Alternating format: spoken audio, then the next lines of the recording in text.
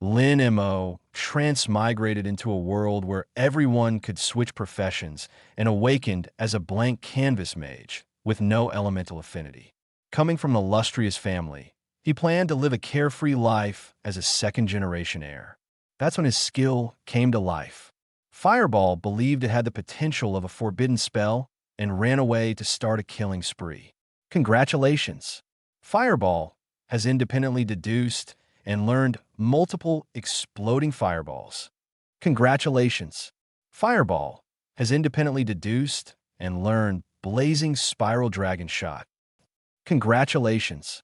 Fireball has comprehended the true essence of fire and evolved into apocalyptic Red Lotus. As Lin Mo's level increased, his newly learned skills also began to behave abnormally. While other mages struggled painfully to grind levels, Lin Mo was leisurely sipping juice under a sun umbrella as his skills wreaked havoc on their own. Years later, when the abyss cracked open and billions of demon gods descended, plunging the world into despair, Lin Mo sighed helplessly. All right, I'll allow unlimited firepower today. In the next moment, the world turned upside down. Fire, earth, water, lightning, wood, light, darkness, time, space, forbidden spells of all elements blossomed like fireworks. The billions of demon gods were obliterated amid the endless onslaught of forbidden spells. A demon god trembled and howled in despair. What kind of monster are you? Lin Mo exhaled a ring of smoke and shrugged helplessly. I've told you many times, I'm really just a mage. In Jianghai City, at the Lin family's mansion villa, Lin Mo lay on a genuine leather sofa, staring at the deep night sky outside the window, feeling an inexplicable emptiness in his heart. Just a few hours ago, during the profession awakening ceremony, he became a mage. But unlike others, he had no elemental affinity, none of the basic advantages whatsoever. In other words, he was a standard blank canvas mage. In this world, mages were divided into various categories. Some were naturally close to flames, able to summon fire with ease. Others were aligned with lightning, capable of wielding thunder effortlessly. But he had none of these advantages. He learned skills slower, controlled them poorly, and had a difficult growth curve. A profession like his was almost universally regarded as being at the very bottom. Lin Mo stared at the small, flickering fireball in his palm and sighed softly. Blank canvas it is, then.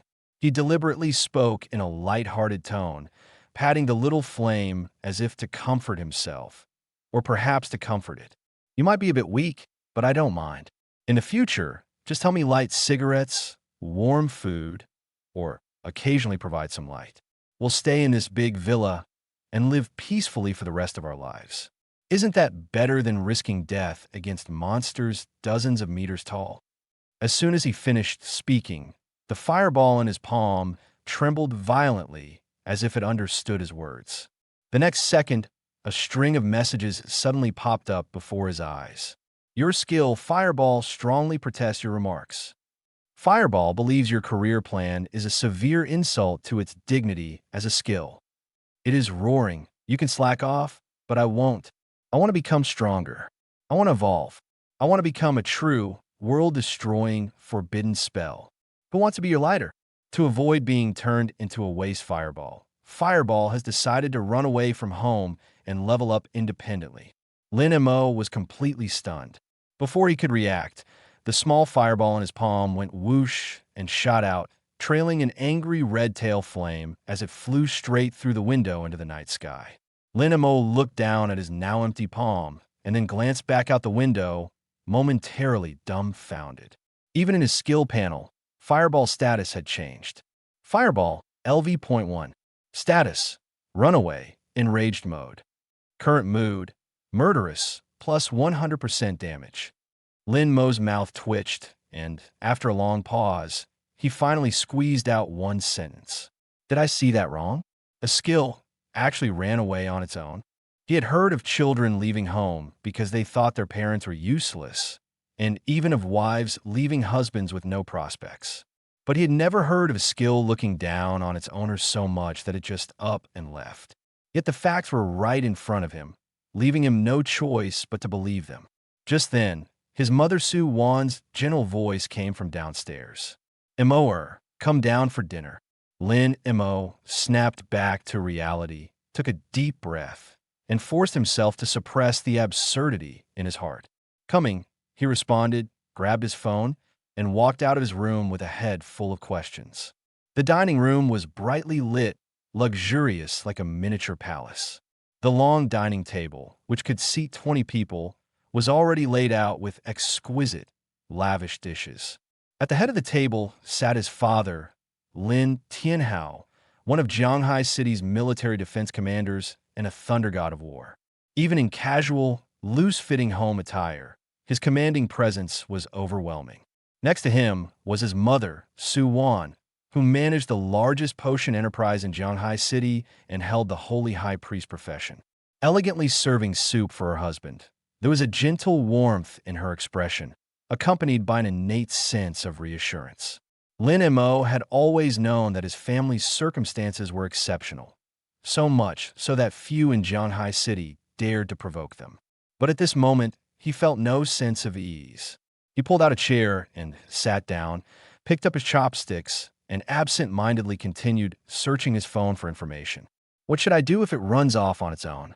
Is it normal for Fireball Spell to have self-awareness? What does it mean to get scolded by your own skill? After searching repeatedly, there was nothing. In this world where professional transitions have been evolving for hundreds of years, there was no record of anything similar. In other words, the situation he was facing might be unprecedented. Lin Tianhao quickly noticed his son's odd behavior. He frowned slightly, his voice not loud, but carrying the authority of someone who had spent a long time in the military. Mo, eat your meal properly. Stop staring at your phone. You're not yourself today. Lin Mo paused, immediately placing the phone face down on the table, forcing a smile. It's nothing, Dad. I was just looking up some information about transitioning careers. Lin Tianhao and Su Wan exchanged a glance, a trace of inexplicable heartache flashing through their eyes. To them, their son must have been feeling down about being a whiteboard mage, so he was secretly looking up information, unable to even eat in peace. But what they didn't know was that Lin Mo wasn't thinking about how weak whiteboard mages are at all. Instead, he was pondering. His first skill had literally run away on its own. Lin Tianhao put away his sternness and softened his tone. Stop searching. There's a mix of truth and fiction online. Reading too much will only make you more irritated. Eat first. Your health is what matters most. As he spoke, he picked up a piece of meat and placed it in Lin Mo's bowl. Su Wan also poured him a bowl of hot soup, her voice soft enough to soothe the restlessness in anyone's heart. Mo, no matter what profession you awaken to, you're still my child. A profession is just the starting point, not the end point. What really determines how far a person can go is whether they are willing to move forward. Looking at the steaming bowl in front of him, Lin Mo felt a subtle shock. He had been feeling depressed about being a whiteboard mage, but his mother's words were like a matchstick, quietly lighting up something within him. That's right. Having a weak profession doesn't mean a person is weak. If others can grow stronger, why can't he? Besides, the fact that his skill could run away on its own suggested this was anything but ordinary. Perhaps this wasn't a bad thing. Maybe it marked the beginning of his turnaround. Yes, Mo, don't put too much pressure on yourself. Mo, Mom has thought it through. Just pick any university. Don't stress yourself out. After you graduate, you can learn some practical skills to make a living. I think cooking isn't a bad idea. We own many restaurants. You can use them to practice as much as you like. If you enjoy growing things, you could try cultivating plants. Mom's thousands of acres of medicinal gardens are just short of a capable manager. Su Wan gestured lightly toward the sprawling estate outside the window, her tone as casual as if she were discussing the most ordinary matter. All these mountains belong to our family. If you really don't want to go out and hustle, you can just stay home, grow flowers, take care of birds, and feed fish. As long as you stay away from gambling, Mom has enough to support you for a lifetime. After hearing this, Lin Mo felt a wave of relief. In his previous life, he had worked himself to death from overwork. Why should he push himself so hard again in this life? This sprawling estate, the delicious food on the table, and the family's wealth were already enough for him to live comfortably for several lifetimes. Being a carefree young master from a wealthy family, spending his days admiring flowers and feeding birds, wasn't that better than working himself to the bone? Besides, his skill had already run off. A mage without skills, was he supposed to go out and fight monsters with his staff? At that thought, Lin Mo put down his chopsticks, nodding earnestly. Dad, Mom, don't worry about me. Starting tomorrow, I'll focus on helping Mom spend money and helping Dad polish his military medals. I will definitely be a qualified second generation. No, a qualified son. But Lin Tianhao nearly spat out the soup in his mouth. The smile on Su Wan's face momentarily froze. They had been trying to comfort their son, but this child accepted it way too quickly. Couldn't he at least pretend to feel a bit unwilling? 1 second, he was seriously researching information, and the next second, he looked completely thrilled about finally being able to lie flat legally. The change was just too abrupt. Ahem. Lin Tianhao coughed a couple of times, hastily trying to cover his embarrassment. All right, having a good mentality is a good thing. If you figure it out, eat more. Got it, Dad. Lin Mo replied with a satisfied smile, devouring his meal in a few quick bites. I'm full. Dad, Mom, you two should also rest early. Don't overwork yourselves. After saying this, he pushed his bowl aside, wiped his mouth, and ran upstairs. What he wanted most now was to figure out what the problem was with the fireball spell that was supposed to belong to him. Where had it gone, and would it come back? After Lin Mo disappeared around the stairway corner, Lin Tianhao let out a long sigh and rubbed his temples. A whiteboard talent is bad enough, but this mentality is just way too laid back. As he spoke, he turned to look at Su Wan. It's all because of you spoiling him. This so-called happy education has turned him into someone with no ambition at all. Su Wan arched her brow, her previously gentle demeanor vanishing instantly. Lin Tianhao stopped blaming me. Before the awakening ceremony, who kept saying they didn't want their son risking his life in the wild? When Mo was practicing swordsmanship as a child, who was afraid his hands would hurt and secretly switched his black ironwood sword for a sponge stick? And now you're saying he lacks initiative? It's too late. I'm telling you, the way Mo turned out, you as his father must take full responsibility. I just didn't want my son to suffer. Moments ago, the once imposing thunder god of war immediately deflated, shrinking his shoulders. Su Wan gave a soft snort, her tone carrying a hint of helplessness. All right, stop sighing. With Mo's class, novice mage skills are all elemental-based after the beginner level. Without elemental affinity, even if you fed him skill books, the chances of successful comprehension are pitifully low. And in real combat, his microcontrol of skills is nowhere near that of specialized mages. Whatever happens, as long as he's happy, that's good enough. Lin Tianhao set aside his earlier joking demeanor and drew a cigar from his pocket. Lighting it, he took a deep drag, his expression growing serious. That may be true, but our family draws too much attention. There have always been people watching us. So long as we're alive, no one would dare touch him. But what if one day we're not here, or something unexpected happens? He glanced toward upstairs, lowering his voice slightly. With the way Mo is now, never mind protecting the family business, he probably couldn't even protect himself. Su Wan stayed silent. Although she adored her son, she wasn't an indulgent mother. Managing such a vast commercial empire, she understood more clearly than anyone else that this is a world where sentiment doesn't count. The weak can't hold on to wealth, and the lazy can't secure their future. So, what do you suggest? She finally asked. Lin Tianhao extinguished the cigar, his gaze turning razor-sharp. Dear, strictly speaking, we can protect him for many more years. But in life, no one knows what might happen tomorrow. We need to pave the way for Mo now. Even if his talent is mediocre, even if he has no ambition, he must at least have the ability to defend himself. Otherwise, when we're really gone, all we leave behind for him will be trouble, not stability. One is a god of war, the other a god of healing. Their genes are undoubtedly top tier. MOR's situation? Pure bad luck? An anomaly in probability. Old Lin, what are you planning? The moment Su-won heard this, she instantly caught her husband's drift. Her face heated up, two blushes spreading across her cheeks. We try again. Lin Tianhao leaned in, smiling. Su-won didn't pull away. She just glared at him, her tone resentful yet soft. At your age, still this shameless. Try again. How is this shameless? Lin Tianhao said proudly, picking her up and striding toward the master bedroom. This is for the continuation of our lineage. Dear, let's start tonight.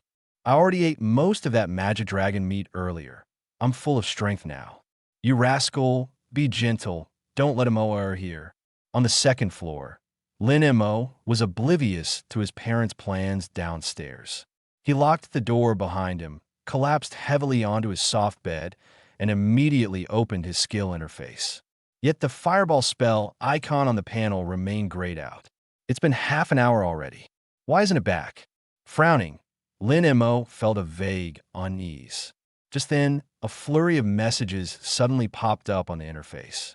Your skill fireball spell has traveled a long distance and arrived at Jianghai City's southern outskirts. Emerald Meadow, LV.1, LV.3. It encountered an enemy, a grass-munching razor-toothed rabbit, LV.1. Fireball spell glanced at the opponent and sneered. Is this a joke? This level dares venture out. It attacked in fury, landing a precise hit on the razor-toothed rabbit's front teeth. Kill confirmed. EXP +5, skill proficiency +1. Fireball spell is dissatisfied.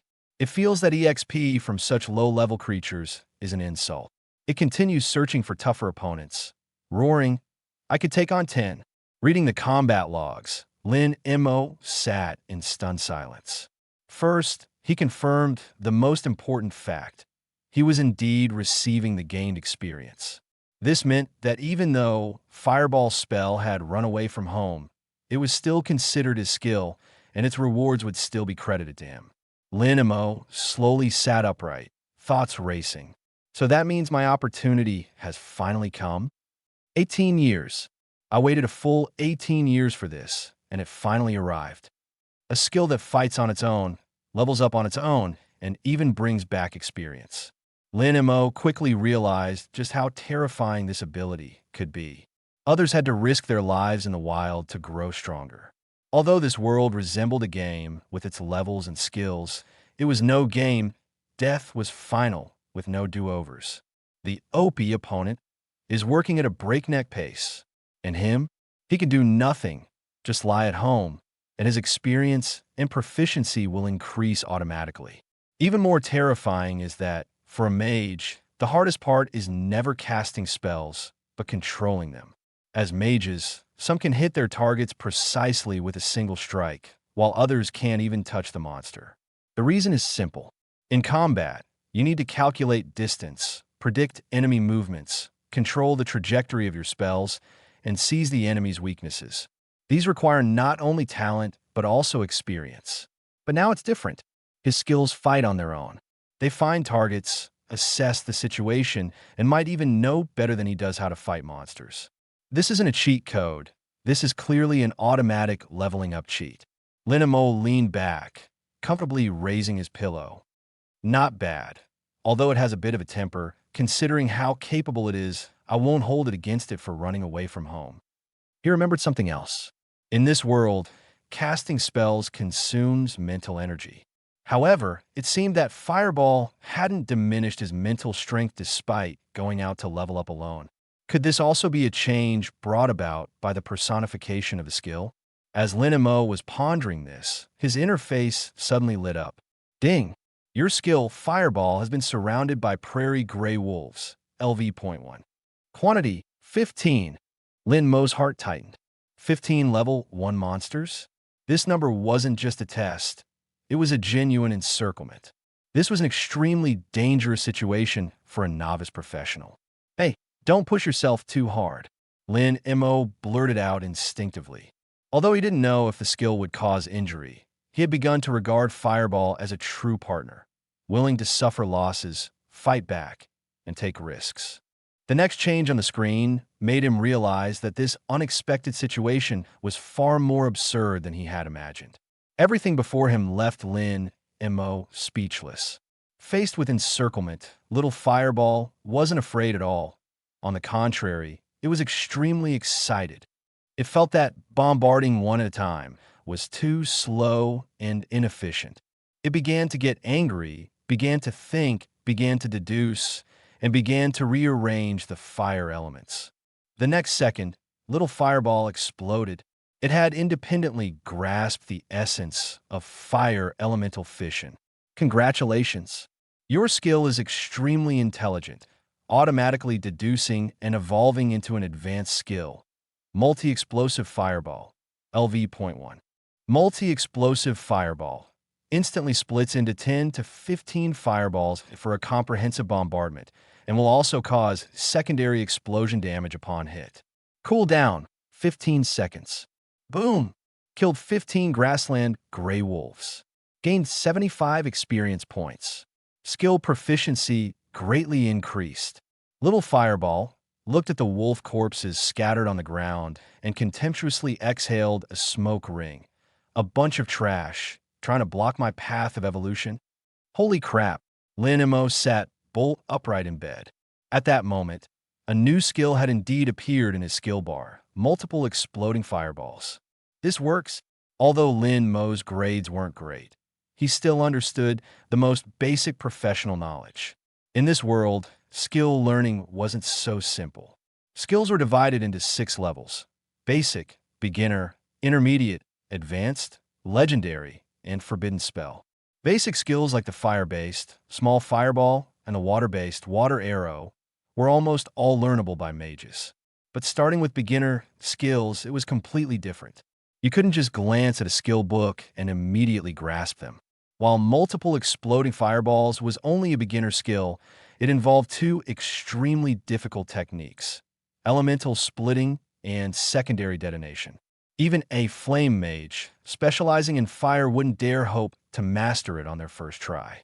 Not to mention a newly awakened blank slate mage like him. But now, he'd only been a class changer for less than half a day, hadn't even fought a single monster, hadn't even touched a skill book. And yet, just because his skills were too slow at killing monsters, they leveled up on their own? This wasn't just outrageous, it was outrageously absurd.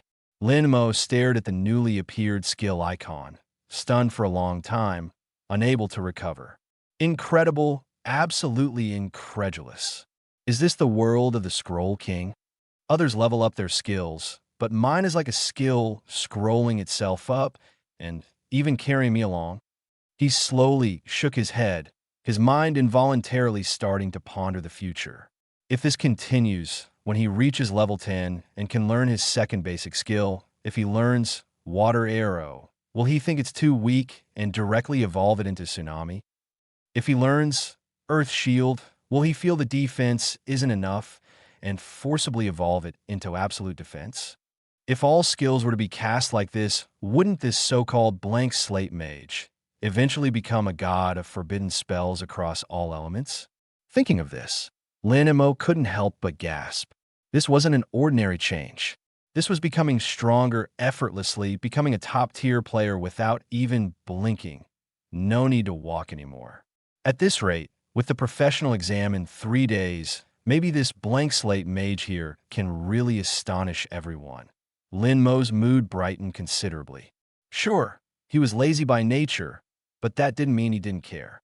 If he could get good results effortlessly and make his parents proud, that wouldn't be bad at all. At that moment, another notification popped up. Ding!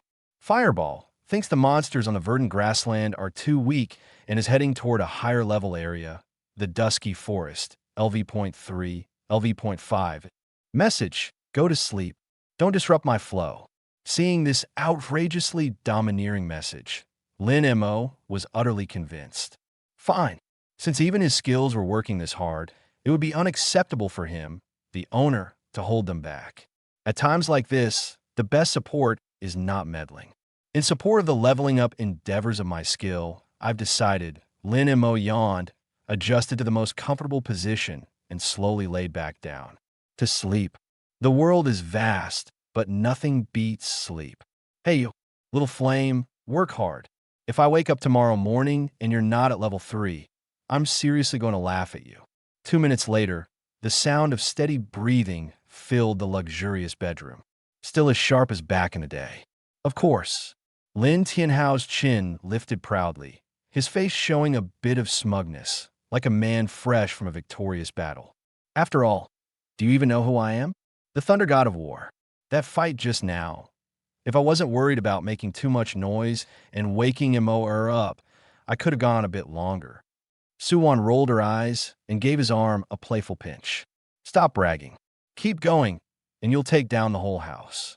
But as she spoke, her smile gradually faded and concern flickered in her eyes. I just hope we can have another child with exceptional talent. In the future, if Mo faces any trouble, at least he'd have a little brother or sister to stand by his side. Lin Tianhao grasped his wife's hand and suddenly turned serious. Don't worry. This time, I have a feeling it'll work out. He paused, then lowered his voice and added, that time with Amoer was just an accident. We'll get it right this time. Maybe we'll even have a more remarkable little one. Just then, the phone on the nightstand began vibrating. Buzz, buzz, buzz, buzz. Lin Tianhao frowned, picked it up, and his expression immediately changed. Who's calling so late? Who is it? Suwon asked. Old Zhao. Lin Tianhao replied with a pout, his tone laced with obvious disdain. That guy Zhao Lei is probably calling to show off. The moment he answered, Zhao Lei's trademark loud voice boomed through. Hey, old Lin, still awake at this hour? Judging by the noise, just finish some business, huh? Get to the point. Lin Tianhao snapped, clearly annoyed. I don't have time for idle chatter with you. Zhao Lei, unfazed, laughed even more arrogantly. Not much, really. Just want to tell you some good news. My kid just finished his awakening. Thought I'd share the joy. Even without seeing it, Lin Tianhao could already picture Zhao Lei's smug grin. Indeed, Zhao didn't waste any time boasting next. My kid awakened as a flame mage with an S-grade fire affinity. It's okay. Not that impressive. Lin Tianhao sneered inwardly. S-grade fire affinity, and he calls that okay? Who's buying that? Back when he awakened as the Thunder God of War himself, his lightning affinity was merely S-grade. Talent of that caliber would place someone among the elite in any city. Oh, that's indeed impressive, Lin Tianhao replied flatly, his tone devoid of enthusiasm. Congratulations. Same to you, Zhao Lei responded cheerily, seemingly oblivious to the indifference. He continued, not to brag, but my kid's almost level 3 already, coming along quite nicely. Here he deliberately paused, as if awaiting Lin Tianhao's response. Then he slowly dropped his real agenda. By the way, old Lin, I heard your Lin Mo didn't have a great awakening. How about this? I'll have my kid mentor him, help him level up. As old friends, I consider it lending a hand. Before Zhao could finish, Lin Tianhao hung up the phone abruptly. The room fell silent.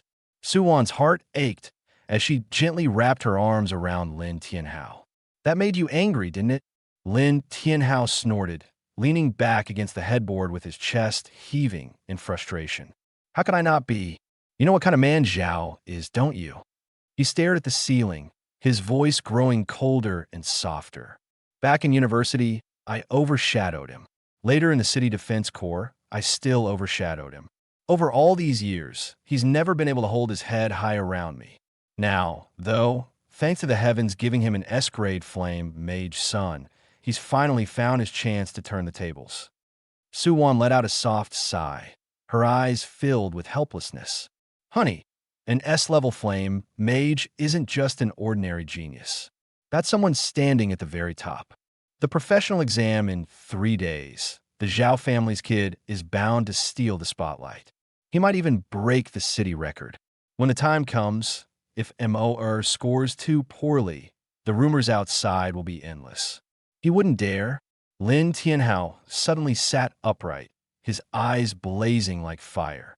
If he dares to say a bad word about Mo in front of me, I'll tear his mouth apart. You can silence Zhao Lei, but you can't silence everyone else. Su Wan looked at him with concern in her eyes. Zhao Lei's son has always been arrogant and doesn't get along with Mo. When the time comes, he'll probably bring a group of people to sneer and gossip. Lin Tianhao fell silent. After a long while, he took a deep puff of his cigarette, his voice low and heavy as though weighed down by stones. The exam will be broadcast live across the city, emphasizing fairness. Only basic bronze-level equipment is allowed. At that time, what's being tested is true skill, and nobody can escape. As he said that, he suddenly stubbed out his cigarette with force. The flame was instantly extinguished, but the light in his eyes seemed ignited, burning brighter and brighter. A trace of determination flashed in Lin Tianhao's eyes. No, I can't let Mo suffer through this. He turned to Su Wan, his voice sinking. Honey, tomorrow you tell Mo. On the day of the exam, just let him call in sick and not go. Our family isn't short on money. We could spend a bit to get him into any university for a few years. Instead of being a laughingstock at the scene for the Zhao family to mock, he'd be better off staying home and enjoying a good sleep. Su Wan froze for a moment, her eyes quickly reddening. She nodded slightly, her voice softening. I'll listen to you. Mo's our only son. Face or not, it doesn't matter. As long as he feels okay, that's enough. Lin Tianhao crushed his newly lit cigarette, as though making an even bigger decision. He raised his head, a determined and defiant energy in his gaze. Honey, let's do it again. Zhao Lei wants to compare sons, huh? Fine, we'll take him head on. As for Mo, in this lifetime, we'll shield him from all the storms and hardships. Even if he's not very accomplished, he's still my most treasured son. Su Wan took the initiative to hug her husband, her eyes gentle yet firm. All right, Lin family's children won't be bullied by outsiders. The next morning, Lin Mo slowly opened his eyes, stretched lazily, and felt completely refreshed. It was as if his entire being had been recharged overnight. So comfortable. He rubbed his eyes and instinctively opened up his professional panel. Name, Lin Mo. Class, Mage. Level, LV.3, 25%. Skills, Fireball, LV.3. Multiple explosive fireballs, LV.3. Lin Mo fully woke up in an instant. No way. I really leveled up to 3. In this world, leveling up was never an easy task. Even those so-called geniuses had to rely on family resources, team efforts, and dangerous trials to have a chance of reaching LV.3 on the first day. But for him, he had done nothing last night, just slept, and he was already at LV.3. On top of that, his experience bar had already reached 25%. So this is the power of auto-leveling. Lin Mo couldn't help but laugh. He glanced at his skill panel again and noticed an additional status message under Fireball. Status, recovering. Mood, extremely tired and sort of craving a midnight snack. Last night's results. Defeated razor-toothed rabbits x158, grassland gray wolves x135, poisonous spiders x112. Message, I'm exhausted. Hurry up and give me some fire element food, or I'm going on strike. Looking at this somewhat grumpy message, Lin Mo didn't feel annoyed. Instead, he found it a little funny.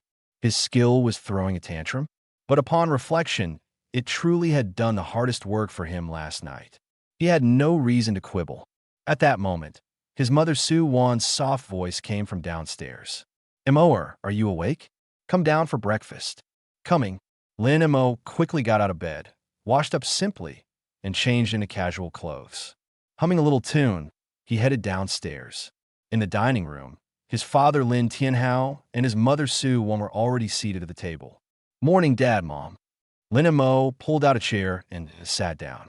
Grabbing a slice of toast, he looked particularly cheerful. But Su Wan, watching her son's carefree demeanor, felt a pang of sourness in her heart. She could still vividly recall Lin Tianhao's words from the night before. They had planned to let Lin Mo feign illness and skip the exam on the day. It wasn't because they didn't care. It was because they cared too much. They feared that if he attended, he'd hear hurtful words and see judgmental looks, which would make him feel worse inside. For a child already under pressure, the most devastating thing wasn't failure. It was being compared to others in public. Su Wan hesitated, trying to find the right words to say. Suddenly, her expression changed. As the holy high priestess, she was highly sensitive to changes in auras. The aura surrounding Lin Mo was different from yesterday. Moreover, it was much stronger. She was startled, raising her hand to cast a detection spell. The next second, she was completely stunned. Lin Mo, level, LV.3. Level 3? He was clearly only level 1 last night. How did he wake up to become level 3? Suwon even doubted her own eyes. Beside her, Lin Tianhao also noticed her unusual expression. Just as he was about to ask, his gaze landed on Lin Mo, and he too froze in place. Level 3. He abruptly stood up, his eyes brimming with shock. Mo, weren't you just level 1 before going to bed last night? How are you level 3 now? Lin Mo paused mid-bite, holding the toast in his hand. Oh no! In his excitement, he had completely forgotten to come up with an explanation. This was too sensational to go unnoticed. In this world, the concept of skills developing their own consciousness was unheard of. Lin Mo didn't even dare to imagine the consequences if the truth got out. More importantly, this was his greatest secret weapon. There was no way he could let it be exposed. His mind worked quickly, and in just a moment, he had donned a slightly sheepish yet resolutely determined expression. Dad, Mom, actually, he raised a hand to scratch his head and exhaled, as though he had spent a long time working up the courage to speak. Last night, after dinner, I lay in bed and thought for a long time. I couldn't shake off how I was feeling, he said. Even though I'm just a beginner-level mage, at the end of the day, I'm still the son of Lin Tianhao and Su Wan. So last night, after you two went to bed, I snuck out to do some leveling up. When he got to this part, Lin Mo looked up, his gaze sincere and his tone earnest. Dad, Mom, please don't worry. Even if I don't have elemental affinity, I'll still do my best to become stronger. Even if I'm just a clumsy bird that can't fly far, I'll still try to take a couple of steps forward. The dining room fell silent for a few moments. Lin Tianhao and Su Wan exchanged glances, and in the next second, their eyes were both red with emotion. Look, just look. Who still says their MOer is a disappointment? This child was clearly so sensible it made their hearts ache. He claimed he wanted to give up, but secretly he was going out to train, also they wouldn't worry. As for why Lin Mo had managed to jump to level 3 overnight, the couple didn't overthink it at all.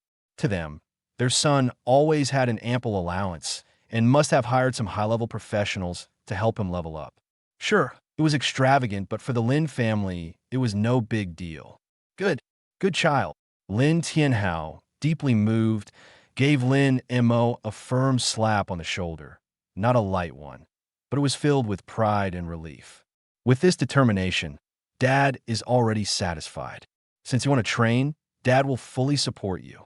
With that, he raised his hand and called loudly towards the door. Hong Yu. As soon as he spoke, a capable figure stepped into the room. It was a young woman dressed in tight black leather armor, tall and lean, exuding a no-nonsense and commanding presence.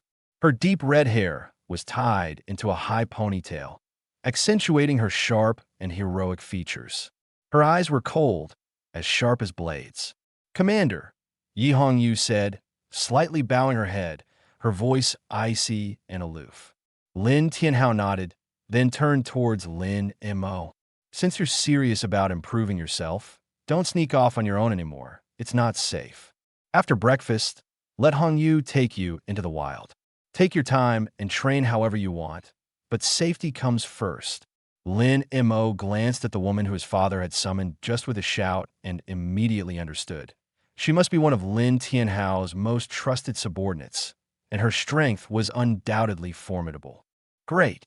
Now he had no choice but to go to the wild. If he kept staying at home, lounging around, that hot-headed little fireball would definitely throw another tantrum, insisting on going out to fight monsters. Then there would be no way to explain why his level kept rising even though he wasn't doing anything. Fine, he would go out. After all, little fireball killing monsters didn't cost him any mental energy, Why not just treat it like a short getaway, a relaxing walk? Thank you, Dad. Thank you, Mom. Wearing a bright and cheerful smile, Lin Mo expressed his gratitude. Ah, good, good, good. Lin Tianhao looked at his son with a mix of pride and tenderness. Su Wan, smiling warmly, invited him to sit back down and finish his breakfast. Just as Lin Mo picked up his chopsticks again, a fleeting thought from Little Fireball's earlier hints crossed his mind. Fire elemental food? Could it be that his skills required a constant replenishment of corresponding elemental energy? And during battles, it wouldn't consume his mental energy? The more Lin Mo thought about it, the more plausible it seemed. After thinking for a moment, he turned to Su Wan. Ahem, for breakfast today, is there anything rich in fire elemental energy? Like flame fruit or meat from scarlet flame beasts? Su Wan was momentarily surprised. Then her smile grew even brighter. She understood immediately. Her son was doing this because he didn't feel the talent of fire element affinity, so he wants to make up for it through food. Of course, this method can't compare to the talent itself, but such a relentless spirit is truly rare. Yes, of course, we have it. Su Wan immediately turned and instructed the butler. Quick, bring that box of lava crimson core fruits and the batch of freshly delivered flaming rhino tenderloins. Have the kitchen pan-sear them immediately. As long as a mower is willing to eat, even if he asks for fire dragon liver, Mom will find a way to get it. 10 minutes later, plates of expensive food were brought before Lin Mo. The rich aura of fire elements filled the air, even attracting the sideways glance of Yi Hongyu, who stood nearby. The value of this breakfast was equivalent to an entire year's expenditures for an average family. Lin Mo didn't hesitate and grabbed a lava crimson core fruit, resembling a small tomato, tossing it into his mouth. The next second, a scorching hot stream rushed down his throat and exploded like fire throughout his entire body. At the same time, Lin Mo distinctly felt that the small fireball on his skill icon suddenly became incredibly active. Ding! Fireball's skill has tasted high-purity fire elements. Mood, joyful, like gulping down a chilled cola on a sweltering summer day. Fireball skill roars. Awesome. This is the flavor. I'm brimming with power. Where are those cursed monsters? Let me out already. I want to burn them to ashes. Lin Mo paused while cutting his steak. This little fireball was way too aggressive. Now wasn't the time to let it charge out recklessly. Cool it, little flame. Lin Mo coaxed it mentally. You're my skill now. Can you act a bit more mature? Fireball skill scoffed. Can maturity be eaten? Cut the nonsense. Take me to the wild. I can't wait anymore.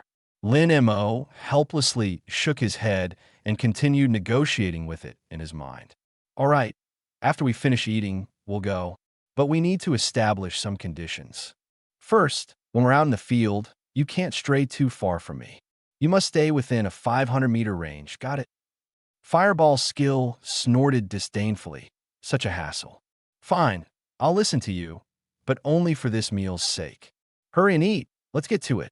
Secondly, Lin Mo added, you need to act like a normal fireball skill. Other people's fireballs disappear after exploding.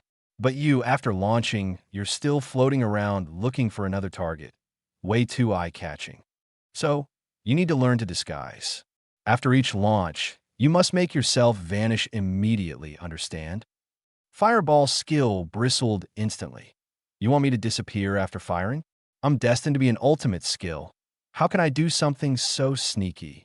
I want to float up high and make those monsters tremble with fear. Lin Mo. This skill wasn't just aggressive, it was also ridiculously dramatic. No way.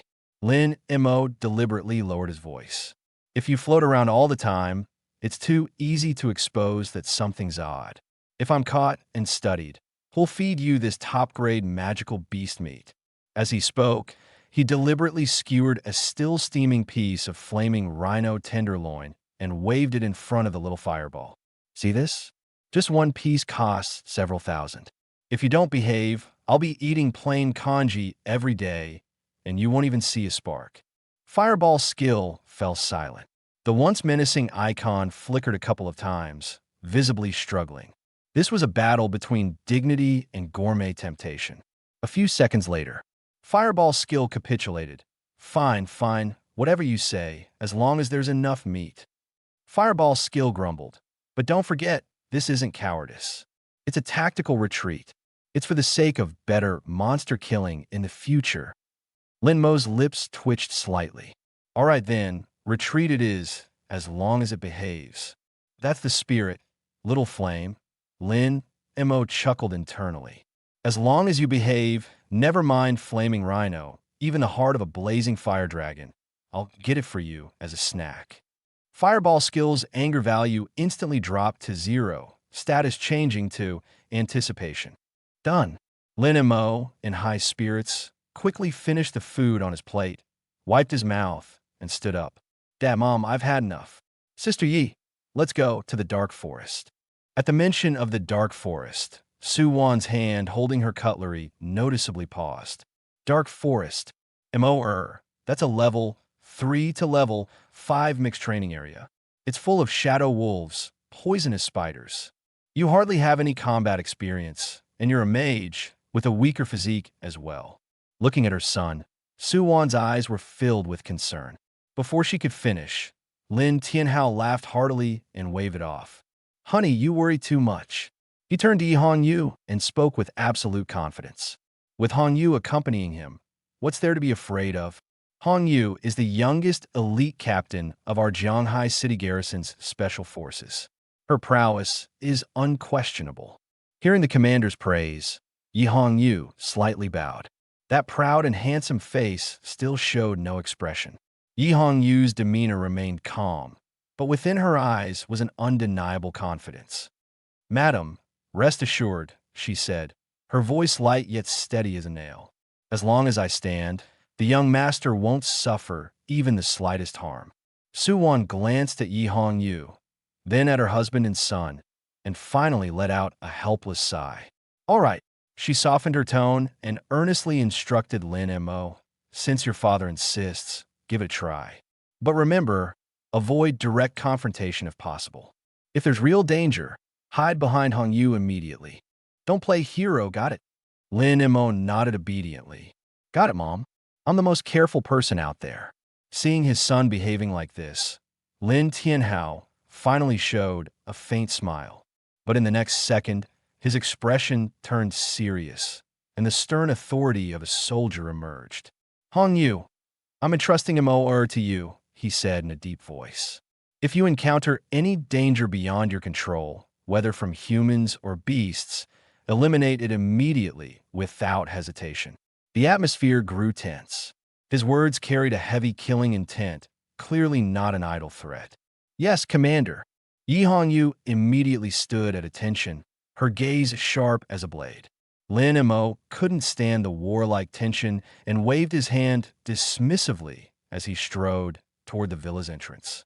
Dad, Mom, I'm leaving. Tonight, I want stir-fried crimson fire dragon. Su Wan quickly responded from behind. All right, I'll have it prepared. The black military off-road vehicle rumbled deeply as it stopped at the entrance to a dark forest on the outskirts of Jianghai City. The door opened, and Yi Hongyu was the first to step out. She instinctively scanned the surroundings, and only after ensuring there was no danger did she open the back door for Lin Mo. Young master, we've arrived. Lin Mo stretched lazily before stepping out of the car. The forest before him was perpetually shrouded in fog, with overlapping shadows of trees. The cold wind rustling through the leaves sent chills down one's spine. In the distance, the low growls of wild beasts could be heard, making it clear this was no casual stroll in the park.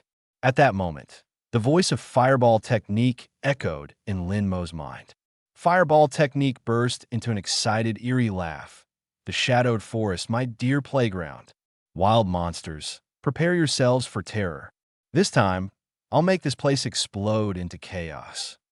Lin Mo's mouth twitched. Could you tone it down? You're just a skill, not some evil overlord.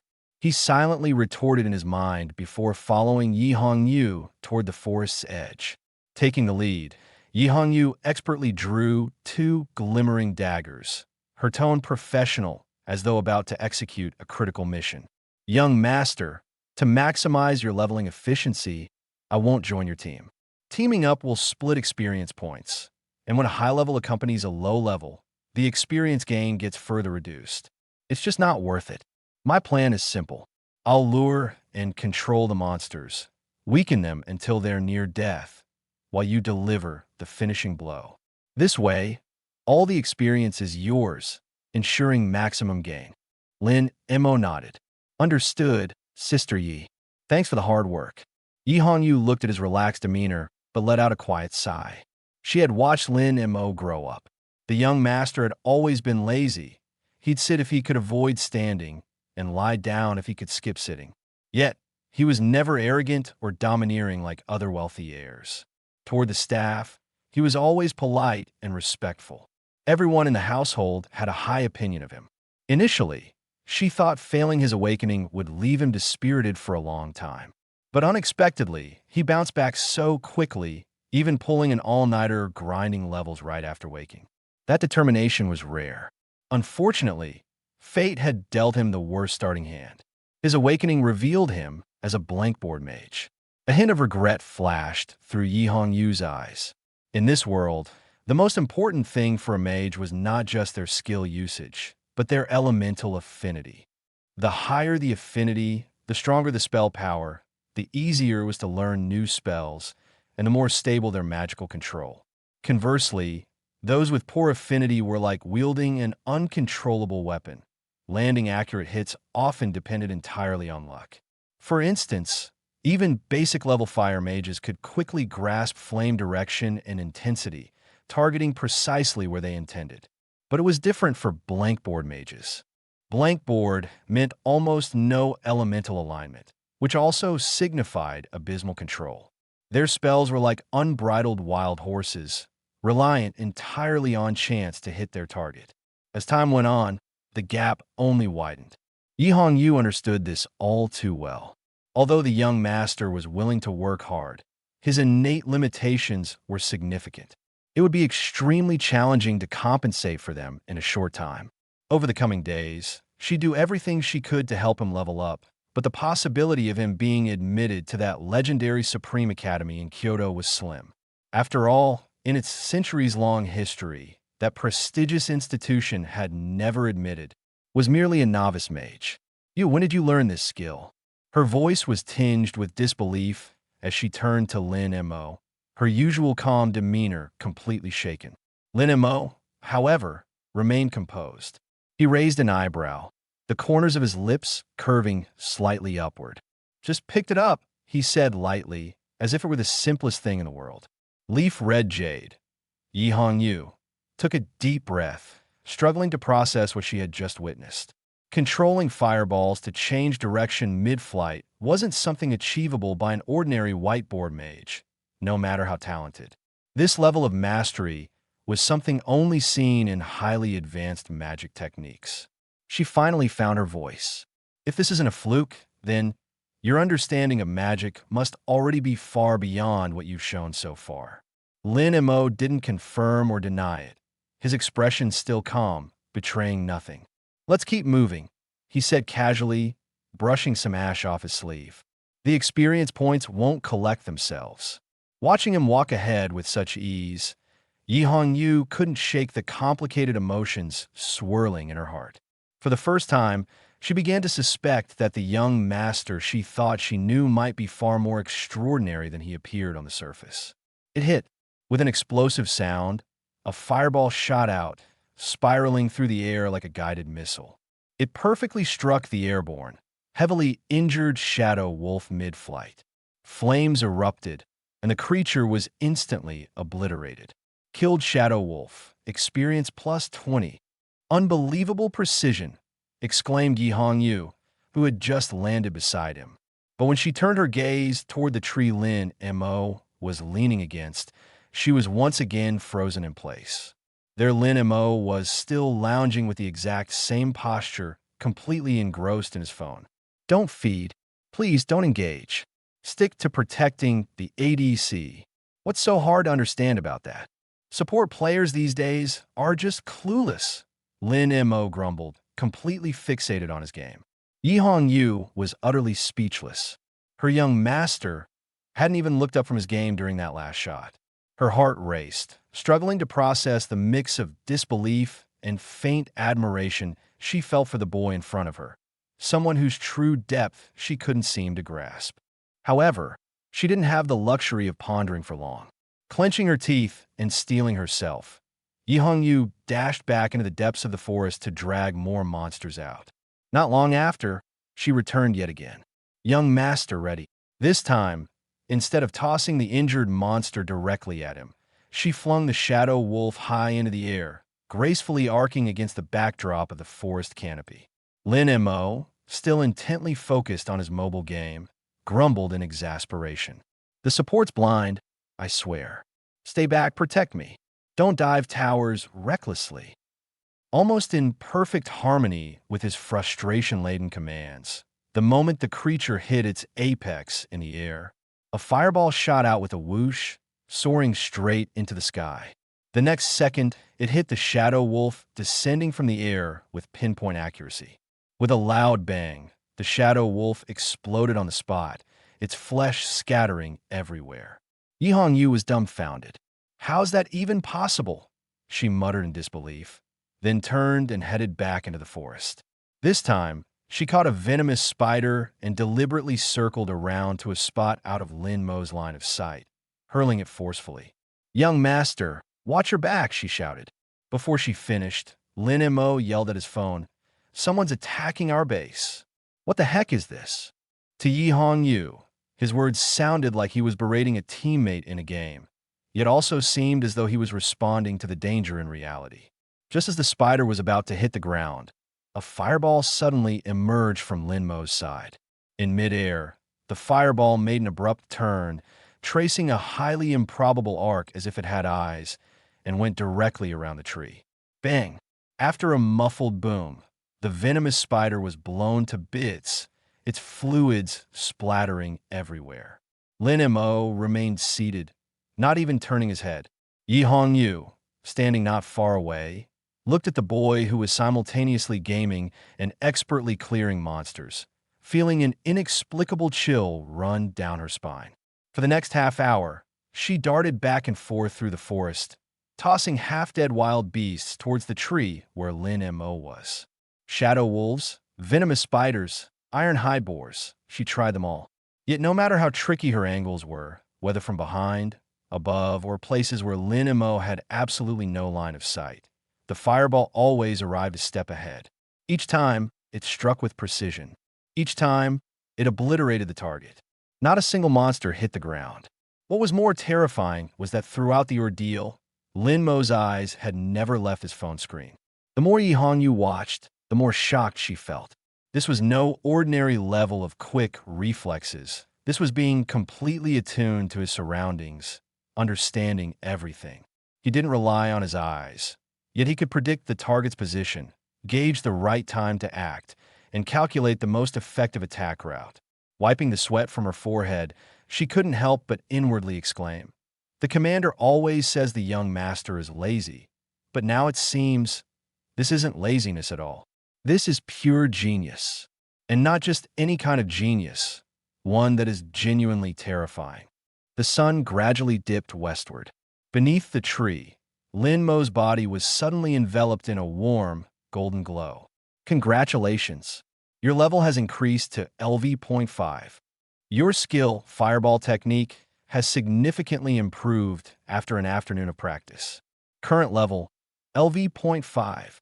Lin Mo stretched comfortably and put away his phone. Nice, 5 consecutive wins and a level up to boot. At least today wasn't a waste. At this moment, Yi Hongyu also emerged from the forest. Even as a high-ranking professional, she was visibly fatigued after spending the entire day luring monsters. She looked at Lin Mo and sincerely said, "Young master, congratulations. Reaching LV.5 on the second day. This kind of leveling speed is already very impressive." Lin Mo stood up, dusted himself off, and gave a faint smile. "It's mainly because you were really good at luring the monsters, Sister Yi." Yi Hongyu shook her head and pivoted the topic. "Young master, The commander just sent a message. He's prepared a scroll for a random field dungeon. The experience gain in a dungeon is higher than in the wild.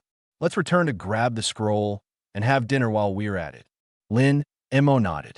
All right, let's head back. Let's go back. Lin Mo's tone was calm.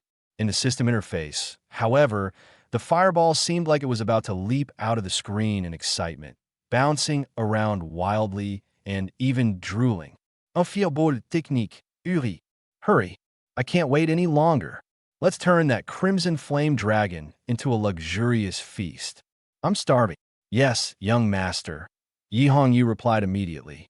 Watching Lin Mo's calm and composed demeanor, her admiration for him grew even more. Despite having just finished a battle, he acted as though nothing had happened.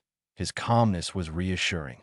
The hum of the off-road vehicle's engine rumbled softly as it carried the two away from the dark forest towards the Lin family estate.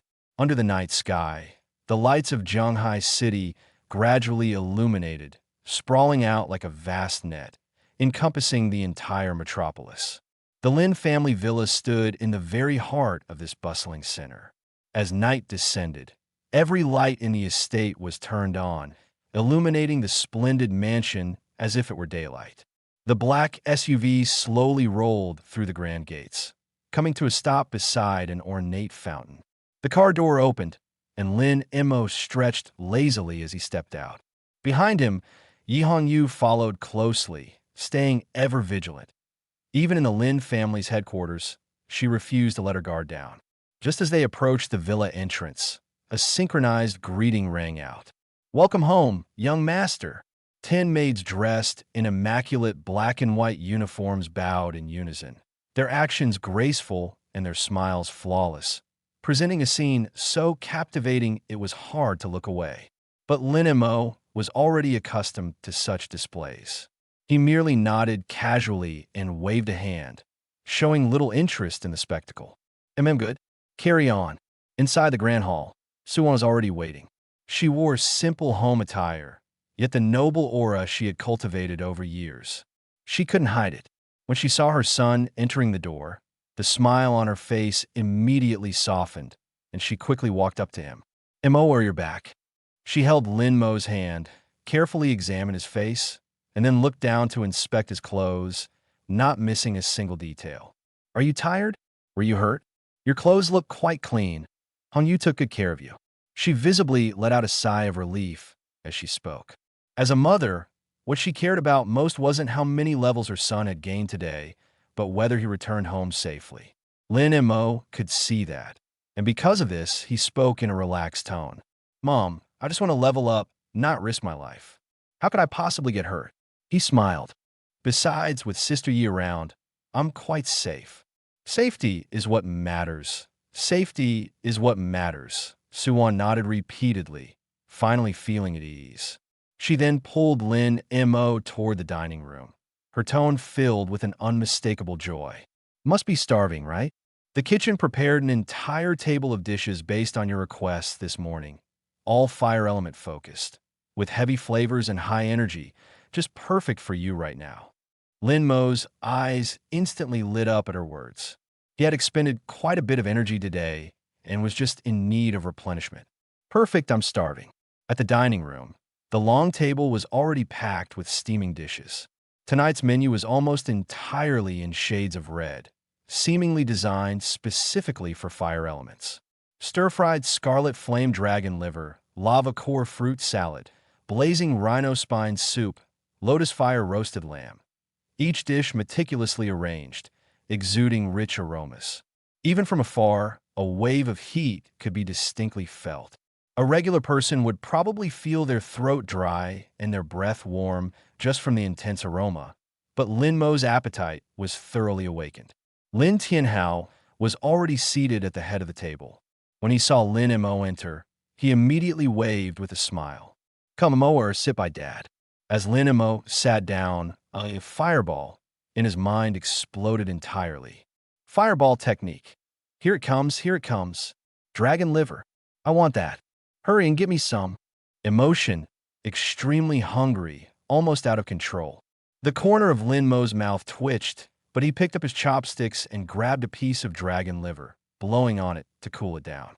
What's the rush? It's hot, he retorted casually in his mind, then slowly took a small bite, chewing it carefully. Fireball technique, hot? What hot? I'm a fireball. How could I possibly fear heat? You're eating so slowly. It's like you're stalling. Hurry up, hurry up. Lin Mo ignored it. He knew that while this fireball was noisy, its essence wasn't bad. It was just too gluttonous and too eager to grow stronger. This only confirmed that his choice today had been correct. As the high-purity fire element food entered his mouth, Lin Mo could immediately feel that warm power gradually spreading within him, like a steady stream quietly nourishing the restless flame inside him. Some growth couldn't rely on forceful attempts. It had to be nurtured bit by bit, accumulated over time. This meal wasn't just about filling his stomach. It was laying the foundation for his future progression. The dining atmosphere was relaxed. Suwon glanced at Yi Hongyu, sitting quietly to the side, and smiled gently. Hongyu, thank you for your hard work today. She paused, her tone turning more sincere. I checked Mo's level earlier. He's already at level 5. Gaining 2 levels in one day must have been quite tough on you along the way. Yi Hongyu slightly lowered her head, maintaining her calm and respectful demeanor. Madam, you overestimate me. Protecting the young master is my responsibility, and it was the command entrusted to me by the commander. I wouldn't dare call it hard work. Her tone was serious but restrained, and Suwon could see that this girl was someone who knew her boundaries. She neither sought credit nor spoke out of turn. Hence, Suwon took out a golden card from her bag and handed it over. This is a VIP card for one of the equipment stores under my name. You should treat yourself to some new equipment. Consider it a little token of appreciation from me. However, Yi Hongyu didn't take it immediately. Standing upright, her tone was steady yet resolute. Madam, my current equipment is still functional, and I don't need replacements for now. Besides, protecting the young master is my duty. To reward me for this would make me feel undeserving. Hearing this, Lin Tianhao frowned, set down his chopsticks, and spoke directly. Take it if you're told to. His tone was firm and allowed no room for refusal. You've done while protecting my son, and you deserve a reward. The Lin family never under-rewards those who do their job well. Enough with the excuses. My wife's words are commands. Besides, if the Lin family's guards dress like broke students, it's not just their pride that's lost. It's my face that's being brought down. Seeing that even the commander had spoken so directly, Yi Hongyu no longer declined. She received the golden card with both hands and solemnly tucked it away. After a brief silence, she looked up with a serious expression. Madam, actually, there's one thing you've misunderstood. The reason the young master leveled up so quickly today isn't because I'm particularly strong, but because the young master himself is incredibly capable. She paused before continuing. If it weren't for the young master's almost instinctive ability, there's no way adding a few more waves of monsters would make the efficiency this high, she said. Silence fell in the dining room for a few seconds. Lin Tianhao and Suwon exchanged glances, both catching a hint of doubt in each other's eyes. A mage still stuck on whiteboard equipment. How impressive could he possibly be? What's more, they knew Yi Hongyu's personality well. She was always proud and never praised anyone lightly. For her to sincerely say the word impressive, it meant this matter was absolutely not simple. Suwon, however, didn't think too deeply. She assumed Yi Hongyu was merely trying to boost Lin Mo's spirits and gently said, Hongyu, I know you're loyal and want to give Mo some face. But let's just stick to the facts. Yi Hongyu took a deep breath, her tone becoming even more solemn. Commander, Madam, I'm not exaggerating. The young master could very well be the most naturally talented mage I've ever seen or heard of. Hearing this, Lin Mo almost wanted to shrink into his collar, his face heating up. Being praised so earnestly in person, no matter how thick-skinned he was, still made him feel somewhat awkward. After all, he had been gaming all day today. But on second thought, being able to play games while keeping fireballs so precisely controlled could indeed be considered talent, right? The greatest talent? Lin Tianhao put down his chopsticks, his expression suddenly turning serious. Hong Yu explained in detail. He understood Yi Hong Yu's character well. She always spoke directly and never said things just to please anyone. If she claimed this, there must be a reason. Yi Hong Yu didn't respond immediately. Instead, she pulled out her phone from her pocket. Words alone won't do, Commander and Madam. This is a short video I recorded in the dark forest this afternoon. Watch it, and you'll understand. With that, she played the video and turned the screen toward Lin Tianhao and his wife. The video was short, just over 10 seconds. But in that brief span, the atmosphere in the dining room became heavy. No one said a word. Only the sound of Lin Mo chewing could be heard, surprisingly distinct and somewhat jarring amidst the silence. Lin Mo stole a glance at his parents' expressions, his toes curling in his shoes. This was beyond just showing off his skills. It felt like being dragged onto a stage to read a public self-criticism. Sister Yi, if you're going to record a video, can't you at least give a heads up first? At last, Lin Tianhao broke the silence. He stayed quiet for a while, as if rediscovering his voice. The hands that had wielded countless weapons and slain countless foes were now trembling slightly.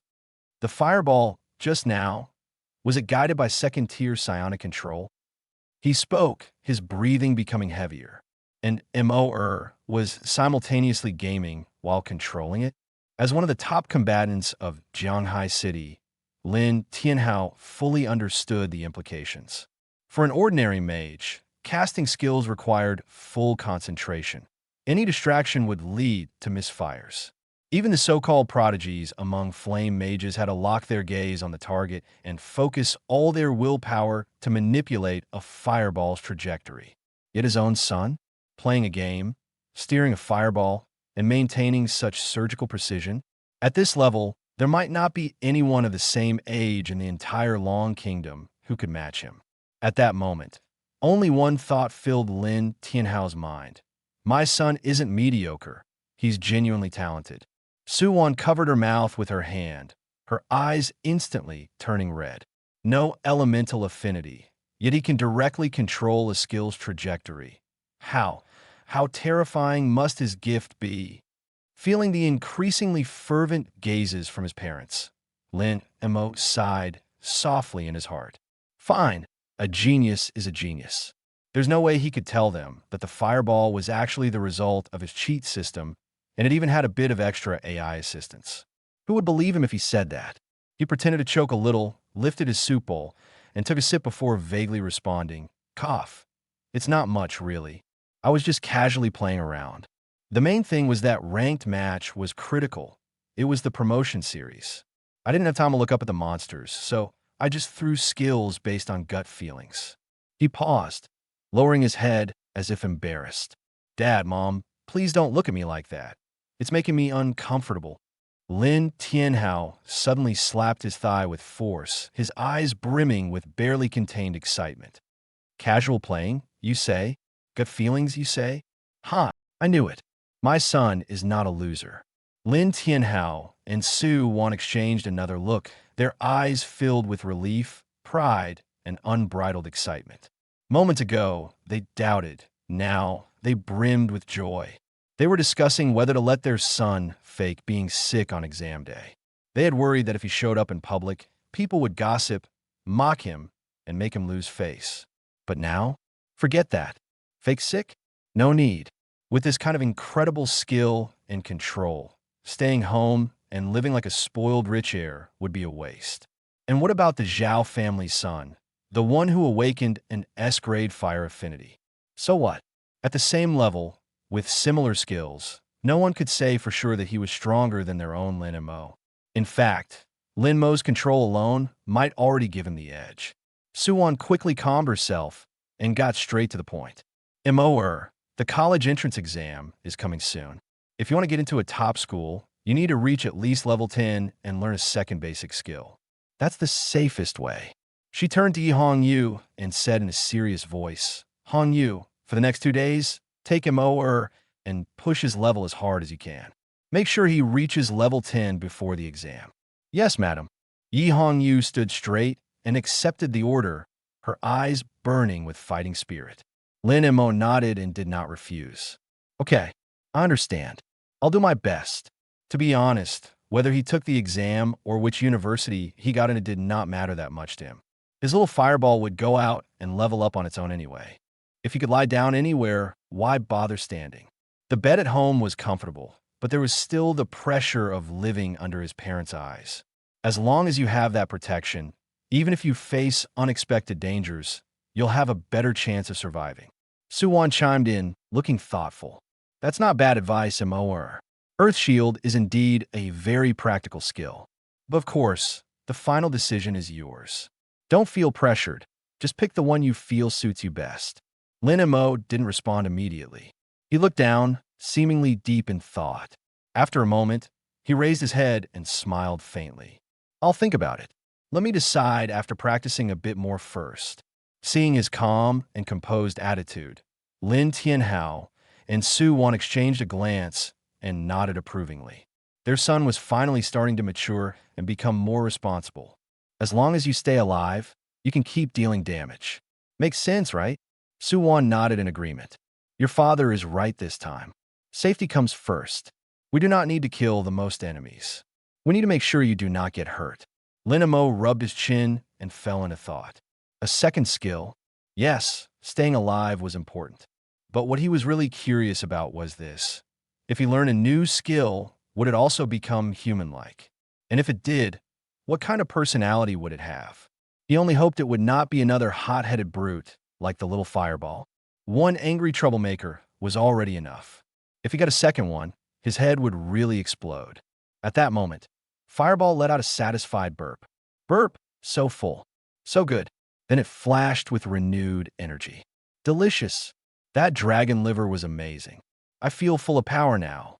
I want more battles, more kills. I can feel myself getting closer to a forbidden spell. Lin Mo ignored the gluttonous little fireball and looked back at his parents.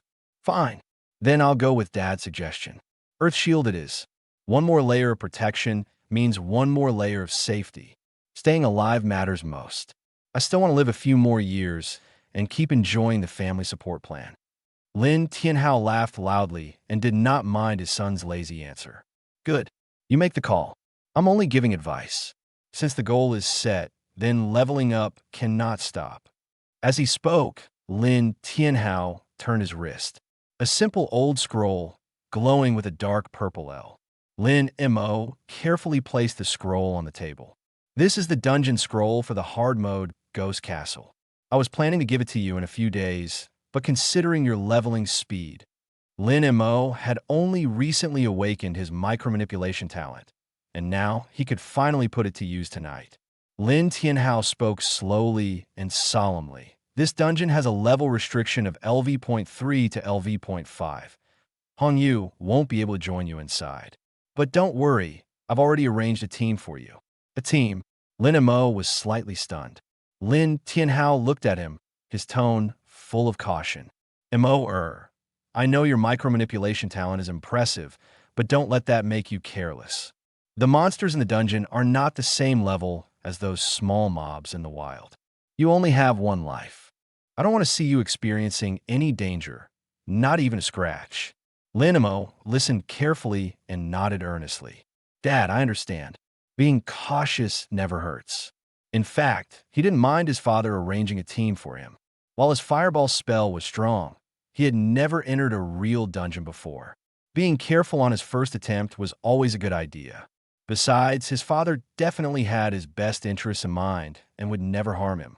Seeing that his son understood, Lin Tianhao's expression relaxed noticeably. He then turned to look at Yi Hongyu. Hongyu, go to the underground warehouse and pick out a set of top-tier mage gear suitable for Mo at his current stage. Yes, Commander. Yi Hongyu immediately turned and left. At that moment, the old butler hurried in and reported respectfully in a low voice. Master, madam, Miss Xia and her group have arrived. Their car is already parked outside. Lin Tianhao glanced at the time and chuckled. Right on time. Not long after, several young figures appeared in the living room. The group of teenagers stood nervously evidently overwhelmed by the grandeur and scale of the Lin family estate as they visited for the first time. Lin Tianhao walked ahead with large strides, while Su Wan followed behind, arm in arm with Lin Mo. "Haha, welcome, welcome. Don't be shy. Make yourselves at home."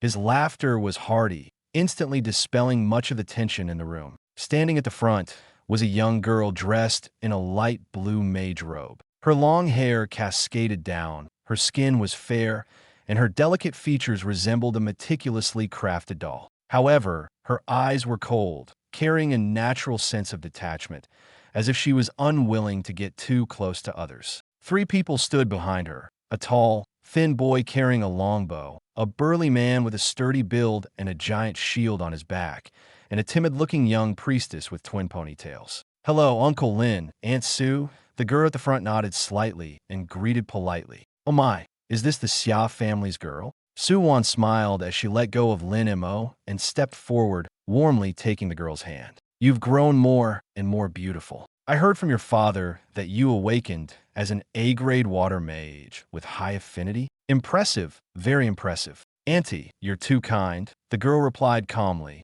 neither overly enthusiastic nor impolite. Lin Tianhao raised his hand and gestured toward Lin Mo for an introduction. "Mo, come and meet her. This is Xia Qingyue, the captain of this team and a very skilled water mage." Xia Qingyue extended a fair hand, her voice clear. "Hello, Lin Montak." "Hello, Miss Xia," the campus belle. Lin Mo responded politely, lightly shaking her hand. He had never interacted with Xia Qingyue before, but her name was one he had long heard of. She was the aloof campus belle of the neighboring school, with so many admirers that rumors said they could line up from the south of the city to the north. She was the dream girl of countless boys. However, Lin Mo felt calm inside. He had always been reluctant to approach people who were too cold, not because he disliked them, but because interacting with them was too mentally taxing. Today was just a temporary team-up for a dungeon run. There was no need to overthink it. Xia Qingyue had initially assumed that a boy Lin Mo's age would be somewhat flustered upon meeting her. Yet Lin Mo's gaze was clean, merely giving her a polite glance without the obvious scrutiny or flattery she was used to from other boys. This, in turn, made her feel a slight sense of goodwill toward him. She quickly averted her gaze and began introducing her teammates. "Since we've already formed a team, let me introduce the other members. This is Wang Meng, a frontline shield warrior with strong defense, responsible for tanking damage. That is Zhang Kai, a ranger skilled in long-range attacks. And this is Lu Weiwei, a light priestess responsible for healing and buffs. The four of us are all currently level 4 with decent equipment. We're quite familiar with each other's coordination, so clearing this dungeon shouldn't be a problem." Lin Tianhao, standing to the side, chimed in with a smile. "Mo, don't worry. The fathers of these kids were all my old subordinates in the military. They're clean, trustworthy, and reliable. They've been trained in formal combat since childhood. Although they've only recently transitioned to their professions, their combat awareness and on-the-spot reactions are far beyond what ordinary students can match." Lin Mo nodded, turning to the four with a polite demeanor. "Understood, Dad. I'll be counting on all of you." Lin Mo stood still as Hong Yu helped him put on his equipment piece by piece. The mage robe looked excessively luxurious, with a faint orange glow flowing across its surface, as if an entire sunset had been sewn into it. Zhang Kai, Wang Ming, and the other two young people stared in awe, their breaths momentarily halting. "Isn't this the legendary Ziyun set?" Zhang Kai's throat tightened, his voice trembling. "And you're giving it to a mage who just awakened 2 days ago." Even Xia Qingyue furrowed her brows slightly, a trace of undisguised astonishment flashing in her eyes. She had seen excellent equipment before, but the issue was that Lin Mo, who had no real combat experience yet, was already equipped with a legendary set. To young people like them, who had fought their way up step by step, this kind of treatment was simply excessive. But Lin Mo himself didn't think much of it. Under Hong Yu's care, he moved his arms slightly, looked down at the clothes he was wearing, and even felt a bit unaccustomed to the feeling of being served. "Fits well," he said casually. "Thanks, Sister Yi." The next second, the dazzling robe seemed to be wiped away by some force, transforming into specks of starlight that silently merged into his body. on the outside. He reverted to the most ordinary casual wear, as if the astonishing gear from earlier had never appeared. This was the standard functionality of equipment in this world. When worn, its appearance would automatically be hidden, only revealing itself during combat or when actively activated. This design made movement convenient and avoided drawing too much attention. Lin Mo lowered his head and opened the panel, his gaze falling on the attributes of the Ziyun set. His eyes immediately lit up. This gear was absurdly powerful. It didn't have any flashy additional effects. Its core feature was encapsulated in one word: speed.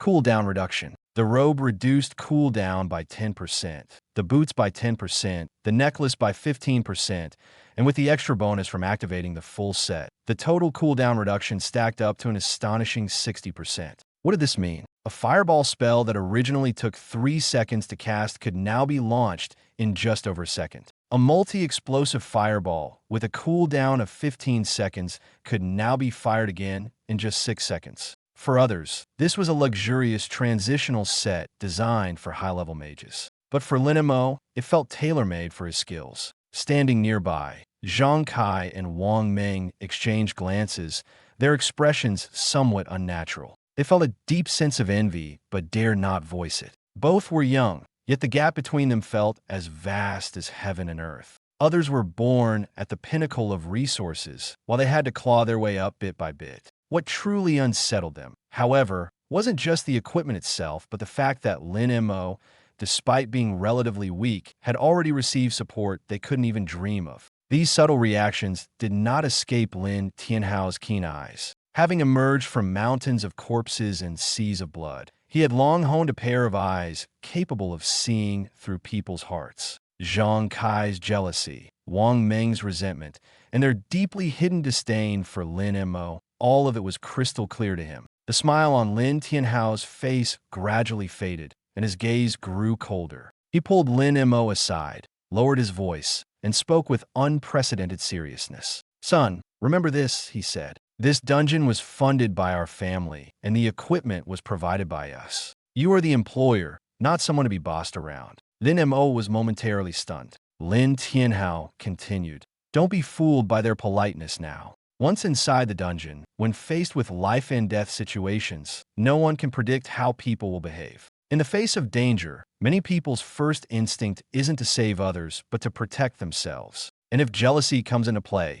your gear could become a thorn in their hearts." He glanced back at the young men and lowered his voice further. "If anyone dares to give you attitude, act passive-aggressively, or make you suffer even the slightest grievance in the dungeon, tell me when you return. I'll deal with them." Lin Mo couldn't help but laugh and cry at the same time. The tone sounded increasingly like he was being treated as a young master going out to see the world, complete with a few bodyguards and a full set of rules for self-defense. But he understood that his father wasn't overreacting. In this world, neither dungeons nor the areas outside the city were safe. Even the closest of acquaintances could reveal entirely different sides of themselves when faced with danger. Lin Tianhao had witnessed too much of humanity's darkness, which made him so cautious. "Got it, Dad," Lin Mo nodded. Only then did Lin Tianhao relax slightly. He then turned to Yi Hongyu, his tone still calm, but carrying an undeniable authority. "Hongyu, escort them to the dungeon entrance. If anyone disrespects a mower along the way, handle it as you see fit." "Understood." Yi Hongyu immediately responded, her cold gaze sweeping over Zhang Kai and the others. That look carried not a trace of warmth, slicing across their necks like a blade. Zhang Kai and Wang Meng instinctively shrank their necks. Even Xia Qingyue's expression tightened, her breathing noticeably slowing. Seeing this, Lin Mo waved his hand. "All right, Sister Yi, don't scare them." He took the lead and walked outside. "Let's go, don't waste time." Zhang Kai and Wang Meng hurried to follow, moving as quickly as two obedient lackeys. Lin Mo walked to the front, leading the group toward the villa's main entrance. On either side of the villa, maids who had been waiting for a long time suddenly bent over in unison, bowing at a perfect 90 degrees. "Safe travels, young master. Take care, young master. Best wishes for your success, young master." The voices were so synchronized, as if rehearsed countless times, that they stunned the four of them. This was the grandeur of a wealthy family, excessive and intimidating. The same thought popped into everyone's mind. The car started smoothly, driving into the wilderness under the night sky. The cabin was silent for a while. After all, sitting inside was a wealthy young master with a lavish lifestyle and extraordinary status, along with a driver as cold as ice. No one dared to speak casually. Zhang Kai held back for a long time, but still wanted to ease the atmosphere. He cleared his throat, cautiously glanced at Lin Mo, and forced a flattering smile. Young Master Lin, we're heading into a difficult level dungeon this time. The monsters inside are much fiercer and smarter than the wild ones outside. Lin Mo was sipping his cola. Hearing this, he casually nodded. And then, seeing that Lin Mo was willing to respond, Zhang Kai's courage grew slightly. The four of us have been working together for a while, and our coordination is pretty solid. Our rhythm is quite fixed. Although you're strong, your experience might be a bit lacking. At this point, he quickly changed his tone, trying to make his words sound smoother. What I mean is, once we're inside the dungeon, it might be best for you to observe from the back first. Leave the dirty and tiring work to us. If you treat this as a team experience, even without taking action yourself, you can help us stabilize the situation. He spoke politely, but the underlying meaning was clear. He was worried Lin Mo would drag them down. The atmosphere in the cabin instantly turned cold. Wang Meng and Lu Weiwei didn't dare make a sound. Xia Qingwei frowned, feeling that Zhang Kai's words were a bit too much.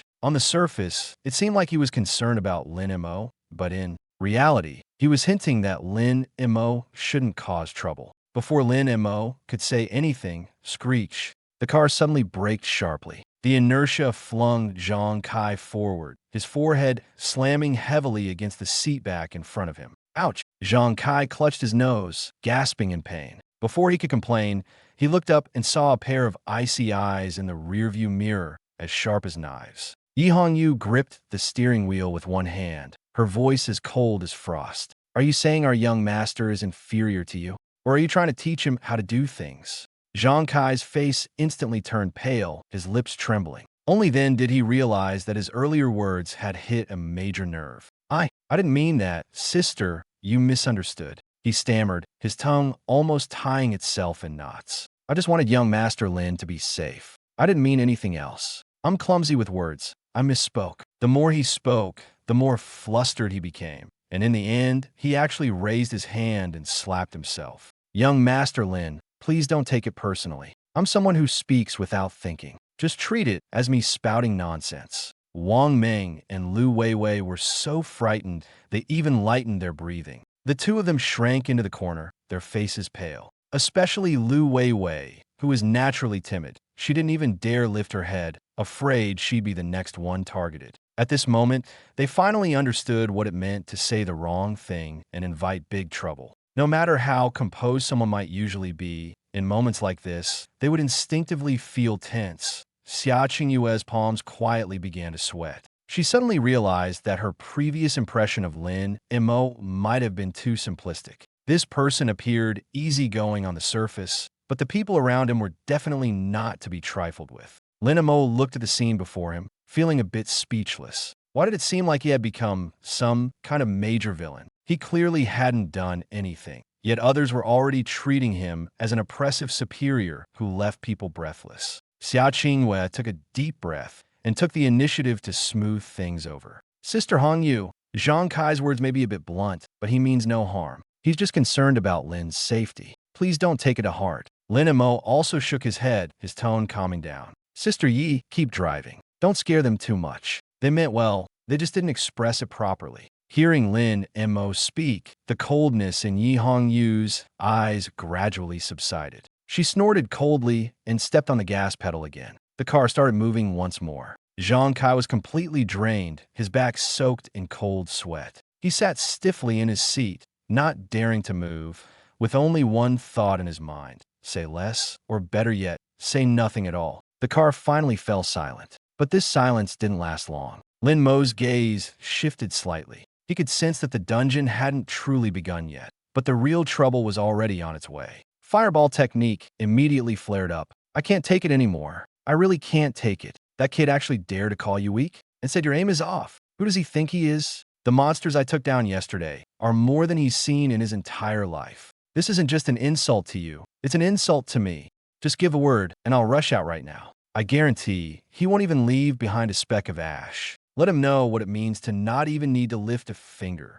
Lin Mo felt his temples throbbing and quickly tried to calm the fiery temper in his mind. Little fire, calm down. He just misspoke in a moment of haste. Is it really worth calling for blood over this? How is it not worth it? A strong person cannot be insulted. This is a deliberate provocation against me. Burn him. He must be burned. Lin Mo sighed helplessly and patiently reasoned. Little fire, whether we're people or skills, we need to have some perspective. If you want to kill someone over a single unpleasant comment, what does that make us? Bloodthirsty maniacs or villains who only know how to oppress others with violence? This kind of mindset, wanting to kill at the slightest displeasure, is wrong. Do you understand? Hypocritical human.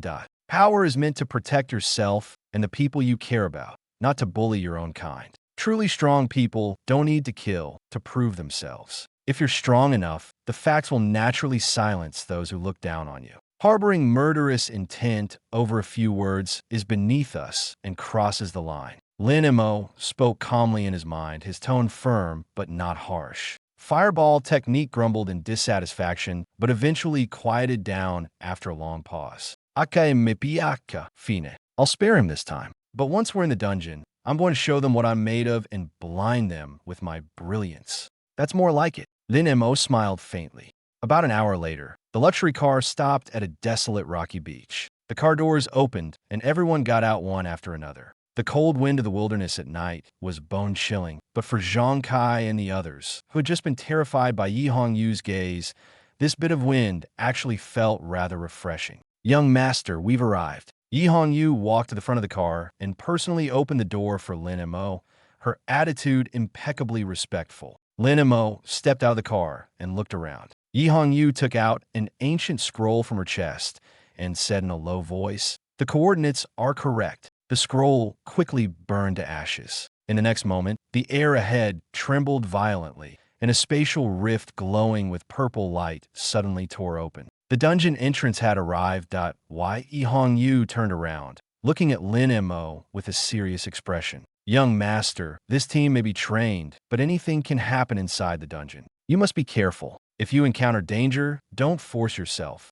Preserving your life is the most important thing." Lin Montauk nodded. "Don't worry, Sister Yi. I'll take care of myself." Then, Yi Hongyu turned to the 4 members of Xia Qingyue's team, her gaze becoming noticeably sterner. "You all, listen carefully. Since you've taken the Lin family's money and accepted the Lin family's mission, you must do everything to protect the young master. If he comes out with even a scratch..." Yes. Sister Yi, rest assured. We'll protect young Master Lin with our lives." Zhang Kai and Wang Ming nodded repeatedly, their heads almost creating afterimages, as if they were ready to swear an oath on the spot. Even Xia Qingyue, who usually kept a cold expression, solemnly nodded. "Rest assured, as the team leader, I will take responsibility for my team and do my best to ensure the young master's safety. Go ahead." Ye Hongyu Wavit headhunt. The 5 figures quickly disappeared into the rift. On the desolate rocky terrain, only the sound of the wind remained. Yi Hongyu leaned against the hood of the luxury car, reached into her pocket, and pulled out a box of women's cigarettes. Lighting one, she took a slow drag. Amid the swirling smoke, she looked up at the top of the rift. There, the historical clearance record for hard mode, Ghostly Castle, was displayed. Current highest record, 1 hour, 15 minutes, 23 seconds, record holders. Mei Yishuan, Chunjin, Lu Shu. 18 years ago. Yi Hongyu stared at the string of numbers and softly repeated, 1 hour, 15 minutes. This record, like a mountain weighing down for 18 years, had blocked all rookie professionals below level 5 in the Dragon Kingdom. It was a feat created by the most dazzling group of geniuses 18 years ago, and no one had been able to break it since. If it's a young master, Ye Hongyu Suintet Silaitli, Her Gazet Darkening. She recalled the terrifying control Lin Mo had displayed earlier, the kind of mastery over skills that was precise to the point of instinct. That wasn't luck. That was true talent. Lin Mo stood in the middle of the team, his expression relaxed, as if he were out for a stroll rather than entering a dungeon. But he knew very well that this time was different. In the past, he had either faced small setups arranged by his family or had others shielding him from danger. But now, he was truly standing in the midst of peril. One wrong step, and the consequences wouldn't just be a loss of face, it could cost him his life. On the other side, Xia Qingwei had already fully entered her role. She didn't relax because of Lin Mo's status. Instead, she meticulously arranged everyone's positions. She knew that a hard-mode dungeon wasn't a place where luck could carry you through. The monsters here were more cunning and ferocious. A single mistake could lead to the collapse of the entire team. "Listen up," she said, her voice cold but steady. "This isn't the outside world. Don't even think about fighting solo. If the formation breaks, we'll be picked off one by one." Wang Ming gripped his tower shield tightly, standing at the forefront like a wall. Though he didn't say much, his gaze was resolute. He knew that he was responsible for the team's first line of defense. If he faltered, everyone behind him would be in danger. Zhang Kai drew his longbow, standing on the left side, his eyes constantly scanning the shadows around them. His task wasn't just to shoot arrows, but also to guard against ambushes. For an archer, the most terrifying threat wasn't the enemy in front, but the one that could appear from anywhere. Lu Weiwei stood in the middle, her palms sweating. She was nervous, but forced herself to stay calm. She understood that she wasn't here to be a decorative figure. Every heal and every shield she cast could determine whether her teammates lived or died. Each of them bore their own responsibilities, and Lin Mo appeared the most relaxed. He even pulled out a pack of fire attribute snacks from his pocket, leisurely tearing open the packaging, as if he didn't take the eerie castle before them seriously at all. "Young Master Lin, you should still be careful." Xia Qingwei glanced at him, her tone softer than before, but with a clear note of warning. "The monsters here won't go easy on you just because you're from the Lin family." She said this not to belittle Lin Mo, but to make him understand a simple truth. In the dungeon, identity doesn't matter. Background doesn't matter. The only things that can save you are your strength and judgment. Lin Mo, of course, understood this. He just didn't want the atmosphere to become too tense. He smiled, biting into his snack, while quickly assessing the situation in his mind. This team seemed decent, well-equipped, and relatively coordinated. But he also knew the real test hadn't begun yet. The current calm was merely the calm before the storm. Just then, a faint sound of footsteps came from deep within the corridor ahead. Slow, light, as if someone was walking barefoot, step by step, across the damp floor. Wang Ming immediately lowered his center of gravity, raising his tower shield horizontally in front of him. Zhang Kai quickly drew his bow, aiming the arrow in the direction of the sound. Lu Weiwei held her breath in nervousness, clutching the cross in her hand so tightly that her knuckles turned white. Xia Qingyue's eyes sharpened, and a faint blue glow began to emanate from her staff. Lin Mo, still chewing his snack, slowed his movements. He knew the real trouble had arrived. The team continued to advance through the dim corridor. The air was cold and clammy, like a wet cloth clinging to their skin, making everyone feel on edge. Footsteps echoed through the empty castle, each sound amplifying the unease. Suddenly, a faint scraping noise came from around the corner ahead, like bones being dragged across the ground. "Stop!" Xia Qingyue immediately lowered her voice, raising her staff and fixing her gaze on the darkness ahead. "Something's coming." Everyone instantly tensed up. Soon, two ghostly blue flames began to glow faintly in the darkness. Then, the outline of a monster emerged from the shadows. It was a nether spirit cat, and an elite level one at that. It resembled a cat, but was larger than a typical leopard. Its entire body was stripped of flesh, leaving only a skeletal frame. Eerie blue flames flickered within its bones, and its hollow eyes stared intently at the group as if selecting its prey. "It's a high-agility monster." Xia Qingyue's expression shifted slightly, and her speech quickened. "And it's elite level. Wang Ming, raise your shield but don't rush in. It's too fast for ranged attacks to hit directly. Wait for it to pounce before making a move. Don't waste your energy pointlessly."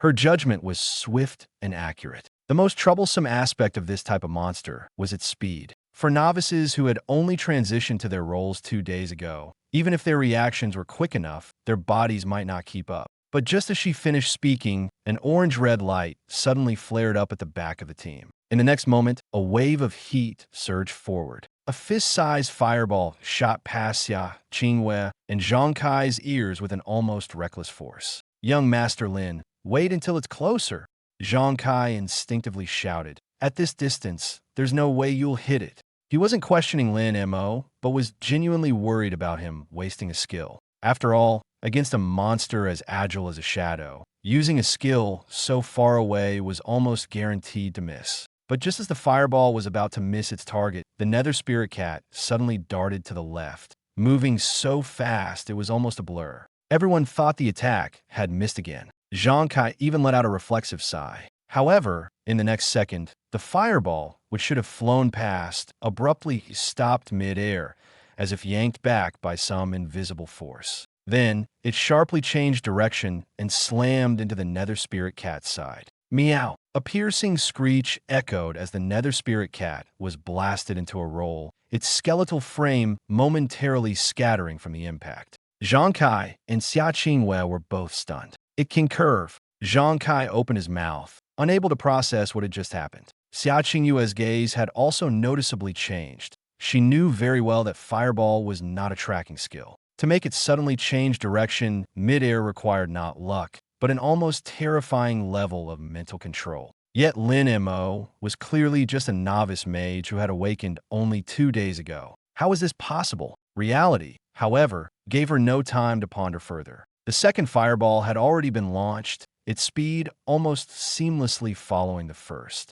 This wasn't because Lin Mo was in a hurry, but because the purple cloud set he was wearing provided an extremely high cooldown reduction. A fireball spell that originally required a 3-second cooldown could now be recast in just over a second. The first fireball had just exploded, and the second had already caught up. Immediately after, a third fireball came roaring in. The nether spirit cat desperately dodged, its movements astonishingly fast. But no matter how quick it was, it couldn't outpace the predetermined landing points Lin Mo had already locked onto. Boom! Boom! 2 explosions rang out in quick succession, flames surging through the corridor and illuminating everyone's faces. When the firelight faded, all that remained on the ground was a pile of shattered bones. A level 5 elite monster had been blasted into bone fragments by just 3 fireballs. Zhang Kai and Xia Qingwei fell silent. They first stared at the pile of broken bones, then simultaneously turned to look at the boy in the middle of the team,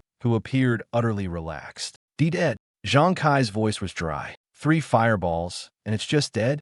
Xia Qingwei also remained speechless for a long time. Her initial impression of Lin Mo had been that of an average novice mage, propped up by his equipment. But now she realized just how shallow her judgment had been. As an A-rank water mage and a top student with perfect scores in theoretical courses, she understood better than anyone what that scene just now signified. Under normal circumstances, even a flame mage with extremely high fire element affinity would typically need to expend far more mental energy and make multiple attacks to solo a full health level 5 elite monster. Yet Lin Mo had done it with just 3 fireballs. What was even more terrifying wasn't the small number of fireballs, but his control, the ability to forcibly correct trajectories mid-air, the precision of predicting every dodge the monster would make as if he had calculated it all in advance. This wasn't something a person who had awakened only 2 days ago should be capable of. This wasn't just accurate. It was as if he had completely sealed off all of his opponent's escape routes. Lin Mo, however, acted as if nothing had happened.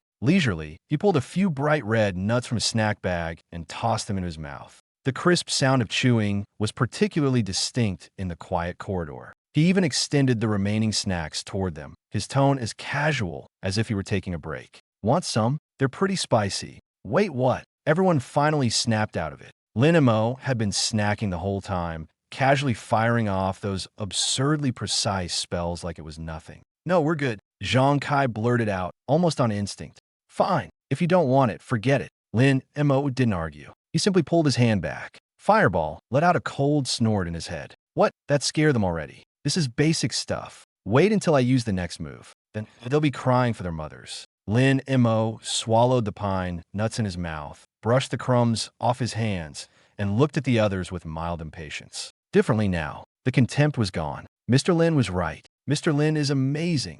I knew it. Mr. Lin has that calm, hidden master vibe. Those 3 fireballs just now, that was art. Pure articolo. Wang Ming, still a little simple-minded, started praising him without shame. Even Xia Qingwei could not hide the complicated look on her face. Lin Mo, if needed. But now it seemed the truth might be the opposite. Who was dragging who down was still not clear. This so-called lazy young master from the Lin family was not some spoiled second-generation idiot. He was a monster hiding under a harmless face. Everyone, reset your focus. Keep going aggressive. Wang Ming, take the front and speed up a bit. Got it. Now that he had confidence, Wang Ming roared and moved ahead. Then, the quietest one in the group, Lu Weiwei, suddenly turned pale and stared at the pile of bones from earlier. Monsters. A lot of monsters. Everyone's heart tightened. They followed her finger. At the place where the elite ghost cat had fallen, countless pairs of eerie blue eyes were lighting up in the dark.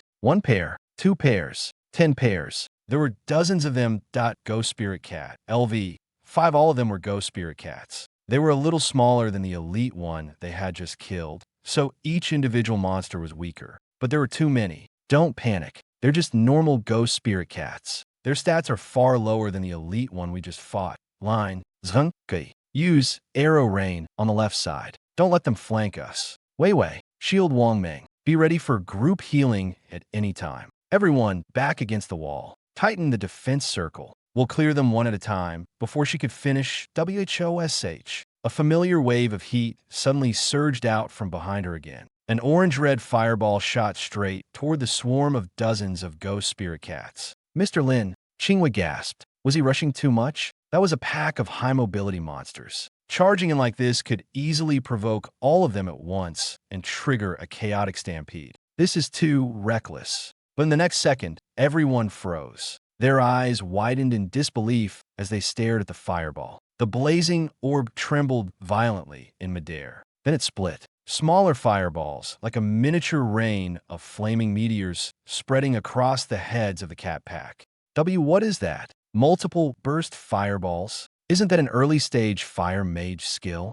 Violent explosions tore through the entire ancient castle. Flames erupted into the air. Killed Ghost Spirit Cat, EXP plus 40. Killed Ghost Spirit Cat, EXP plus 40. Fireball burst into wild laughter in Lin Mo's mind. Ha ha! How about that move? Got scared yet? Lin Mo's attacks did not stop. Relying on the high cooling reduction brought by the top-notch purple cloud suit, the powerful area skill that originally required a long cooldown was forcibly reduced to 6 seconds. The next second, a fireball shot out again. It exploded mid-air, splitting into over a dozen smaller fireballs, resembling a dense rain of fire that directly engulfed the group of monsters ahead. Only then did Xia Qingwei truly realize that she had underestimated Lin Mo. She had initially thought this. Battle would require the entire team to cooperate, pulling and attacking cautiously for over 10 minutes to have a chance at clearing these monsters of the same level. But reality was absurdly fast. In less than half a minute, the fight was over.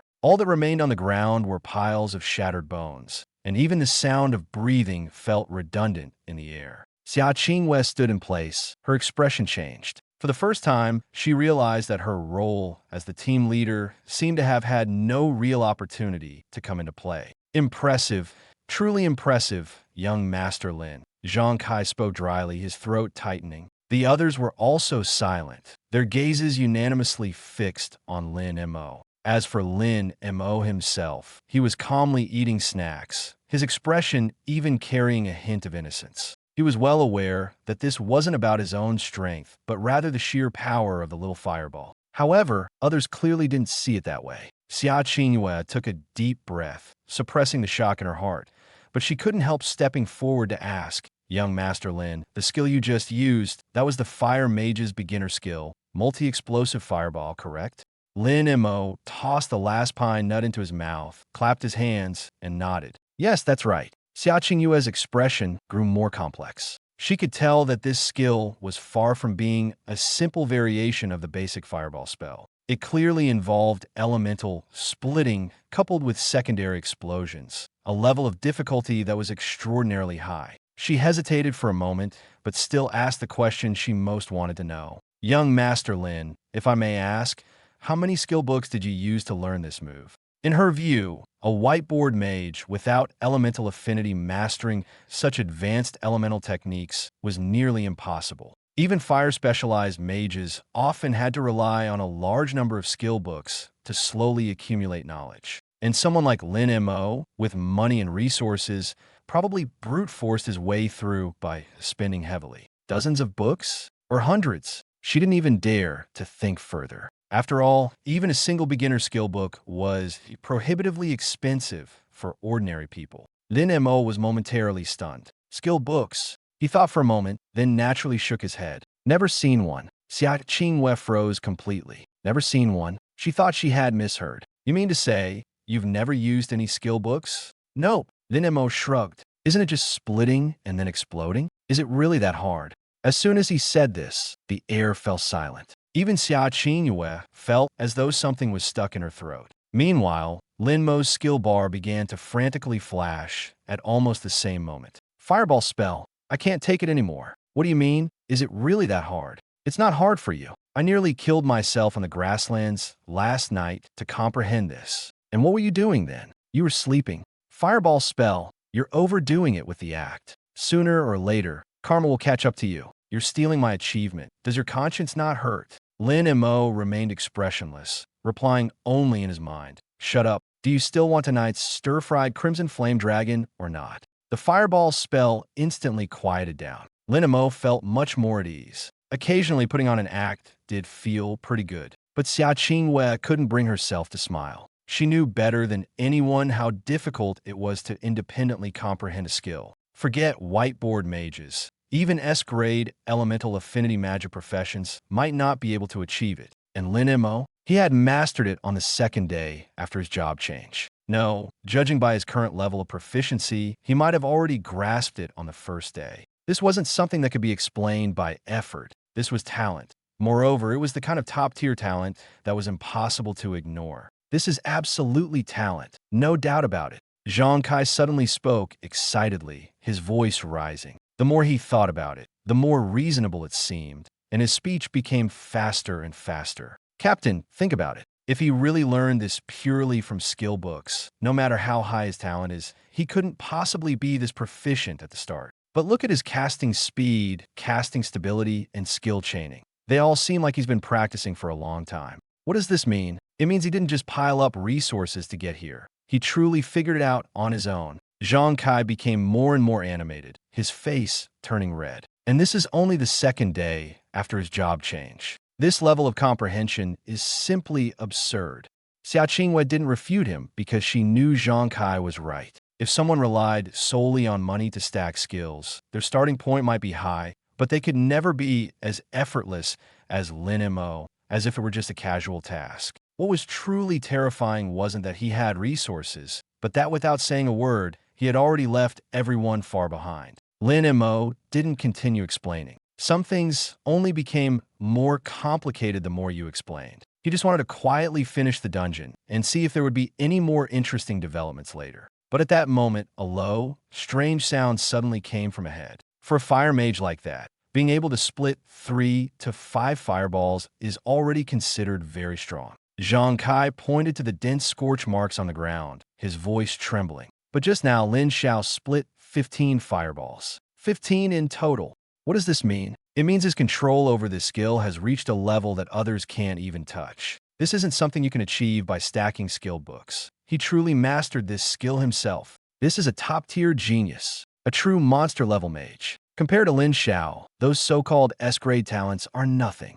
After hearing this, Xia Qingyue's face burned. If even S-grade talents were nothing, then what did her A-grade talent count for? She didn't even qualify to compare. Wang Ming and Lu Weiwei were completely dumbfounded. They had initially been shocked, but now all that was left was awe. The way they looked at Lin Mo was no longer like looking at a peer, but it's someone who shouldn't even exist in this place. Lin Mo felt uncomfortable with all the praise. The way they were complimenting him made him want to hide. It had to be said, though Zhang Kai usually came across as glib, he was indeed professional when it came to flattery. All right, stop exaggerating. Lin Mo waved his hand, his tone calm. It's not that impressive, just lucky. Let's move forward quickly, finish this, and go to rest. He didn't want to waste time here. To him, what truly mattered wasn't the praise, but clearing the dungeon as soon as possible and leaving this place. Xia Qingwei finally snapped out of her daze. Looking at Lin Mo, her respect for him deepened. He had strength, but didn't show off. He had talent, but remained so low-key. Even when others revered him, all he thought about was going back to sleep. This kind of person was truly terrifying because his strength felt so natural. Everyone, listen up. Move forward. Xia Qingwei immediately gave the order, her voice firmer than before. Maintain formation, don't fall behind. Since Lin Xiao has already taken action, we'll push forward at full speed and get through this level as quickly as possible. The team started moving again, their pace noticeably faster than before. Outside the dungeon, on the rocky beach, Yi Hongyu leaned against the car hood with 5 or 6 cigarette butts already scattered at her feet. The glowing embers flickered in the darkness, but she hadn't truly relaxed the entire time. Half an hour. She glanced at her watch, her frown deepening. Based on her experience, no matter how amazing Lin Mo's performance was, a hard-level dungeon wasn't something you could just breeze through. Half an hour would at most clear the outer perimeter. But if everything was normal, at least the inside should still be holding steady. She had just taken a puff of her cigarette, trying to suppress the unease in her heart. The next second, buzz, the ground suddenly shook violently. Immediately after, a chilling, oppressive aura that instinctively made one shiver spread rapidly from the depths of the dungeon entrance, instantly enveloping the entire rocky terrain. Yi Hongyu's expression changed drastically as she immediately looked up at the spatial rift. The dungeon entrance, which had been emitting a purple glow, was now completely swallowed by a dense black mist at some unknown point. The darkness seemed alive, constantly surging, like an eye opening from the abyss, slowly awakening.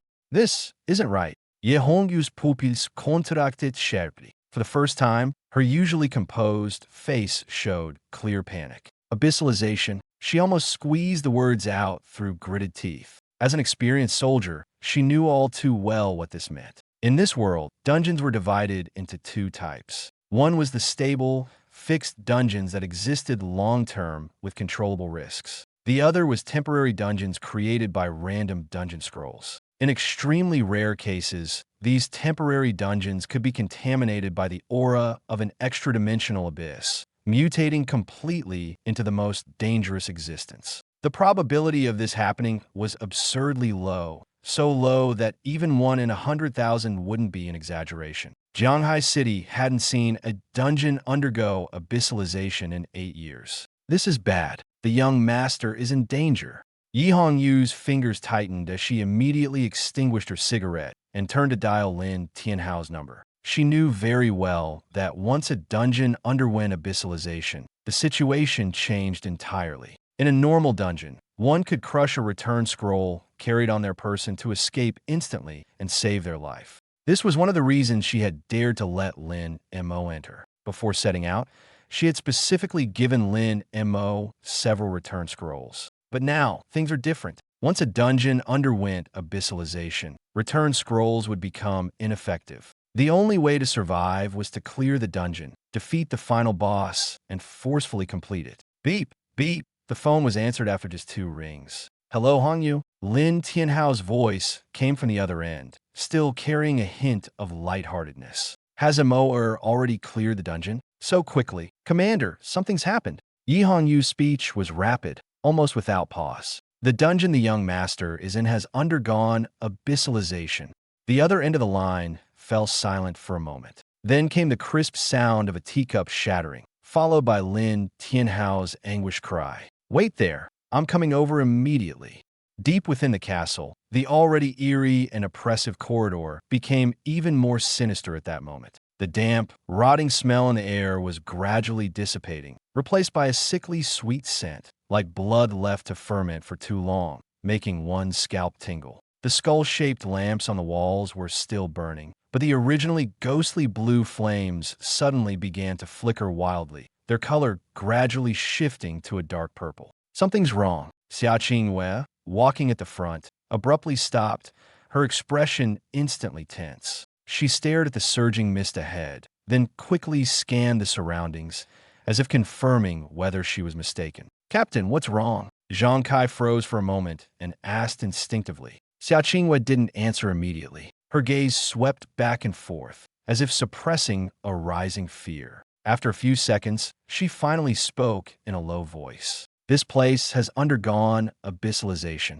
As soon as those words left her mouth, everyone's expressions changed. They all understood what this meant. It wasn't ordinary danger, but a signal that the dungeon had completely spiraled out of control. The situation, which could previously be managed with strategy, teamwork, and retreat, now had its escape route forcibly cut off. Abyssalization. Zhang Kai's voice faltered, trembling. He hastily pulled out a return scroll, his fingers shaking. The scroll emitted a faint glow. Then, nothing happened. No response. Zhang Kai's lips had turned pale. The return scroll isn't working. It really is turned into an abyss. Despair, like cold water, quickly poured into everyone's hearts. Lu Weiwei, the timid priest girl, was already covering her mouth and crying in fear. Even Wang Meng, who always appeared sturdy and composed, was gripping his shield tightly, his fingers trembling uncontrollably from exertion. What do we do? Zhang Kai looked up at Xia Qingwei, then at Lin Mo. Before entering the dungeon, many had thought Lin Mo was just a spoiled second-generation rich kid who got in because of his family connections, with no real skills.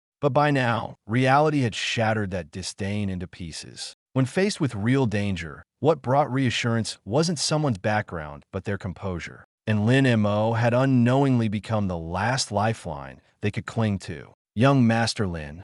Zhang Kai's voice carried a sob. What should we do now? Lin Mo stared at the impenetrable darkness ahead, feeling utterly speechless. What kind of situation was this? 18 years, and he finally got a golden finger, only to run into this one-in-a-million disaster on his first outing? This kind of luck was so absurd it made him want to curse out loud. An abyss dungeon. This wasn't a place ordinary people could handle. It required the most elite team, working together with all their might, just to have a chance of surviving and clearing it. At that moment, the sound of Fireball's spell suddenly echoed in his mind. Lin Mo glanced at the skill, which seemed to thrive on chaos, and couldn't help but sigh inwardly. This thing really got more excited the more dangerous the situation was. But the problem was, even with double damage, it didn't guarantee they could take down the Abyss boss. He brushed the crumbs off his hands and regained his calm demeanor. All right, stop looking so defeated. His voice wasn't loud, but it gradually quieted the panicked team. Since there's no way back, the only option is to move forward. Xia Qingwei took a deep breath and gripped her staff tightly once more. At that moment, the fear on her face was suppressed, replaced by a near-determined resolve. Young Master Lin is right, she said firmly. Crying won't help. We have no choice but to fight. She quickly scanned the group, her voice now steadier and more commanding. Everyone listen up, tighten the formation, and protect young Master Lin. We're moving forward. Fight our way through. The path ahead could only be described as brutal. After the Abyss transformation, the monsters not only had their stats drastically increased, but also became as frenzied as wild beasts out of control. Monsters that could previously be dealt with using a few fireballs now required concentrated firepower just to barely suppress them. Fortunately, Lin Mo's cooldown reduction effect was ridiculously overpowered, and with the Abyss damage buff on Fireball spell, the team managed to push forward under immense pressure, forcing their way to the deepest part of the dungeon. Lin Mo's level had risen to LV.6, while the others had all reached LV.5. Ahead of them stood a massive black door, 10 meters tall, looming silently like a giant beast lurking in the darkness, suffocating everyone with its oppressive presence. We're here, Xia Qingwei said, her voice hoarse. The boss is inside. As soon as she finished speaking, boom, before anyone could step forward, the massive door began to slowly open on its own. A suffocating, terrifying aura instantly swept out from behind the door. In the center of the hall, on a throne made of piled-up bones, sat a horrifying figure. It was clad in tattered black heavy armor, with no face beneath its helmet, only two flickering purple flames. Soulfire. In its hand was a massive sword over 2 meters long, and beneath it was a skeletal warhorse engulfed in ghostly blue flames. Intruders! Roar! The hoarse, terrifying roar echoed repeatedly through the hall, like a dull blade grinding against everyone's nerves. The next second, an overwhelming killing intent surged toward them. Zhang Kai and Lu Weiwei only took one glance, and their breathing became tight, almost losing the strength to grip their weapons. Even Wang Meng, who is usually the most composed, was trembling as he held his shield. This was no ordinary monster. Even though it was only level 5, the aura emanating from the Abyss was far more terrifying than any monster they had encountered before. Xia Qingwei gritted her teeth, forcing herself to stay calm. She knew that whoever panicked first would die. Don't be afraid, she shouted loudly. It's just level 5. We have Lin Mo, we might not lose. Wang Meng, hold the front. Lin Mo, get ready. Before she could finish speaking, Lin Mo didn't even raise his hand. A streak of orange-red fire shot out from the middle of the team, moving as fast as an arrow, heading straight for the skeletal knight on the throne. Boom! A deafening explosion shook the entire hall. The power of this fireball far exceeded that of ordinary spells. It carried the abyssal damage bonus, erupting with extreme ferocity. It hit. Zhang Kai's eyes lit up, and he couldn't help clenching his fist. But the next second, the joy on his face froze. The dust settled, the flames extinguished. The skeletal knight remained firmly seated on the throne, not even changing its posture. A translucent purple shield surrounded it, flowing with a cold light. The previous attack hadn't even left a crack. Zhang Kai was stunned. Lu Weiwei was stunned. Even Wang Meng's face turned pale. Fireball. Fireball. Didn't break the defense? Even my attack couldn't penetrate? This isn't right. The skeletal knight slowly raised its head. In the two clusters of soul fire, there seemed to be a mocking expression directed at them. Then, it stood up and mounted its horse. The skeletal warhorse's hooves hit the ground, and blue, ghostly flames surged violently. With a squeeze of its legs, the knight charged directly at the group. The ground began to shake violently. Watch out! Wang Meng, block it! Xia Qingwei shouted urgently. I'll fight you to the death. Wang Meng roared, slamming his tower shield into a crack in the ground. Earthy yellow light instantly radiated from his body. The next moment, the giant sword came crashing down. Clang! The sound of metal colliding was so loud it hurt their eardrums. Ugh! Wang Meng, along with his shield, was sent flying, spitting out a mouthful of blood midair before slamming into the wall over 10 meters away. Wang Meng! Lu Weiwei screamed as she rushed over. Zhang Kai's face turned ashen, his lips trembling. How could this happen? Even Lin Mo's fireball couldn't touch it. Lin Mo stood in the center of the team, his face calm, only slightly furrowing his brows. This is troublesome. He stared at the purple shield, his gaze darkening. Don't stop, Lin Mo said softly. Keep bombarding it, don't let it get close. Fireball, stop talking nonsense. I refuse to believe this today. Boom, boom, boom. Firelight exploded continuously, illuminating the hall in flashes of brightness and darkness. One explosive fireball after another struck the skeletal knight. The impact so strong it forced the knight to retreat repeatedly. But when the flames dissipated, the purple shield remained intact, without a single sign of damage. Lin Mo's gaze deepened. He had figured it out. Without breaking this shield, this boss couldn't be killed. Fireball stopped cursing. It stared intently at the shield, as if seriously contemplating something. Status, deep in thought. It seems it's really started to think. Lin Mo squinted slightly. Starting to get it? The skeletal knight, after being bombarded repeatedly, was clearly enraged. Its two clusters of purple soul fire slowly turned toward Lin Mo. At this moment, it finally realized that the true threat among this group wasn't anyone else. It was the young man standing quietly at the back. As long as it killed him, these annoying flames would stop. This is bad. Xia Qingyue's expression changed, and she instinctively rushed in front of Lin Mo, a trace of determination flashing in her eyes. She was the team leader. She was also the person in charge of this mission. More importantly, she had taken the Lin family's money. So, even if she had to die, she couldn't let the employer die before her. Xia Qingwei suddenly turned her head. Her face, which was originally as cold as ice, was now disheveled with dust and bloodstains. Yet she gritted her teeth and shouted at Lin Mo, "Young Master Lin, run. I'll hold it off." As soon as she finished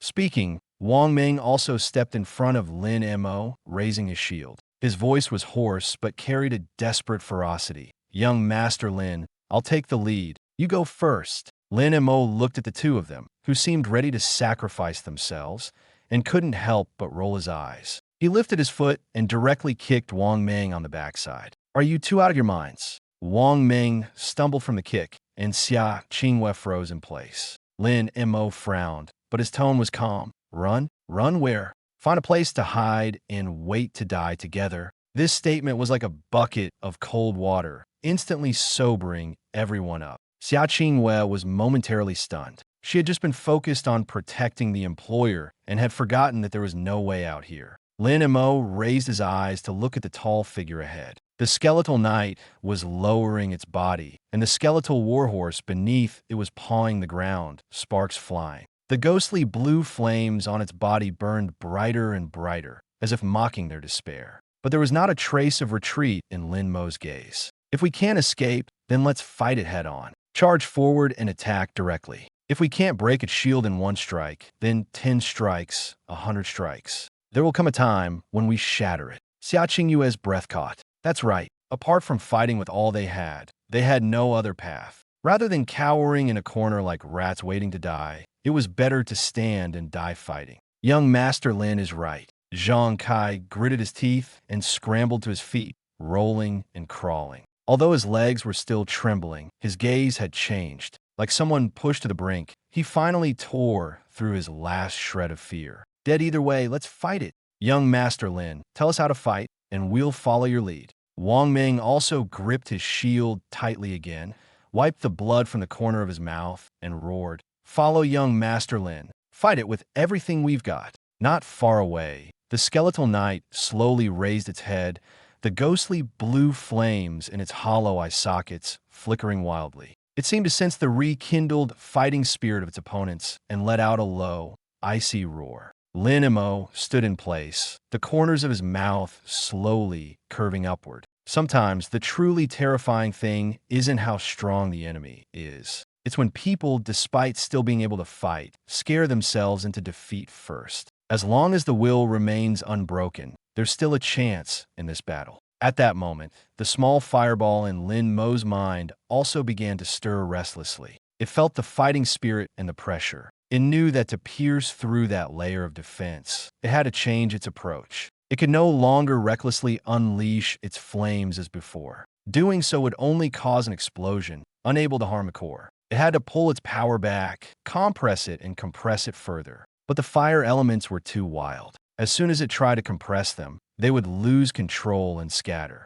Just as it was growing anxious, Lin Mo suddenly spoke. Don't force it. Make it spin. The faster it spins, the more concentrated the power becomes. If the center holds, the true force will erupt. Understand. The small fireball seemed to be enlightened, instantly calming down. In the next moment, it began frantically simulating a new arrangement of elements. The previously chaotic fire elements started to be pulled, twisted, and compressed bit by bit. Then, the flames suddenly trembled. It had succeeded. A sharper, more condensed, and more dangerous flame power was born from that tiny fireball. Lin Mo felt the changes in his mind, a trace of surprise flashing in his eyes. Spinning sounded simple, but actually doing it was absurdly difficult. Fire elements were inherently the most unstable, and try to make them spin rapidly in a state of extreme compression was akin to dancing on the edge of a knife. A slight mistake would cause it to explode directly in one's hands. Only something like the small fireball, which inherently possessed a kind of outrageous talent, could possibly achieve such an almost impossible transformation under his guidance. Since you've learned it, give it a try. Lin Mo slowly raised his right hand, his index finger upright, the motion resembling pulling the trigger of an invisible gun. He pointed straight at the skeletal knight, a hint of coldness at the corner of his mouth. Xia Qingyue, watch closely. A mage must not only excel at area attacks. When it comes to critical moments, they must also have the ability to deliver a fatal blow. Xia Qingyue froze. A fatal blow? Wang Ming and Zhang Kai also widened their eyes. Could it be that this Lin Xiao had come up with another new trick? But could skills like this really be conjured up on demand? Before they could figure out, buzz, firelight suddenly condensed in front of Lin Mo's fingertip. Lin Mo flipped his palm, and the flames instantly formed into a blazing fireball. In the next second, the fireball began to tremble violently, as if gripped tightly by an invisible hand. Then it started spinning madly. Whoosh, whoosh, whoosh. The surrounding air was forcibly drawn out, creating a visible vortex of airflow. The fireball compressed rapidly as it spun, its size shrinking at an astonishing speed. From the size of a fist, it shrank to the size of a ping-pong ball. But the smaller it became, the more terrifying the power contained within it. The color of the flames changed as well. From orange-red, it gradually turned into a deep, dark red. This was no longer an ordinary fireball, but a seed of destruction compressed to its limit. The space around it began to distort, trembling faintly like the surface of water. The fierce wind reversed direction, causing Lin Mo's robes to flap wildly and his hair to fly uncontrollably. His gaze turned cold, and he lightly pressed his finger forward. Shatter. In that instant, the dark red light shot out explosively. Its speed was so fast that only a residual shadow remained. The flames rubbed against the air, leaving behind a long, spiraling tail of fire, like a red-hot blade, stabbing fiercely forward. Wherever it passed, the bluestone tiles on the ground shattered inch by inch, lifted into the air by the violent shockwave. Boom!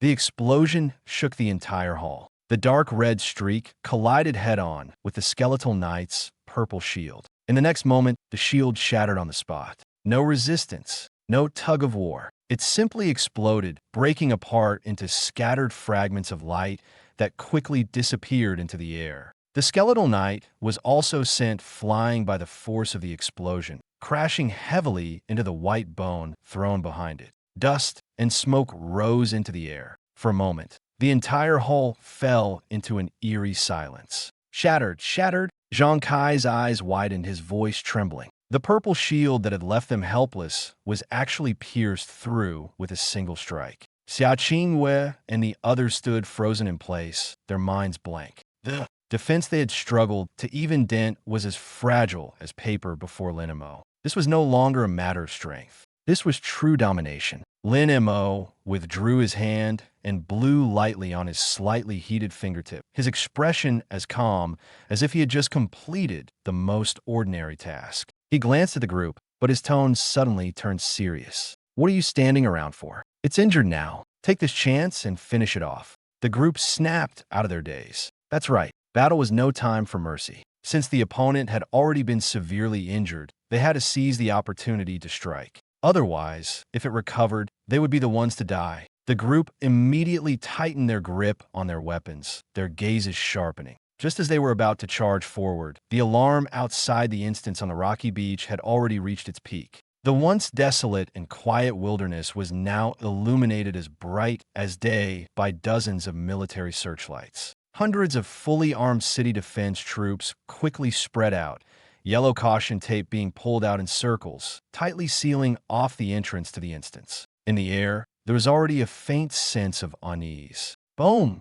A deep, resonant sound of something breaking through the air descended from the sky. Lin Tianhao's figure landed heavily, causing the ground to tremble slightly. He didn't even have time to properly adjust his military uniform, casually draping a black coat over his shoulders, his chest heaving violently from rapid breathing. His usually composed and authoritative eyes were now bloodshot. Suwan quickly appeared by his side as well. Her face was noticeably pale, but her back remained straight as a rod. She was someone who had weathered many storms. The more critical the situation, the less she could afford to falter. Because if she lost her composure, those around her would only panic more. "Commander, Madam," Yi Hongyu hurriedly approached, her face full of urgency. Lin Tianhao stared at the entrance to the instance, his voice low and heavy, like suppressed thunder. "What's the situation?" Yi Hongyu bit her lip and quickly reported. Young Master and his team entered about 45 minutes ago. 10 minutes ago, the instance suddenly underwent full abyssalization.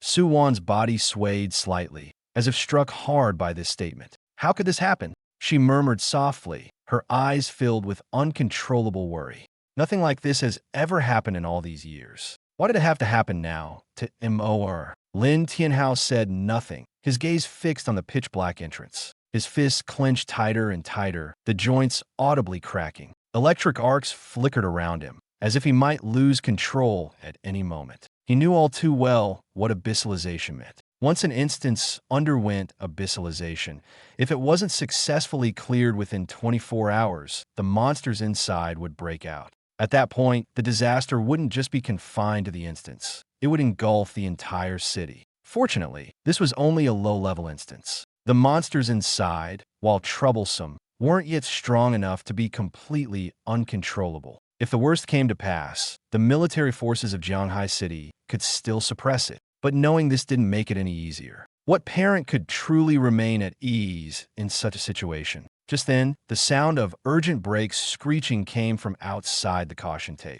Several black military off-road vehicles came to a steady stop. The car doors opened, and a group of imposing individuals quickly stepped out. At the forefront was a middle-aged man in a sharply tailored suit, his expression calm, but his gaze exceptionally sharp. Zhao Lei adjusted the gold-rimmed glasses on his nose, standing before the abyssalized instance entrance with a face that betrayed little emotion. But deep down, he knew all too well that once something like this happened, the survival rate of those inside plummeted. No matter how much he didn't want to admit it, he had to face reality. Behind him was a haughty-looking young man, along with four well-equipped, sharp-oared young professionals. The young man was none other than Zhao Yu, Zhao Lei's most prized son and a renowned prodigy in Zhanghai City. With S-rank fire element affinity, he was unmatched among the younger generation. Zhao Lei walked up to Lin Tianhao, his tone as steady as possible. "Old Lin, what's the situation?" Lin Tianhao turned his head, his brows tightly furrowed, his eyes filled with an indescribable restlessness.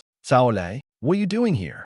Zhao Lei didn't beat around the bush and said directly, "With something this big, of course I had to come and take a look." As he spoke, his gaze shifted to the abyssalized instance entrance, a trace of heaviness flashing in his eyes. A 1 in a million chance, and it just had to happen here. No one could remain unaffected by such an event. After a pause, he continued, "I heard from my people that the team trapped inside includes your son." Lin Tianhao's breathing noticeably paused, then he silently nodded. "Yes." As soon as this answer came out, Zhao Lei's expression grew even more serious. He stopped beating around the bush and continued to press. "What about the team's configuration? Besides your son, who else is there? What levels? How's the equipment?" Lin Tianhao didn't answer immediately. Beside him, Yi Hongyu spoke up on his behalf. "Besides the young master, there's an A-grade water mage with water element affinity, a B-grade shield warrior, a B-grade ranger, and an A-grade priest. They were all level 4 before entering the dungeon, and their equipment is roughly at the gold level." As her words fell, Zhao Lei's brows furrowed even tighter. Such a team might be passable for regular dungeon leveling, but now they're facing an abyssal dungeon. This level of strength is far from sufficient. Surviving and making it out alive would be incredibly difficult. Standing behind them, Zhao Yu's lips curled slightly, his eyes revealing a trace of undisguised contempt. Since childhood, he had often been compared to Lin Mo, and he had long harbored resentment. Now, hearing that Lin Mo was trapped inside with such a team configuration, he naturally had even less faith in their chances. Zhao Lei sighed, his tone carrying a hint of helplessness. "Old Lin, you've always been steady in your actions. Why are you so impulsive this time? If you wanted someone to lead Lin Mo for leveling, couldn't you have just told me? Having Xiao Yu lead the team would be far better than this hastily assembled group." He shook his head again, as if lamenting on Lin Tianhao's behalf. With this configuration, they might not even be able to break through defenses. Their survival rate is almost negligible. "Stop with the sarcastic remarks," Lin Tianhao interrupted coldly. This was supposed to be a regular dungeon run. Who could have predicted it would suddenly turn abyssal? Zhao Lei stopped, pretending to be the good guy here. Lin Tianhao and Zhao Lei had been rivals for most of their lives, always finding each other disagreeable. They had constantly competed in military achievements and strength. Now that Zhao Lei's son had made a name for himself, he wanted Lin Tianhao to bow his head and ask Xiao Yu to lead Lin Mo. That would be more painful than death for him. Besides, who could have foreseen such an unlucky turn of events? Seeing Lin Tianhao's attitude, Zhao Lei didn't continue to provoke him. After all, Lin Tianhao's heart was already hanging by a thread, and pushing him further would only make the situation uglier. "Fine, I won't argue with you about this," Zhao Lei said. "What's done is done. Saying more won't change anything." He turned his gaze to the still-churning dungeon entrance, his tone becoming calm and pragmatic again. "Fortunately, this is just a difficult-level dungeon. Once the dungeon resets, our Xiao Yu will lead his level 5 elite team inside." Zhao Lei gestured to the young men behind him. "The level restriction for this dungeon is 3 to 5. They're all level 5, equipped with full legendary gear, and their teamwork is well practiced. If there's anyone in Zhanghai City who can handle this abyssal dungeon, it would probably be them." Hearing this, Zhao Yu stepped forward, his face carrying the confidence and pride of a genius. Uncle Lin, Aunt Sue, don't worry, he said calmly, his tone exuding a strong sense of control. If Mo dies, I'll wait. As soon as the dungeon resets, I'll lead the team and immediately kill that boss myself and avenge Mo. These words sounded like comfort, but to Lin Tianhao, they were particularly grating. The underlying message was clear. Lin Mo was unlikely to make it back. At that moment, Su Wan, who had been silent, suddenly raised her head. Her eyes were red, but instead of despair, they held a stubborn determination. It wasn't the look of a weak mother, but of one who refused to give up, clinging desperately to the last thread of hope in the face of despair. Who says Mo is definitely going to die? Her voice trembled slightly, but every word was firm. The dungeon hasn't reset yet, which means they're still alive. I believe in my son. She took a deep breath, as if trying to convince others, but more so to convince herself. Maybe a mower can not only come out alive, but also clear this abyss dungeon directly.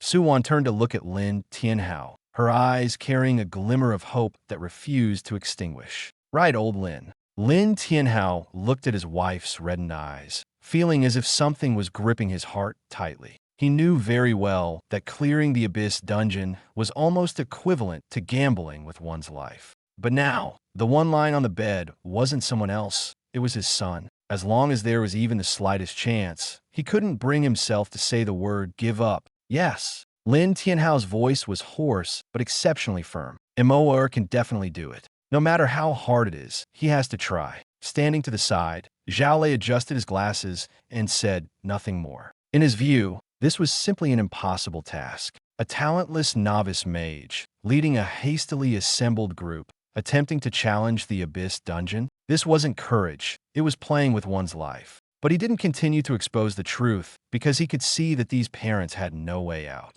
To them, even a 1 in 10,000 chance was worth staking everything on. Zhao Lei sneered inwardly, but maintained a calm expression. He was even waiting to see the outcome, to see how this overconfident attempt would end in utter disgrace. Meanwhile, inside the dungeon, the real battle had just entered its most dangerous phase. The skeletal knight was blasted heavily into the ruins, its shield shattered, and its aura visibly weakened. Though it hadn't fallen yet, it had lost its strongest defense. Don't give it a chance to breathe.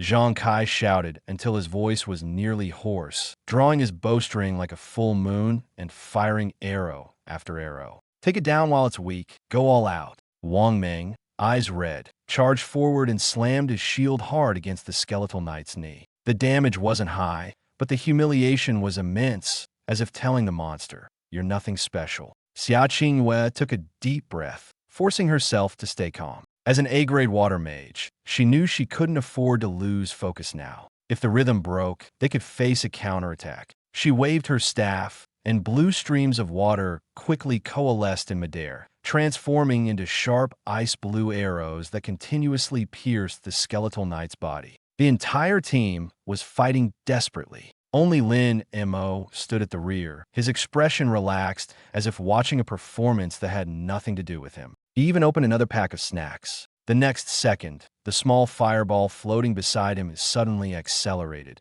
as if receiving some command, entering a completely uncontrollable bombardment state. Boom, boom, boom. A series of explosions shook everyone's eardrums, the firelight merging into a single blaze that instantly engulfed the skeletal knight. Zhang Kai and Wang Ming were dumbfounded. Now this was damage output. All their frantic efforts, risking their lives, couldn't even match a fraction of the effect of one of his skills. The gap was so vast that it left no room for jealousy, only shock. The skeletal knight's health bar plummeted rapidly, dropping below 70% in mere moments. It was finally pushed to its limit. Roar! A furious roar erupted, shaking the ruins. The skeletal knight swung its massive sword, unleashing a terrifying shockwave that sent Wang Ming, who was closest, flying backward. But just as it prepared to counterattack, that familiar pale, purple shield once again enveloped its body. It was back.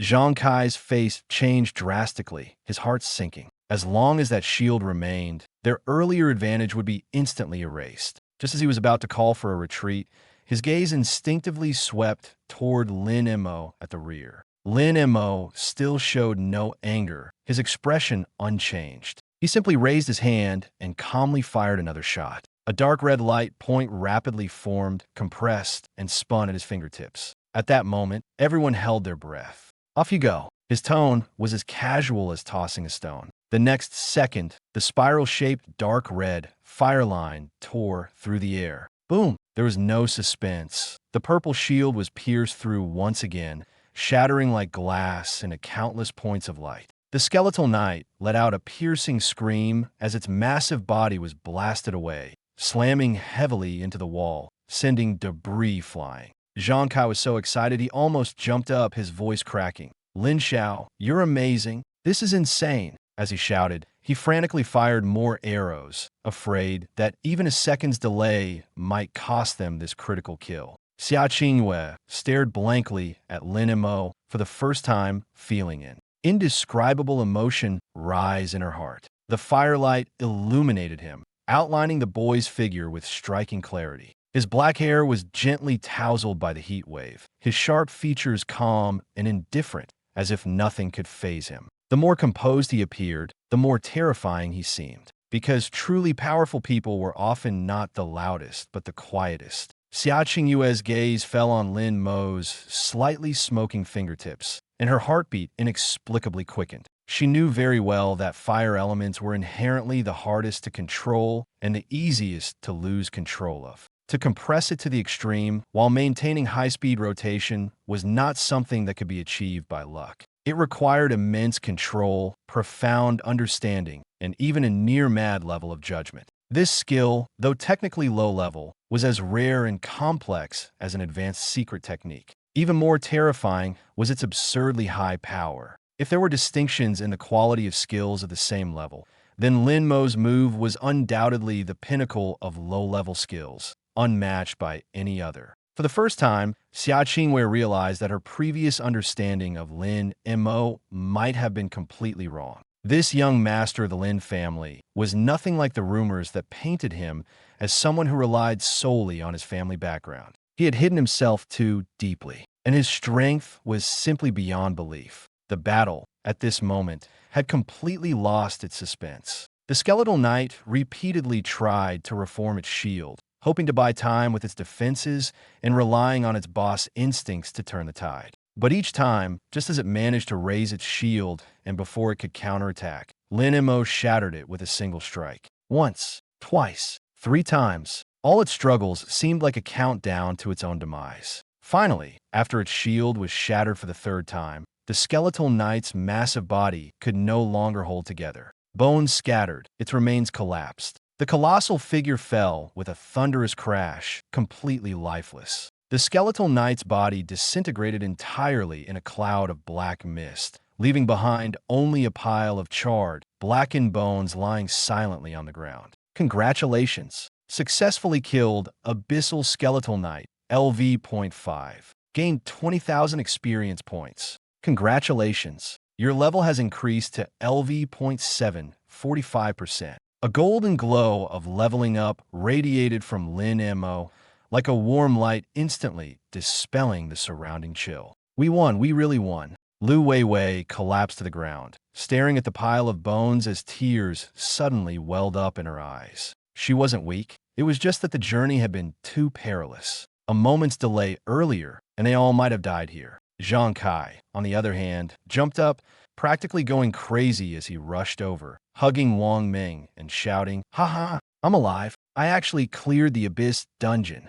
Wang Ming was almost knocked off balance by him, but the excitement on his face was impossible to hide. Even the usually composed Xia Qingyue had the corners of her mouth slightly lifted. This was the Abyss dungeon. Even on the hard difficulty, clearing it alive was an achievement that would stand out in any school or examination record. For them, this wasn't just survival. It was an opportunity that could change their destinies. "Quick, check what dropped," Wang Ming said, pointing at the floating light clusters above the skeletal knight's remains, his voice trembling with barely contained excitement. Lin Mo glanced at them casually. There were quite a few pieces of equipment and materials, the most valuable being a piece of gold-tier equipment. Unfortunately, it was for warriors, and to Lin Mo, gold-tier equipment was no longer particularly rare. He looked at it calmly, even with a hint of indifference. Why don't you divide these among yourselves? Lin Mo raised his hand slightly, his tone as casual as if he were talking about a few worthless trinkets.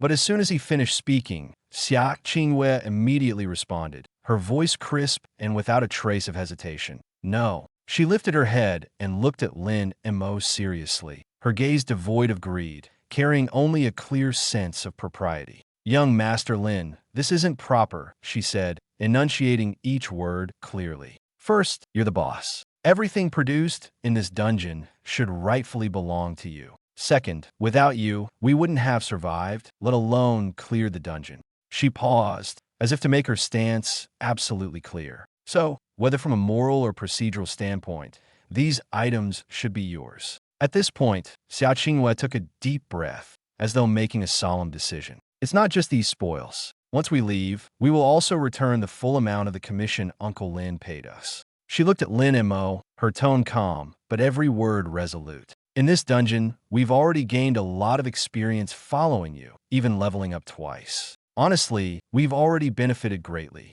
If we were to take both the spoils and the payment, that would be too greedy. People can't always think about taking advantage. Otherwise, problems will arise sooner or later. Zhang Kai and Wang Ming fell silent after hearing this. Golden equipment. Who wouldn't be tempted? To say they didn't want it would be a lie. But they knew better than anyone that without Lin Mo, they wouldn't even be alive today. Compared to their lives, what was the point of being greedy for a few items? Zhang Kai was the first to react, nodding directly. The captain is right. Young Master Lin, these things should belong to you. The others also expressed their agreement one after another, and no one reached out to take anything. Lin Mo glanced at them, feeling somewhat helpless. He didn't lack these items to begin with, and they were of no use to him. In this day and age, there were still people who would push away things handed to them. But since they were so adamant, he couldn't be bothered to argue further. All right, suit yourselves. Lin Mo waved his hand and directly stored all the spoils on the ground into his panel backpack. Seeing him accept them, Xia Qingwei visibly breathed a sigh of relief. She then turned to Lin Mo, as if suddenly remembering something, her tone softening slightly. Young Master Lin, the big exam is the day after tomorrow. With your current strength, getting into the Tianlong Academy in the capital shouldn't be a problem. As she said this, a trace of envy unconsciously flashed in her eyes. Tianlong Academy. It was the place all professionals in the Dragon Nation aspired to, one of the top academies. Those who got in were almost always the elites among their peers. Even the security guards at the entrance were rumored to be retired high-level professionals. Graduates from there would either become the backbone of major cities or the core members of military corps. For ordinary people, it was an unattainable place. For professionals, it was the starting point of a life-changing journey. Lin Mo raised an eyebrow, not thinking much of it. Tianlong Academy? It sounded impressive. But for him, the most important thing wasn't the reputation. It was whether the place was comfortable to live in, the food was to his taste, and things weren't too troublesome. As long as the environment was decent, it didn't matter where he went. At that moment, Zhang Kai suddenly seemed to remember something and blurted out, "Oh right, I heard that this time our Jianghai city is going all out. I heard the reward for the city champion is a complete heart of a lava behemoth." The complete heart of a lava behemoth? Wang Ming's hand trembled as he heard this, and he couldn't help but gasp. That's no ordinary reward. That thing is already rare, and even scraps of it on the market can fetch sky-high prices, let alone a complete heart. That's something money can't necessarily buy.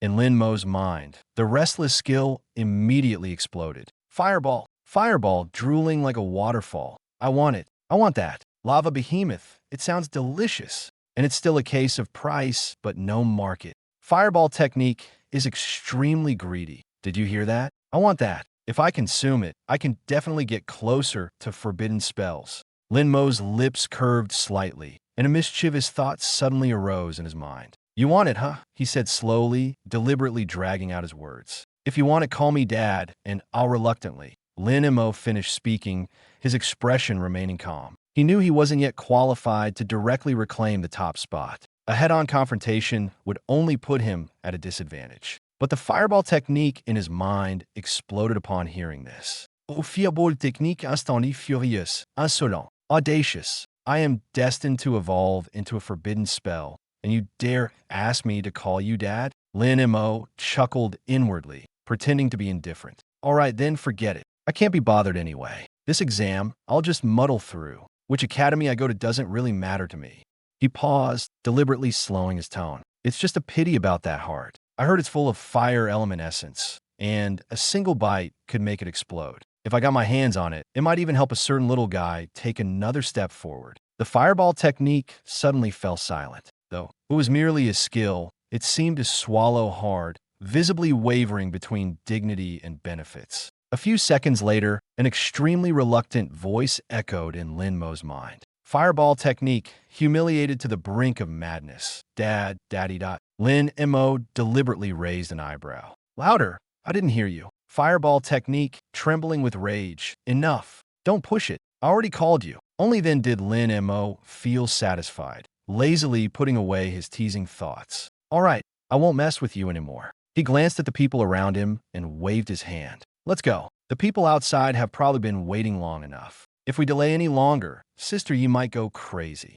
Outside the dungeon, on the rocky beach, the air was so heavy it was hard to breathe. The wind was cold and sharp, cutting across faces like knives. Lin Tianhao stood at the forefront, his eyes red, his breathing suppressed. He had looked toward the dungeon entrance more than once, with only one thought in his mind. His son must come out alive. Suwan stood beside him, her hands tightly clenched, her knuckles white. Normally a decisive and assertive person, quick in action and speech, at this moment she was just a mother waiting for her child to come home. Status, position, career, all of it was meaningless now. She only wanted to see Lin Mo safe and sound. On the other side, Zhao appeared much calmer. With his hands behind his back, he occasionally glanced at his watch, his expression composed, as if he had already assumed everything was under control. In his view, once a dungeon becomes abyssal, the chances of anyone coming out alive are slim to none.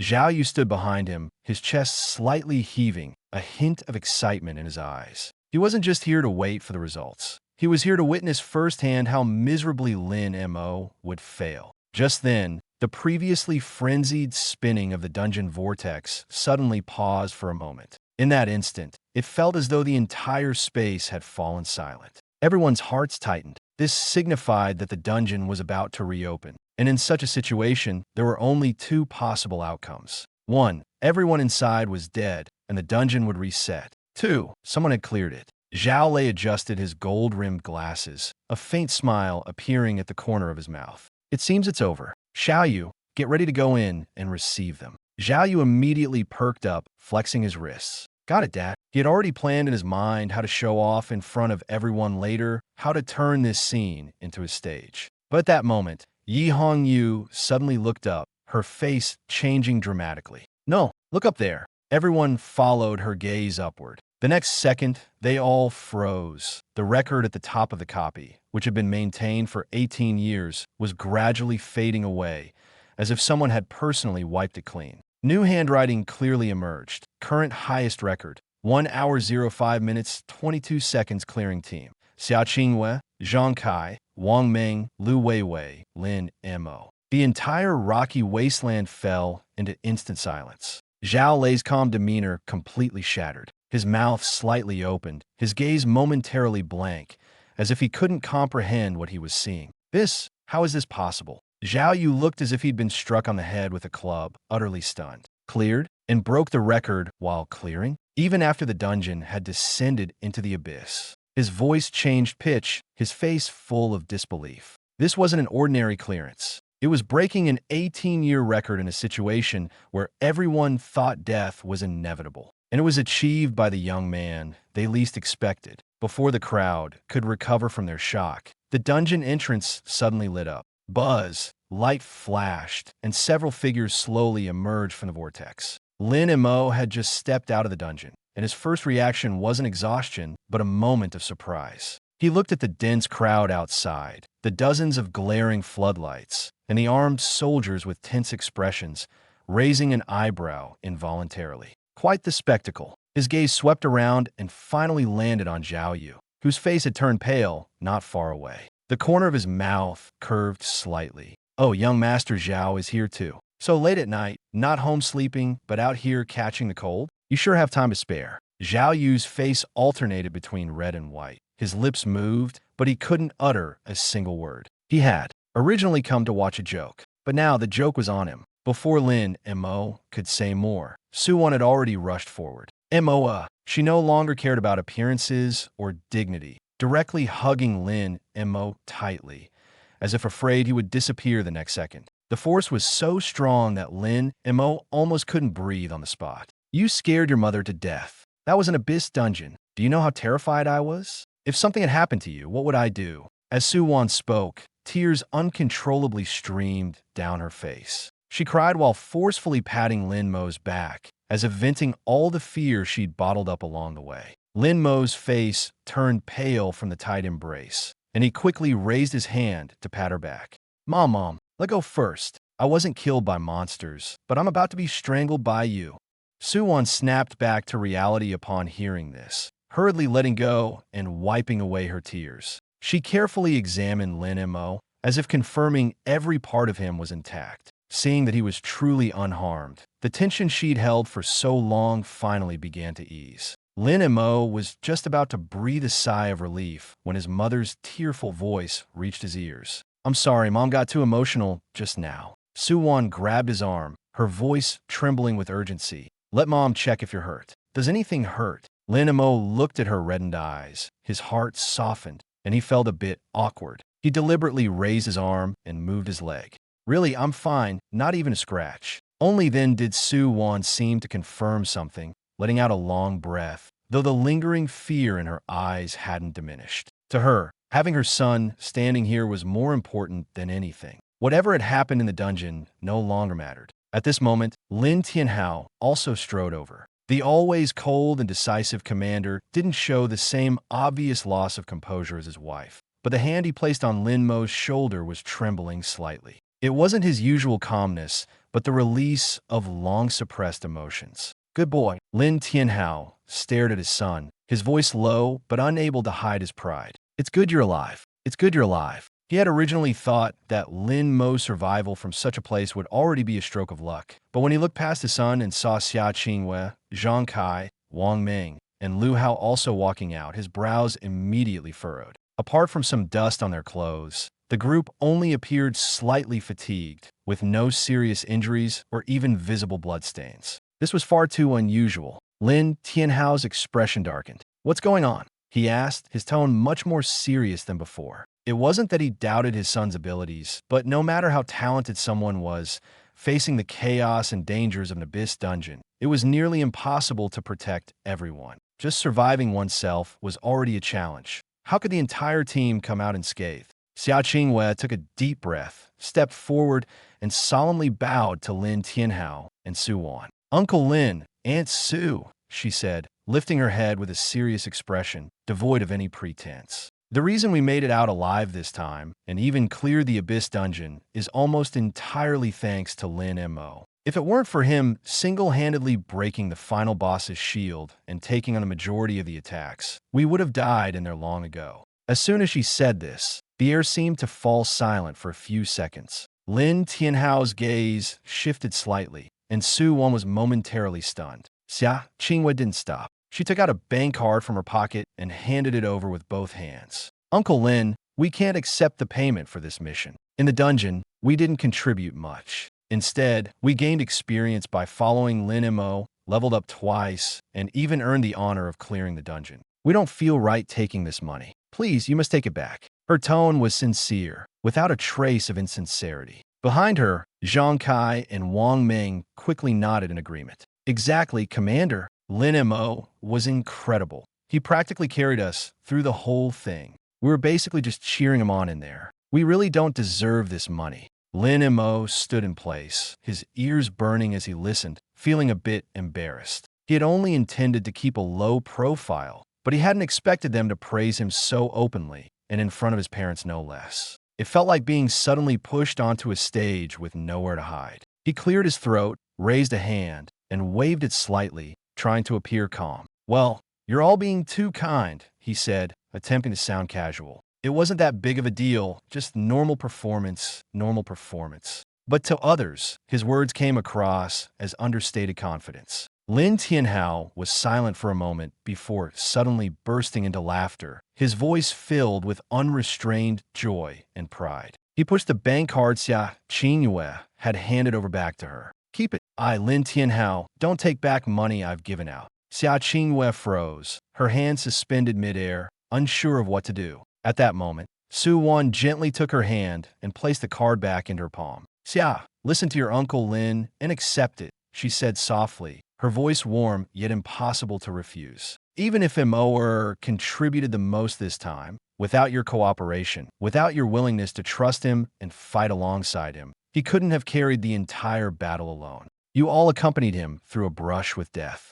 This money is nothing. Use it to buy some supplements or take a few days to rest properly. Don't overwork yourselves. Looking into Su Wan's sincere eyes, Xia Qingyue finally relented. She knew this wasn't just a polite gesture. Some money felt like a burden to accept, but refusing other money could leave one feeling uneasy. She nodded lightly and said in a low voice, then, thank you, Uncle Lin, Aunt Su. That's more like it. Lin Tianhao's mood visibly improved. He waved his hand. All right, the wind is strong out here. Don't just stand around in the cold. You, take them back first. A subordinate immediately responded, escorting Xia Qingyue and the others away. As the crowd dispersed, Zhao Lei, standing in the distance, grew increasingly grim-faced. He stood in the shadows, staring at the young people who walked out unscathed, the shock in his eyes almost impossible to suppress. Everyone unharmed, he repeated softly, as if confirming whether he had seen it wrong. Not only did they clear the level, but not a single one was seriously injured.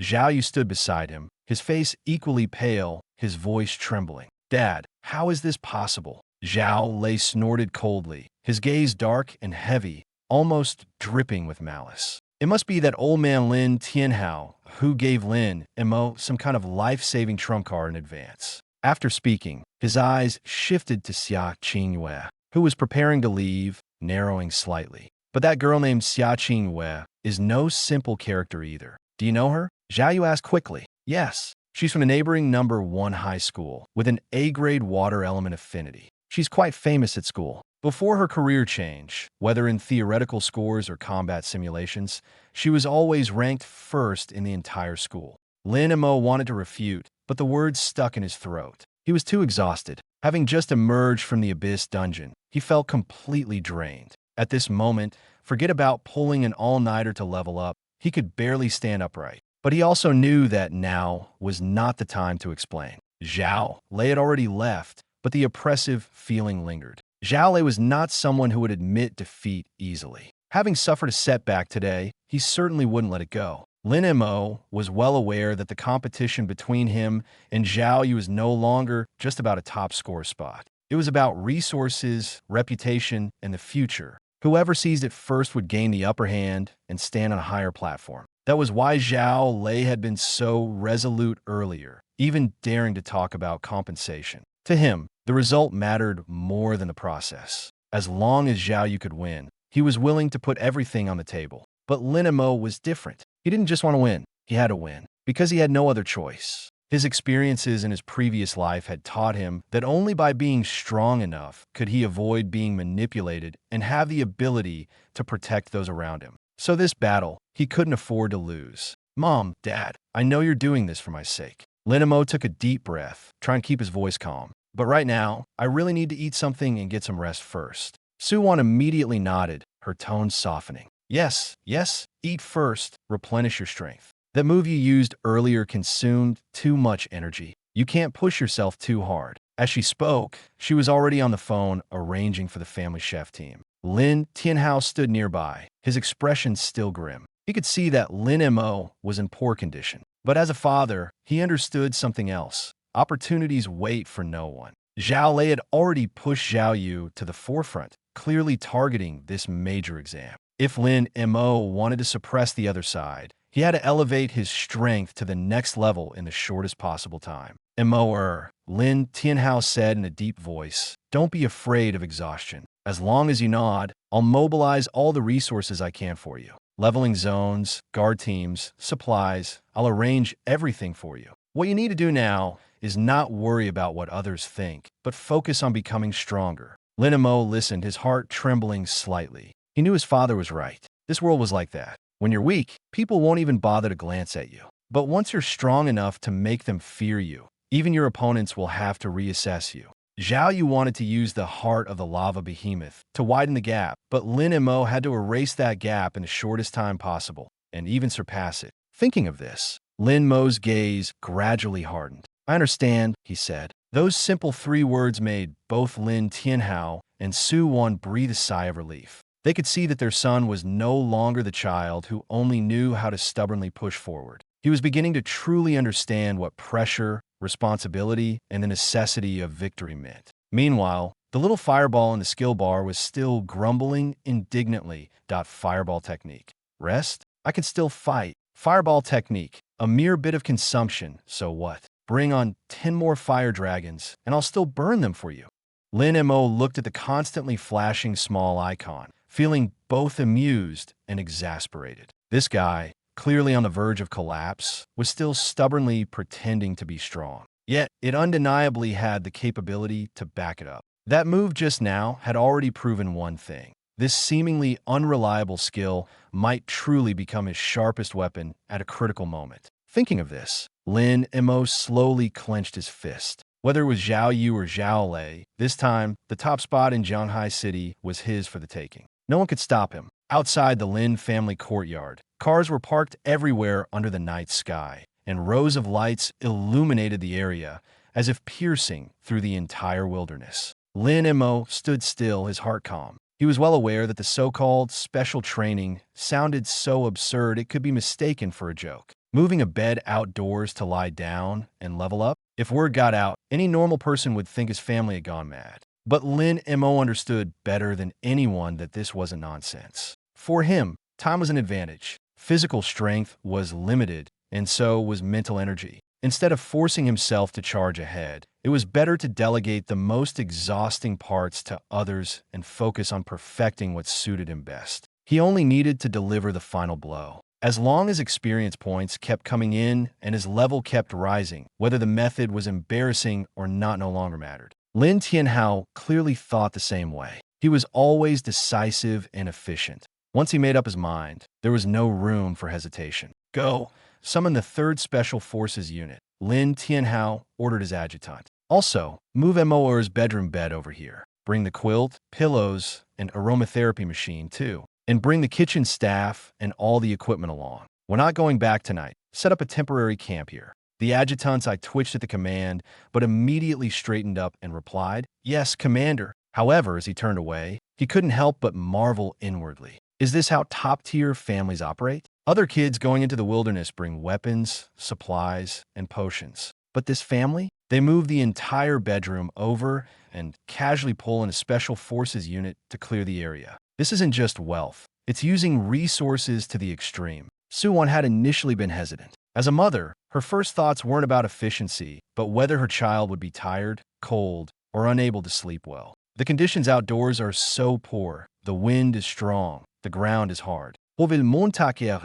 She frowned, her tone full of concern. He's already had a tough day. Why make him suffer more? Lin Tianhao was about to respond when Lin Mo acted first. He knew he had to take a stand at this moment. If he remained silent, his mother would insist on taking him home. But once they returned, this opportunity would be lost. The leveling up process would slow down, and the road ahead would become even harder. So, he had to reassure his mother and make them understand. He was willing to fight. Lin Mo took a deep breath, straightened his back, and his gaze became resolute. "Mom, Dad is right," he said, his voice steady but not loud. "I am indeed tired and want to sleep. But now is not the time to slack off." Su-won froze for a moment, her heart warming slightly as she looked at her son's serious expression. Lin Mo continued, "I know you're doing this for my sake. I also know that today's step is crucial. Since we're doing this, let's do it well." He paused, his tone growing firmer. "I don't want to disappoint you, and I don't want others to think that the Lin family's child backs down at the first sign of difficulty." These words were straightforward, without any flowery embellishments, yet they struck Su-won's heart directly. What she cared about most wasn't whether her son suffered, but whether he had courage and responsibility. Now it seemed Lin Mo understood. Good boy. Suwon's eyes reddened instantly, her voice softening. It's Mom who overthought things. She no longer stopped him. Instead, she took out a skill book from her bag and solemnly handed it to Lin Mo. This is something Mom specially prepared for you this morning. I originally planned to give it to you when you came home tonight, but it's just as well to use it now. She gently touched the back of Lin Mo's hand. This is an earth element basic skill. Once you learn it, it can protect you in critical moments. Take it. Lin Mo took it, lowered his head, and looked at it. Skill book, Earth Shield, basic, effect. Summons an earth element shield to block a certain amount of physical and magical damage. His heart stirred. At level 10, he could learn new, basic skills. With his current experience progress, if the entire Special Forces team helped him clear monsters, his leveling speed would only increase. This meant that he could likely level up tonight. By then, learning this skill would at least give him an additional means of self-preservation. For someone striving to move forward, a sense of security was more important than anything else. Thanks, Mom. Lin Mo carefully put away the skill book and said earnestly. Seeing that everything was arranged, Lin Tianhao didn't waste any more time and turned directly to Yi Hongyu. Hongyu, I'm entrusting Mo to you next. Safety first, and you control the pace. Yi Hongyu immediately stood at attention, her expression sharp and her voice especially clear. Yes, Commander. Lin Tianhao nodded in satisfaction, then looked at Lin Mo, his tone finally softening a bit.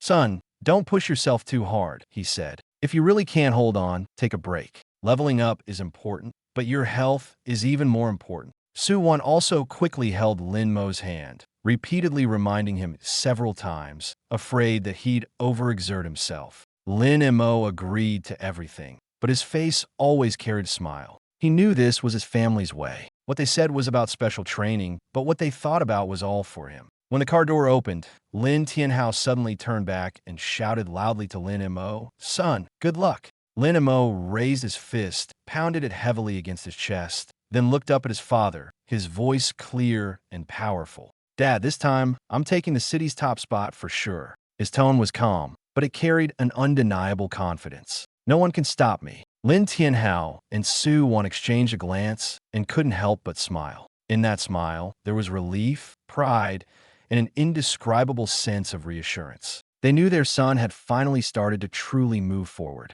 Not sure, maybe it's Mo's classmate. Oh, just as the people around finished saying this, the air seemed to tighten instantly, and even their breathing became cautious. Lin Mo didn't know that he had already been pushed into a more dangerous and exaggerated position. Not far away, on a rocky beach, a massive luxurious tent appeared out of thin air. From the outside, it looked like a temporary setup, but inside, it was a completely different world. The lights were bright, and the floor was covered with thick carpets that muffled even the sound of footsteps. On the long table in the center, steaming hot dishes were laid out, the aroma of meat and spices mingling together, instantly whetting one's appetite. Here, young master, open your mouth. A young woman dressed in a black and white maid outfit knelt beside Lin Mo, skillfully using a silver fork to pick up a piece of steak and bring it to his mouth. Lin Mo didn't hold back, opening his mouth and taking a bite.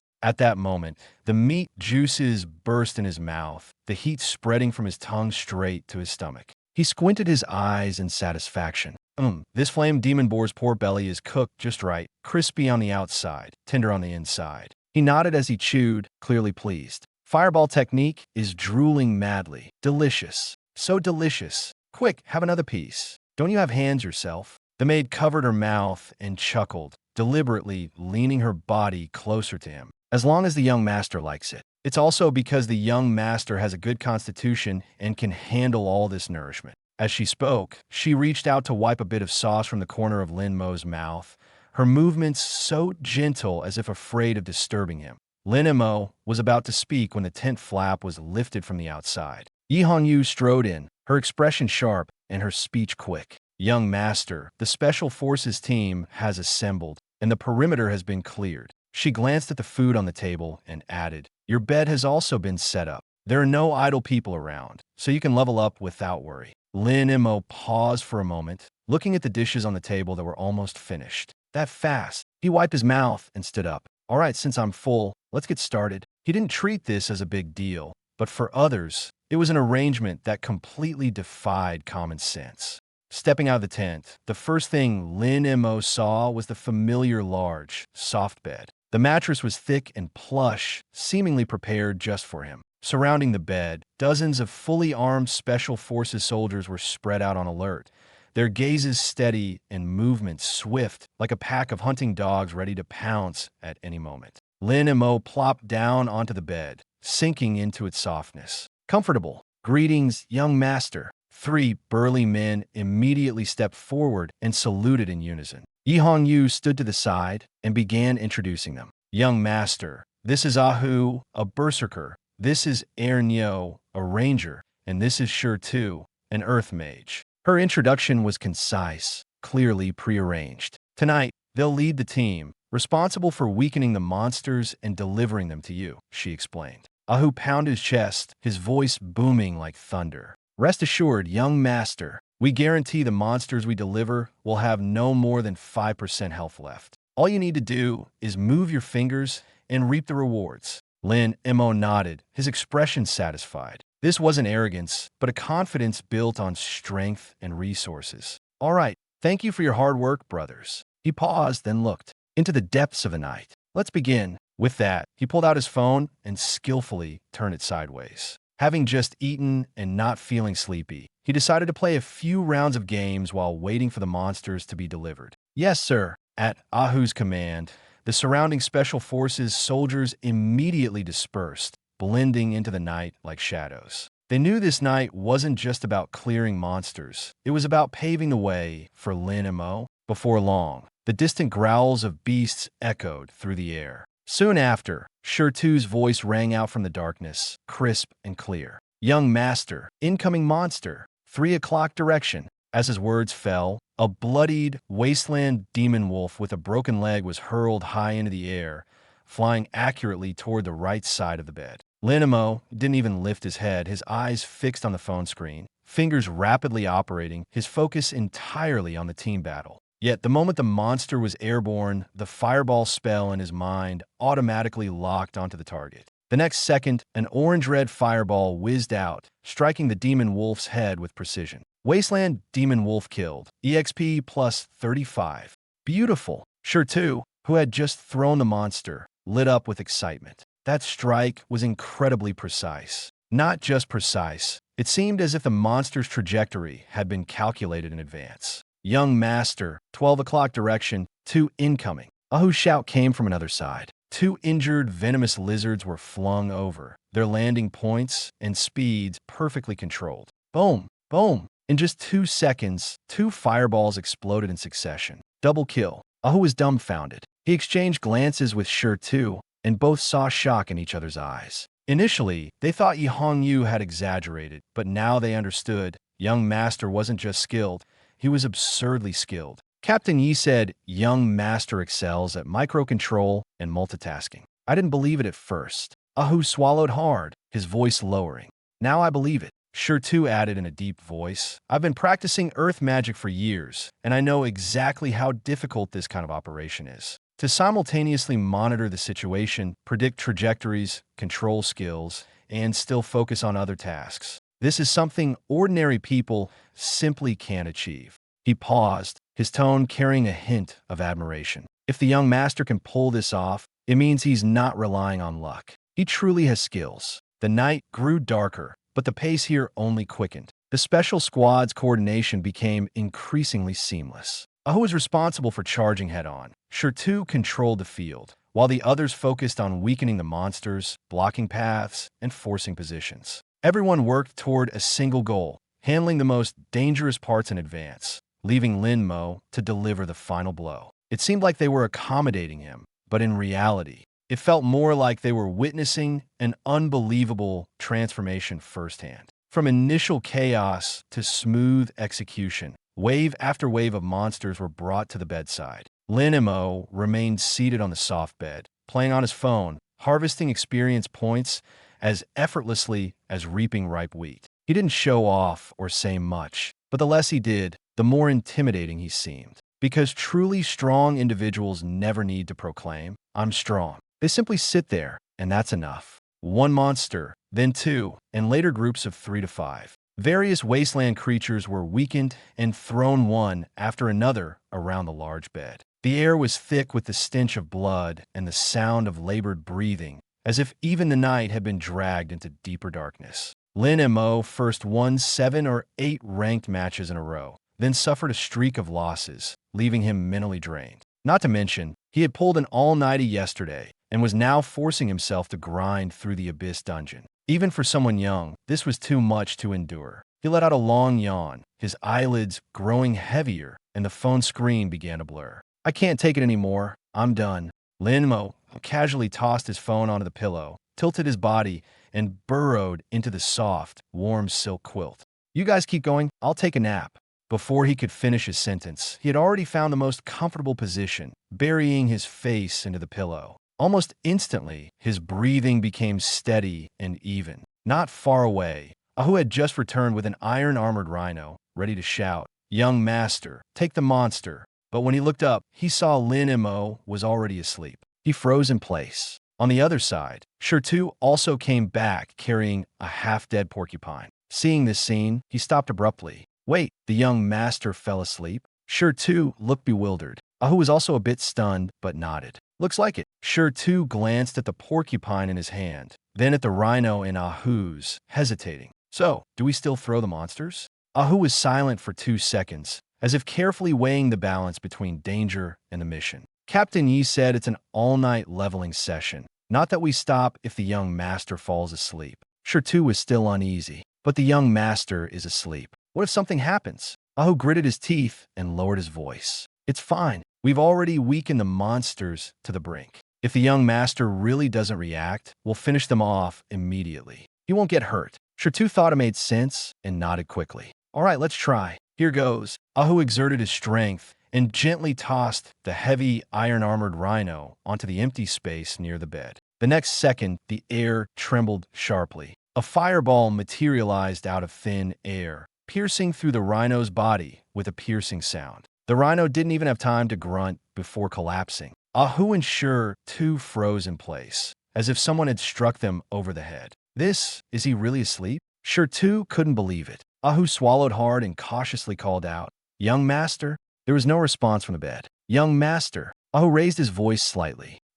Lin Mo merely furrowed his brows slightly, hugged the pillow, turned over, and continued sleeping. Ahu and Shirtu exchanged glances, their eyes filled with uncontrollable shock. "He's really asleep." Ahu took a deep breath, his voice lowering, turning over so naturally. "This is definitely deep sleep." "Amazing, truly amazing." Shirtu was so excited his hands were trembling as he whispered, "Brother who? Have you heard of this? Some top-tier professionals train themselves to react in combat even while asleep, honing their battle instincts to the extreme. They don't rely on conscious awareness at all, purely on physical and mental instincts, and they can still kill enemies." Ahu frowned, still somewhat uncertain. "But isn't that too exaggerated?" "Young master, Lin just changed his profession. How could he have such abilities?" Shirtu rolled his eyes at him, speaking with absolute certainty. "You're comparing ordinary people to young Master Lin? Do you know who he is? He's the son of Commander Lin, a hero father. How bad could the son possibly be?" Ahu was momentarily stunned, then nodded heavily. "Makes sense. The commander's son having extraordinary talent is only natural." The doubts in their hearts quickly dissipated, replaced by even deeper reverence. "Then what are we waiting for? Let's get back to work. Let's go." The next day, Lin Mo groggily turned over, his hand instinctively reaching out to the side. He slowly opened his eyes, the first thing he saw being a delicate and beautiful face. Standing by the bed was a young woman dressed in a black and white lace-made outfit, holding a cup of warm milk. Seeing Lin Mo awake, she leaned forward slightly, her voice soft and gentle. "Young master, you're awake. You were so exhausted last night that you slept until now. Please have some milk to replenish your energy." Lin Mo sat up, took the milk, and drank it in one gulp. Almost reflexively, he opened his attribute panel. Lin Mo looked at the information that popped up in front of him and finally let out a sigh of relief. Name, Lin Mo. Profession, Mage. Level, LV.10, 8%. I really leveled up to 10? He froze for a moment, then couldn't help but laugh. This feeling was too absurd. Others were out there fighting monsters with all their might, getting covered in wounds. But him, he just lay in bed, slept, and his level climbed on its own. This wasn't just effortless. It was as if someone had paved the road for him. Lin Mo looked around and saw that only his personal maid was by the bedside. He asked, "Where is everyone else?" The maid took the empty cup and replied softly, "Young master, about an hour ago, Captain Ahu and the others stopped luring monsters. Because you're sleeping so soundly, the monsters they threw over barely got any reaction. Captain Yu was worried about your safety and didn't want to disturb your rest. So she had everyone stop for now. Some are standing guard outside, while others are taking turns resting." "I see." Lin Mo nodded. It seemed that the little fireball responsible for output had finally reached its limit. At that moment, Yi Hongyu walked over with Ahu and Shirtu. The three of them looked visibly fatigued, with bloodshot eyes, clearly having a little rest all night. "Good morning, young master." "Morning. You worked hard." Lin Mo sat up in bed, stretched lazily, and rubbed his throbbing temples. "I slept too deeply last night. I hope I didn't cause you any trouble." "Not at all." Ahu immediately grinned. "Young master, that was deep meditation." He spoke with a serious tone, but his voice was full of admiration. To maintain such precise kill efficiency in that state and hold out for most of the night, young master, you're simply extraordinary. Lin Mo felt a bit guilty hearing this and let out an awkward laugh without responding. He knew full well there was nothing mystical about it. The skills are doing the work on their own. He was just sleeping. Yi Hongyu glanced at him and asked directly, "Young master, do you want to continue leveling up? If you do, I'll have them start luring monsters again right away." Lin Mo glanced down at his skill bar. Fireball spell status. Sound asleep, drooling. The main damage dealer was still AFK. If he continued leveling now, what would he rely on? Manually casting fireballs himself? Forget it. He might as well go back to bed for a while and think about how to keep himself alive. "Let's hold off on training for now, Sister Yi." Lin Mo waved his hand and yawned. "I just woke up. My mind's still a bit foggy and my reactions are slow. Let me rest for a bit and clear my head." "All right. We'll do as you say, young master." Yi Hongyu agreed without further questions. At that moment, Stone, who had been standing nearby, suddenly spoke up, his tone carrying a hint of curiosity. "Young master, now that you're already at level 10, shouldn't you be able to learn a second basic skill? Yesterday, the commander mentioned that you were considering learning an earth element skill."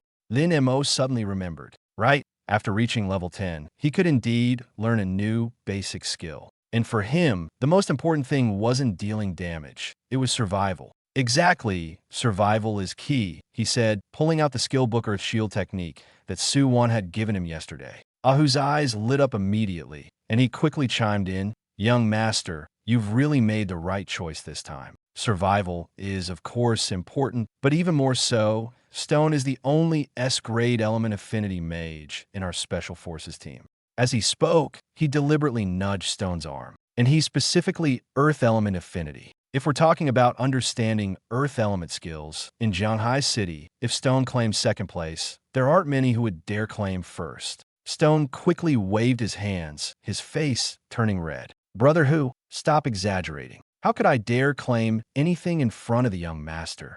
He looked at Lin Mo, his gaze filled with genuine respect. "The young master is the truly impressive one. Your control over fireball technique is, in my opinion, even better than my mastery of Earth Shield technique after more than 10 years of practice. My skills are just slightly better than the average person, that's all," he said modestly, though the confidence in his eyes was unmistakable. As an S-grade, Earth element affinity mage, his innate perception of Earth and defense far surpassed that of ordinary people. He knew better than anyone how Earth element skills should stabilize, block, and resist. Lin Mo smiled and waved the skill book in his hand. "All right, Brother Stone, no need to be modest. Since you're the expert, once I learn it, I'll have to trouble you for some guidance." "Not at all, not at all," Stone quickly replied. "Young master, feel free to try it out. If you have any questions, I'll tell you everything I know." Lin Mo didn't delay any further. This skill was crucial to his survival, so the sooner he learned it, the better. Use. With a thought, the skill book in his hand transformed into specks of light and slowly merged into his brow. The next moment, a system notification appeared. "You have learned the basic skill, Earth Shield Technique, LV.1. Earth Shield Technique.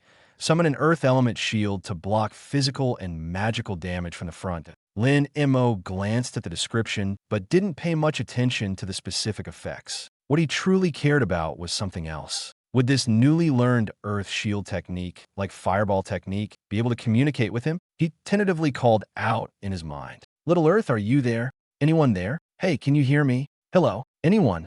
The Earth Shield technique icon in the skill bar remained unresponsive. Lin Montag frowned. Something fell off. Could this skill really be different from Little Fireball? Or was it that the Earth Shield technique hadn't awakened successfully? Stone, standing nearby, noticed Lin Mo's silence after learning the skill and assumed he was carefully sensing it. He took the initiative to ask, "Young master, how does it feel? Any sensations yet?" Stone patiently continued to explain, "The hardest part for Earth element mages isn't learning the skill, but establishing a connection with the Earth element. Fire elements are quick-tempered and ignite easily. But Earth elements are different. They're steadier and slower. To use Earth element skills effectively, you need patience. A great deal of patience. It's perfectly normal not to feel anything right away since you're just starting out." After hearing this, Lin Mo chose not to ask further questions. After all, Stone was earnestly sharing his experience, and it would be somewhat impolite if he kept silent.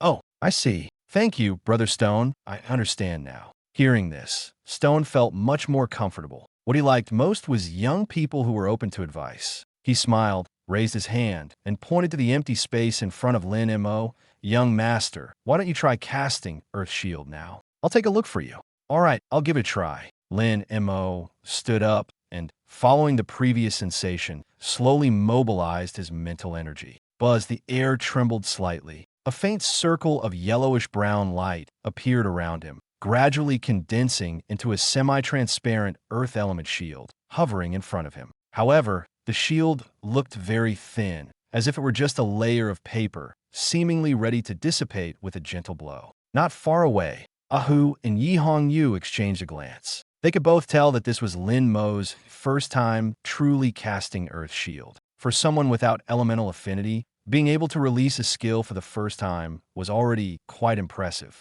As for its strength, they couldn't expect too much. Stone stepped forward and tapped the shield with his hand. Thud! The sound was faint, and the shield only wobbled slightly. Stone nodded and said earnestly, "Young master, for a first attempt, this is already better than most beginners." His words were tactful. What he really meant was, for someone without elemental affinity, being able to cast Earth Shield to this extent was already quite an achievement. But since the other party was the young master, he couldn't be too blunt. However, Stone quickly shifted his tone and began to guide him seriously. "This shield is still too loose. Young master, don't rush to think about how to block attacks. First, feel the earth beneath your feet. Imagine the soil and rocks underfoot being drawn up bit by bit, compacted, stacked, and continuously filled into this shield." As he spoke, he gestured with his hands for emphasis. "Come, follow my rhythm. Breathe in slowly, breathe out slowly. Don't rush, feel that sense of solidity."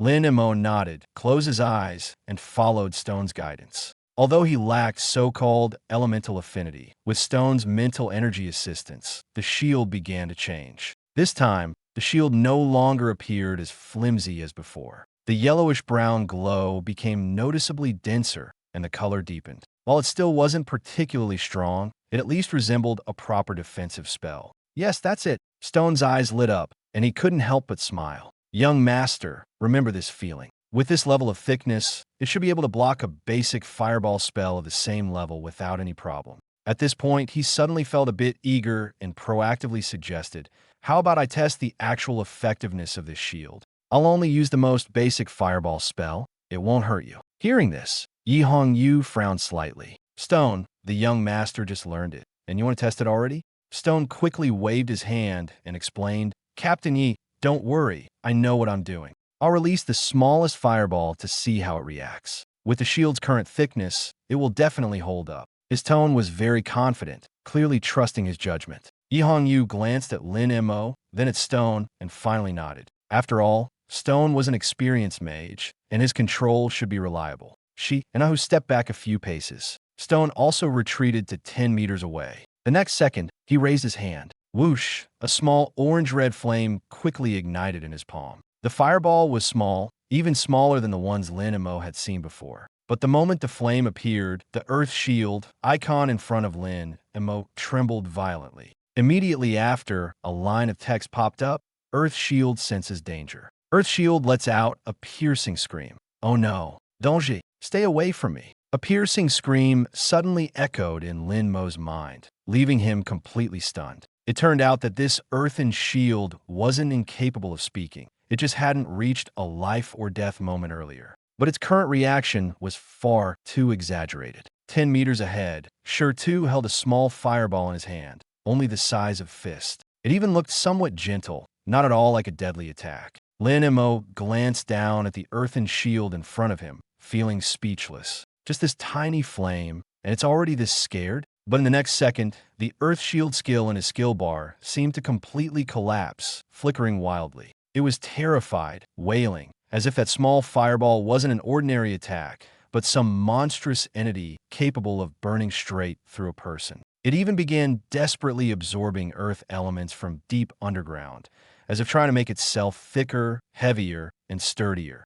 willing to do anything just to block even a little more. Immediately after, a new notification appeared. The Earth Shield skill, in extreme fear, had independently comprehended and evolved into a new skill, Earth Flow Wall. Lin Mo stared at this new skill, the corner of his mouth twitching. So, fear of death can actually force evolution? Before he could react, Sure in the distance had already spoken. Young master, are you ready? Sure tone was steady, even carrying a hint of a simple, honest smile. Don't be nervous. Take a deep breath and focus your mental energy on the shield. I'll hold back my strength on this end. The main goal is to let you feel how to block an attack. Ahu chimed in with a laugh from the side. Young master, don't worry. Sure may look rough, but his control over the fireball technique is very precise. If he says it's fine, then it's definitely fine. Standing not far away, Yu didn't speak, but gave a slight nod, signaling that they could begin. Looking at their unwavering confidence, Lin Mo felt even more uneasy. What he was worried about wasn't whether he would get hurt. He was worried that the commotion later might scare them out of their wits. But he couldn't say this out loud, so he could only nod in agreement. All right, let's do it. Seeing his agreement, Sure expression turned serious. Young master, watch closely. As his words fell, he gave a slight flick of his wrist. The small orange-red fireball floated forward slowly, its speed not fast, almost as if it were just a demonstration. But the moment the fireball was released, the Earth Shield skill in Lin Mo's mind completely exploded. It let out a scream that was almost like crying, as if to say, it's here, the real danger is here. In the next second, the ground shook violently. A deep rumble echoed from beneath, as if some colossal creature was turning over underground. Ahu's face changed, and he blurted out, an earthquake. Yu instantly became alert, a dagger appearing in her hand as her sharp gaze scanned the surroundings. Sure was completely stunned on the spot, having never expected such a thing to happen. Before anyone could figure out what was going on, the ground in front of Lin Mo suddenly cracked open. Heavy earth and stone seemed to be lifted by an invisible giant hand from deep underground, rising rapidly, layer upon layer, forming a massive wall thicker than a person. The earth flow wall had formed. The ground beneath Lin Mo's feet suddenly erupted. Rise! With a low shout, dirt and rubble were flung into the air as if by an invisible hand. In the blink of an eye, a massive wall of earth and stone stood between Lin Mo and the small fireball. This was no longer a shield. It was a wall, 5 meters high, 10 meters long, and as thick as a hastily constructed fortress. The shadow cast by the wall instantly covered the entire clearing, as if the bright sunlight had been forcibly cut off. The small fireball, originally meant as a test, looked laughable and powerless in front of this towering wall. It hit the wall, leaving not even a scratch, and extinguished completely in the next moment, leaving only a faint wisp of smoke that slowly dissipated. The surroundings fell silent. Only the deep, low howl of the wind brushing past the earthen wall seemed to remind everyone of what had just happened in that fleeting moment. Ahu stood with his mouth agape, unable to recover for a long time. Yu's hand, clutching the dagger, froze mid-air, her eyes filled with shock. Sure was even more stunned, his eyes wide open, his mind blank. He could never have imagined that Lin Mo, who had just learned the basics, could instantly produce a defense of this level. Even more unexpected was that the opponent had merely thrown a small fireball the size of a fist. Yet Lin Mo had responded by erecting a wall as imposing as a city barrier. It was simply over the top. Standing behind the wall, Lin Mo reached out to touch the rough stone surface. The cold texture against his fingertips sent a chill through his heart.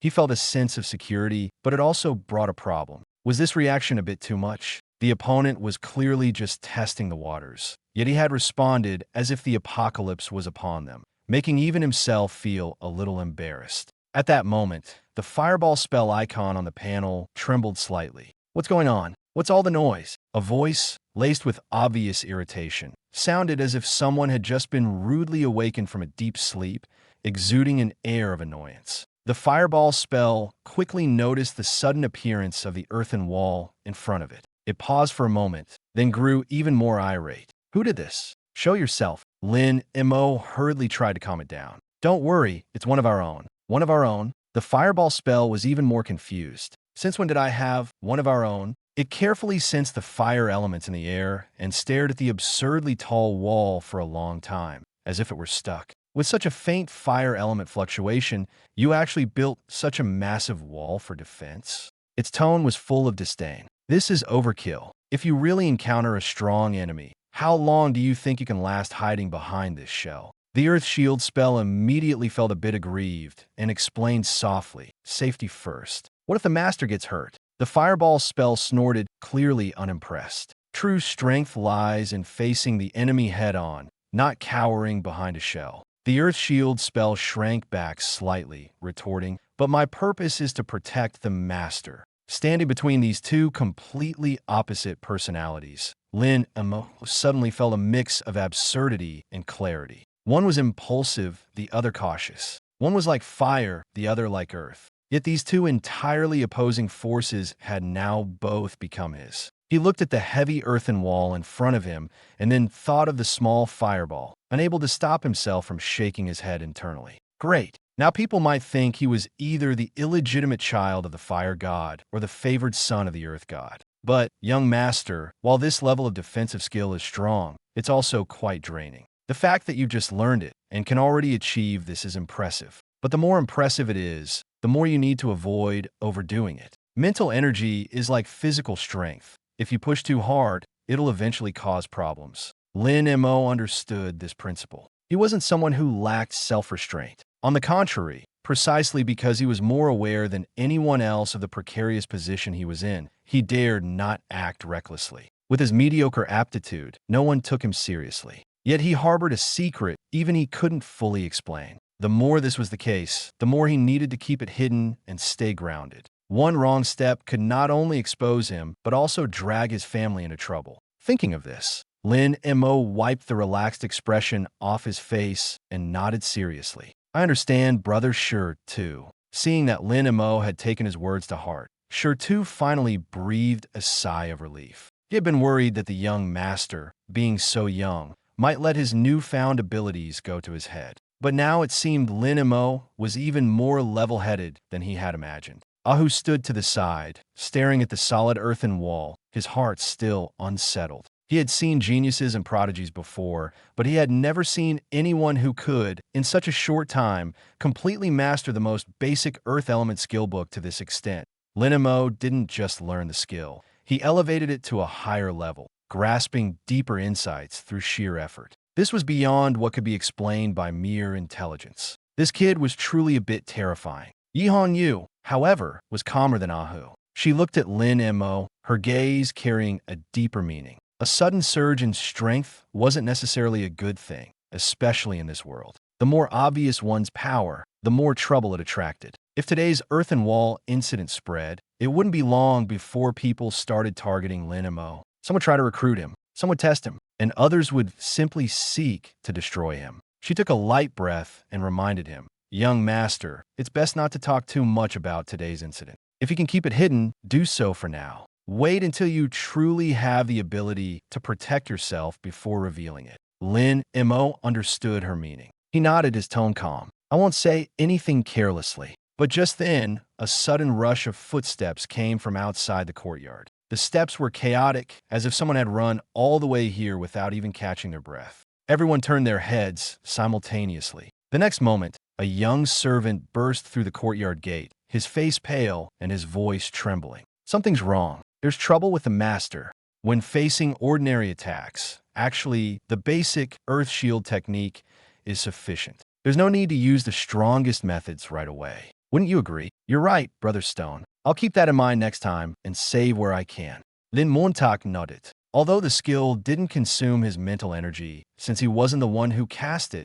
he still took the advice to heart. Being more low-key was indeed safer. Seeing Lin Mo so receptive, Stone felt more at ease and even showed a hint of relief on his face. But at that moment, Yi Hongyu's phone suddenly vibrated in her pocket. She glanced down at the screen, and her expression instantly changed. "What's wrong, Captain Yi?" Ahu was the first to notice her shift in mood, and the usual silly smile on his face disappeared. Stone also leaned in immediately, his expression turning tense. Yi Hongyu stared at the screen, her voice low. "I just received news that a large number of wild monsters are gathering at Sunset Canyon. This is a precursor to a monster tide." "What?" Ahu and Stone's faces changed almost simultaneously. Lin Mo was slightly startled, a trace of curiosity rising in his heart. Yi Hongyu didn't explain immediately, but her expression said it all. This was no small matter. Seeing his young master looking puzzled, Stone quickly spoke up. "Young master, a monster tide is a phenomenon where abnormal spatial fluctuations in a wilderness area cause monsters to gather." He gestured with his hand, trying to simplify the explanation. These fluctuations attract all the wild monsters within hundreds of kilometers. They'll rush toward the center point like mad, becoming more violent and aggressive the closer they get. Their strength also increases accordingly. Stone paused, his tone growing heavier. "The most troublesome part is that when the time comes, a wilderness boss will randomly spawn near the center. In other words, the appearance of a monster tide often means big trouble." Ahu added, "Exactly, young master. Once the wild monsters enter a 10-kilometer radius, their overall strength will noticeably increase. To protect wilderness professionals, the surrounding 10 kilometers are usually placed under direct military lockdown to prevent ordinary people from getting caught up in it." Lin Mo finally began to understand. It wasn't just a simple monster gathering, but a dangerous event that could destabilize an entire region. Just as he nodded in realization, Yi Hongyu's phone vibrated again. She glanced at the caller ID and immediately answered. "Commander." Whatever was said on the other end made Yi Hongyu's expression turn serious. She responded solemnly. "Understood. I'll lead the team over immediately." "Rest assured, Commander. The mission will be completed." After hanging up, she turned around, her gaze sweeping over the group. "The commander has ordered us to break camp immediately and head to the Sunset Canyon lockdown zone. The young master will come with us." "What? The young master is going too?" Ahu and Shirtu were both stunned. Shirtu was the first to react, his face full of worry. "Captain Yi, that's the demon tide. The monsters are numerous and ferocious. Although the young master has Earth Flow Wall for protection, that place is still a chaotic battlefield. If something unexpected happens..." Ahu also frowned, clearly hesitant. "That's right, Captain Yi. Isn't this arrangement too risky?" Yi Hongyu, however, shook her head decisively. "With me here, with you all here, and with the special forces here, what is there to fear?" Her gaze grew even more resolute as she continued. "And just like last night, pass the word down. Everyone should weaken the monsters, but leave the final blow for the young master. With this monster density and this harvesting speed, if we coordinate well, the young master might very well reach level 15 today." Hearing this, Ahu and Shirtu were momentarily stunned. Then both reacted simultaneously, their eyes lighting up. "That's right. How could I forget about this?" Ahu slapped his forehead. Shirtu immediately broke into a grin. "Exactly. When else would we get such an opportunity? This is practically a training ground tailor-made for the young master."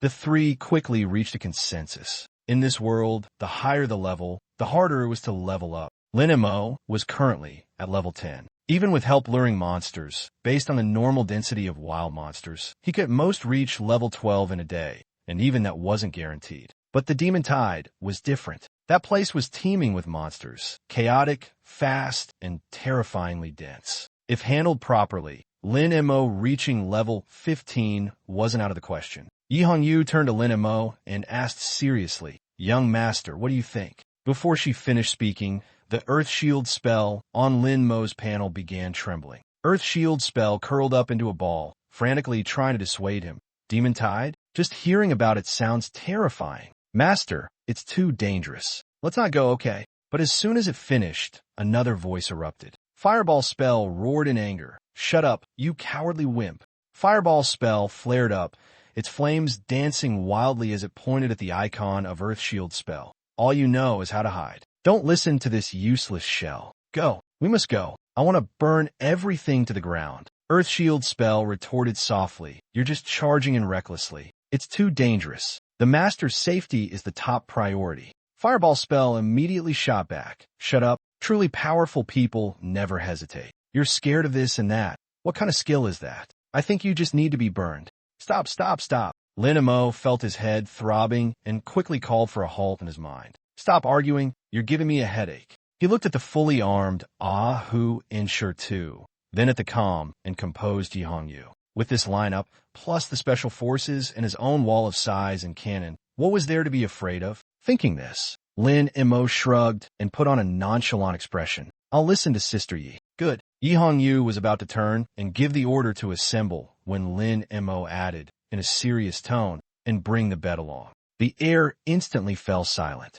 Despite possessing a top-tier talent that countless people envied, he still wanted to bring a bed to level up. The contrast was simply too absurd. Was this young master a diligent genius who wanted to level up even while sleeping, or just a hedonistic playboy? Yi Hongyu took a deep breath, maintaining her calm exterior. Rest assured, young master. Forget just bringing a bed. We can bring an entire house if you'd like. Ahu, arrange for a vehicle and bring all of the young master's belongings. Sure to gather the troops. Yes. 2 hours later, a steel convoy rumbled into the outskirts of Sunset Canyon. At this moment, the sky above the canyon was shrouded in a dark red glow, oppressive as if stained with blood. The area had already been sealed off by the city defense forces, with warning lines everywhere. The tense atmosphere made it hard to breathe. Lin Mo sat in the extended luxury car, slowly driving into the restricted area. As soon as he got out of the car,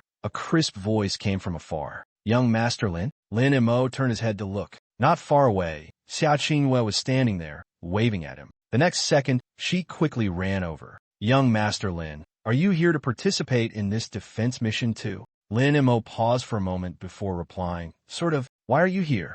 Xia Qingwei gave a bitter smile. We were leveling up in the canyon when we suddenly received a warning about a monster tide and were forced to leave. To leave. Lin Mo nodded. I see. Well, stay safe. He spoke calmly, showing no intention of inviting Xia Qingwei to join him for shared experience points. After all, they weren't that close. Besides, there were plenty of other places suitable for her to level up. There was no need for her to stay here. Seeing that Lin Mo didn't extend an invitation, Xia Qingwei didn't feel disappointed. She knew this was the normal reaction. She hesitated for a moment, but still moved a little closer to Lin Mo and lowered her voice. By the way, young Master Lin, the Zhao family contacted me last night. The Zhao family? Lin Mo raised an eyebrow. Zhao Yu's father, the commander? What do they want with you? Xia Qingwei nodded, her tone straightforward. They want to buy me off. The Zhao family said that as long as I don't take the upcoming exam too seriously and let Zhao Yu take the top spot in the city,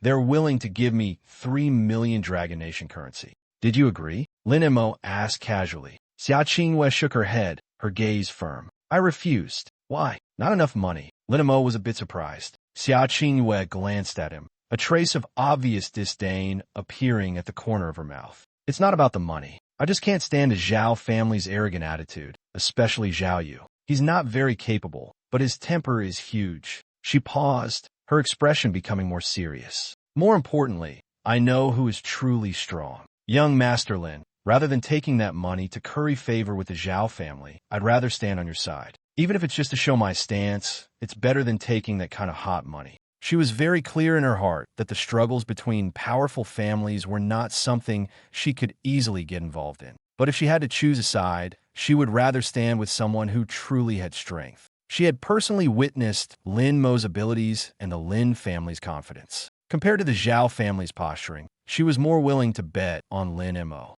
If she took the Zhao family's money now and made Lin Mo think she was someone who would sell out for money and could switch sides at any time, that would truly be a loss. The air was silent for a few seconds.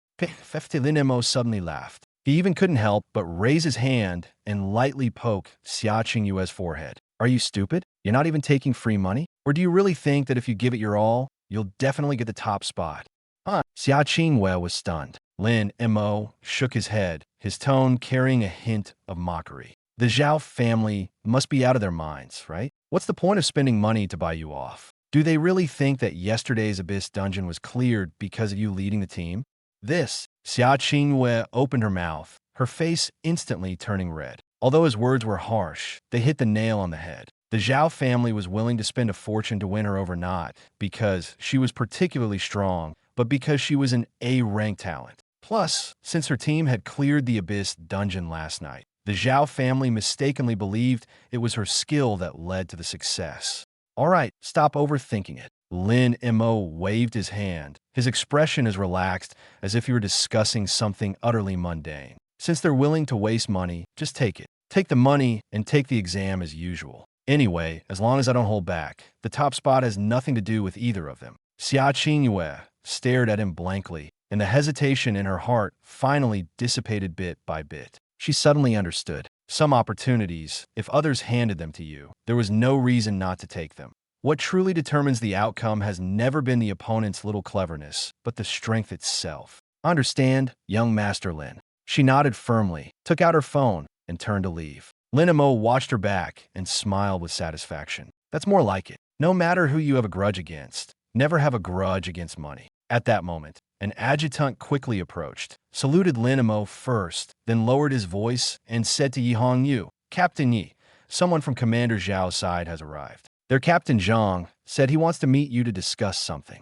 Captain Zhang, Yi Hongyu fronted. Zhang Chao. Yes, that's him. Lin Mo casually asked, Who is Zhang Chao? Yi Hongyu glanced at him and explained in a low voice, the top captain under Commander Zhao Lei, and also his most trusted person. Zhao Lei often lets him handle things first. Lin Mo nodded, having a rough idea. To put it bluntly, this was the most influential person on Zhao Lei's side. Not long after, Zhang Chao arrived with two adjutants. He was thin, with deep-set eyes, exuding a cold and sinister aura. Even when he spoke with a smile, he made people feel uncomfortable. Captain Yi, long time no see. Zhang Chao pulled the corners of his mouth into a fake smile. The last time we met was half a year ago, right? Captain Yi is still the same, as impressive as ever. Yi Hongyu didn't even glance at him, her voice as cold as ice. If you have something to say, say it. You know the monster tide is about to erupt here, and I don't have time for small talk. Zhang Chao wasn't offended. Instead, he followed her lead. Then, his gaze fell on Lin Mo. Behind Lin Mo, dozens of people were busy setting up a temporary camp. A large soft bed was placed firmly in the center. Maids were arranging fruit platters, snacks, and drinks nearby, their movements so practiced it was as if they were setting up a luxury suite. Not far away, a chef had set up a grill on site, preparing for an outdoor barbecue for the young master. Zhang Chao's eye twitched sharply. He had seen people leveling up, and he had seen people showing off on the front lines, but someone like Lin Mo, who had practically moved his entire home to the Monster Tide front line, was a first. Tisk. Zhang Chao withdrew his gaze and deliberately said, This must be the young master of Commander Lin's family, right? Truly extraordinary, quite the display. His words were polite, but his eyes were full of disdain. In his view, this kind of young master, built entirely on resources, had no understanding of the real battlefield.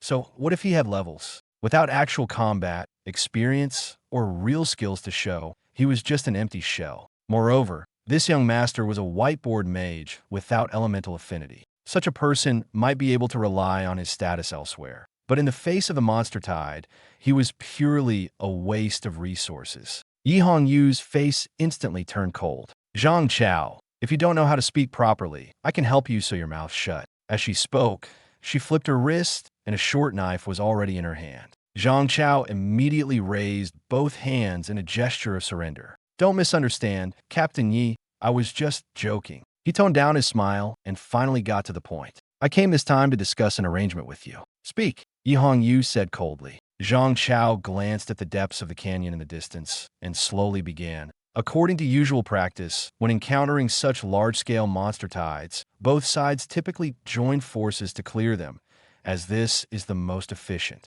But this time, the situation is a bit special. He turned to look at Lin Mo and then pointed in the direction behind him. Your young master wants to level up, and our young master, Zhao, also wants to level up. There are only so many people and so many monsters. If we mix together to fight, it's inevitable that there will be competition for monsters, and even conflicts might arise. Peace matters. In the end, nobody wants to look bad. Ye hongyu fronit. So what do you want? Simple. Let's not step on each other's toes this time.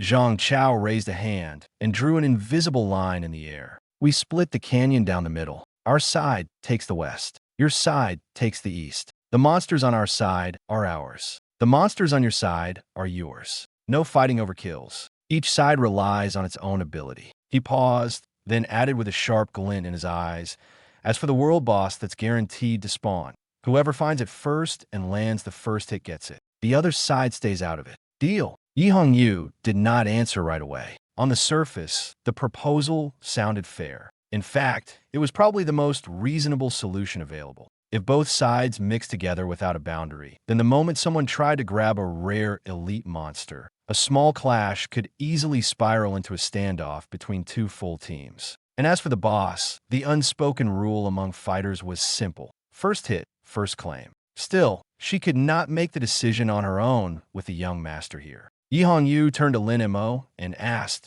Young master, what do you think of Zhang Chao's proposal? Lin Mo did not think much of it. It really did sound normal. Everyone does their own thing. The boss goes to whoever has the skill to take it. Nothing wrong with that. Fine, he said with a casual nod. Sounds reasonable. With Lin Mo's approval, Yi Hongyu turned back to Zhang Chao. Our young master agrees. West side is yours. East side is ours. The boss goes to whoever earns it first. Now you can leave. On Lin Mo's side, then at the young master who had already turned and headed toward the big bed. A trace of contempt flashed through his eyes. A spoiled, rich kid like that would still be useless, even if he leveled up to 100. Then I won't disturb young Master Lin's fun. Zhang Chao shook his head and walked away with his deputy. On the Zhao family's defensive camp, the mood was completely different. Unlike the relaxed atmosphere on Lin Mo's side, this place was tense and heavy. Hundreds of soldiers stood ready, each one on high alert. Zhao Yu was sitting in a chair with his eyes closed, resting.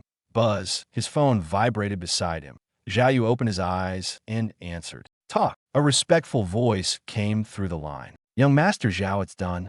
He ended the call and tossed the phone aside. A teammate sitting next to him snorted coldly. She acted so pure and high-minded before. And now she still took the money? Xiao Qingwei really knows how to put on a show. Exactly. Zhao Yu gave a dismissive laugh. Mage. His face darkened slightly. His family was not short on money, but it still felt like they had been made to play the fool. Abyss dungeons were not all equal. Even if the rank and difficulty looked the same on paper, the real challenge could be very different. Clearly, that so-called Abyss dungeon must have been easy. Otherwise, how could an A-rank water mage lead a team through it? Was it because she had always ranked first in theory and combat before awakening her class? Ridiculous. The gap between classes could not be erased by a few school rankings. That's right. The teammate chimed in immediately. I'm guessing the dungeon was just too easy. In terms of damage, how could she compare to young Master Zhao's S-rank flame mage? Young Master Zhao. He gave Zhao Yu a slight bow. I've already reached an agreement with the Lin family. West side is ours, east side is theirs. As for the boss, we'll follow the first hit rule. Whoever gets there first takes it. Zhao Yu gave a light smile and nodded. By the way, what's Lin Mo doing over there now? At the question, Zhang Chao looked a little speechless. The Lin family's young master, When Zhao Yu heard the news, the first reaction wasn't tension, but a contemptuous laugh. He's probably lying in bed right now, having fun with his maid. The person next to him froze for a moment and couldn't help but ask, bed? He even brought a bed. Zhang Chao shrugged, his tone full of mockery. Not just a bed. The maid, the chef, they all came along. Even a barbecue grill has been set up. That setup doesn't look like he's here for the monster tide at all. It's more like he's on vacation. He glanced at Zhao Yu, deliberately raising his voice. Compared to someone like young Master Zhao here, fully armed and taking the fight seriously, the difference is more than just a little. As soon as he finished speaking, laughter erupted around them. Has the eldest son of the Lin family lost his mind? Thinking about enjoyment at a time like this. So what if his level is high, without skills or combat experience? He'll be useless when a monster tide hits. He's a young master from a wealthy family. Of course, he prioritizes comfort. If he can enjoy himself, he will. Listening to these remarks, a cold smirk slowly appeared on Zhao Yu's lips. He had always looked down on Lin Mo. In his eyes, Lin Mo was nothing more than an empty shell propped up by his family background and level. The ridiculous part was that Lin Mo had once been the opponent he cared about the most. The two families had similar backgrounds, and their fathers were both key figures in the city's defense system. From childhood to adulthood, they had been compared repeatedly. Back then, even though Lin Mo seemed laid back, his theoretical and practical combat scores were always neck and neck with Zhao Yu's, almost indistinguishable. At that time, Zhao Yu had even considered Lin Mo his greatest threat. But things were different now. After their career changes, everything had changed. Zhao Yu had acquired an S-rank talent, his future bright and destined for a top-tier academy, climbing ever higher. And Lin Mo, just a blank slate mage with nothing but his level to show for it, lacking any real combat abilities. In Zhao Yu's eyes, from the moment of their career changes, they were no longer on the same level. So why bother treating Lin Mo as a rival? That would only make him look ridiculous. Still, I shouldn't speak too definitively, Zhao Yu said lightly, as if leaving himself some dignity. Even though he's just a blank slate mage, with his level advantage, squeezing into the city's top 10 isn't entirely impossible. After saying this, even he found it a bit ironic. But irony aside, reality was reality. A person without skills, no matter how high their level, only looked impressive on the surface. Real combat was never won by standing still. He no longer cared to consider Lin Mo. In his mind, Lin Mo was already finished, and he himself was the one destined to rise. At the Lin family's temporary camp in the central area, Lin Mo was comfortably half lying on a soft bed, his back propped up by two plush latex pillows, looking excessively relaxed. Young master, the freshly air-shipped iced amethyst grapes have been peeled for you. Please have a taste. A young girl in a lace-made outfit knelt by the bed, holding a translucent grape in both hands and gently bringing it to Lin Mo's lips. Lin Mo opened his mouth, took the grape, and slowly chewed. Sweet. Reward. He spoke casually, pulling out a few 100 yuan bills from beside him and handing them over. The maid was momentarily stunned. Then her eyes lit up, and a delighted smile immediately appeared on her face. Thank you, young master. You're so kind. I'll peel grapes for you every day from now on. Leaning against the pillows, Lin Mo felt the soft sensation on his arm and couldn't help but think to himself. This lifestyle was indeed a bit too decadent. But the problem was, it was too comfortable. So comfortable that he didn't want to get up at all. In his mind, the system's voice kept echoing. Earth Shield trembles frantically. Master, I still feel something's not right. This is a monster tide, after all. How about we go home first? Before Lin Mo could respond, another voice exploded. Fireball angrily retorts, go home my ass. There's food, drinks, beauties, and monsters to kill here. Isn't this paradise? What home? Earthshield technique, but alright little Earth. Lin Mo lazily waved his hand, but his tone was steady. Relax, everyone here is mine. A mere monster tide won't cause any trouble. At that moment, Yi Hongyu arrived with Stone and Ahu. Seeing Lin Mo still leisurely eating grapes, none of the three showed the slightest dissatisfaction. In their eyes, Lin Mo was never an ordinary person. His talent was so overwhelming that it was almost impossible to find another comparable individual. This world operates on a simple principle: strength determines everything. True powerhouses don't need to be constantly on edge. They possess enough confidence and assurance. So, in Yi Hongyu and the others' eyes, Lin Mo's current relaxed demeanor wasn't laziness, nor was it fear of battle. It was a calmness rooted in absolute strength. Young master, Yi Hongyu slightly bowed, her expression serious. The reconnaissance team just sent back the latest intelligence. As she spoke, she opened the electronic map in her hand. According to the detection, wild monsters within a radius of several hundred kilometers are converging toward us. The incoming monsters range from LV.10 to LV.40, with a wide variety of types. The first to arrive will be the low-level wild monsters from nearby areas, ranging from LV.1 to LV.10.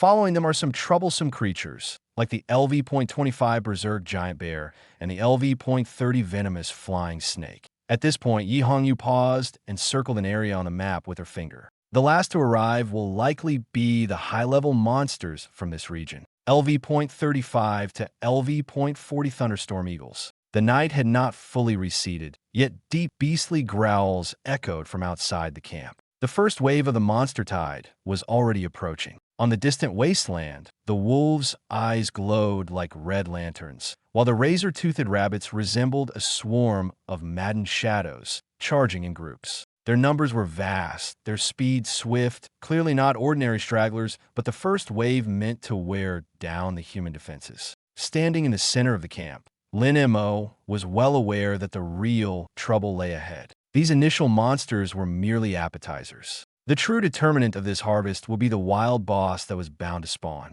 If he could locate and take it down first, he could secure a massive amount of experience. But if the Zhao family got to it first, the consequences would be entirely different. Not only would they seize the greatest benefits, but they might also use the opportunity to suppress him. Thinking of this, Lin Mo's gaze turned cold. He wasn't playing a game. Every bit of experience, every kill, was tied to whether he could hold his ground in the major exam, and even whether he could truly turn his life around. Yi Hongyu quickly clarified the situation further. The flying magical beast spawning this time would increase in level progressively. The early low-level monsters could barely be left with a sliver of health for Lin Mo to finish off and level up. But later, especially those at levels 20-something, 30-something, or even the 40-level Thunderstorm Eagles, the situation would change entirely. At that point, it wouldn't be about feeding experience but risking one's life. The level gap was evident. As long as the monsters were alive, they posed a significant threat. Even if they were left with just a sliver of health, Lin Mo might not be able to break through their defenses. This wasn't the time for recklessness. Lin Mo understood that risking his life for a bit of experience would be a losing proposition. Safety first. He nodded decisively, not insisting on taking unnecessary risks. Yi Hongyu, seeing that he had listened, continued her explanation. The most critical aspect this time wasn't just the monster tide, but the guaranteed spawn of the wild boss. Headquarters had already calculated that the boss's level would likely range between 25 and 40. If Lin Mo could fully absorb its experience, even with some decay, it would be enough to propel him directly to level 16 or even 17. This number was no longer a mere advantage. In the major exam, most professionals' levels hovered around 10 those who can reach levels 13 or 14 are already considered top-notch. If Lin Mo can truly push to level 16, he would essentially be an overwhelming presence. Lin Mo's breathing paused slightly. He understood what this meant. It wasn't just being ahead by a little. It was standing far ahead of the crowd, creating a clear dividing line. But problems followed. How to find the boss? Yi Hongyu told him that under normal circumstances, it could only rely on luck or sending people to search inch by inch. However, if the boss had elemental attributes, there was another way. 4 Earth-type bosses, stones could sense them. 4 Fire-type bosses, Zhao Yu from the Zhao family, could also sense them. This competition wasn't just about combat power. It was about who could find the target faster and lock onto its position earlier. After listening, Lin Mo finally understood. So that's how it is. No wonder the Zhao family dared to get involved. As long as their fire element genius sensed the boss first, it would be equivalent to gaining the upper hand. But as Lin Mo thought about this, he couldn't help but glance at his skill bar. He was originally a blank slate mage, which, under normal circumstances,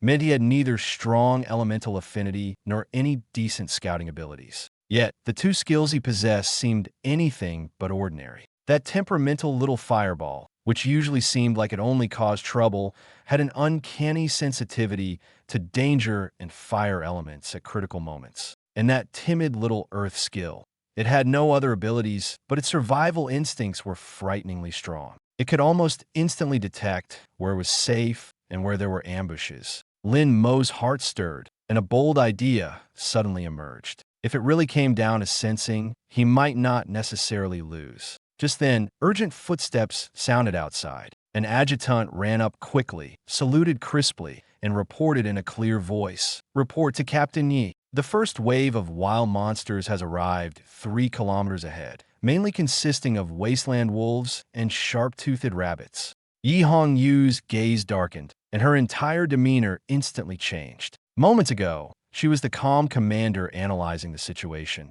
Now, she was like an unsheathed blade, sharp, direct, and without a trace of hesitation. She immediately turned and began issuing orders. Proceed as planned. Stone, take a team to the east side. Ahu, take your men to the west side. I'll stay here to protect the young master. If you spot the boss, signal immediately. Understood. Everyone responded in unison, then quickly dispersed to take action. The previously crowded camp instantly emptied out, leaving only Lin Mo, a few personal maids, and Yi Hong Yu standing at the entrance. She said nothing more, simply gripping her short blade tightly, standing like a silent piece of iron at the forefront. At that moment, Lin Mo suddenly understood that true security wasn't about how reassuring someone's words sounded.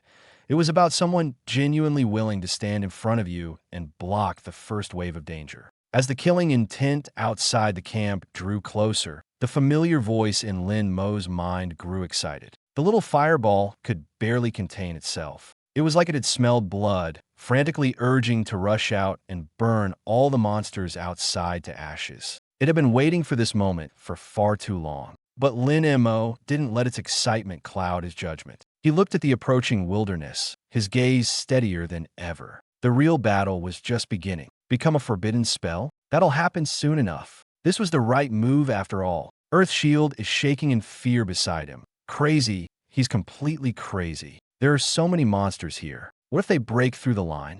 Fireball sneers. You don't get it. Killing is the ladder to evolution. Hey, Fireball, if this feels so good, why don't you call me Dad again? Lin Mo had clearly found a new way to tease the little Fireball. Fireball froze on the spot. Its mind was in chaos. It wanted to curse. It wanted to refuse. But it also remembered what happened last night. Its dignity was dangling by a thread. Come on, Lin Mo said, grinning. You've got dignity, right? Once? Nice. I love potatoes. Fireball stayed silent. 2 seconds later, a voice full of humiliation finally came out. Dad, Chapter 27. Starting a new job is harder than you'd think on the west side of Sunset Canyon. In the Zhao family's defense zone, several level, 8 wolf-type monsters were howling as they lunged at Zhao Yu. Zhao Yu's expression stayed cold and calm. He stepped back with practiced ease, keeping perfect distance. His staff blazed red. Fire mana surged through him with full force. Multiburst Firable.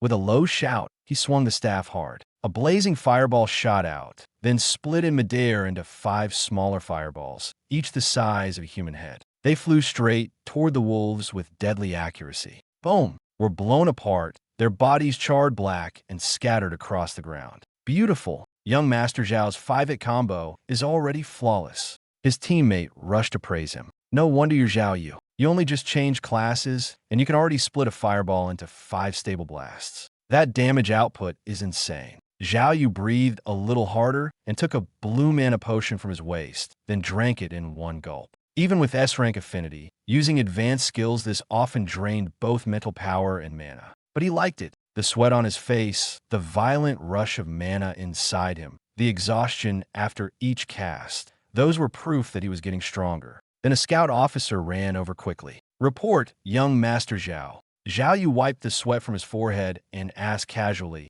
What's Lin Mo doing? Deep down, he still didn't want to believe Lin Mo had simply turned into a complete slacker. Childhood. Lin Mo was the rival he had spent years chasing. Even if Lin Mo had awakened with a useless white class talent, Zhao Yu didn't think he could be stupid enough to ignore the fact that raw level alone meant nothing without real combat skill. After that, I could only see wounded monsters being tossed inside the wall. A wall of earth. Zhao Yu frowned. Probably that stone controller's doing. The security here was way over the top. For a few seconds, the air went quiet. Then Zhao Yu let out a scoff and shook his head. Done. To beat him. Now that I think about it, treating someone like that as my opponent is an insult to me. Pathetic. Seriously disgusting. After that, Zhao Yu stopped caring about what was happening on the other side. Instead, the fire in his eyes burned even hotter. Too slow. This isn't enough for me to kill. Where's the next wave? Bring 10 them all over.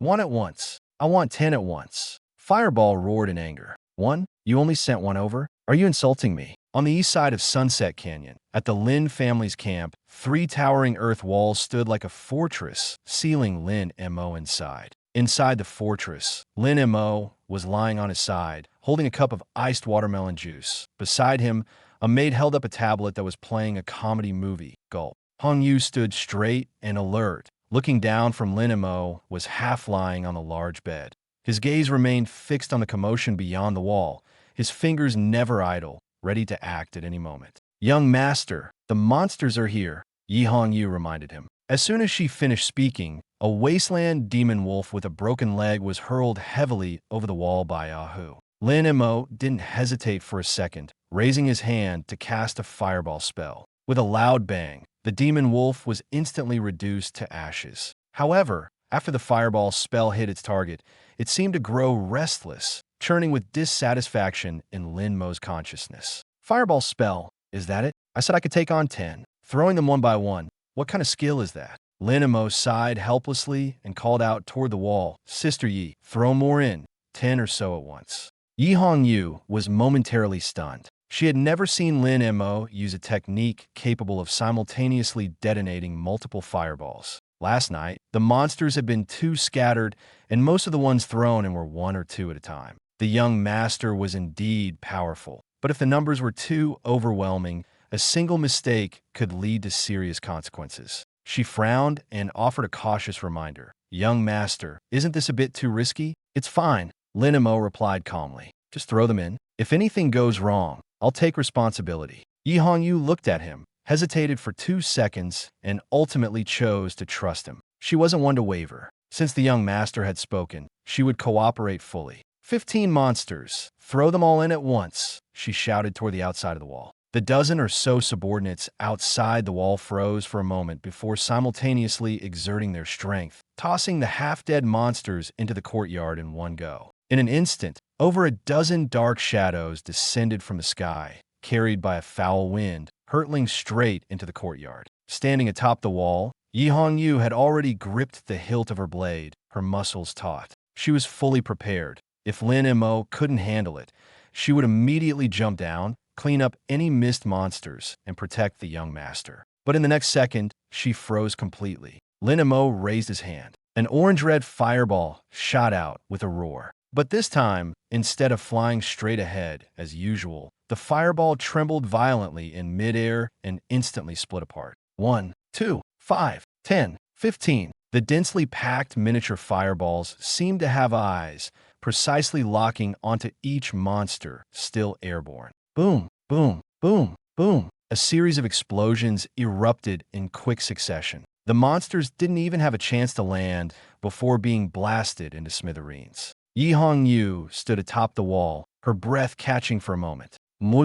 Explosive fireball. Her voice trembled. She had just witnessed 15 fireballs weaving through the air like 15 homing missiles, flawlessly clearing every target. This wasn't just strong, it was absurd. Completely, inexplicably absurd. How is this possible? Yi Hong Yu murmured under her breath. To her knowledge, Zhao Yu of the Zhao family, hailed as a genius among geniuses, could at most split 4 or 5 fireballs. Even that modest feat had been glorified throughout Jianghai City. But Lin Mo, he had just split 15 fireballs in one go. They weren't even on the same level. Truly worthy of being my young master.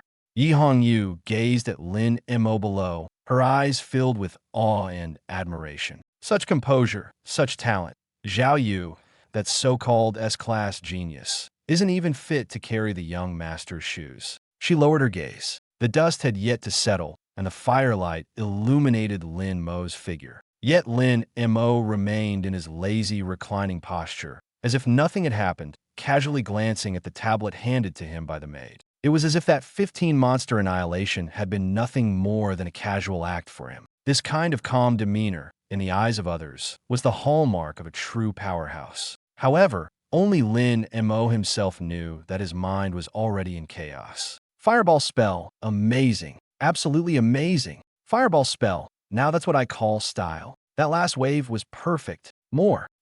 Meanwhile, Earthshield's spell seemed utterly terrified, shrinking into the corner of the skill bar, trembling uncontrollably. Earthshield.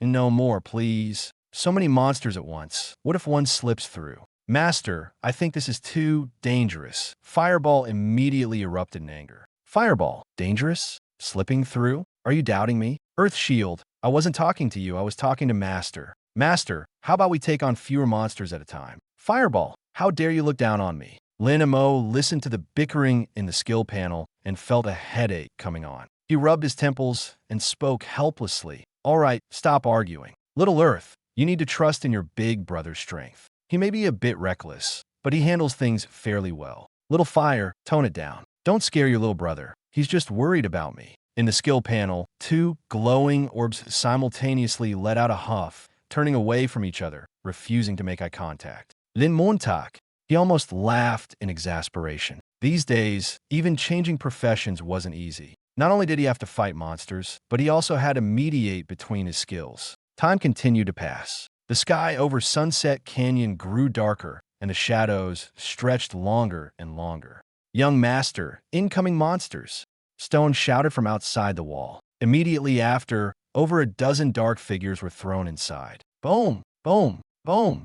Flames shot up into the sky within the walls, and explosions came one after another, shaking the ground. But it wasn't long before the commotion outside gradually subsided. Stone wiped the sweat from his forehead, standing atop the wall, looking at Lin Mo inside, who appeared completely at ease. His eyes were full of admiration. The young master's talent was truly extraordinary. He glanced at Yi Hongyu, who was standing nearby on guard duty, and couldn't help but sigh. The young master might seem a bit lazy on the surface, but when it mattered, he was anything but. He knew the importance of leveling up before the big exam and understood that survival was paramount. Stone lowered his head and patted the sturdy earthen wall beneath his feet. Even with their protection, the young master had immediately erected the wall. It wasn't cowardice, it was caution, and in the wild, this kind of caution was often more valuable than brute force. Yi Hongyu nodded in agreement, her tone serious. Out in the wild, strength alone wasn't enough. Surviving longer was the real skill. With this level of awareness, the young master was bound to go far in the future. As the two were talking, urgent footsteps suddenly echoed from the distance.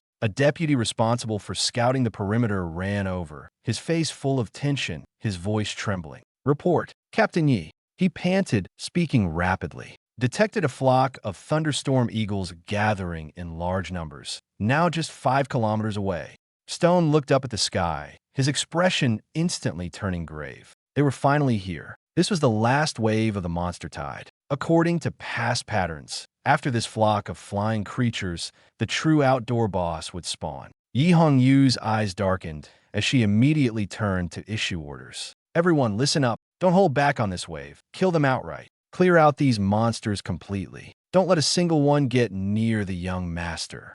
Yes, the dozens of soldiers around responded in unison, their voices firm and powerful. Only then did Yi Hongyu turn back to look at Lin Mo inside the earthen wall, her tone softer than before. Young master, the final wave of thunderstorm eagles is almost here. The level of these monsters is generally above 35, far higher than yours. The experience gain will be significantly reduced. More importantly, it'll be hard for you to even break their defenses right now. This time, please don't take action. Rest assured and leave it to us. Lin Mo raised his head, gazing at the dark clouds pressing down in the distance. The sound of thunder was growing closer and closer. He casually opened his panel for a quick glance. Level, LV.15, 12%. After an afternoon of relentless grinding, his experience had indeed skyrocketed. Lin Mo thought for a moment and nodded decisively. All right, I'll listen to Sister Yi. He agreed readily, without a hint of stubbornness. Hearing his response, Yi Hongyu felt a weight lift from her heart. But just then, the Earth Shield in the skill panel began to act up. Earth Shield is trembling uncontrollably. Earth Shield technique looked at the completely exposed sky above and grew increasingly panicked. Earth Shield technique said tearfully, we may have walls, but we don't have a roof. What if they dive down from the sky? Earth Shield technique, anxiously, Master, let's just run. This place really isn't safe. Lin Mo hadn't had time to comfort it before Fireball technique couldn't hold back and spoke up. Fireball technique scoffed. Run? Why run? So what if our level is high? If they dare to fly in, I'll burn them down. One comes, I burn one. A group comes, I burn the whole group. Earth Shield technique despaired. All you do is talk tough. Those are monsters above level 35, and we're only level 15. Enough. Stop arguing. Lin Mo's temples throbbed from their bickering, and he had to step in to interrupt. Quiet down, all of you. He turned to Earth Shield technique. Little Earth, Sister Yi and the others are guarding outside. They're just a few birds. They won't be able to get in. Besides, we can't leave now. There's still a boss waiting to spawn. We can't waste the boss's experience. Earth Shield technique was still panicked, but the sky is so open. What if one slips through? I'm really scared. Lin Mo rolled his eyes helplessly and decided to ignore it, closing his eyes to rest. Not long after, a sharp, piercing screech echoed from afar. Gah! The sound seemed to tear through the sky. Immediately after, a massive, dark shadow surged from the depths of the canyon, like a true black storm. Upon closer inspection, it turned out to be thousands upon thousands of giant eagles. Each one had a wingspan of over 3 meters. Their feathers were a deep purple, and as their wings flapped, arcs of electricity danced between the feathers, crackling loudly. These were no ordinary birds. They were a flying death legion. They're here. Yi Hongyu stood atop the wall, her voice decisive and sharp. Everyone, prepare yourselves. Range classes, attack immediately and bring them down. At her command, the ranged fighters, who had been ready and waiting, launched their attacks simultaneously. Multi-shot, explosive arrow, wind blade technique. I spike. In an instant, colorful skill effects shot into the sky, illuminating the previously dim heavens with dazzling brightness. The night was torn apart by lightning, and the sky lit up as if it were daytime. Explosions roared continuously. Skills collided with the swarm of monsters, creating a chaotic mix of firelight, lightning, and wind blades. Countless thunderstorm eagles were struck and tumbled from the sky, but their numbers were overwhelming, far exceeding everyone's expectations. Worse still, they weren't like ground monsters that only charged blindly. They could hover, dive, and use their speed to evade attacks from below, retaliating with massive bolts of lightning from above. Damn it, why are there so many? Ahu stood on the camp's earthen wall, his bowstring drawn taut like a full moon, firing arrow after arrow. His eyes barely left the young master for a second, terrified that one might slip through and attack. But the enemies were simply too dense. Despite the sturdy defenses, gaps inevitably appeared in the face of such a three-dimensional assault. A sharp screech suddenly pierced the night sky. A particularly large elite thunderstorm eagle, its body wrapped in intense lightning, forced its way through 3 wind blades and an explosive arrow. Though injured, it remained ferocious, like an unsheathed blade, charging straight toward Lin Mo's position. Young master, watch out. Yi Hongyu had just fended off 2 thunderstorm eagles on the flank. Her peripheral vision caught sight of the scene, and her expression instantly changed. She wanted to turn back and save him, but it was already too late. The elite thunderstorm eagle let out a piercing shriek, its body suddenly dropping like a bolt of lightning, diving straight at Lin Mo. It was too fast, so fast that the air itself seemed to explode with a muffled sound. Lin Mo remained seated, unflustered. He knew very well that he wasn't alone. The entire team was fighting desperately to protect him.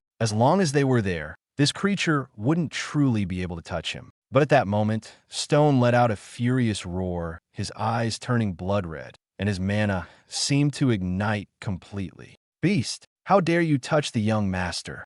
D. The ground shook violently. A stone spike as thick as a bowl suddenly shot up from the earth, piercing straight through the chest of the storm eagle. Its momentum halted instantly, and the entire bird was forcibly pinned in midair, twitching like a corpse. Blood dripped down the stone spike drop by drop. Stone gasped for breath, wiped the dust off his face, and turned to Lin Mo with a simple yet steadfast smile. Young master, were you frightened?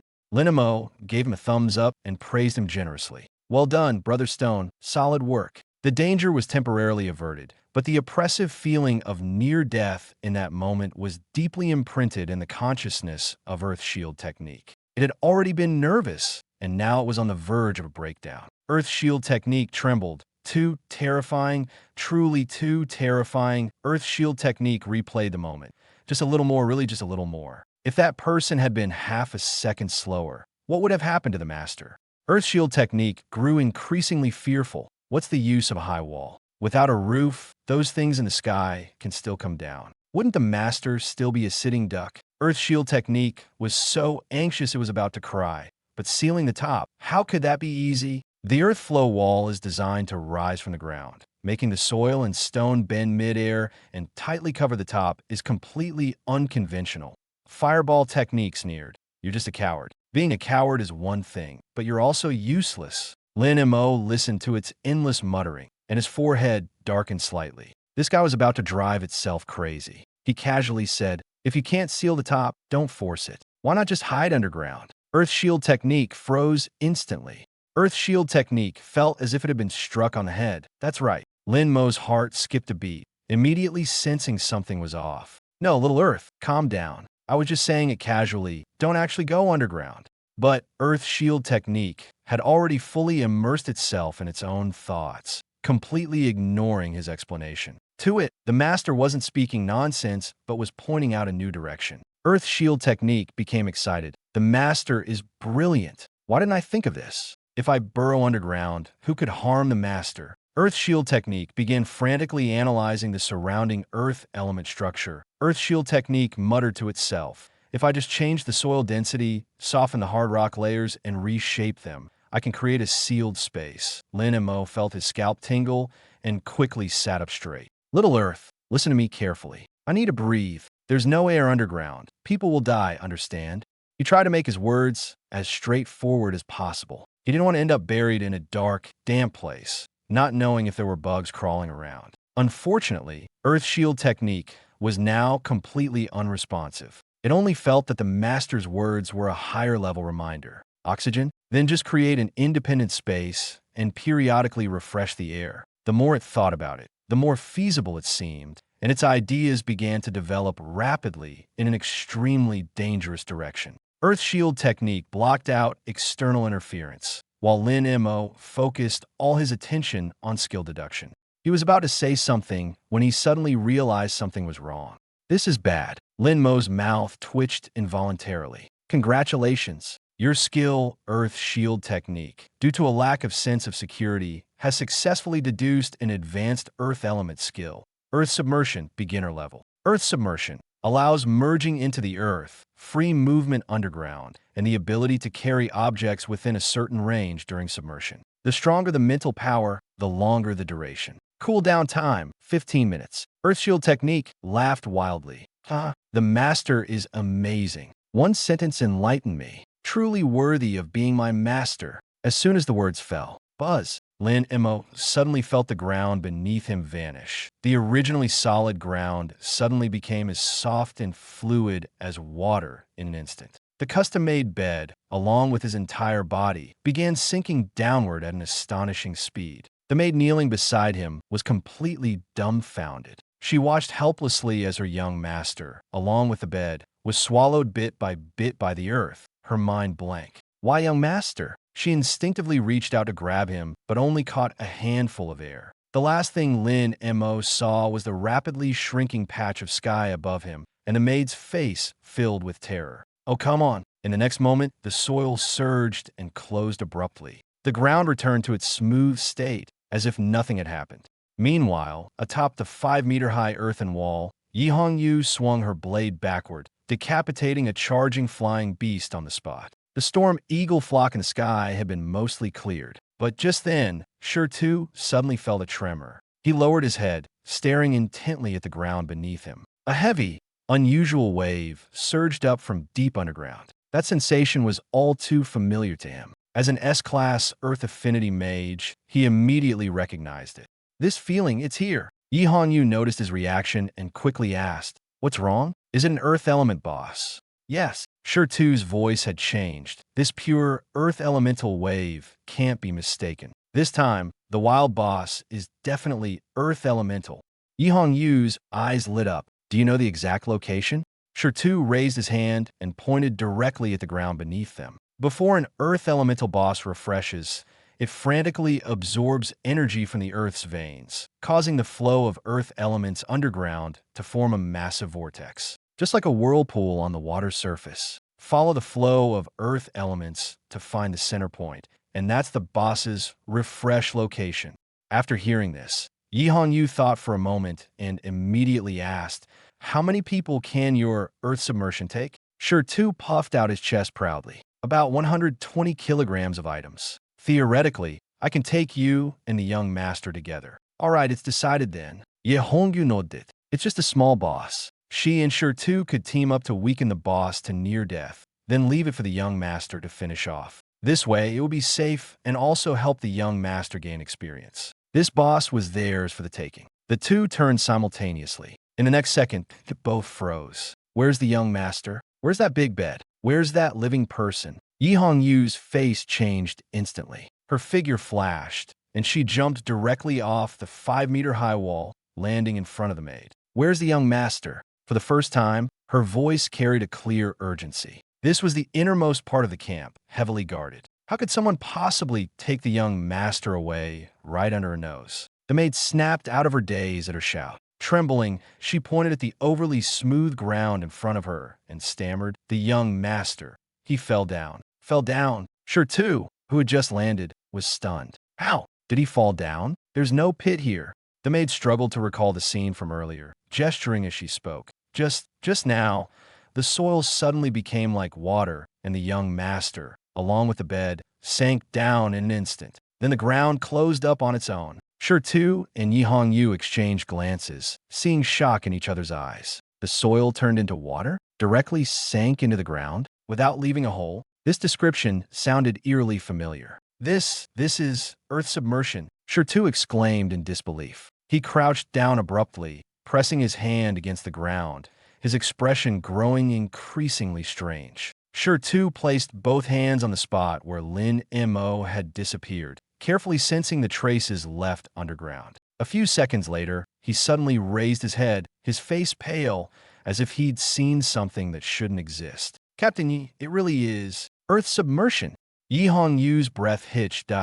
In one day, he first mastered earth flow wall, then learned earth submersion. This isn't just talent anymore. It's absurd. What made Stone even more uneasy was that the bed was custom-made from solid wood, weighing at least 300 to 400 kilograms. Yet Lin Mo, having just grasped the skill, managed to take the bed underground with him. What does this indicate? It shows that his control over earth elements has reached an outrageous level. Even more terrifying, he detected the underground disturbance earlier than Stone, an experienced mage, and went underground in advance. This means Lin Mo's elemental perception range far exceeds that of an S-rank Earth Mage. The more Stone thought about it, the more alarmed he became. While others were still waiting for the boss to respawn, he had already locked onto the target. While others hesitated to act, he had already charged underground with a bed. Moreover, he even thought this wild boss was too weak and believed he could handle alone. This wasn't confidence anymore. It was absolute certainty in his strength.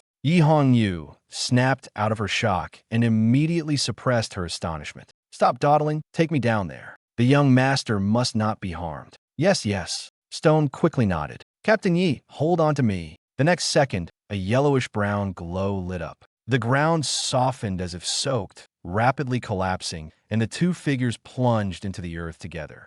On the west side of Sunset Canyon, at the Zhao family's defensive line, Zhao Yu had just smashed a sneaky pangolin with a punch, but his expression grew even darker. He had been waiting for the boss to respawn, but as the time approached, he still hadn't sensed anything. This meant the incoming boss wasn't fire elemental, but the type he least wanted to face, earth elemental. At that moment, a middle-aged adjutant came running from afar, drenched in sweat and visibly anxious. "Young Master Zhao, something's happening." Zhao Yu's eyes darkened. He recognized this man, an A-rank Earth Mage from the Zhao family. "Speak. Have you sensed the boss?" The adjutant panted, too rushed to even wipe his sweat. "Yes. Just now, a terrifyingly strong Earth elemental wave came from deep underground. It's overwhelming. Young Master Zhao, the Lin family's S-rank Earth Mage has probably locked onto the boss earlier than us. We need to move immediately, or it'll be too late." Zhao Yu's heart tightened. A moment's delay, and the experience points would be gone. If Lin Mo, that guy who came here on vacation, got ahead of him, he wouldn't be able to sleep peacefully after returning. "What are you waiting for?" Zhao Yu made a swift decision. "Your earth submersion can carry people, right? Let's go." The adjutant quickly replied, "Yes, I can take you without a problem."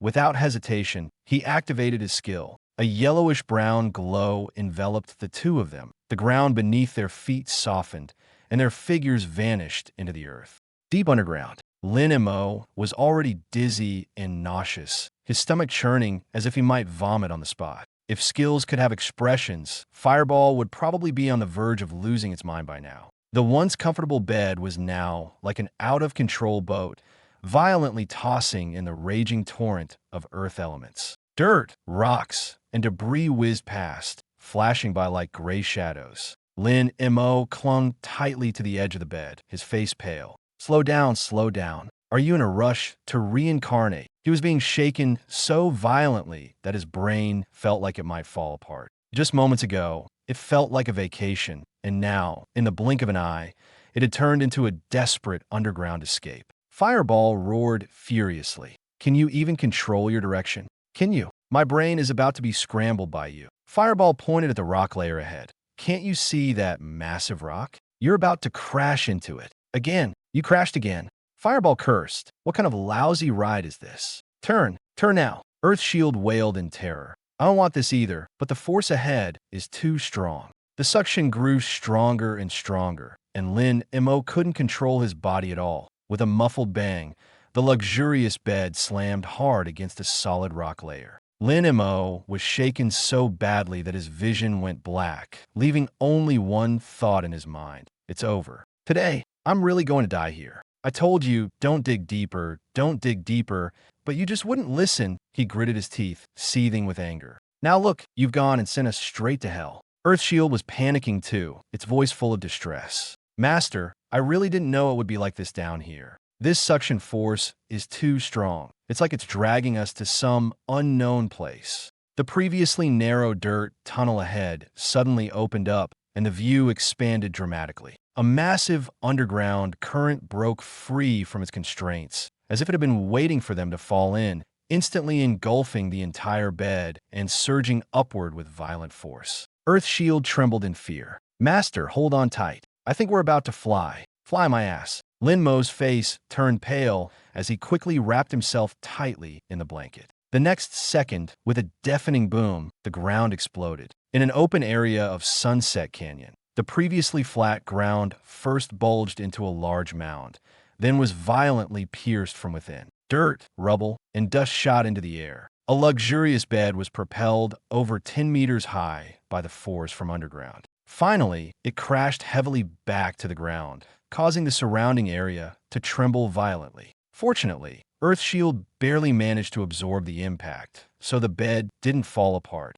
and Lin Mo narrowly escaped with his life. Cough, cough, cough, cough, cough. He poked his head out from the blanket, his whole body aching as if it had fallen apart, and his throat filled with the taste of dirt. Just as he was about to curse, an even more terrifying presence appeared before him. It was a towering monster, so massive it was suffocating. Its obsidian-like body was veined with molten lava that flowed slowly across its surface, spreading like blood vessels. It stood at least 10 meters tall, and just its presence made it hard to breathe. It lowered its head, its enormous eyes blazing with a violent red light, staring intently at the two intruders that had emerged from underground. Lin Mo glanced at the bright red text above its head, and his heart sank to the bottom. Earth Vein, Lava Titan, Lord level boss, level 40. He was only level 15, a full 25 levels apart. This wasn't even remotely a fair fight. Lin Mo's throat tightened, and he barely had the strength to curse.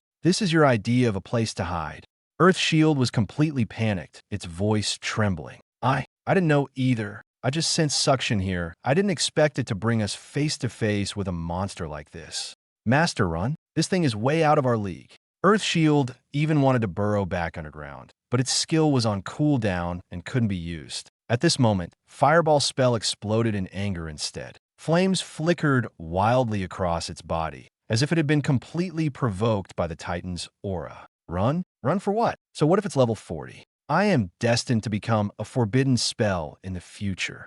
Whatever stands in my way will be reduced to ashes. Lin Mo almost laughed out of frustration. At a time like this little fireball was still being stubborn. A level 15 against a level 40. What was it going to fight with? But in the next second, Fireball's spell had already charged forward. Whoosh! An orange-red fireball shot fiercely toward the lava titan. Its momentum was impressive, but the result was entirely predictable. With a loud boom, the fireball exploded. The titan didn't even flinch. The lava on its body merely rippled slightly, as if it had been bitten by a mosquito. The damage was negligible, but the insult was immense. The lava titan's fury was instantly ignited. It lifted its massive foot, molten lava churning beneath it, and waves of heat pressed down layer by layer, almost evaporating the surrounding air. Damn it! Lin Mo stared at the giant foot descending toward him, his heart pounding wildly. Running was no longer an option. Now, he could only fight for his life. Forcing himself to stay calm, a fierce determination gradually surfaced in his eyes. Even a cornered rabbit will bite, and he wasn't ready to give up just yet. Little flame, give it your all and hit it hard. Ha! Now that's more like it. The fireball spell seemed to be completely ignited by these words, and the flames began to boil. Lin Mo raised his hand, and a dark red light quickly condensed at his fingertip. The light was small, yet it compressed the surrounding air to the point of distortion. Extreme compression, extreme danger. It felt as though the next moment would unleash a true storm. Just as Lin Mo raised his hand, and before he could finish speaking, the ground beneath him suddenly trembled again. His heart sank. Could it be? After defeating a level 40 Lord tier boss, was there still more to come? The next second, a low rumbling sound emerged from the lava wasteland ahead, which had not yet fully dissipated. It was as if something deep underground was slowly awakening. Stone and Yi Hongyu's expressions changed instantly, and they simultaneously stepped in front of Lin Mo. Young master, step back. Something still alive. Lin Mo narrowed his eyes, staring at the churning, scorched earth. He could feel it too. This wasn't an ordinary tremor. It was a colder, more violent aura, as if flames had been forcibly compressed into some kind of container, ready to explode at any moment. Soon, a crack appeared at the center of the wasteland. A crimson-black light slowly emerged from the depths of the fissure. Following that, a fist-sized crystal floated up from the remnants of the magma. The surface of the crystal was covered in cracks, but inside, it seemed as though a heart was beating, its rhythm eerie enough to send chills down one's spine. What is this? Ye Hongyu frowned it deeply. Stone had never seen anything like it either, and his face turned extremely grim. It's not a magic core, nor does it look like equipment material. Lin Mo didn't immediately reach out. He knew better than anyone that the more precious something appeared, the more trouble it likely concealed. But as he stared at the crystal, a prompt suddenly flashed in his mind. Special drop detected. Heart of chaos lava. Description: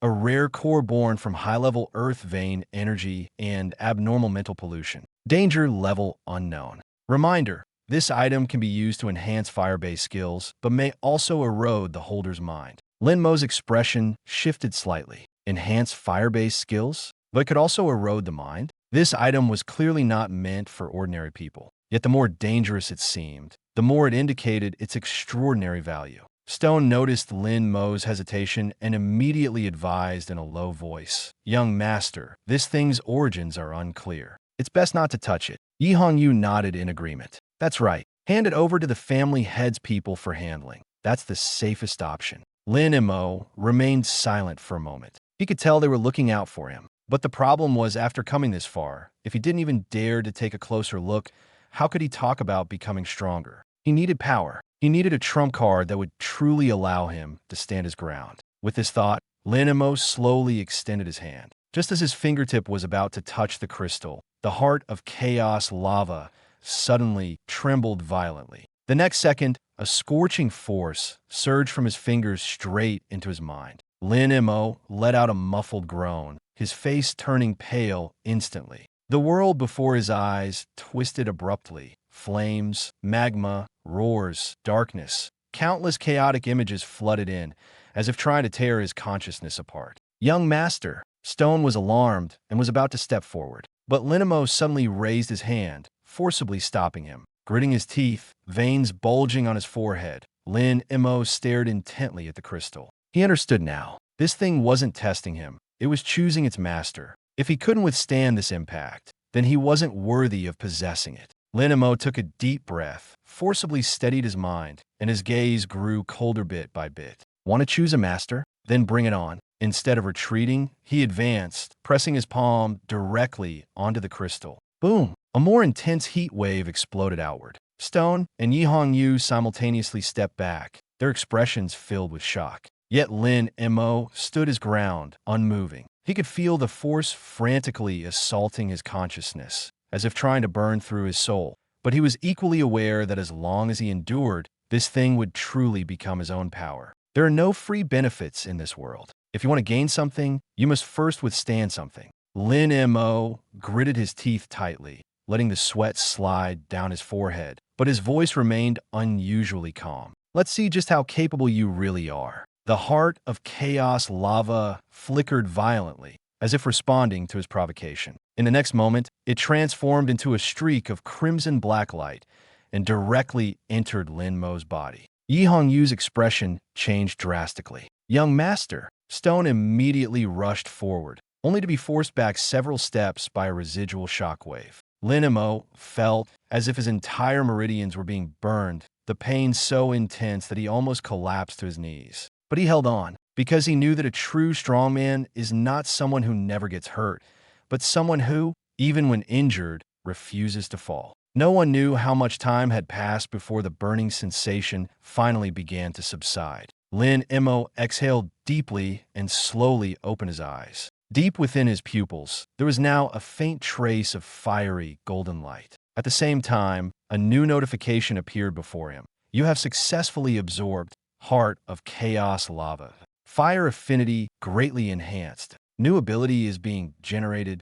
Get out here. The Earth Shield spell cowered in the corner of the interface, trembling in fear. Earth Shield. Master, I was wrong. I was really wrong. Lin Mo's temples throbbed with anger. Wrong? Do you know you almost buried your master underground just now? He suppressed his fury, his tone growing even colder. From now on, without my command, you are not allowed to burrow into the ground at will. Do you understand? If you dare act out again, I'll have little fire burn you into a stone slab. Do you believe me? As soon as he finished speaking, the fireball spell immediately wobbled excitedly. Fireball, happy to oblige. The Earth Shield spell trembled even more violently. Earth Shield, no. Big brother, no. Master, I really won't dare anymore.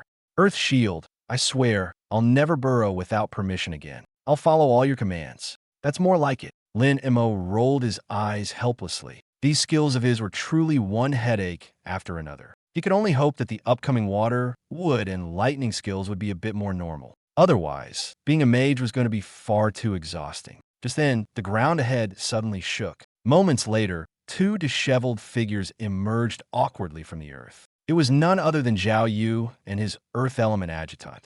Cough, cough, cough. As soon as Zhao Yu surfaced, he spat out a mouthful of dirt, his face and hair covered in soil, looking as if he had just crawled out of a mud pit. He coughed and cursed as he spoke. Damn it, why is the path underground so hard to navigate? But before he could finish, his eyes fell on the massive pile of rubble ahead, and on Lin Mo and his two companions standing calmly. Zhao Yu's expression changed instantly. He realized a fact he least wanted to accept. The boss was already dead. And, judging by the situation, Lin Mo's group had gotten to it first. Lin Mo looked at him, the corner of his mouth curling into a mocking smile. Well, if it isn't young Master Zhao, what happened to you? Looks like your underground route really wasn't easy to navigate. Zhao Yu stared intently at the boss's corpse, his gaze so dark it seemed like water might drip from it. He was both furious and frustrated. Why did it have to be an earth element boss? If it had been any other element, with the manpower on his side, he might not have lost to Lin Mo,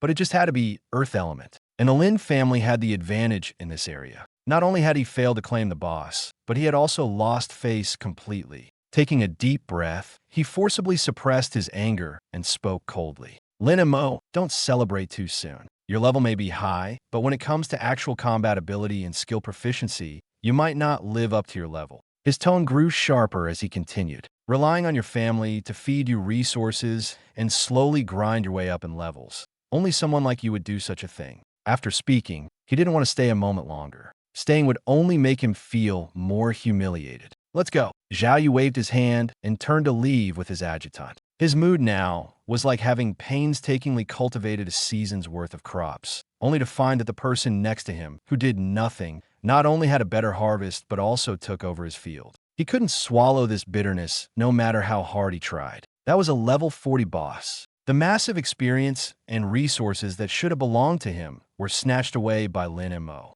It was too frustrating, too disgusting. Watching Zhao Yu's retreating figure, Sure Tu couldn't help but spit. What a joke. His face was full of disdain, blaming bad luck because he's not skilled enough. And what's this nonsense about mismatched attributes? Even if a fire-type boss had spawned, he might not have been able to beat our young master. Yi Hongyu sneered coldly and withdrew her gaze. The young master of the Zhao family has a very narrow mind.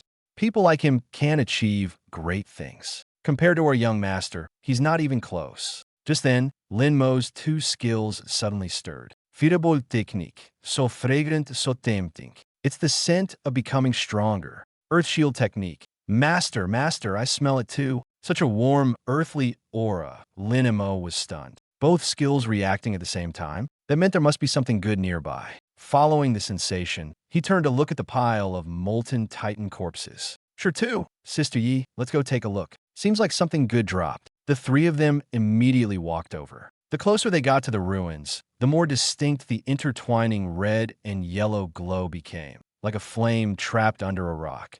So bright, it was almost blinding. As Sure Tu approached the pile, his whole body suddenly trembled, his eyes wide open. Holy crap, his voice changed. The heart of chaos lava. Yi Hongyu couldn't hold back either, her face full of shock. A rare dual-element material of earth and fire.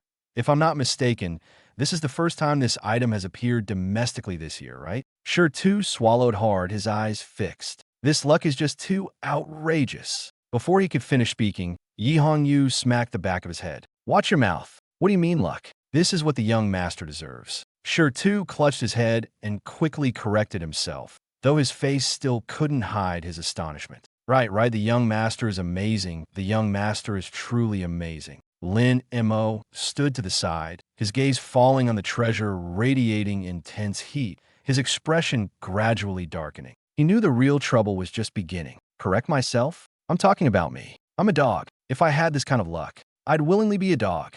Watching the two's exaggerated reactions, Lin Mo's curiosity was completely piqued. He stepped forward, bent down, and picked up the loot. Item: Heart of Chaos Lava, Legendary. Description: a dual-element treasure containing the essence of extreme fire and earth elements. In this world, after changing professions, practitioners gained the ability to view drop information. As long as it was loot, the interface could directly identify it. Lin Mo stared at the description for a moment, then looked up and asked, Sure Tu, is this thing valuable? Sure Tu, hearing this, almost jumped up, slapping his thigh in excitement. Young master, this isn't just valuable, it's priceless. This is the core material for comprehending combination skills. Lin Mo was slightly taken aback. Combination skills? Yes. Sure Tu quickly explained. Combination skills are formed by merging the powers of two different elements, creating a stronger, rarer skill with special effects.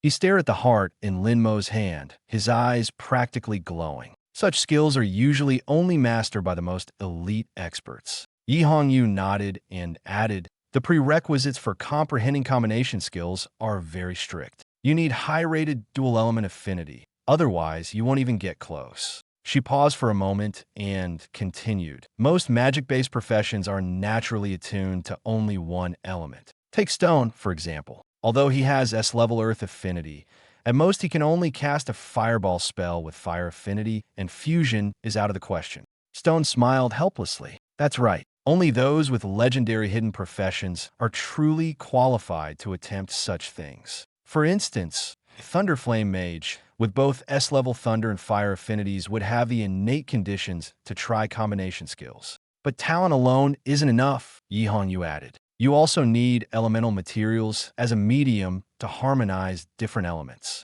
Without them, success is nearly impossible.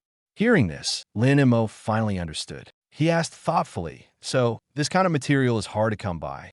Stone let out a bitter laugh. It's not just hard to get, it's impossible to snatch. The heart of chaotic lava in your hand. If I remember correctly, it should be the first one produced in Dragon Country this year. After speaking, he glanced at Yi Hongyu, as if to confirm he hadn't misspoken. Yihong Yu nodded. That's right, it's the first one this year in Dragon Country. As soon as something like this appears, it immediately becomes the target of the nation's top experts. Her tone was serious. And it's not just mages, high-level magic swordsmen, elemental archers. Any profession that follows the elemental path can use it. Stone added, it's not just dual-element materials that are rare. Single-element materials are equally precious. Take this year's big exam, for example. Isn't Jianghai City planning to use the complete heart of a lava behemoth as the prize for the top scorer? That's top-tier, single-element material. This kind of material can greatly enhance the success rate of comprehending mid to high-level elemental skills. After hearing this, Lin Mo raised an eyebrow slightly. Incredible. So his luck was truly outrageous. He had inexplicably fallen underground, inexplicably defeated a boss, and ended up with the first limited edition material of the year nationwide. At that moment, his two skills started arguing. Fireball sneered disdainfully. You want me to cooperate with this coward for a combination skill? Impossible. Absolutely impossible. Earth Shield shook its head furiously, as if I'd want to work with this brute. Master, I protest. Lin Mo directly ignored their bickering. With such a valuable item, how could he not use it? No matter what, these were his skills, and they had to work for their master. Who were they to pick and choose? Stone continued explaining, Young master, even with this material, it doesn't guarantee a 100% success rate for comprehending a combination skill. Usually, it's best to wait until you're at a higher level and have a deeper understanding of both elements before using it. That way, the success rate will be much higher. Before he could finish speaking, a crisp cracking sound suddenly rang out. Stone's words came to an abrupt halt. Yihong Yu froze as well. The two of them simultaneously turned to look at Lin Mo's hand. They saw streams of red and yellow light frantically spilling out between his fingers. In the next second, as if coming to life, the light directly burrowed into his body. My hand slipped. Lin Mo scratched his head, looking innocent. Stone's mouth fell open, unable to close for a long time, as if his heart had been dealt a heavy blow. This was a priceless treasure, the first one in Dragon Country this year, and it was just use like that? What level are you even at, young master? Using it now, the success rate is bound to be very low. But just as Yihong Yu finished speaking, a series of notifications appeared on Lin Mo's profession panel. Successfully used Heart of Chaotic Lava, the fire element and earth element within you have been forcibly drawn together under the influence of the Heart of Chaotic Lava. Fireball raged. What's with all this sand in you? Earth Shield screamed. It's too hot. Can't you tone down the fire? After a round of forced fusion and reorganization. Congratulations! You have successfully comprehended the dual element combination skill, Lava Battle Armor.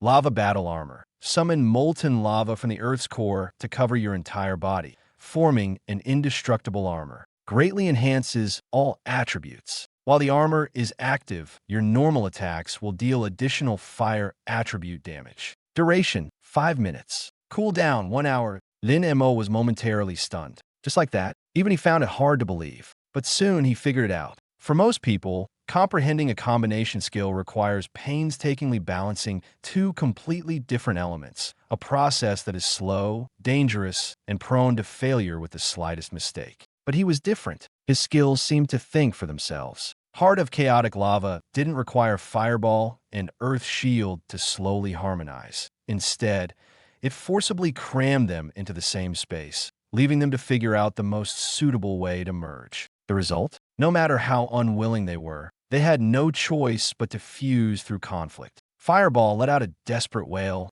What is this thing? I'm a noble flame. Why must I wear such an ugly shell?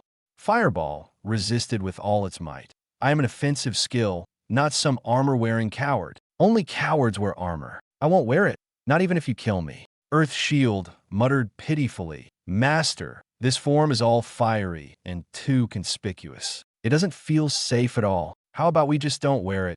Lin Mo completely ignored the protests of these two skills. What a joke. He was the master here. Whether the skills were willing or not didn't matter. What mattered was whether they could make him stronger. With a loud boom, an astonishing wave of heat suddenly spread out from Lin Mo as the center. Sure Tu and Yihong Yu both took a few steps back, their faces full of shock as they watched the scene before them. Pieces of jet black obsidian rapidly adhered to Lin Mo's body, as if growing out of the ground, layer by layer encasing his limbs and torso. Molten lava flowed slowly through the gaps in the armor, and the intense heat distorted the surrounding air. At this moment, Lin Mo looked like an ancient war god who had emerged from the depths of a volcano, exuding an overwhelming sense of oppression that made it hard for anyone to meet his gaze. Lin Mo looked down at his new form, raised his hand, and clenched his fist. Cool. So cool. Ridiculously cool. But he quickly thought of a problem. Did this mean he would have to become a melee mage in the future? Forget it. Melee combat was too exhausting. It was still more comfortable to stand at a distance and cast spells. This armor could serve as a new defensive measure.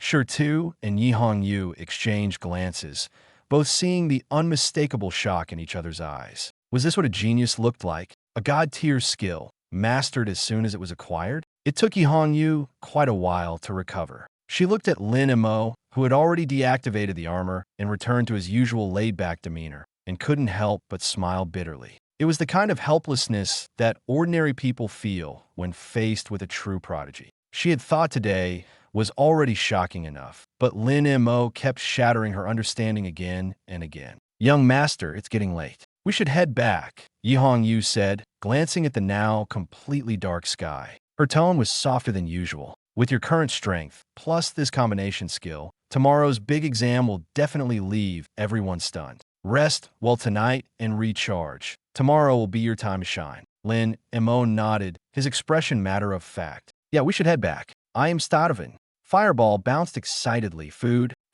I'm hungry too. I want fire dragon liver and blazing rhino meat." Earth Shield chimed in softly. "Master, I'm hungry too. Do you have any aged earth vein essence? I like some."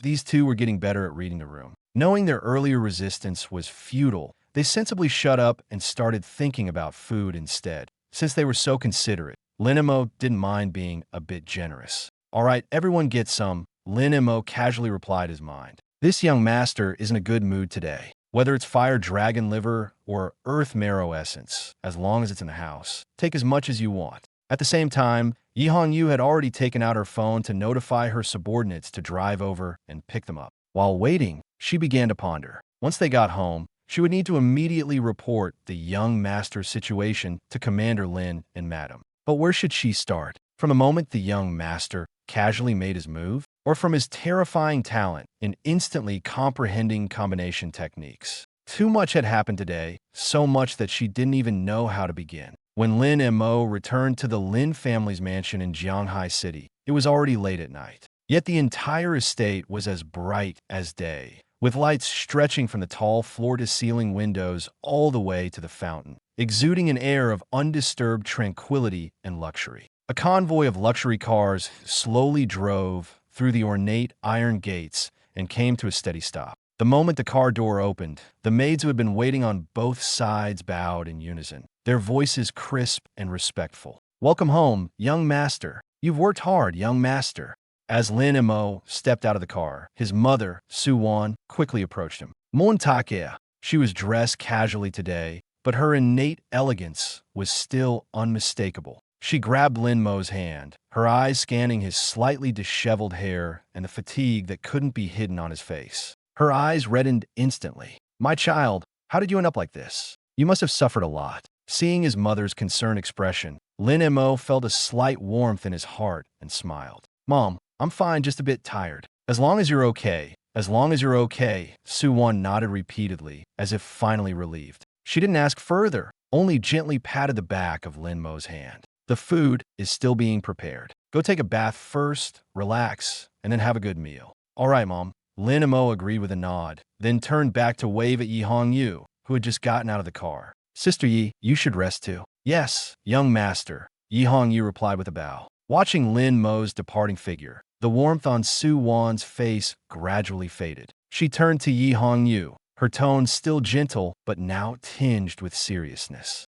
"Hongyu, come with me. Tell me what Mo went through today. How did he end up so exhausted, even with his hair in disarray?" Yi Hongyu paused slightly, not answering immediately. She knew this matter was too significant to share with just the madam. "Madam, the young master's experiences today were quite extraordinary. I think it's best if the commander hears this as well." Su Wan was momentarily stunned, Then her expression turned solemn. All right, old Lin is in the study. Let's go there now. On the second floor, in Lin Mo's private bathroom, steam was rising in layers. The bath was spacious, the water temperature just right. The moment he sank into the water, it felt as if even the fatigue in his bones was melting away. Ah, so comfortable. Lin Mo leaned against the edge of the tub, letting out a long sigh. Two young maids were already waiting nearby, their movements gentle and practiced. Young master, is the water temperature all right? Ma'am, it's perfect, Lin Mo replied casually with his eyes closed, so relaxed he was almost drifting off to sleep. One maid picked up a towel and carefully wiped his body, while the other raised her hands to massage his shoulders. Young master must be very tired today. Your muscles are a bit tense. Let's help you relax. Lin Mo responded lazily, but he couldn't help sighing inwardly. This was the life a transmigrator should have. All the struggles and hardships before this were for moments like this, weren't they? However, he was long accustomed to such indulgence. After all, from the moment he was born, he stood at a height that many could never reach in their lifetime. After soaking for a while, he felt much more refreshed. He casually reached into the pocket of his clothes by the tub, pulled out a few red banknotes, and handed them to the two maids. Take this and buy yourself something nice. The maids' eyes lit up instantly, and they quickly expressed their gratitude. Thank you, young master. Young master, you're so kind. After accepting the money, the two exchanged a glance and smiled mysteriously. Young master, you worked so hard today. Why not relax in the massage room later? We've recently learned a new technique that will guarantee complete relaxation. Lin Mo opened one eye, raising an eyebrow slightly.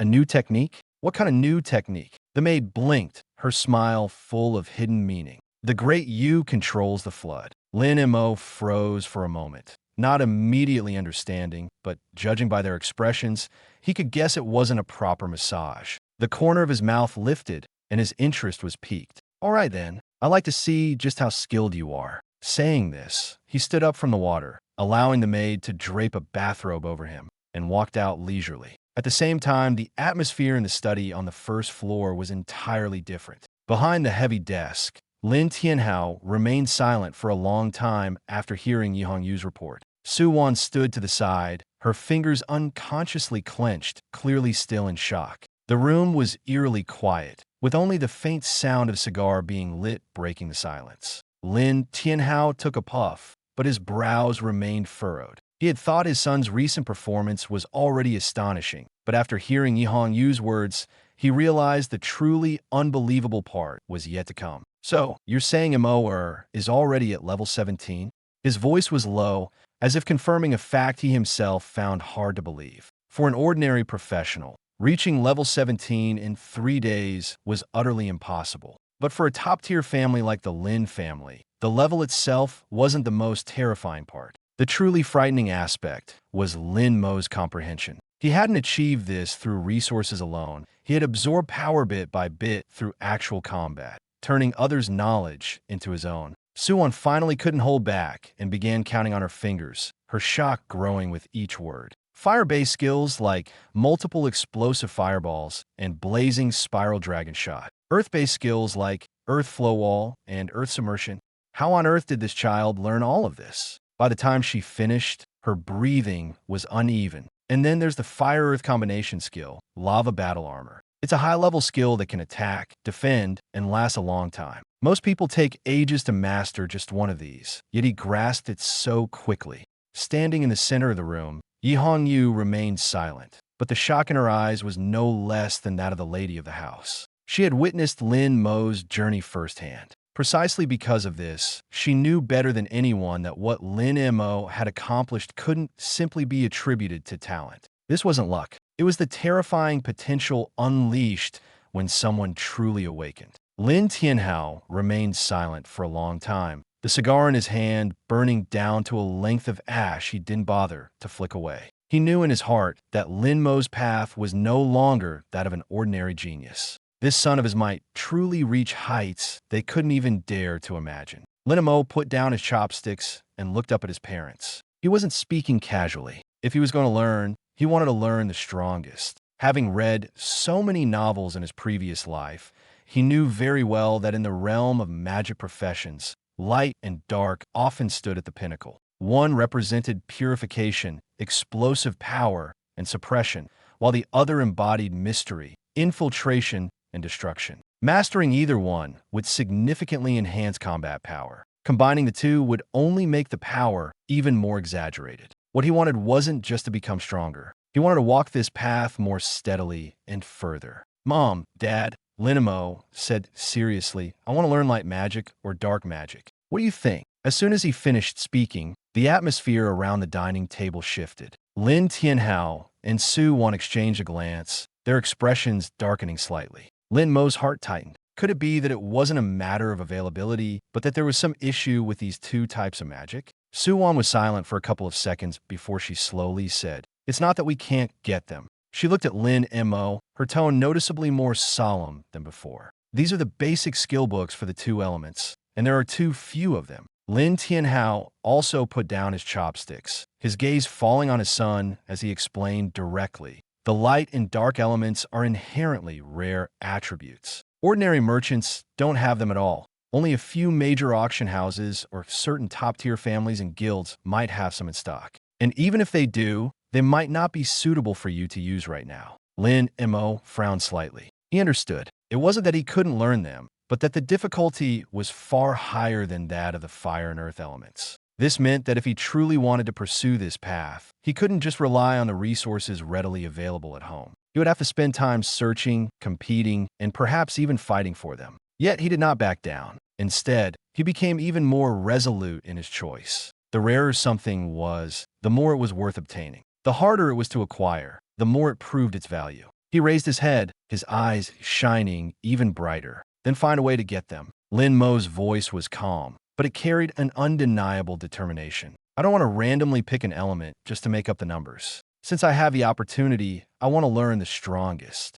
Su Wan looked at her son, her emotions complicated. She knew Lin Mo wasn't just being stubborn. This child was no longer the same as before. He had his own judgment and his own ambitions. Lin Tianhao didn't respond immediately. He quietly took a drag from his cigarette, as if weighing something. After a moment, he finally spoke slowly. "If you truly want to take this path, then your mother and I will, of course, support you. But there's one thing you need to understand. While the light and dark elements are powerful, the threshold for learning them is also high. Very few people can truly master them and make a name for themselves. You've already shown talent in both the fire and earth elements. Continuing down a more difficult path will carry even greater risks." He spoke plainly, neither exaggerating nor deliberately discouraging. This was a father's genuine concern. He wasn't afraid of his son wanting to grow stronger. He was afraid his son would move too fast and fall too hard in the end. Lin Mo, of course, understood. And precisely because he understood,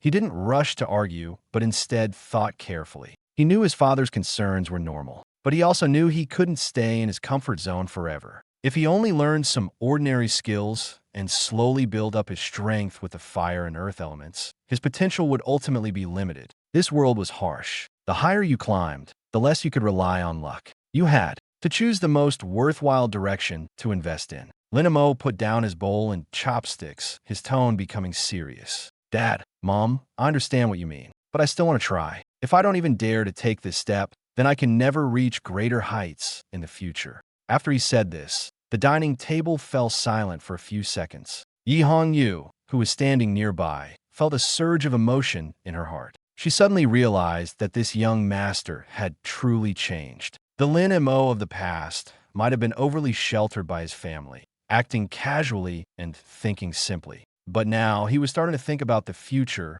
about his limits, and was even actively choosing a harder path for himself. This change wasn't just due to his talent. It seemed more like he was truly pushing himself to grow. Su Wan looked at her son, her eyes first filled with heartache, then slowly softening into relief. She sighed lightly and reached out to stroke Lin Mo's head. "All right, if you want to try, then I'll help you find a way. Whatever path you choose, Mom will support you." Lin Tianhao also nodded, his expression finally easing. "All right, I'll take care of this. I'll have someone look into the basic skill books for the light and dark elements. If they're available on the market, I'll make sure to get them for you." Hearing this, Lin Mo finally felt a sense of relief. He knew he had taken the right step. The next challenge would be whether he could truly walk this path to the end. At the same time, another matter was brought up. Lin Tianhao put down his cigarette, his tone regaining some calmness. By the way, starting tomorrow, you'll be reporting to the Longshu class. Lin Mo was taken aback. Longshu class. Of course, he had heard of it. That was a place only the top young professionals of Ming City were qualified to enter. Those who went in weren't just attending classes, they were competing. Resources, teachers, training grounds, secret realm slots. Everything was a level above the regular classes. To put it bluntly, it wasn't a place for ordinary students. It was a battlefield prepared for those with true potential. Lin Tianhao looked at him and said in a deep voice, "You're no longer just the young master of the Lin family. You're also a student of the Dragon Sequence class now. Once you're in, don't be afraid of others watching you, and don't be afraid of others challenging you. Remember one thing, the stronger you are, the more people will come to test you. Only by defeating them can you truly stand firm." Lin Mo nodded. He understood. A new place, a new circle also meant new troubles. But for him, that wasn't necessarily a bad thing, because trouble often meant opportunity. As long as he seized it, he could grow stronger faster.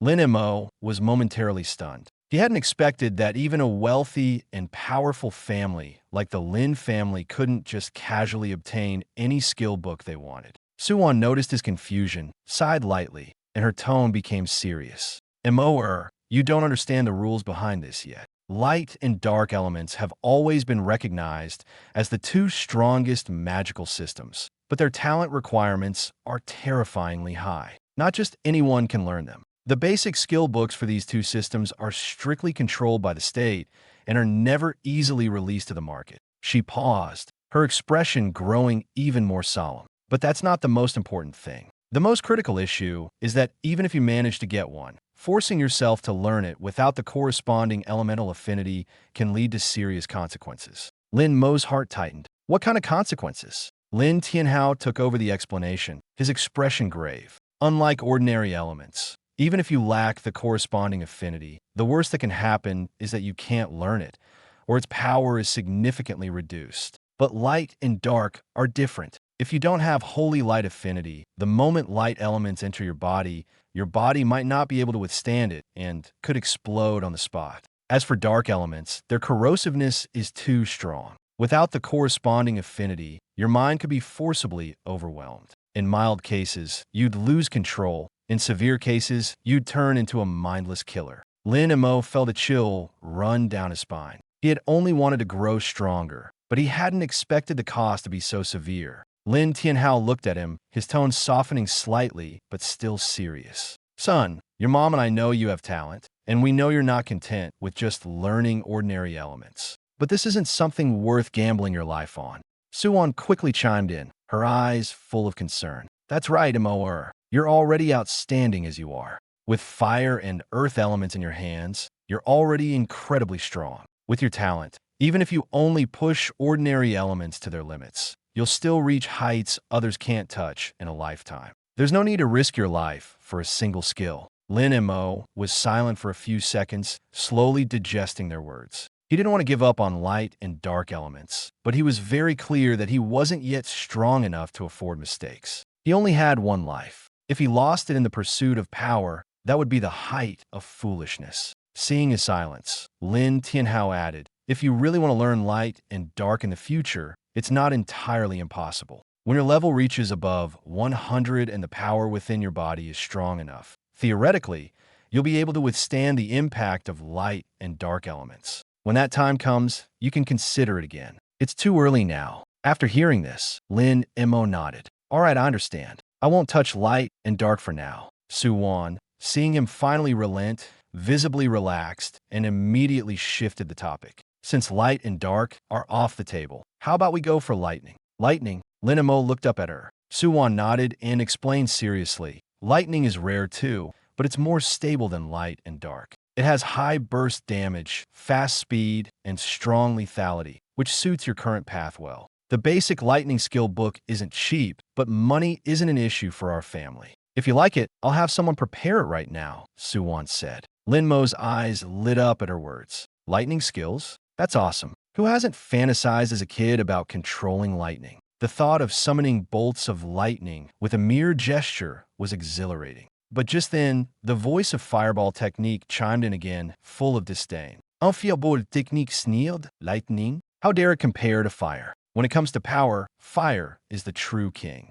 Lightning is just a flashy momentary spectacle, loud, but ultimately unimpressive. Fireball Technique, full of indignation. In the face of true flames, lightning is nothing but a little brother. Something so fleeting dares to challenge the eternal fire. Lin Mo's mouth twitched. This guy really didn't know when to quit. Shut up, he muttered under his breath. If you keep running your mouth, forget about having fire dragon liver for your next meal. Fireball Technique instantly fell silent. Lin Mo chuckled to himself. This little thing might be stubborn, but threatening it with food always worked. He looked back up at Su Wan, his tone decisive. Mom, I think lightning skills are great too. They're fast, powerful, and cool. Let's go with that. Su Wan smiled, the worry on her face easing a little. All right, I'll have someone bring it over right away and deliver it to your room. Thanks, Mom. Lin Mo was about to say something else when he suddenly remembered something and asked casually, by the way, do we still have any other beginner or intermediate fire and earth skill books at home? I'd like to grab a few to study. He had been harboring a question in his mind for a while. These skills were becoming more and more like living beings. If he fed them other skill books, what would happen? Would they become stronger or evolve new abilities? The thought intrigued him more and more. Su Wan didn't hesitate much before nodding. Yes, we have plenty of skill books at home. I'll have them sent over as well. You can look at whatever you want. For others, beginner skill books might be expensive, something they'd have to save up for a long time to afford. But in the Lin family, these things weren't rare at all. As long as Lin Mo wanted to learn or research something, the family would do its best to support him. Thanks, Mom. Lin Mo stood up, satisfied. I'll head back to my room to rest and prepare for tomorrow's big exam. After Lin Mo left, the dining room fell quiet again. Su Wan was silent for a couple of seconds before turning to Lin Tianhao, her tone serious. Old Lin, tomorrow is the big exam. Yeah, it is, Lin Tianhao replied. Exhaling a puff of smoke, his tone relaxed. With Mo's current strength, getting the top spot in the city shouldn't be a problem. All we need to do is show up and applaud. But Su Wan didn't smile. She frowned and said bluntly, I'm not talking about that. The city's top spot? That's nothing. It's not even worth mentioning. Lin Tianhao froze and looked up at her. Su Wan continued, your old classmate, Su Wenchong, isn't he in charge of admissions at the Tianlong Academy in the capital? Call him now and have him come to Jianghai City tomorrow to witness our son's performance in person. Lin Tianhao was momentarily stunned, then gave a wry smile. The Dragon Sequence class? That's the top class in Tianlong Academy. They only accept students with SS-level talents or higher, and even then, it depends on their performance during the exam. Even an SS-level talent is just the entry requirement. This year, Jianghai City has only produced one Zhao Yu, and he's just an S-level talent. Before he could finish, Su Wan interrupted him coldly. That Zhao Yu from a Zhao family has nothing to do with us. Who does he think he is, that I'd go out of my way to call someone for him? She fixed her gaze on Lin Tianhao and said firmly, I'm talking about Mo. Do you really think Mo's talent is inferior to some SS level? Are you out of your mind? Lin Tianhao shrank back under her glare and quickly waved his hands. Cough, cough. Honey, don't get mad. That's not what I meant. He lowered his voice and explained, Of course, I know our son is amazing. I'm just worried that old Su is too stubborn to come in person. Su Wan snorted, her attitude firm and leaving no room for negotiation. In any case, my Moer must get into the Dragon Sequence class. No matter what method you use, even if you have to tie him up, bring him to me. All right. Lin Tianhao quickly nodded. I'll call him right now. In Lin Mo's bedroom, the carpet was already covered with various fire and earth element skill books, each one worth a fortune. Lin Mo sat cross-legged in the center, holding a mid-tier fire element skill book, Flaming Pillar. Looking at the skill book in his hand, he was well aware of one thing. Learning forbidden spells directly was impossible. Forbidden spells didn't even have skill books. But learning some mid-tier skills first wasn't a bad idea. Besides, this one alone cost 500,000. Expensive, sure, but as long as I can learn something new, it's worth it, he muttered to himself. Flaming Pillar was a very practical skill, capable of spraying high-pressure fire pillars from the ground, instantly blocking an enemy's movement. If combined with a terrain-altering skill like Earth Flow Wall, it could completely trap monsters in a specific area, leaving them no escape. Lin Mo took a deep breath. All right, let's learn. The next second, the skill book transformed into a crimson stream of light and flew into his brow. But before he could feel any joy, the fireball skill, which had been dozing in his sea of consciousness, suddenly stirred. Like a beast smelling blood, it pounced on the light without hesitation, devouring the glowing orb representing Flaming Pillar. Lin Mo's eyelid twitched. Learning fail. Your skill, Fireball, has devoured Flaming Pillar. Proficiency in Fireball, Multi-Explosive Fireball, and Explosive Spiral Dragon Flame has significantly increased. Current skill levels: Fireball LV.17, max for current stage. Multi-Explosive Fireball LV.13, Explosive Spiral Dragon Flame LV.5. Lin Mo stared at the notification in front of him, stunned for a full 2 seconds. A mid-tier skill book worth 500,000, just gone like that? And all he got in return was an increase in skill proficiency? He knew better than anyone how hard it was to train skill proficiency in this world. For an average professional to level up a skill even once, they often had to use it hundreds or thousands of times. Moreover, skill levels couldn't exceed the professional's own level. So for most people at this stage, skill levels hovered around LV.5. Those who managed to reach LV.10 were usually the ones who had trained relentlessly. But now, he had merely consumed a skill book, and his skill levels had skyrocketed. It was undeniably satisfying, even an unexpected bonus. But what Lin Mo wanted more was new skills, not this money-burning method. The veins on his forehead throbbed as he cursed under his breath. I want to learn new skills, not burn 500,000 per book just to boost your proficiency. You're way too wasteful.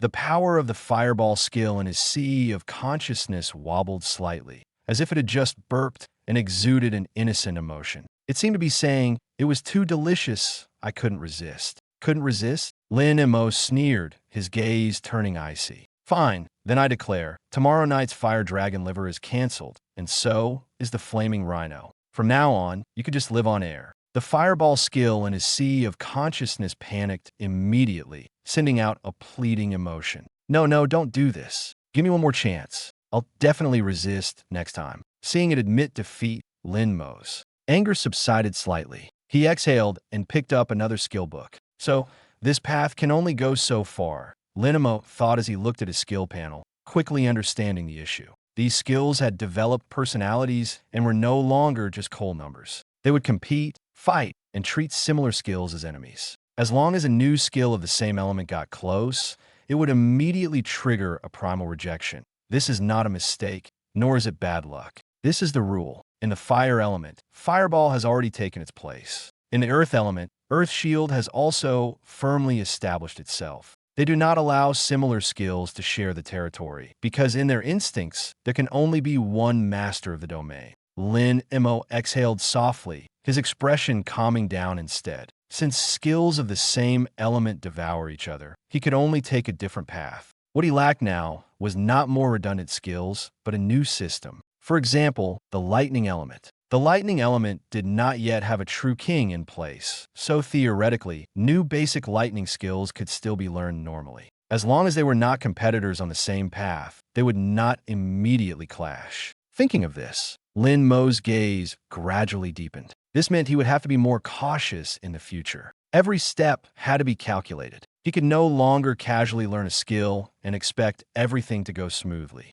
However, the greater the risk, the greater the reward. Since these skills could evolve on their own, it meant they could continue to grow stronger. The price, however, was that they first had to determine who the true leader was. Lin Mo looked at the few skill icons in his skill bar that were already clearly out of control, and a new plan slowly formed in his mind. First, stabilize them, then develop new powers. This path would not be easy, but he had no way back. I am destined not to learn new skills of the same element from skill books. But Lin Mo quickly came to terms with it. For others to train a skill to proficiency, they had to use it repeatedly, enduring countless days and nights to see even a slight improvement. But he was different. What he had in abundance was resources. As long as he poured money into it, any progress could be forcibly accelerated. Understanding this, Lin Mo simply pushed all the remaining skill books on the ground in front of him. Then let's max out all the skill levels first. 10 minutes later,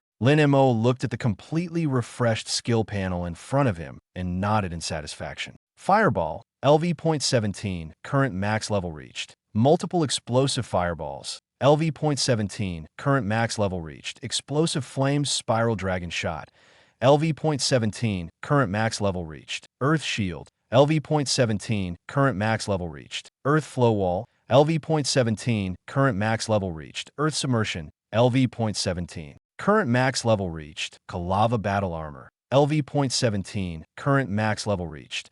All skills have been pushed to LV.17, matching his own level. If this were to spread, who knows how many people would go mad with envy. Others relied on hard training and repeated combat to slowly grind skill proficiency. For Lin Mo, it was a simple matter of throwing resources at it, time-saving, effortless, and absurdly fast. Lin Mo glanced one last time at the lightning strike skill book. He was still 3 levels short of being able to learn it. The lightning element, one of the rarest magical elements aside from light and dark. Fast, explosive, and incredibly destructive. A true lightning mage often meant absolute dominance in battle. Hopefully, it will surprise me when the time comes. He put the book away, already looking forward to it in his heart. The next morning, Lin Mo groggily turned over and reached for the bedside table. A maid who had been waiting nearby immediately handed him a cup of warm honey water. "Young master, have some water." Lin Mo took it, moistened his throat,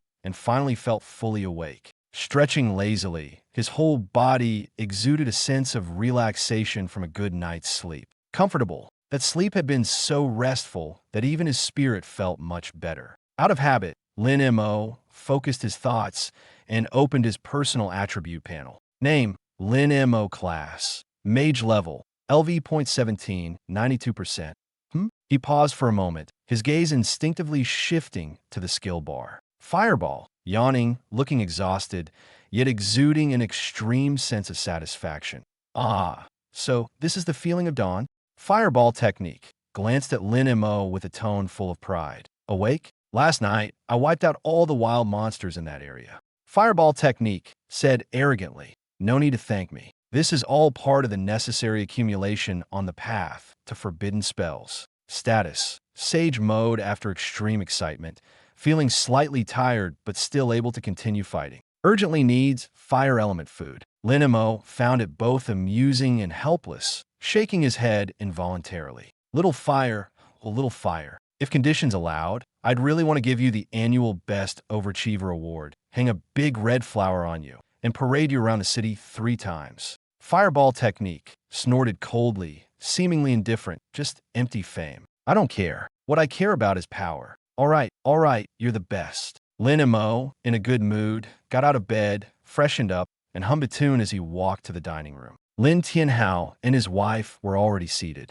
Today's atmosphere was noticeably more formal than usual. Lin Tianhao was dressed in a crisp military uniform, his chest adorned with rows of medals, sitting there like a mountain that commanded respect and authority. Su Wan had also changed into a black long dress, her hair styled in an elegant updo, exuding a dignified and refined aura with a touch of competence. "Morning, Dad, Mom." Lin Mo pulled out a chair and sat down, casually picking up a piece of toast. "So formal? Someone who doesn't know might think you're being promoted to city lord today." Lin Tianhao's eye twitched slightly, his face stern as he said, "You brat, today is the big exam. The whole city is watching. Your dad is one of the chief examiners. How could I not dress formally?" Su Wan smiled as she served Lin Mo a bowl of spicy beef stew porridge, gently reminding him, "Eat more. The big exam is very physically demanding. Don't go hungry later." "Thanks, Mom." Lin Mo took the porridge, drank a sip, and felt warmth spreading from his throat to his stomach,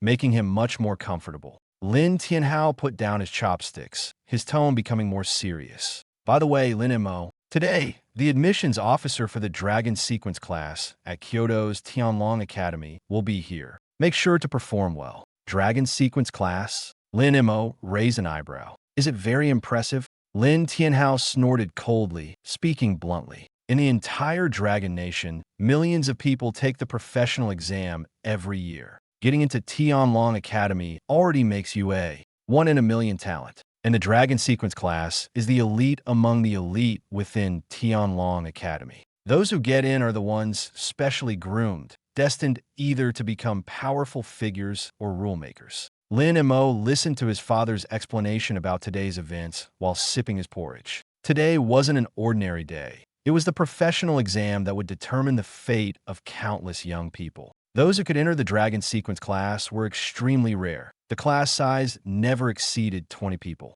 Lin Mo was a bit surprised after hearing this, but he didn't panic. He knew this was a rare opportunity. But for him, the most important thing wasn't the ranking. It was reassuring his parents and letting them hold their heads high today. That impressive. Lin Mo swallowed a mouthful of porridge and nodded seriously. Then I'll have to perform well and not embarrass you. Lin Tianhao immediately laughed, patting Lin Mo's shoulder with satisfaction in his eyes. Good boy, that's the spirit. He said, if you can really get into the Dragon Sequence class, it won't just bring honor to us. It'll open up a bigger path for yourself. Su Wan also came over, helping Lin Mo straighten his collar, her tone gentle yet firm. Just do your best. Don't put too much pressure on yourself. She looked at her son, her eyes full of love. Whether you get in or not, you'll always be our proudest child. Lin Mo smiled, but he understood clearly in his heart. His parents spoke lightly, but their expectations for today were no less than his own. He didn't want to disappoint them, nor did he want anyone to think their son wasn't good enough. Lin Tianhao glanced at the time, his expression turning serious. All right, we need to head to the exam venue first, he said.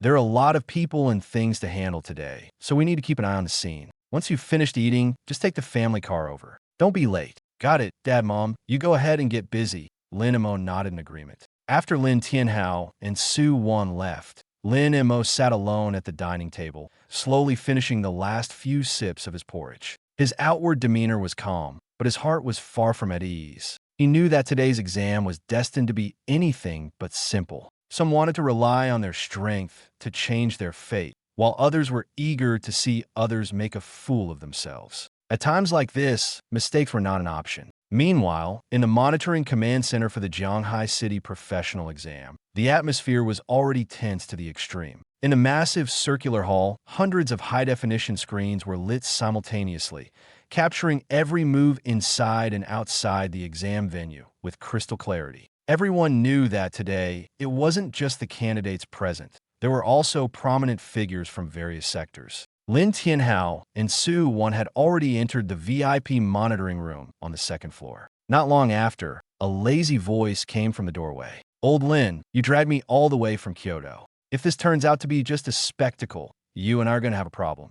Lin Tianhao turned his head and smiled even wider. Su Wenchang was strolling and leisurely, fiddling with 2 walnuts in his hand, looking completely unhurried. Now, that's not fair. Lin Tianhao greeted him with a laugh. We've been friends for so many years. Well, have I ever let you down? Su Wenchang plopped down on the sofa, clearly unimpressed. Spare me, he snorted. You hyped this up so much over the phone, claiming your son awakened dual fire earth elements, mastered 4 skills at once, and could wield them with pinpoint precision. You even mentioned some fire earth combo technique. It all sounds like a joke. He shook his head, his tone full of skepticism. Honestly, if it weren't for the fact that we were roommates back in the day, I wouldn't have bothered coming.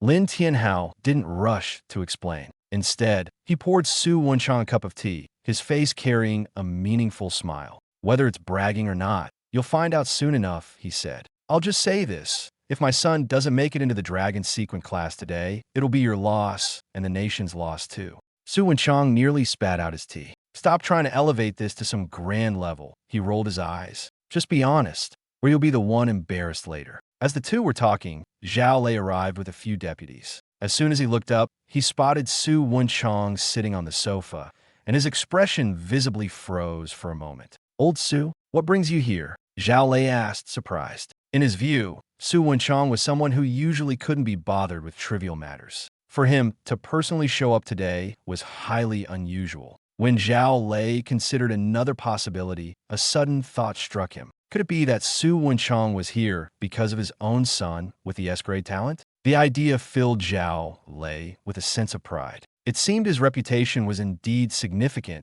enough to draw someone like Su Wenchang here. Su Wenchang turned his head slowly upon hearing Zhao Lei's voice. The 3 of them had been classmates at the same university in their youth. Back then, Lin Tianhao was the most dazzling figure in the entire school, his strength overwhelming and unmatched. Zhao Lei, on the other hand, was always overshadowed by him. year after year, trying to find a chance to surpass him. As for Su Wenchang, he had always been the one watching the drama unfold from the sidelines. Decades had passed, but Zhao Lei's competitive spirit hadn't faded. He was still eager to prove he was stronger than Lin Tianhao, a fact that was no secret among the old classmates. Old Zhao, long time no see, Su Wenchang greeted with a faint smile, but didn't get up. I was invited by old Lin.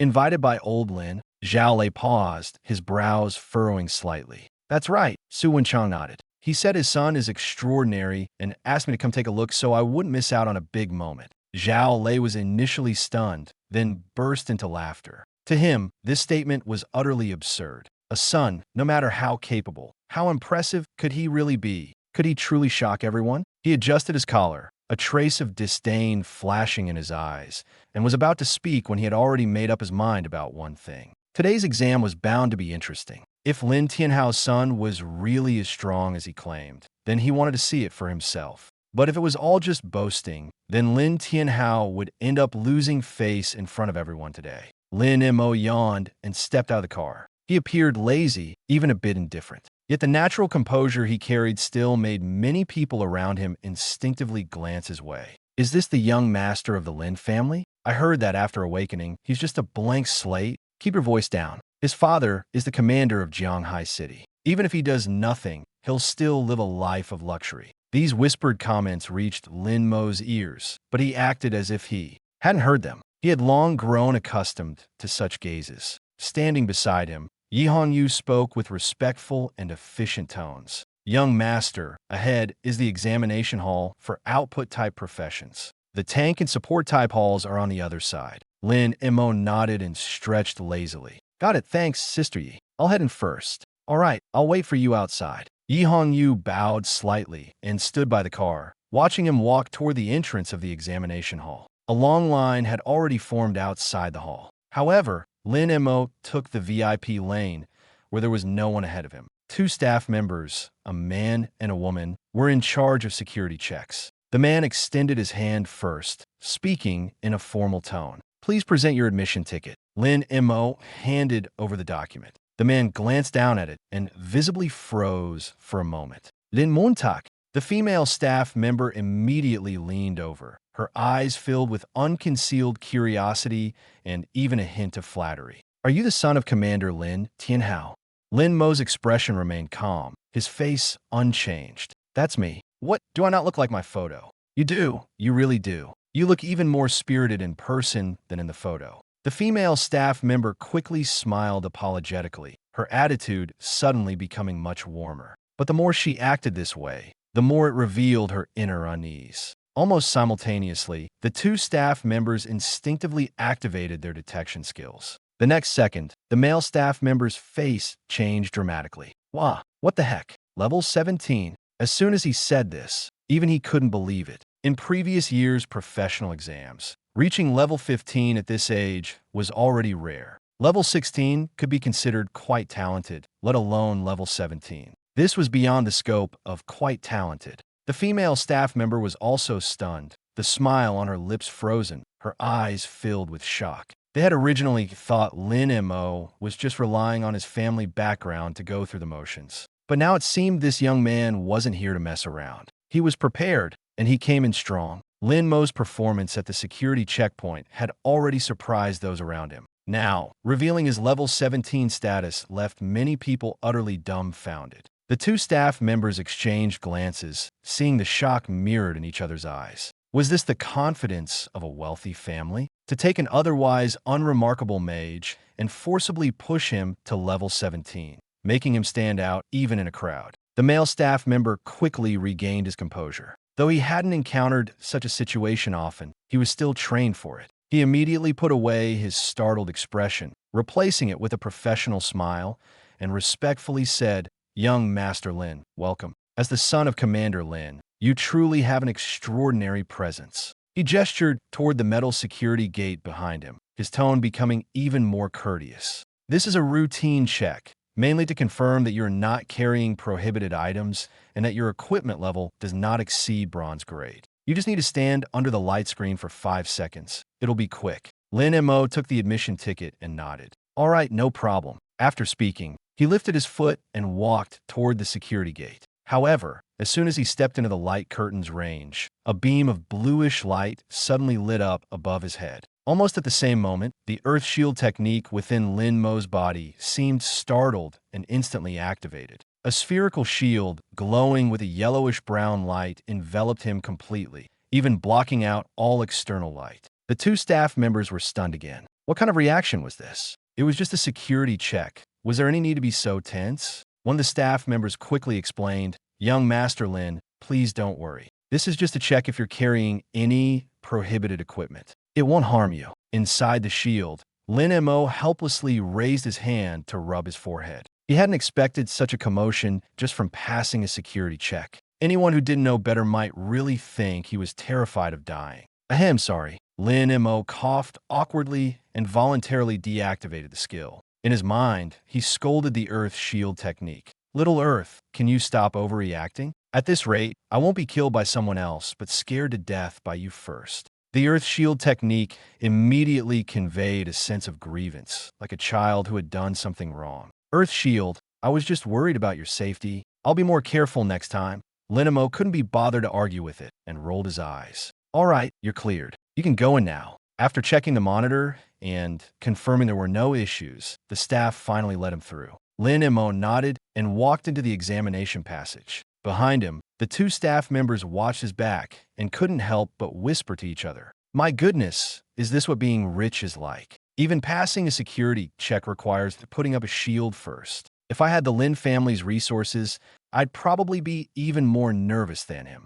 True, people with good fortune are often more afraid of accidents. After passing through the passage, Lin Mo arrived at a massive open-air plaza. A large number of examinees had already gathered there, standing in groups of 3 or 5, chatting in low voices. The atmosphere was both tense and excited. Lin Mo's appearance immediately drew a lot of attention. After all, among his peers in Shanghai City, the name Lin Mo was not unfamiliar. Some were envious, some were jealous, and some simply wanted to see how far this young man, who had risen through family connections and resources, could go. "Lin Montauk," a familiar voice called out from behind. The crowd quickly parted to make way. Zhao Yu, surrounded by a group of people, slowly walked over. His gaze swept over Lin Mo, finally landing on the conspicuous level 17 displayed above his head. A faint, ambiguous smile played on his lips. "Level 17, that's quite high." His tone sounded like a compliment,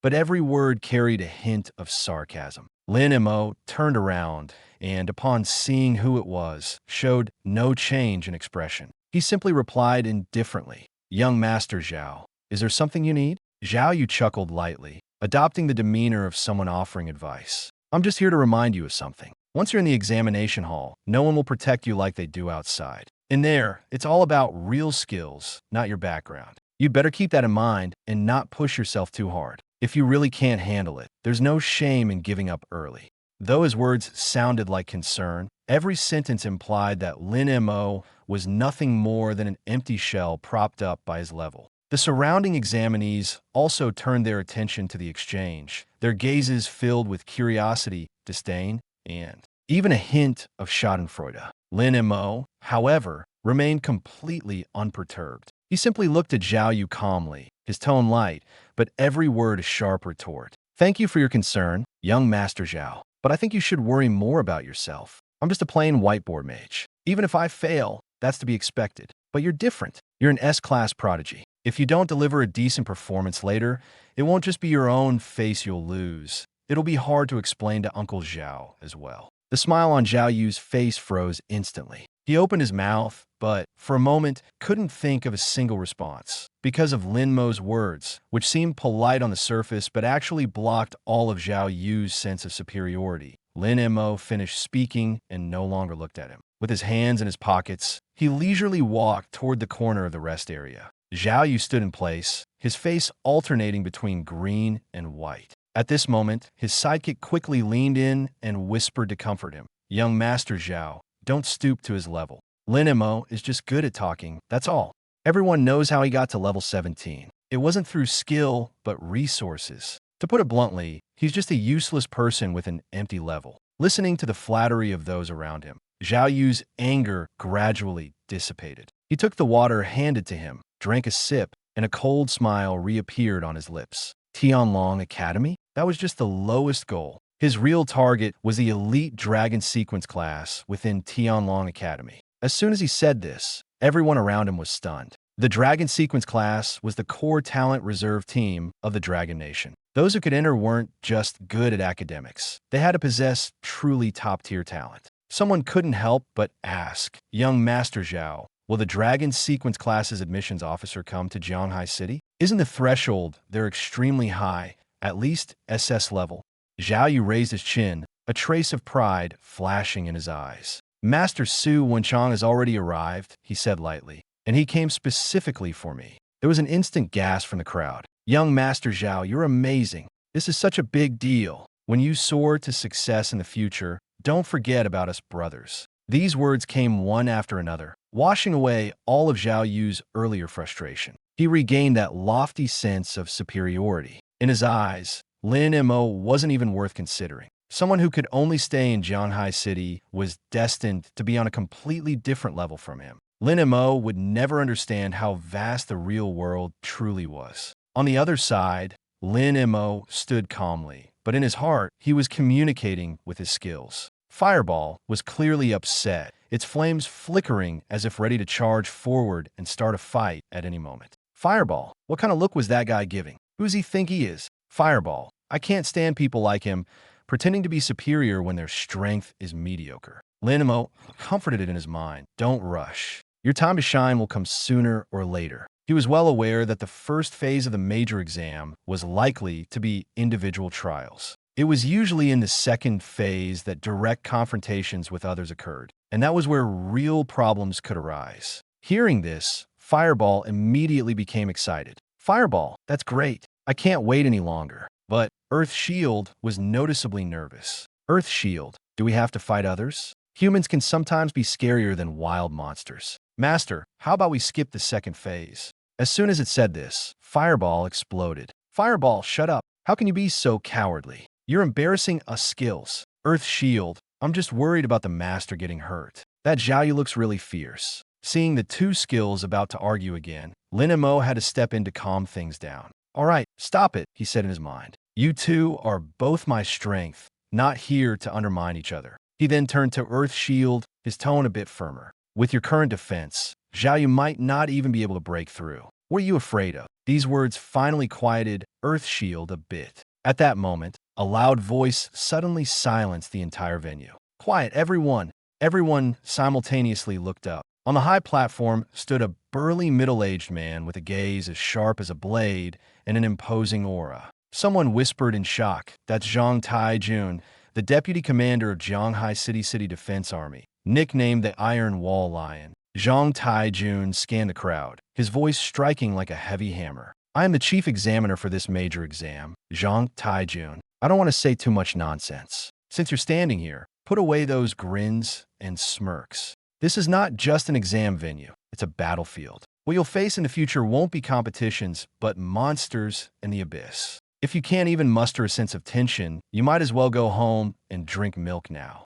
As soon as these words were spoken, many students instinctively shrank their necks, their expressions turning tense. Seeing this, Zhang Taiju nodded in satisfaction. "Now, I will announce the rules of the exam. This exam is divided into two stages. The first stage, the trial tower. The moment he finished speaking, the entire square shook violently. The ground upheaved and dust filled the air. Immediately after, several black towers slowly rose from the ground, piercing the clouds and exerting an almost suffocating pressure. The trial tower has 30 floors. Each floor will spawn monsters of different types and varying strengths. The rules are simple. Clear one floor, and you earn 100 points. The final ranking will first be determined by points. Rankings will be arranged from highest to lowest points. If points are tied, the one who clears the floors faster will rank higher. After the first stage, only the top 200 candidates will qualify for the second stage. Upon hearing the words top 200, a collective gasp swept through the crowd. This year's candidates in Jianghai City numbered in the tens of thousands. Only 200 would advance. This elimination rate was so brutal it sent chills down people's spines. Zhang Taijun ignored the commotion below and continued. As for the second stage, the 200 advancing candidates will be randomly teleported to the misty wasteland. There, a high-level wind mage outside will continuously generate a storm. The storm circle will shrink over time. If anyone dares to touch the storm, they will be torn apart instantly. In the second stage, killing ordinary monsters will earn you 10 points. Killing elite monsters will earn you 20 points. At this point, Zhang Taijun paused, his gaze turning colder, and his voice carried a heavier sense of oppression. Of course, besides killing monsters, there's an even faster way to earn points. And that is to defeat other candidates. As long as you defeat a candidate, you can directly take all the points they have. The moment he said this, the entire venue erupted. Taking all the points? Everyone understood what this meant. No matter how hard you fought earlier, no matter how many monsters you killed, if someone targeted you and struck decisively, all your previous efforts could be for nothing. Some frowned, some grew nervous, and others began instinctively scanning their surroundings, as if preemptively guarding against everyone nearby. Zhang Taijun looked at the candidates below. Their expressions varied and added coldly. However, you don't need to worry about dying. All candidates participating in the exam will be granted a soul protection. As long as you suffer a fatal injury, the protection will activate, saving your life until the exam ends. But the price is that you will be immediately eliminated. Now, everyone, line up according to your admission ticket numbers and enter the trial tower in order. The exam begins. Lin Mo quietly listened to the rules, his expression calm. To him, this exam boiled down to two things: fighting monsters and fighting people. The latter, however, would determine the outcome more than the former. He casually pulled a bag of fire element snacks from his pocket, eating as he followed the line forward, his relaxed demeanor more like someone out for a stroll than someone taking an exam.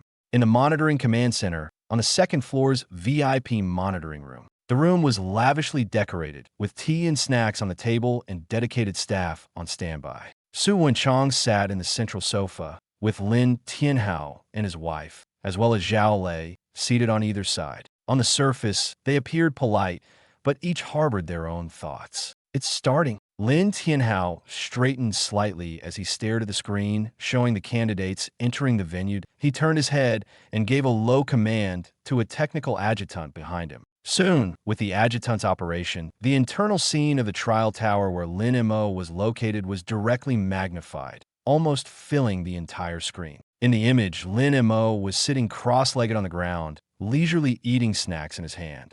"Your son seems pretty relaxed," Su Wenchang couldn't help but blurt out. Lin Tianhao's old face flushed, and he coughed awkwardly, forcing an explanation. "Ahem. Old Su, this kid just has a good mindset. You see what this is? This is called staying calm in the face of big events." "Ha ha!" Su Wenchang laughed. "Staying calm in the face of big events? Most young people these days are too tense. It's rare to see someone this interesting." But these words sounded particularly grating to Zhao Lei. Relaxed? Good mindset? In his view, this was not composure at all. It was simply not taking the exam seriously. This wasn't steadiness. It was laziness. This wasn't confidence. It was giving up. Zhao Lei snorted coldly and said to another adjutant, "Bring up Zhao Yu's footage as well." "Yes, Commander Zhao." Soon, Zhao Yu's footage was also projected onto the central screen, placed side by side with Lin Mo's. In the image, Zhao Yu stood upright, holding a staff, his expression serious and his gaze sharp,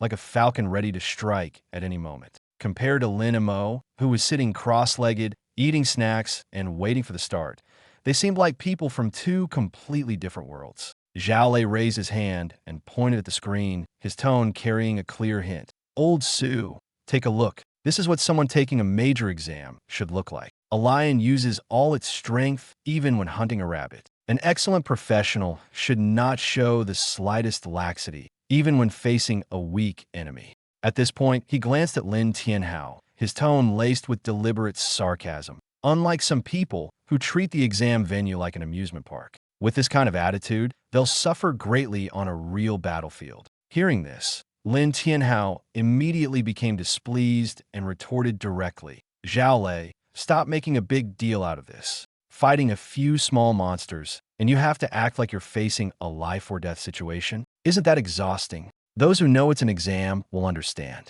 Those who don't might think he's fighting some abyss-level monster. My son knows how to gauge the situation. What do you know? Zhao Lei glared at Lin Tianhao fiercely after finishing his words. Gauge the situation? Lin Tianhao sneered. I think it's just sloppiness and lack of discipline. So what if he's sloppy? If you're not convinced, let's see whose student clears the trial faster. Lin Tianhao's face darkened, and he immediately fired back. Seeing the two old classmates about to argue again, Su Wenchang quickly stepped in to mediate. All right, you're both old men now. Why are you bickering like children? As he spoke, his gaze shifted back and forth between the two screens, his tone carrying a hint of reflection. One is highly talented, acting freely and seemingly unconventional. The other has a solid foundation, works seriously, and is very steady. Both types have their own strengths. Don't rush, keep watching. The trial tower has just begun, and the real show is yet to come. Zhao Lei and Lin Tianhao both snorted coldly at the same time, neither willing to back down first. But despite his words, Su Wenchang's attention was clearly more focused on Lin Mo. After all these years, it was the first time he had seen a student dare to act so relaxed. So relaxed it was almost absurd in front of the Dragon Sequence class admissions officers. Trial Tower, first level, the internal space where Lin Mo was located. It was a massive enclosed hall, spanning 1,000 square meters, so vast that one could see the end at a glance. The surrounding walls were forged from black metal,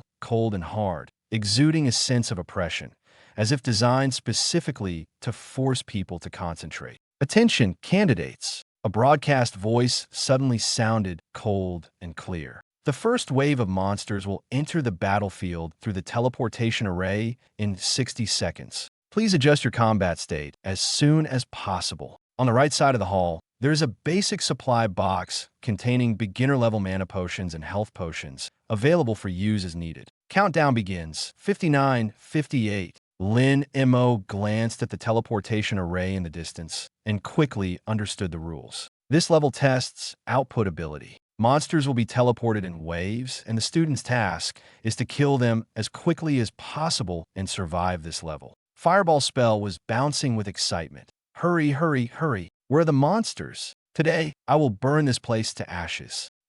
Let them cry in the flames. Lin Mo rolled his eyes. Hey, little fire, can you stop talking like a villain every time you open your mouth?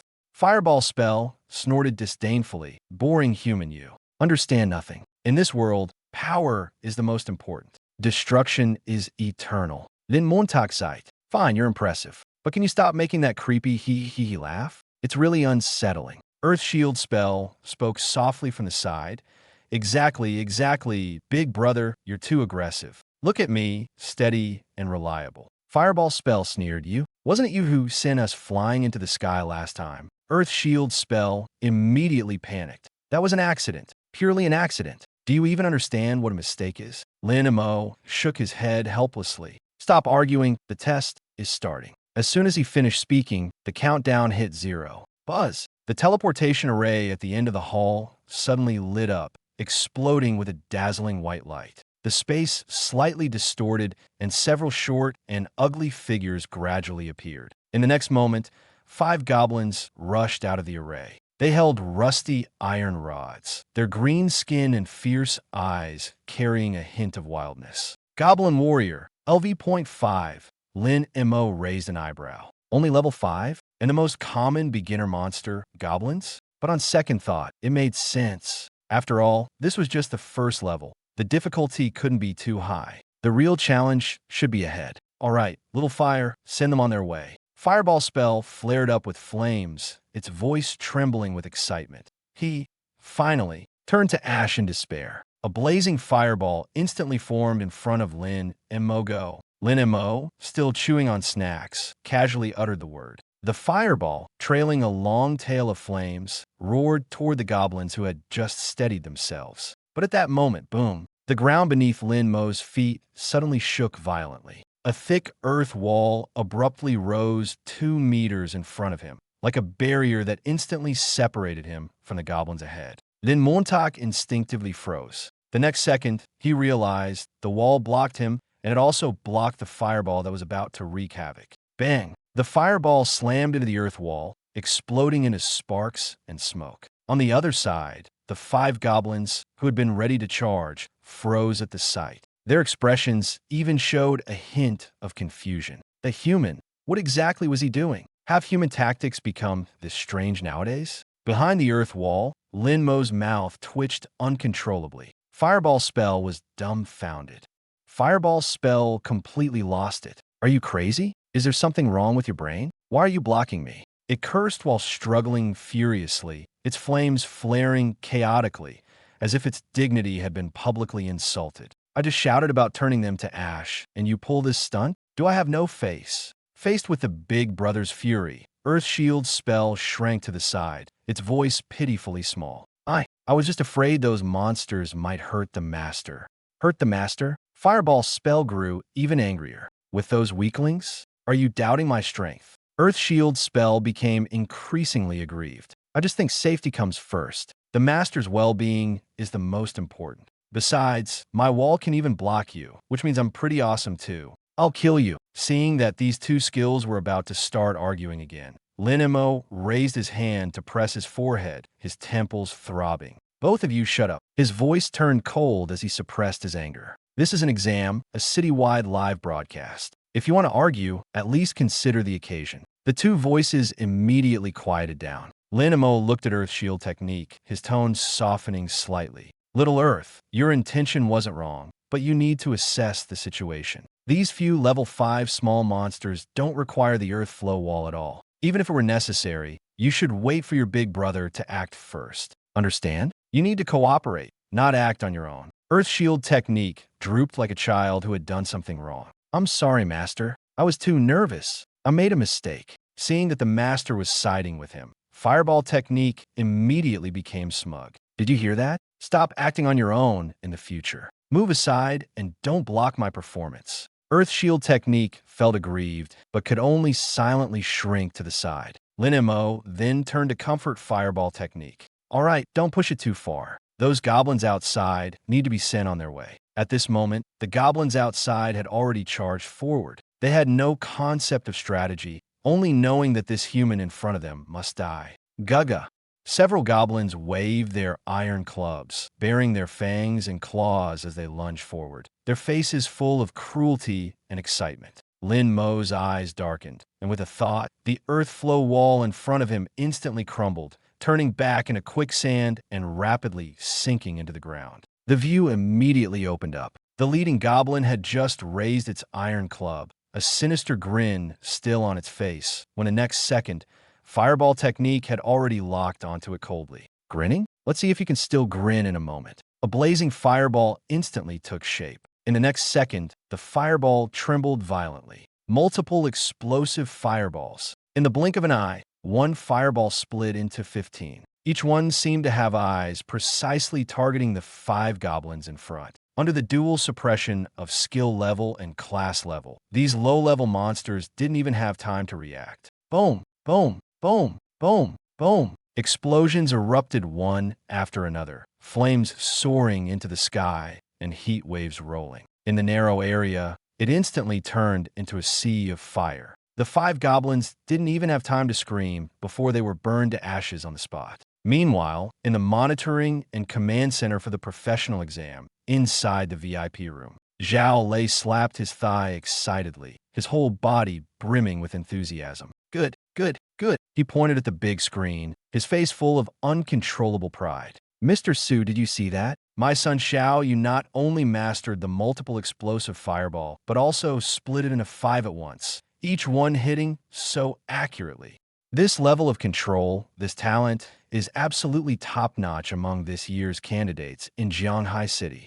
But after he finished speaking, the expected praise did not come. Su Wenchang remained silent, his expression grave as he stared at the screen. Mr. Su, Zhao Lei froze for a moment, turning to look at him, a sudden bad feeling rising in his heart. Su Wenchang spoke in a deep voice. Shut up. The smile on Zhao Lei's face instantly froze. Su Wenchang ignored him and directly ordered the technical staff. Rewind the footage of candidate Lin Mo by 10 seconds and play it at 10 times slow motion. Yes, the technical staff immediately complied. The footage on the big screen quickly rewound and then began playing in slow motion. Only then did Zhao Lei realized that his attention had been entirely on his son Zhao Yu earlier, completely missing what had happened on Lin Mo's side. But judging from Su Wenchang's expression, he immediately sensed that something was wrong. Could it be that something had gone wrong on Lin Mo's side? Or had he been caught cheating? If that were the case, it would be fantastic. The footage continued in slow motion. At 10 times slow motion,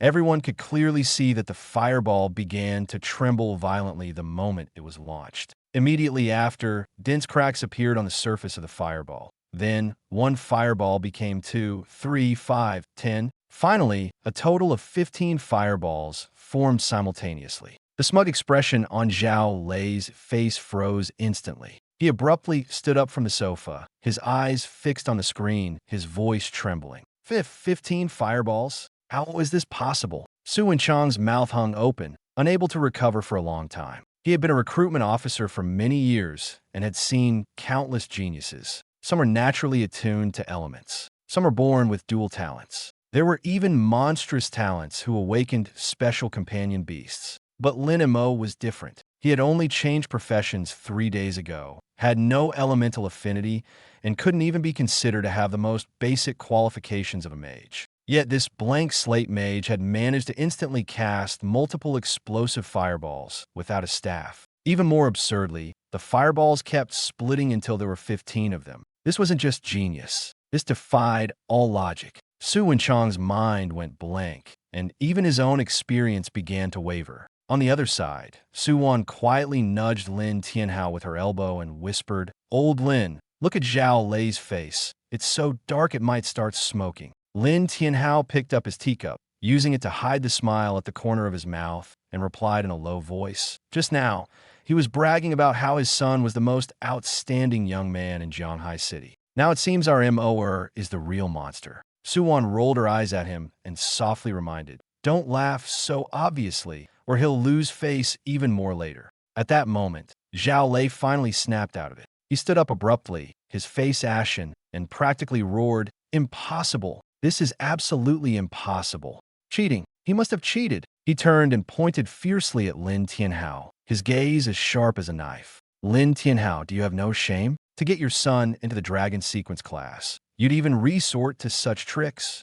Instantly casting 15 fireballs? Do you think we're all idiots? This is something only a handful of people in history have ever achieved." Lin Tianhao remained calm, not even furrowing his brow. He looked at Zhao Lei indifferently and asked, "Zhao Lei, if you're going to accuse someone, you need evidence. What proof do you have that my son cheated?" "Evidence? Zhao Lei's needed. Just you wait." He immediately turned around and barked orders at the staff outside the door. "Bring me the people responsible for Lin Mo's entry inspection. I want to question them personally." "Why, yes, Commander Zhao." The staff member, startled, quickly ran out. Su Wenchang, who had finally regained his composure, looked at Lin Tianhao with a complicated expression. "Old Lin, your kid is really something else." He didn't rush to take sides because he also wanted to know whether Lin Mo truly had this ability or had used some underhanded method. Lin Tianhao smiled, his tone calm and confident. "Old Su, I've told you before, there's no need to deceive you." Zhao Lei snorted coldly from the side. "Keep pretending. When the inspection staff arrive, let's see how long you can keep up the act." But Lin Tianhao remained unperturbed. He even leaned back in his chair, completely relaxed. He knew in his heart that Lin Mo had reached this point through his own abilities and had nothing to fear from any investigation. Before long, 2 uniformed staff members were brought in. They were the same man and woman who had conducted Lin Mo's security check at the exam entrance earlier. As soon as they entered the room, they were overwhelmed by the suffocating tension in the air,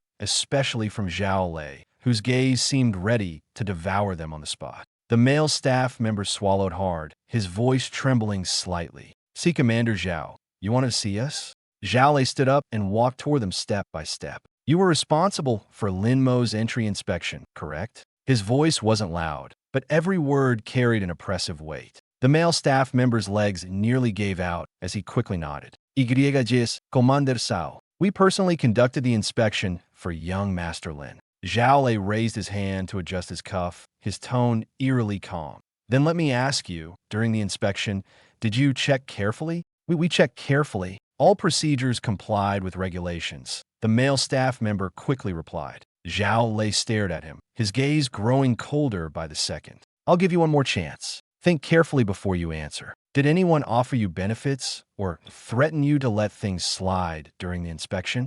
You should be aware of how serious the consequences would be if such a thing were confirmed. You could lose your job, and you might even end up in prison. Speak the truth now, and it will count as a voluntary confession. Do you understand? The faces of the two staff members turned pale instantly, cold sweat breaking out on their foreheads. The male staff member took a deep breath and, almost shouting with all his strength, said, "Report to Commander Zhao. We can swear on our lives that the inspection process was entirely compliant, with no issues whatsoever. The clothes, equipment, and personal belongings on young Master Lin Mo were all thoroughly checked. There were absolutely no prohibited items."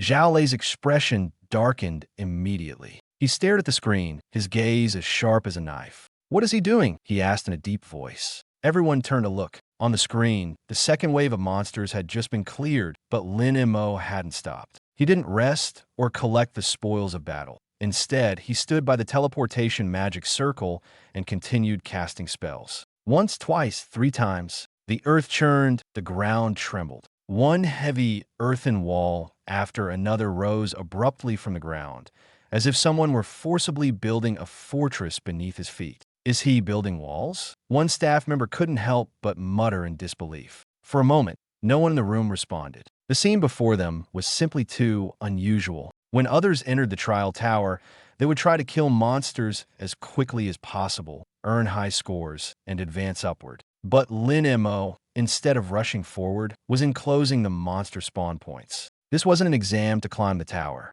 It looked more like he was laying a foundation. 6 walls now, someone murmured. As soon as the words were spoken, the final earthen wall rose with a loud rumble, seamlessly connecting with the previous 5 walls. 6 walls, each 5 meters high, encircled the teleportation magic circle, forming a completely enclosed hexagonal space. The walls were solid, their edges neat, with not a single gap visible. The monster spawn point had been directly caged inside. Su Wenchong was momentarily stunned, then burst into laughter. "This kid, his mind works fast," he said softly. Lin Tianhao was also taken aback. He had just been proud of his son's calm performance, but now, seeing this scene, he couldn't help but feel a twinge of unease. Because he knew Lin Mo wasn't fooling around. The boy was genuinely trying to maximize his advantage. He's trying to trap the monsters inside, reducing their chances of scattering and escaping. Su Wenchong slowly analyzed. This way, he won't need to run back and forth.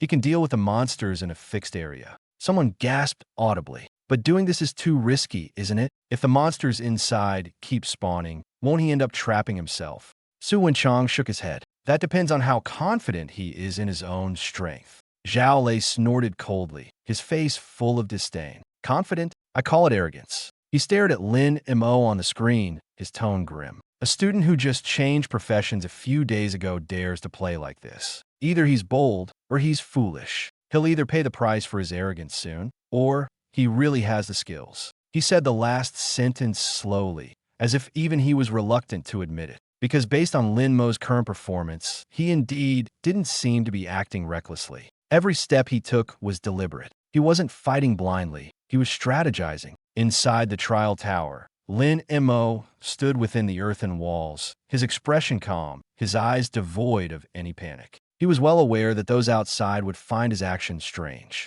But to him, this wasn't a gamble. It was the most secure choice. Since monsters keep spawning from the teleportation array, why should he chase them around? Locking them up is the most efficient strategy. He raised his hand slightly, elemental energy flowing in his palm as earth-based power gathered once again. United we stand, invincible we become, Lin Mo silently recited to himself. This wasn't meant for others to hear, but for his own encouragement. He understood clearly that the upcoming trial wasn't about a momentary burst of energy, but about judgment, rhythm, and control over the situation. His goal wasn't to charge recklessly, but to transform the battlefield into a scenario most advantageous to him. Soon, the array lit up again, and new monsters began to appear. However, as soon as they materialized, they realized there was no escape. High walls surrounded them on all sides, as if they had fallen into a giant well. Before they could even lift their heads to take in their surroundings, they were struck back by incoming skills.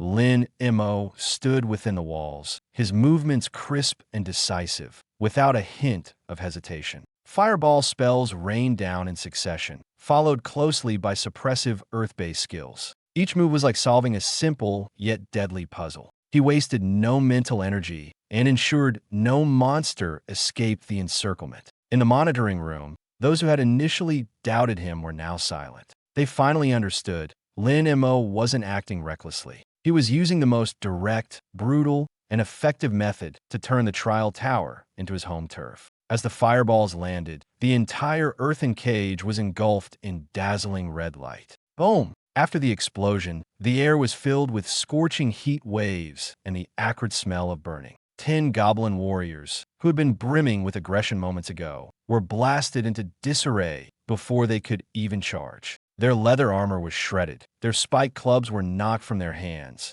and their once fierce eyes now held only fear and confusion. They finally realized they hadn't come to regain freedom, but had merely been transferred from one prison to another, even deadlier one. Lin Mo stood at a distance, his expression calm, even slightly satisfied. This wasn't cruelty, it was efficiency. To him, combat was never about who charged harder, but about who used their brain better. If the monsters scattered, dealing with them would be slow and troublesome. But once trapped by earthen walls and bombarded with concentrated fireballs, everything became simpler, saving effort, time, and ensuring safety. This was the correct strategy. He glanced at the nearby Earth Shield technique, his tone carrying clear approval. Well done, Little Earth. You did great this time. First trap the enemies, then let Little Fire handle the output. That's what teamwork is all about. Remember, we're not fighting solo. Cooperation ensures survival and speeds up the fight. After hearing this, Earth Shield technique glowed brighter,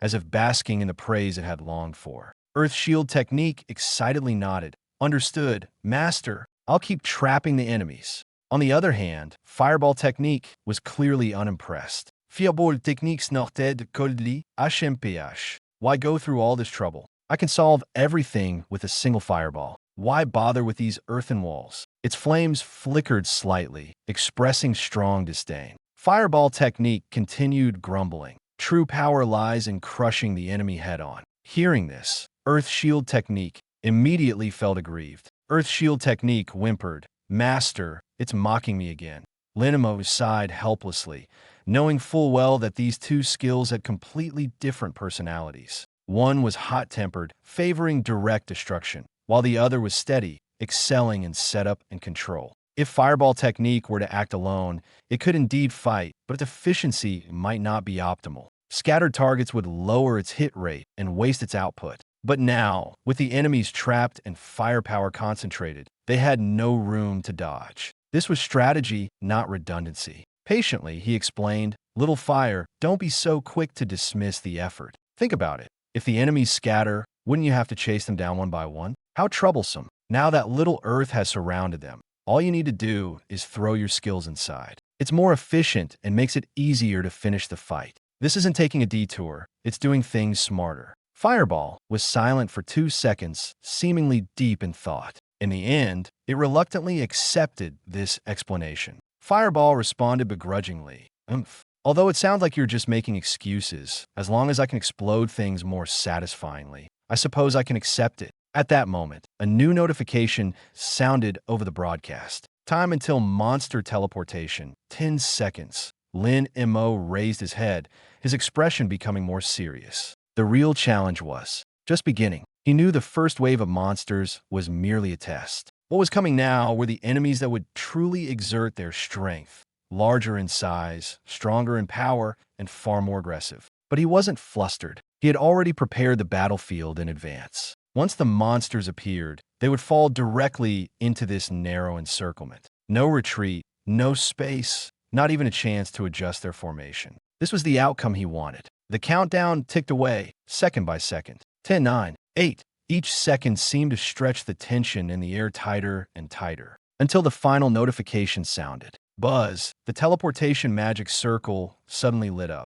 In the confined space formed by 6 earthen walls, 10 figures began to take shape. They were visibly stronger than the goblins from the previous wave. Broader shoulders, more solid muscles, and skin a deeper shade of dark green. The weapons in their hands were no longer simple iron rods, but spiked clubs, which looked far more menacing and difficult to deal with. Goblin warriors, LV.5. As soon as these creatures appeared, they let out low growls, their eyes fierce and brimming with killing intent. Grah! The leading goblin warrior raised its spiked club, seemingly ready to charge forward and tear the human in front of it to pieces. But as it took its first step, it froze. All around it, front, back, left, and right, were towering earthen walls. No exits, no ups, not even a crack wide enough to squeeze through. It looked up in confusion, as if suddenly realizing it had fallen into a carefully prepared trap.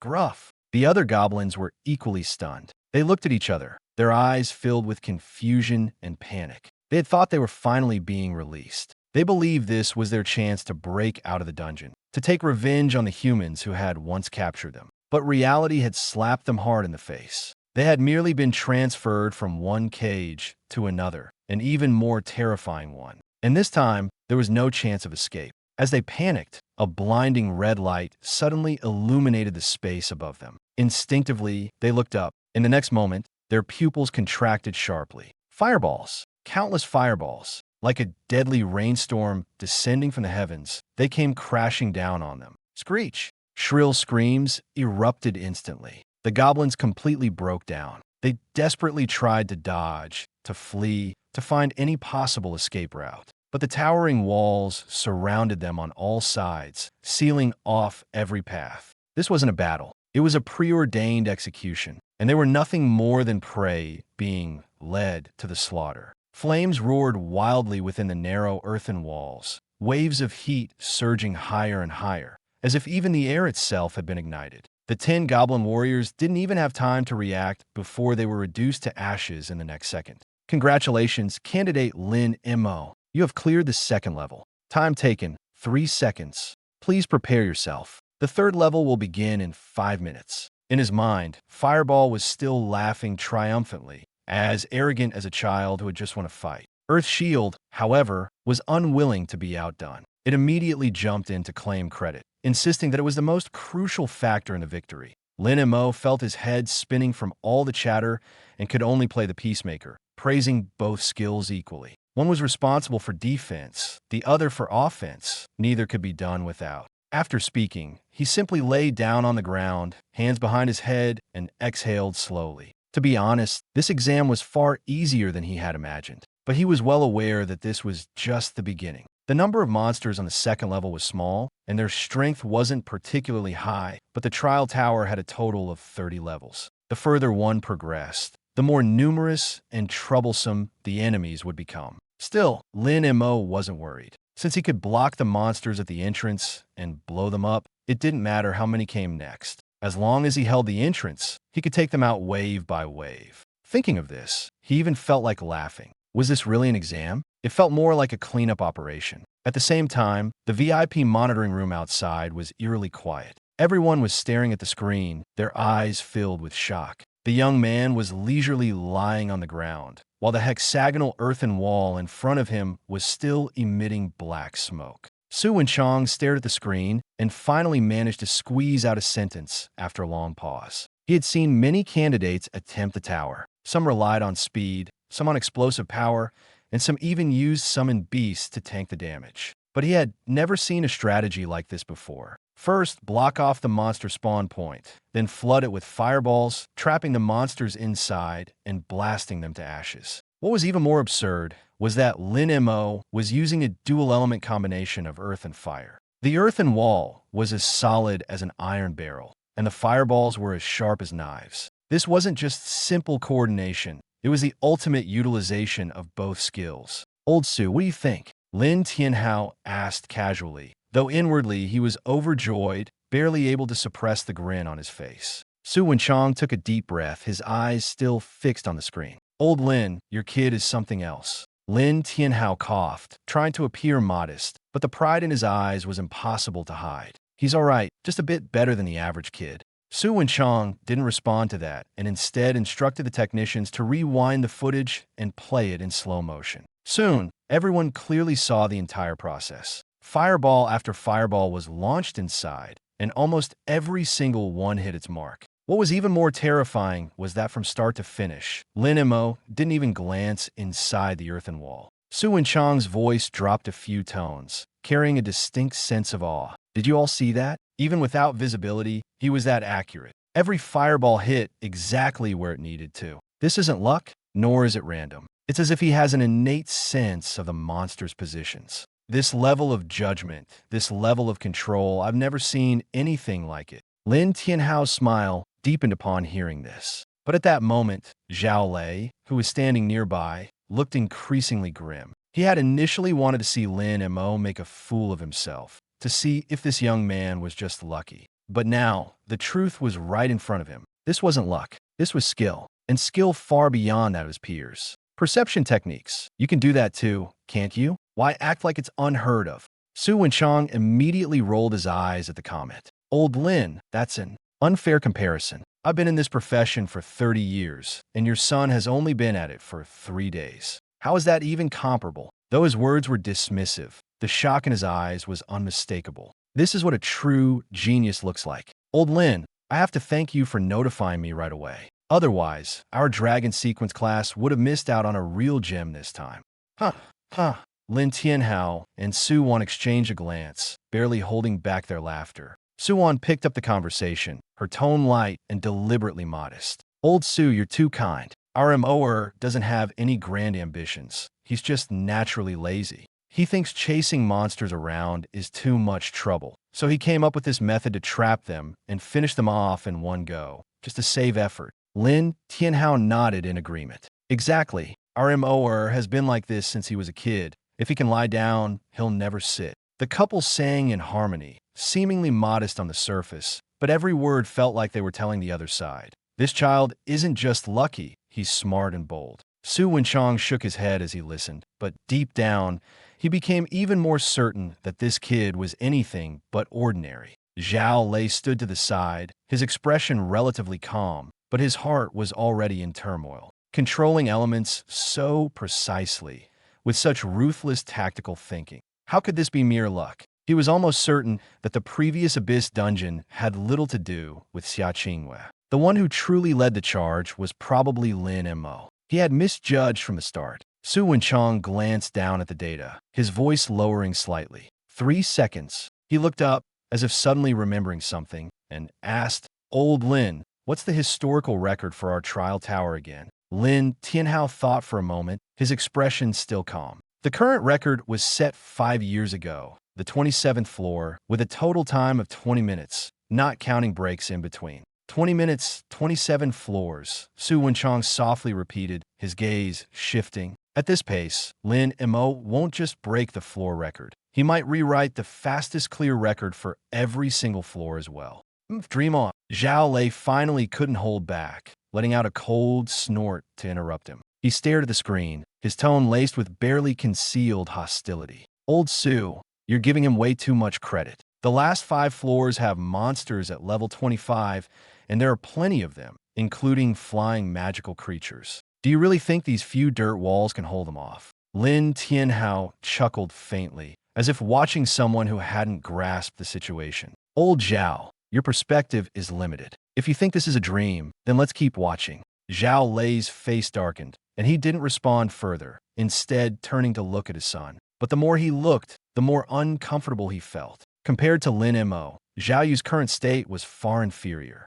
Meanwhile, in the independent space of the trial tower's 2nd floor, where Zhao Yu was located. Huff. Zhao Yu leaned on his staff, panting heavily. The battle just now had been won, but it wasn't an easy victory. The 10 goblin warriors weren't just tough-skinned. They also knew how to spread out and flank him, their attacks relentless, leaving him no room to breathe. He had to keep moving, calculating skill cooldowns, and seize every gap to cast fireballs. The intensity of this battle, already so high on just the 2nd floor. Zhao Yu walked over to the supply box, took out a bottle of beginner mana potion, and tilted his head back to drink it. Congratulations to candidate Zhao Yu. 2nd floor cleared. Time taken, 1 minute 47 seconds. Please prepare to enter the 3rd floor in 5 minutes. Hearing the broadcast, A hint of pride finally appeared on Zhao Yu's face. 1 minute and 47 seconds. He was very satisfied with this result. Ordinary A-level candidates would take at least 3 to 5 minutes and might even get injured. Even among S-level talents, not many could finish in under 2 minutes. And he had done it in less than 1 minute and 50 seconds. This speed, in previous years, would undoubtedly place him among the top S-level candidates. More importantly, there were no geniuses above S-level in Jianghai City. In other words, his current performance was likely already the most outstanding in the entire venue. Thinking of this, Zhao Yu turned his head to look at the surveillance camera in the corner. "Dad, did you see that? This is the power of an S-level flame mage. This time, the top scorer in Jianghai City is mine." He couldn't see the screen in the monitoring room, but he firmly believed that his father must be sitting in the VIP monitoring room at this moment, watching him with a face full of pride. At this moment, in the monitoring room, Lin Mo had already cleared the first floor, and everyone's attention was focused on another enlarged screen, Zhao Yu's side. Looking at Zhao Yu's inexplicably confident smile on the screen, Lin Tianhao deliberately feigned ignorance and asked, "Old Zhao, what's your Zhao Yu muttering about over there?" Zhao Lei's face immediately darkened upon hearing this. He knew his son too well. Just one look at that expression, and another at the curve of his smirking lips, and Zhao Lei could tell exactly what the boy was thinking. If it were any other time, he might have felt proud, even smug. But not now. Standing nearby was a monster who could clear levels in 3 seconds. And then there was his son, with that "I'm the strongest in the room" look on his face. Zhao Lei felt the blood rush to his forehead, wishing he could dive into the screen, drag Zhao Yu out, and give him a good scolding. It was humiliating, truly humiliating. Inside the trial tower, a faint burnt smell was already wafting through the air. The battle continued.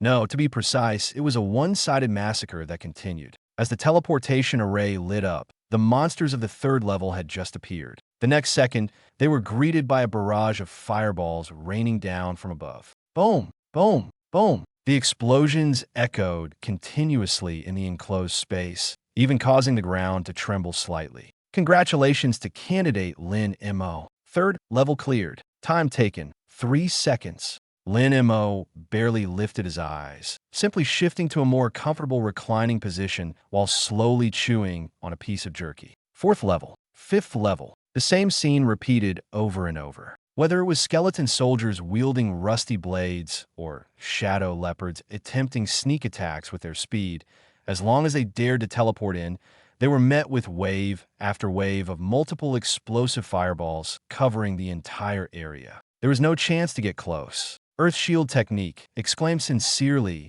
"Big Bro is so fierce. Big Bro is mighty." Fireball Technique snorted coldly, "Of course. Watch and learn from me, though your cage-building skills are barely passable." Lin Mo's mouth twitched. This little fireball actually had the audacity to act like a boss, even starting to command its underlings. The 19th level passed quickly. Along the way, whether it was goblins, prairie wolves, or shield-bearing orcs, as soon as they teleported in, they were immediately blocked at the teleportation point, bombarded by flames, unable to even stand properly. Congratulations to candidate Lin Mo. 19th level cleared. Time taken, 42 seconds. As a golden light shot into the sky, Lin Mo's level rose to LV.18. Not bad, already level 18. Just 2 more levels, and I can learn Thunderstrike. Lin Mo was well aware that both fire and earth elements were strong right now. But as a mage, who could resist the power of lightning? That speed, that destructive force, it was truly captivating. Fireball Technique looked proud. Little Thunder? Am I getting another underling? Fine, bring it on. From now on, Little Earth will take the hits, Little Thunder will run errands, and I'll just focus on looking cool. Earth Shield Technique rubbed its hands excitedly. Am I going to be the second in command?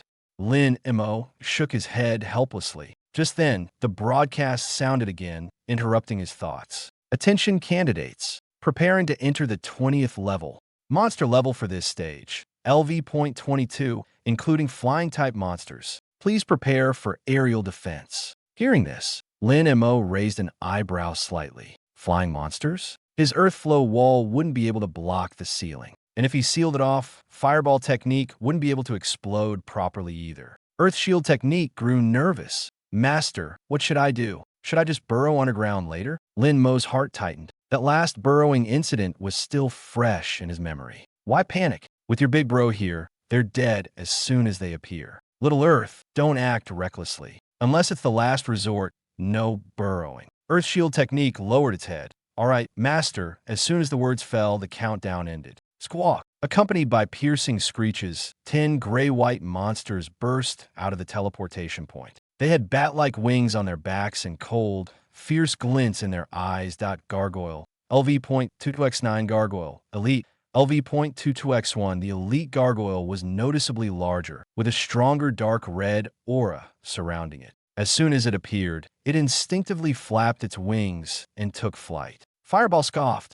So what if it flies? It'll still get blasted. After clearing out the monsters on this floor, Lin Mo didn't relax immediately. He knew very well that the real trouble often wasn't the first wave of attacks, but the gap that followed the burst. That elite gargoyle had almost reached him earlier. If not for the quick reaction of Earth Shield, the outcome might have been very different. Thinking about this, Lin Mo glanced at the two skills still silently competing with each other. His tone was calm, but direct. Stop arguing. That last moment really showed a lack of sustained firepower. He paused and continued. Our biggest problem isn't insufficient single-hit damage, but the lack of stable, continuous area output. Multi-explosive fireball is powerful, but its cooldown is still too long. Without that cooldown reduction gear, there's a gap after each round of attacks. If the monsters can't fly, we can rely on earth walls to block them and wait for the skills to recover. But once the enemy can fly, this flaw becomes magnified. That was the perfect example just now. Fireball listened, clearly a bit unconvinced, but didn't argue further. Lin Mo didn't blame it. He knew that whether it was skills or people, making mistakes wasn't the problem. The real issue was not knowing where the problem lies. So, moving forward, we need to change our approach. Lin Mo's gaze deepened. We can't rely on just one move to win everything. If we need more control, we add control. If we need sustained output, we add sustained output. Fireball handles bursts. Earth Shield handles defense. But if we want to go further, we need a more stable strategy. His words weren't just directed at the skills, but also at himself. In this world, brute force alone would eventually lead to failure. Those who survive to the end aren't the most reckless, but the ones who know how to adapt. Earth Shield seemed to calm down after hearing this, as if it had finally found its place. Fireball, though still a bit unwilling, also understood that its brief failure earlier had indeed exposed its shortcomings. Lin Mo raised his head and looked toward the deeper passage ahead. The higher levels would only get harder. What he needed to do now wasn't to bask in the small victory just achieved, but to quickly refine this combat strategy. Because the real test was just beginning. Spiral Dragon Shot was originally a single target damage skill. As Lin Mo thought about this, he suddenly remembered something and looked up at Fireball. Little Fire, I recall feeding you a skill book earlier, a mid-tier one called Flame Pillar, right? As soon as he finished speaking, Fireball's icon trembled slightly. It didn't remember any books. Once those skill books were fed to it, all it could think about was one thing. They tasted good, quite delicious. Seeing its bewildered expression, Lin Mo understood. This guy only cared about eating and didn't bother to remember anything. Forget it. Hoping you'd study on your own seems impossible. Lin Mo sighed. Anyway, the concept of Flame Pillar is simple. First, compress fire elements into the ground, then forcefully eject them to form a high-pressure flame column. Got it. He spoke casually, but in truth, he didn't fully understand how the skill worked either. It didn't matter, though. Comprehension was something the skill itself had to figure out. He just needed to provide the direction. Fireball listened, remained silent for a moment, and seemed to be seriously contemplating. Compress into the ground, then eject as a flame column. It thought this sounded somewhat unreliable, but decided to give a try anyway. After all, its master had spoken, and it couldn't keep playing dumb. The next second,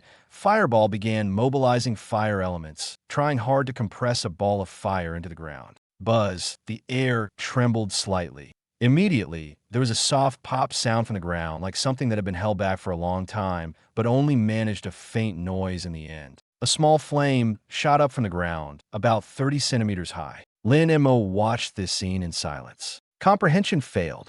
The fireball spell also seemed to bristle, as if indignantly complaining. It wasn't for lack of effort, but this task was simply impossible. Lin Mo shook his head helplessly. It seemed that mastering a skill wasn't as simple as it seemed. At that moment, the Earth Shield spell timidly raised its hand.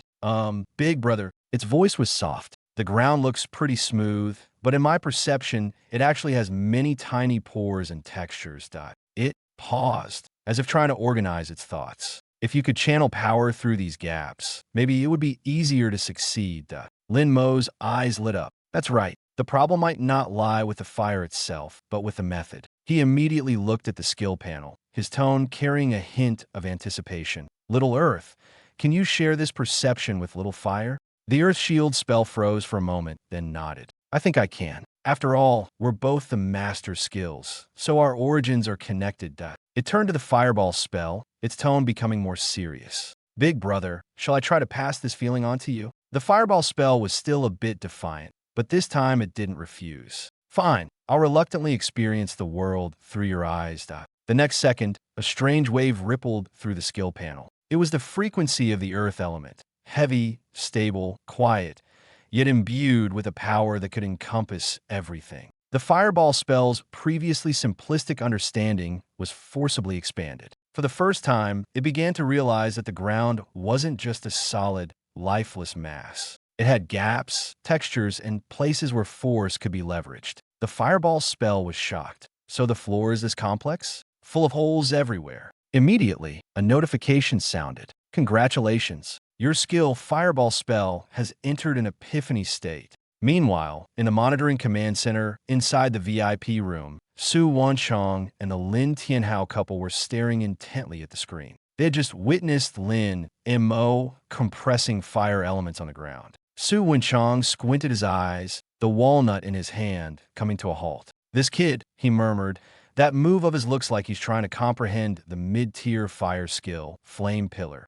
As soon as he said this, Lin Tianhao's eyes immediately lit up. But before he could speak, Zhao Lei, sitting nearby, turned his head as if he'd just heard the most ridiculous joke. Old Su, are you overestimating this kid?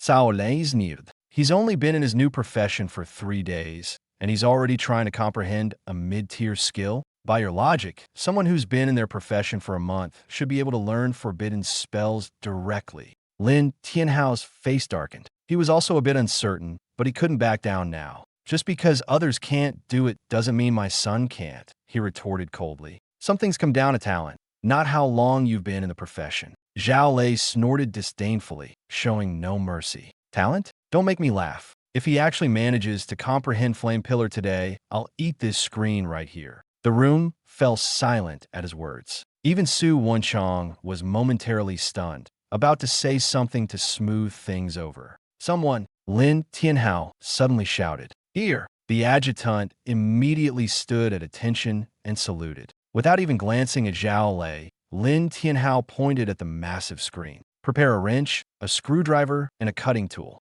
Also, go to the cafeteria and fetch a bucket of lubricant. And bring 2 bottles of high-concentration vinegar. I think Commander Zhao might feel a bit choked later and will need something to wash it down. Yes, sir. The adjutant didn't hesitate for a second and immediately turned to carry out the orders. Suwon held back for a few seconds, but couldn't help it anymore. She covered her mouth and turned away, her shoulders trembling slightly. Old Lin, what are you doing? Su Wenchong finally came to his senses and said, both helpless and amused, Nonsense. This is the exam monitoring center. Lin Tianhao, do you think this is a marketplace where you can eat and dismantle things as you please? As he spoke, he turned to Zhao Lei, his tone softening slightly. And you, old Zhao, at your age, why are you bickering with a kid? How can you say such things so casually? If you really try to bite the screen, you'll break your teeth. But Zhao Lei was already too worked up to listen. He stared intently at Lin Tianhao, his eyes blazing with anger.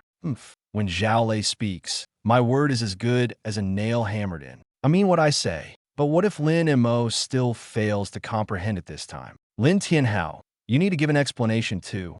Lin Tianhao calmly adjusted his sleeve, his expression serene, even carrying a hint of uncontainable confidence. Fine, if Mo truly fails to comprehend it, I'll eat this screen. Good, you said it yourself. Zhao Lei shouted, his voice so loud it made everyone's ears ring. A gentleman's word is as good as a promise, Lin Tianhao retorted without backing down. The two of them were like two enraged bulls, seemingly about to collide. Su Wenchang, standing in the middle, opened his mouth but ultimately swallowed his words, letting out a long sigh instead. What a mess! He raised his hand to rub his throbbing temples and sat back on the sofa with a face full of exasperation. Fine, I won't interfere anymore. If you want to bet, go ahead. Just don't choke yourselves to death in the process. Despite his words, he couldn't help but glance back at the large screen. On the screen, Lin Mo was still standing motionless, his gaze fixed firmly on the ground beneath him. Deep underground, a faint dark red light was beginning to glow like a dormant flame awakening. Su Wenchang's heart skipped a beat, and he murmured softly, "This kid, could old Zhao really lose this time?" Trial Tower, 21st floor. The space distorted, and Lin Mo was teleported to the center of this floor. As soon as he steadied himself, a cold notification sounded in his ears. Attention, examinee. The monsters on this floor are high-mobility, flying creatures. Please prepare yourself. Countdown, 60 seconds. The broadcast echoed through the empty hall like a death knell. But Lin Mo didn't even blink. He wasn't concerned about any flying monsters right now. He was waiting for Fireball to complete its new deduction. On the previous floor, he had used the sensory sharing of Earth's shield to let Fireball see a different world. What had once been an ordinary ground was no longer just dirt and stone slabs in its eyes, but a vast network filled with tiny nodes. If he could compress fire elements and channel them through these nodes before detonating them. Just as this thought took shape, there was a hum. The air suddenly grew hot. The ground beneath Lin Mo's feet began to emit a faint dark red glow, as if magma was truly churning below. The next moment, a series of notifications popped up. Your skill, Fireball, has successfully discerned the Earth's patterns. Your skill, Fireball, has independently deduced and successfully comprehended a mid-tier fire skill, Flame Pillar, LV.1. Flame Pillar creates a circle of flames on the ground in a designated area. After a brief delay, high-pressure flame pillars erupt, dealing significant fire damage to enemies within range. Cooldown, 15 seconds. Current LV.1 effect can release 5 flame pillars consecutively. Each level increase adds +1 pillar. Lin Mo's eyes lit up instantly. It worked. He looked at the new skill on the panel, and a slow smile spread across his face. This was the power of a mid-tier skill. 5 flame pillars right off the bat. If the level continued to rise, the number of pillars would only increase. By then, it wouldn't just be a simple attack. It would turn an entire area into a sea of fire. However, he also noticed the skill's limitations. There had to be a clearly marked warning area, followed by a brief delay before the pillars erupted. This mechanism may not seem straightforward, but when combined with control skills or used to block the enemy's movement in narrow terrain, its power can become terrifying. Lin Mo quickly assessed in his mind. This is not a skill that relies solely on bursts of power to win. It is a skill that requires strategy, coordination, and pre-planning. But precisely because of this, it suits him perfectly right now. After all, real combat is never just about who has stronger firepower. It's about who can see the situation clearly first and seize the initiative. Oh, Fireball technique extatique. Ah, I've done it. It has succeeded. Fireball technique dispersed the raging flames around it, and for once glanced at Earth Shield technique beside it. Fireball technique snorted, "This time, I'll admit you were somewhat useful. I reluctantly acknowledge you." Earth Shield technique blushed slightly. Actually, it's mainly because the Master is amazing. If it weren't for the Master's one remark that enlightened me, I wouldn't have thought of this. The Master is the real key. Fireball technique seemed pleased and nodded in agreement. This human may seem lazy most of the time, but when it comes to critical moments, he's not entirely useless. The earth wall rose with a thunderous roar, sealing the entire area tightly. Lin Mo didn't waste a single second. He knew very well that the real danger wasn't how strong the enemy was, but whether he could prepare quickly enough. A single moment of delay could collapse the entire situation. For him, the safest approach was to lay all his cards on the table before the monsters appeared. While having Earth Shield technique continue to reinforce the walls, he turned his attention to the skill books in his backpack. There were still a few unused books lying there. Although the exam prohibited bringing one-time use skill books were not on the ban list. This meant that as long as he had resources, he could continue to improve himself in the exam room. This rule was both fair and ruthless. It didn't protect the weak. Instead, it forced everyone to prepare to the fullest. Lin Mo didn't hesitate and used all the remaining skill books directly. In the next moment, beams of light flew out from his backpack and merged into his body. Fireball technique devoured several fire element skill books, instantly becoming more powerful. Multi-explosive fagas, blazing, spiral, dragon gong, flamme pilar. Its proficiency soared, and its level was forcibly pushed to match his own at level 18. Earth Shield technique also absorbed new skills, becoming sturdier and more stable in defense. In just a few seconds, skill books worth millions were all gone, exchanged for a more mature and ferocious skill system. Lin Mo looked down at his skill bar, fully aware that this wasn't squandering, it was an investment. Every penny spent now would translate into higher efficiency in the upcoming battles, lower risks, and the capital for him to go further. That should do it, he murmured softly. He glanced again at his now empty backpack and began planning for what lay ahead. The expenditure this time was indeed significant. Once the exam was over, he would need to restock. Fire element resources needed replenishing, and lightning element ones had to be prepared as well. Skill books might seem expensive on ordinary days, but in critical moments, they were worth more than anything.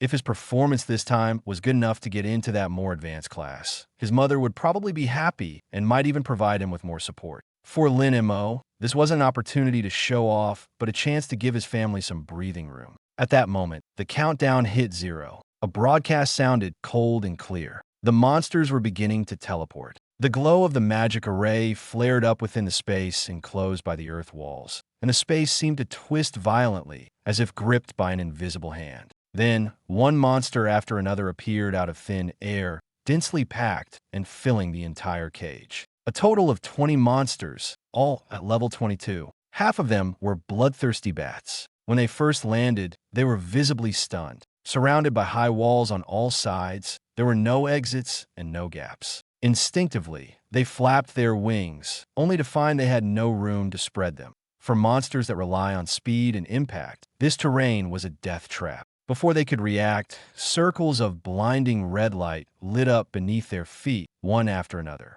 1, 2, 5. The red circles spread rapidly, covering the entire ground in an instant, sealing off every inch of open space. The monsters finally realized something was wrong and began to panic and roar, but it was already too late. Above them, a rain of fireballs was already descending. 15 fireballs, like an unrelenting judgment, crashed fiercely into the confined space. Immediately after, the ground exploded violently. Pillars of fire shot into the sky, over 20 blazing columns slicing the enclosed area into a living furnace. The flames were not just simple explosions, but a rhythmic, layered harvest. Suppression from above, blockade from below, and no escape route in between. The monsters didn't even have time to let out a full scream before being engulfed by the flames, turning to ash in an instant. Lin Mo stood at a distance, calmly watching it all. He wasn't overwhelmed by the destructive power before him. Instead,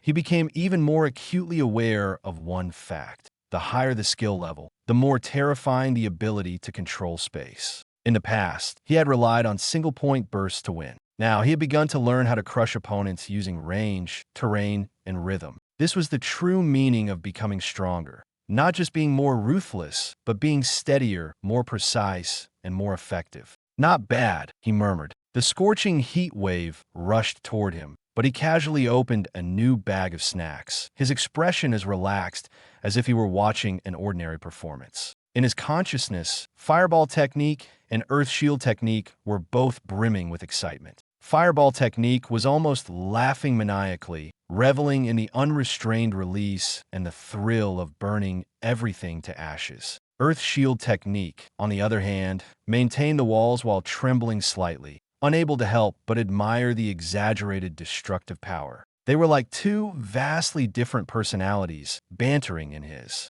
mind, adding a touch of absurd liveliness to the slaughter. A few seconds later, the flames finally began to dissipate. The broadcast sounded again. 21st floor, cleared. Time taken, 3 seconds. Lin Mo heard the result, but his face showed little surprise. He simply stretched, rolled his shoulders, and his joints made a faint cracking sound. Clearing this level quickly wasn't just because he was strong, but because he was well prepared. The real test was still ahead. Next floor. He glanced casually at the surveillance camera in the corner, its red light blinking. But he had no idea that on the other side of the camera, someone was already unable to hold back and was preparing to act. In the monitoring room, everyone was staring intently at the screen. Flames shot skyward, and the screen was bathed in a fiery red glow. For a moment, even the air seemed to heat up. No one spoke. The scene before them was simply too outrageous. Lin Mo had only changed professions 3 days ago, yet he had already mastered an intermediate-level skill in the trial tower.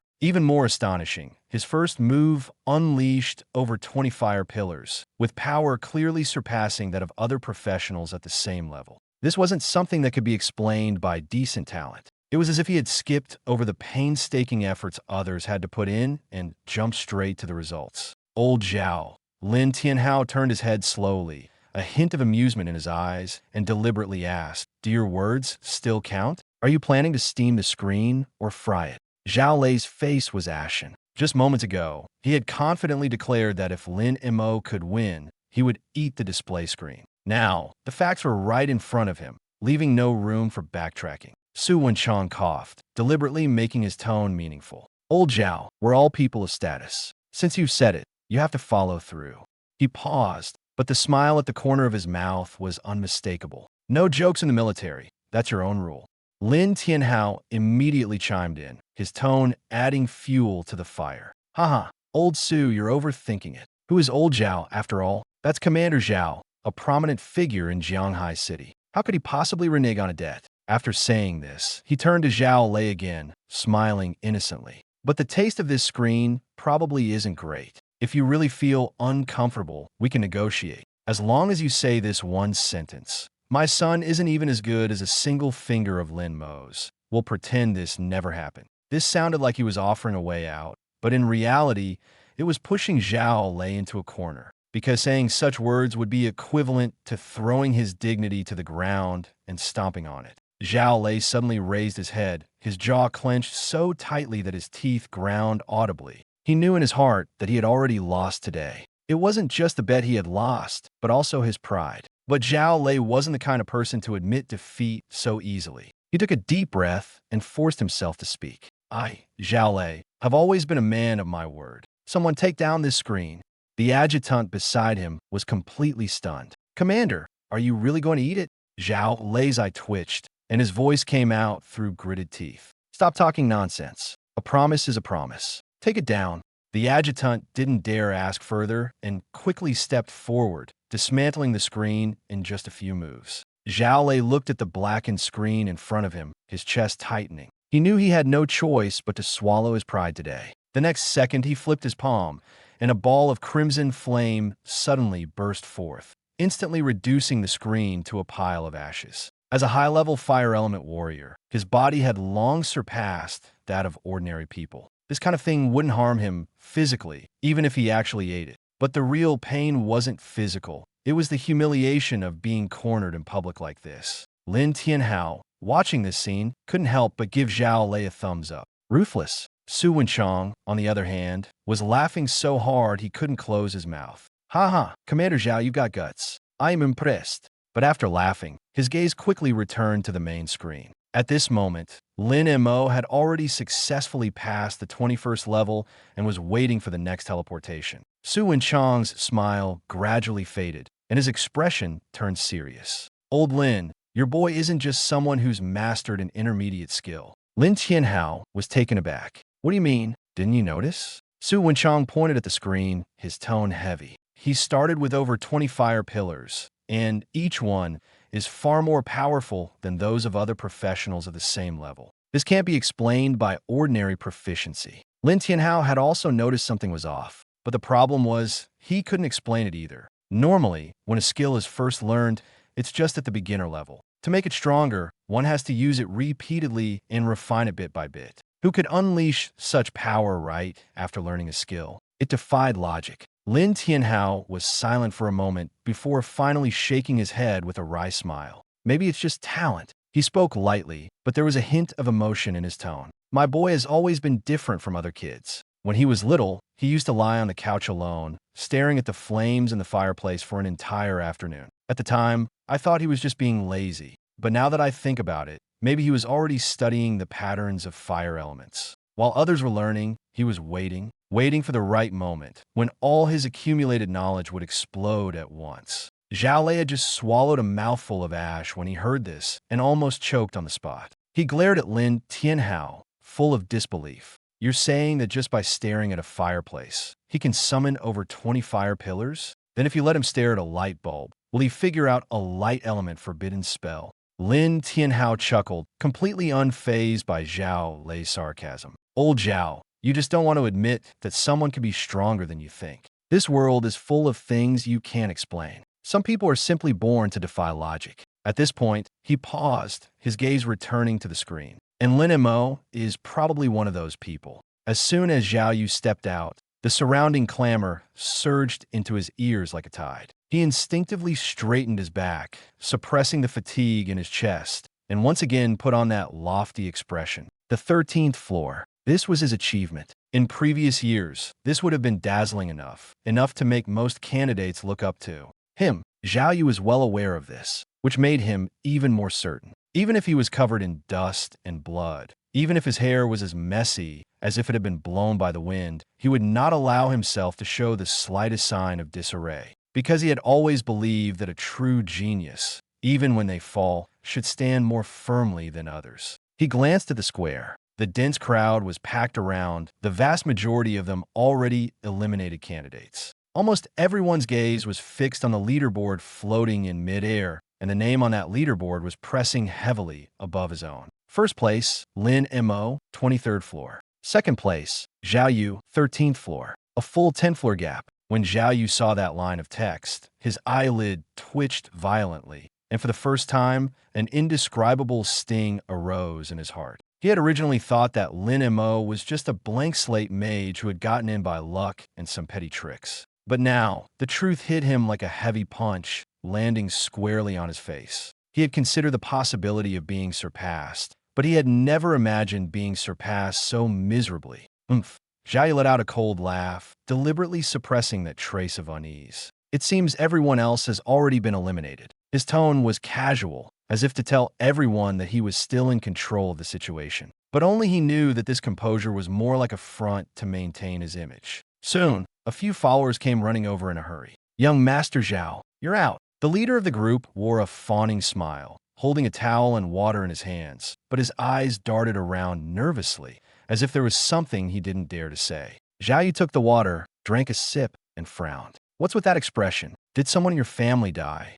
His tone was sharp. In his view, making it to the 13th floor should have been met with exclamations and flattery. But the expressions on these people's faces seemed as if they already knew some bad news. This made him very upset. The lackey opened his mouth, hesitated for a long time, and finally said in a low voice, "Young Master Zhao, the rankings have changed." Zhao Yu froze in his movements, his heart sinking sharply. What do you mean? Lin Mo is still climbing. The man swallowed hard, his voice tightening. He's already reached the 23rd floor. Zhao Yu's expression instantly stiffened. 23rd floor. These three words were like nails driven into his mind, making even his breathing falter. It wasn't that he hadn't heard clearly. He simply refused to believe it. How could someone everyone regarded as a blank slate mage possibly reach such heights? It defied all logic. Yet reality often cares little for logic. At this moment, Zhao Yu's pride was torn open, letting the cold wind rush in.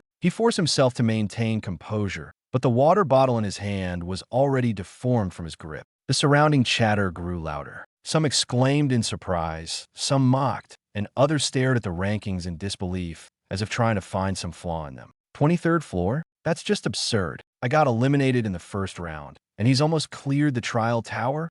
Wasn't Lin Mo supposed to be a blank slate mage? How can a blank slate mage be this strong? Who cares if he's a blank slate? The results speak for themselves. Reaching the 23rd floor proves he has real skill. Wasn't Zhao Yu always hyped as the strongest genius in Jianghai City? Now it seems not so much. These words drilled into Zhao Yu's ears one by one, like fine needles piercing flesh. Not fatal, but deeply uncomfortable. What he couldn't stand most wasn't losing, but being compared to Lin Mo and coming off as a joke. What made it even harder to accept was the change in the eyes of those who used to orbit around him and praise him endlessly. Their gazes now held surprise, doubt, and even a hint of disappointment that couldn't be concealed. Zhao Yu knew what this meant. The self-esteem he had built on talent, status, and others' flattery was crumbling bit by bit. Meanwhile, Yihong Yu stood by a luxury car, arms crossed, her expression calm.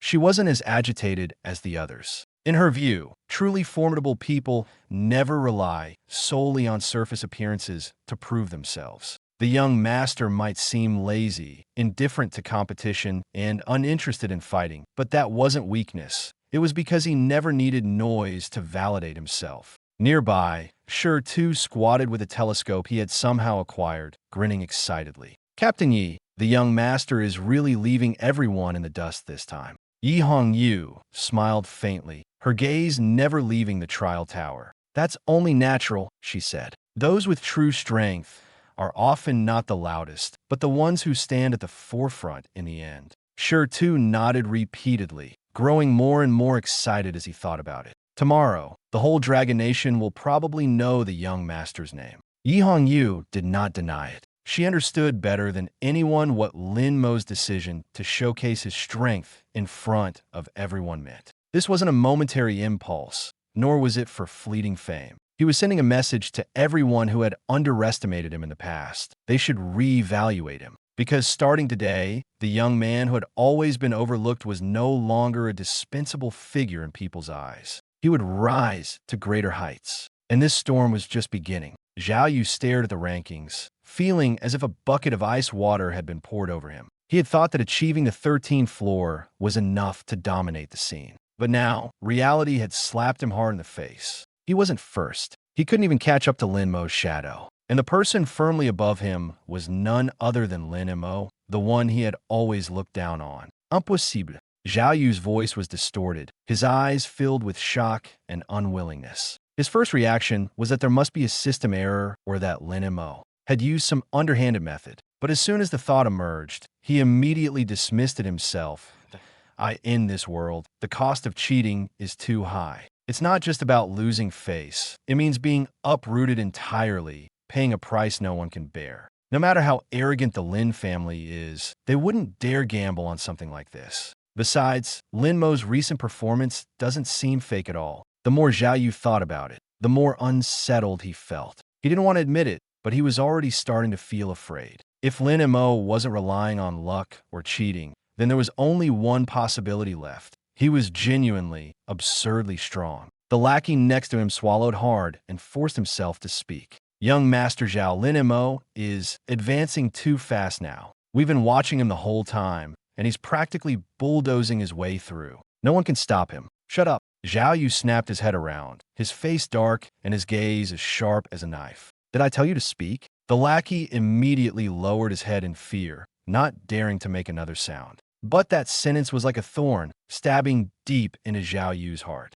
He didn't want to hear it, but he knew it was probably true. Another lackey hesitated for a long time before cautiously speaking up. Young Master Zhao, do you think Lin Mo might actually make it past the 30th floor? The highest record in history is only the 27th floor. If he really surpasses that, then Zhao Yu sneered and cut him off. The 30th floor? Do you think that's just any ordinary place? For so many years, countless geniuses have been stuck at that step, unable to even touch it. A mere novice mage. What right does he have to get through? He spoke with conviction, as if trying to convince others, but it sounded more like he was trying to convince himself. Even those SSS-level geniuses couldn't do it. What makes Lin Mo think he can? Zhao Yu raised his hand and pointed at the two imposing stone lions outside the examination hall, his voice suddenly rising. If he really clears the 30th floor, I'll swallow those two stone lions whole, right here and now.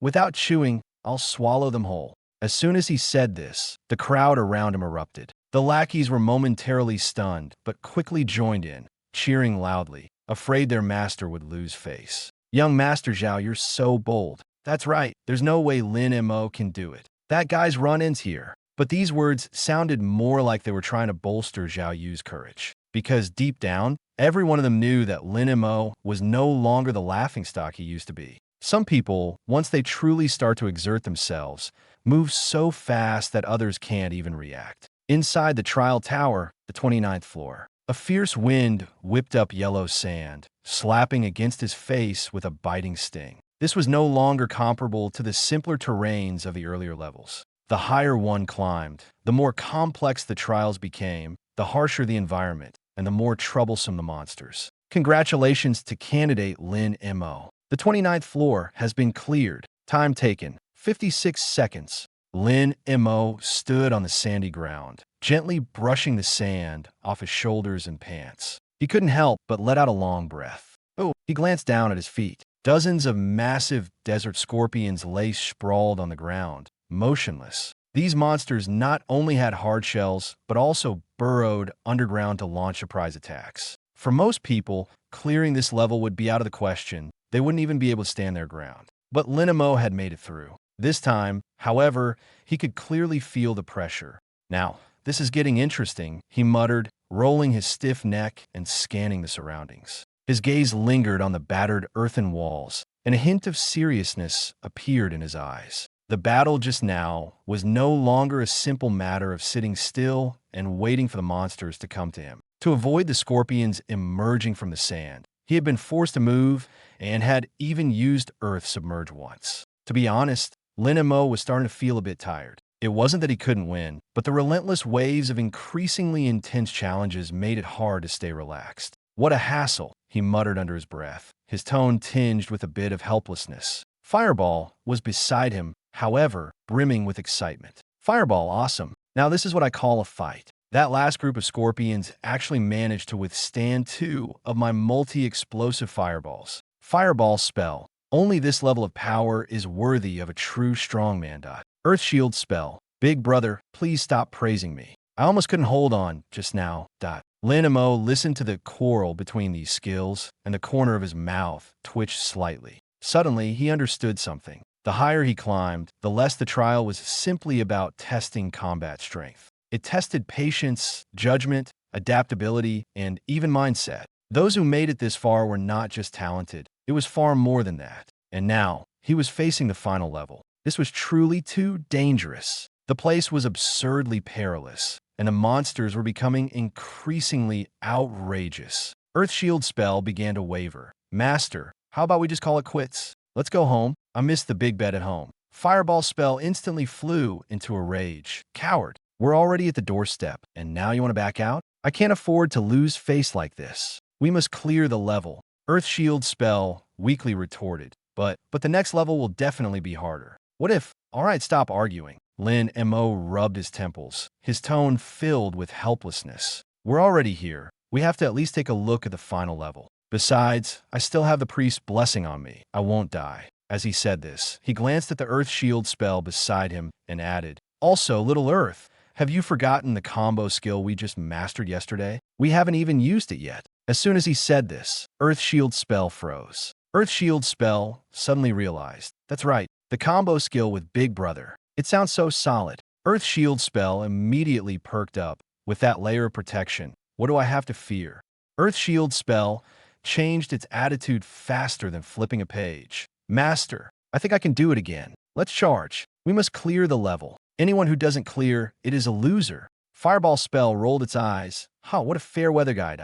At that moment, the teleportation countdown hit 0. The surrounding space began to distort, and the scene before them shifted rapidly. When everything stabilized, Lin Mo found himself in an enormous circular coliseum. Towering stands reached into the clouds, and though they were empty, it felt as if countless voices could still be heard shouting. The oppressive atmosphere was like a heavy stone pressing directly on his chest. This was the 30th floor of the trial tower, the final floor. Congratulations, candidate Lin Mo, for reaching the final floor of the trial tower. This floor is the ultimate trial. Monster level, level 25. Number of monsters, 50. Boss 1, wishing you the best of luck. Inside the monitoring room, Su-won clutched Lin Tianhao's hand tightly, her fingertips turning white from the pressure. The 30th floor. Her voice was tense, her eyes filled with worry. This is a place no candidate in history has ever reached. Can a Moer really do it? Lin Tianhao raised his hand and gently patted his wife's hand. His own hand was trembling slightly, but he forced himself to stay calm. Honey, with this soul sanctuary in place, even if he loses, his life won't be in danger. Don't worry. After saying this, he lowered his voice, as if reminding his wife or perhaps himself. Besides, have you forgotten? Our son still has one trump card he hasn't revealed. Su-won froze for a moment. Then her eyes lit up. You mean that? Yes. Lin Tianhao's lips curved into a faint smile. That's a method many people dream of obtaining. No matter how strong the 30th floor boss is, it's only level 25. It might not be able to break through that layer of defense. Hearing this, the heavy stone in Su-won's heart finally eased a little. That's right, Moer still had a trump card. He wasn't limited to the abilities visible on the surface. At this moment, Su Wenchang also spoke up.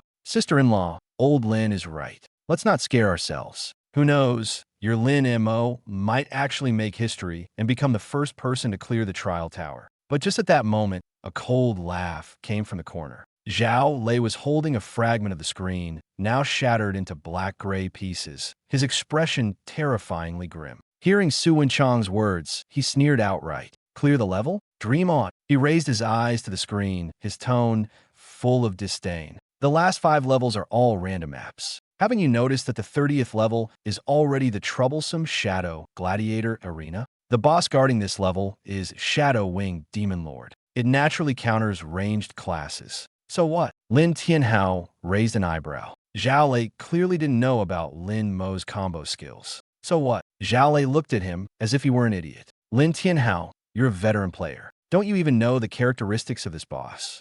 It has 2 of the most troublesome abilities, super evasion and high-speed flight. Fast speed and extremely agile reactions. For mages and archers, these range classes, it's a natural nemesis. I admit your son's damage output is strong, ridiculously strong. But the problem is, what use is it if he can't hit? Want to hit the Shadow Wing Demon Lord? Impossible. This level, he's bound to lose. After hearing this, Lin Tianhao simply smiled calmly. Old Zhao, don't speak so definitively. Until the very last moment, no one can say for sure. My son has good technique and quick reflexes. Maybe he can hit it, huh? Against absolute speed and evasion, no amount of precise operation will work. Zhao Lei's face was full of disdain, his tone dripping with contempt. Lin Tianhao, however, only smiled more deeply, deliberately provoking him. Since you're so confident, why don't we bet again? At another screen, how about it? Zhao Lei's movements paused noticeably. The taste of that last screen was still fresh in his memory,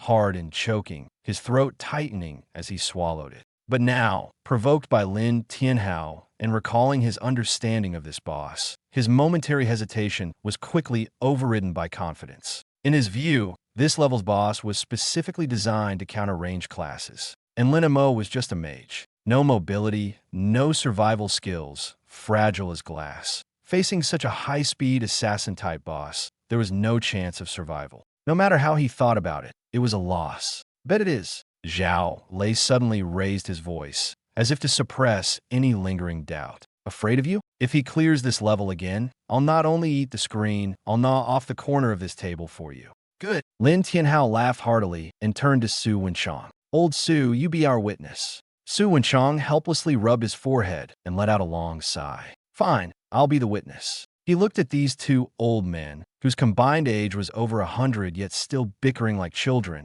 and couldn't help but shake his head. You 2, over 100 years old together, and still so childish. Meanwhile, on the 30th floor of the trial tower, Lin Mo stood alone in the center of the massive circular arena. The surroundings were eerily empty, making him appear especially small. The magic creature teleportation array on this floor was several times larger than those on the previous levels, taking up nearly half the arena. Lin Mo wasted no time. He knew the real challenge was about to begin. Little Earth, start building walls. At his command, the Earth element immediately sprang into action. Rumble. The ground trembled as thick earth flow walls rose from the ground, quickly enclosing the edges of the giant array. Like sturdy fences, they locked the entire area in. Lin Mo glanced up and exhaled slightly. The workload was a bit much, but I made it in time. At the moment the last earth wall closed, the countdown ended. In the next second,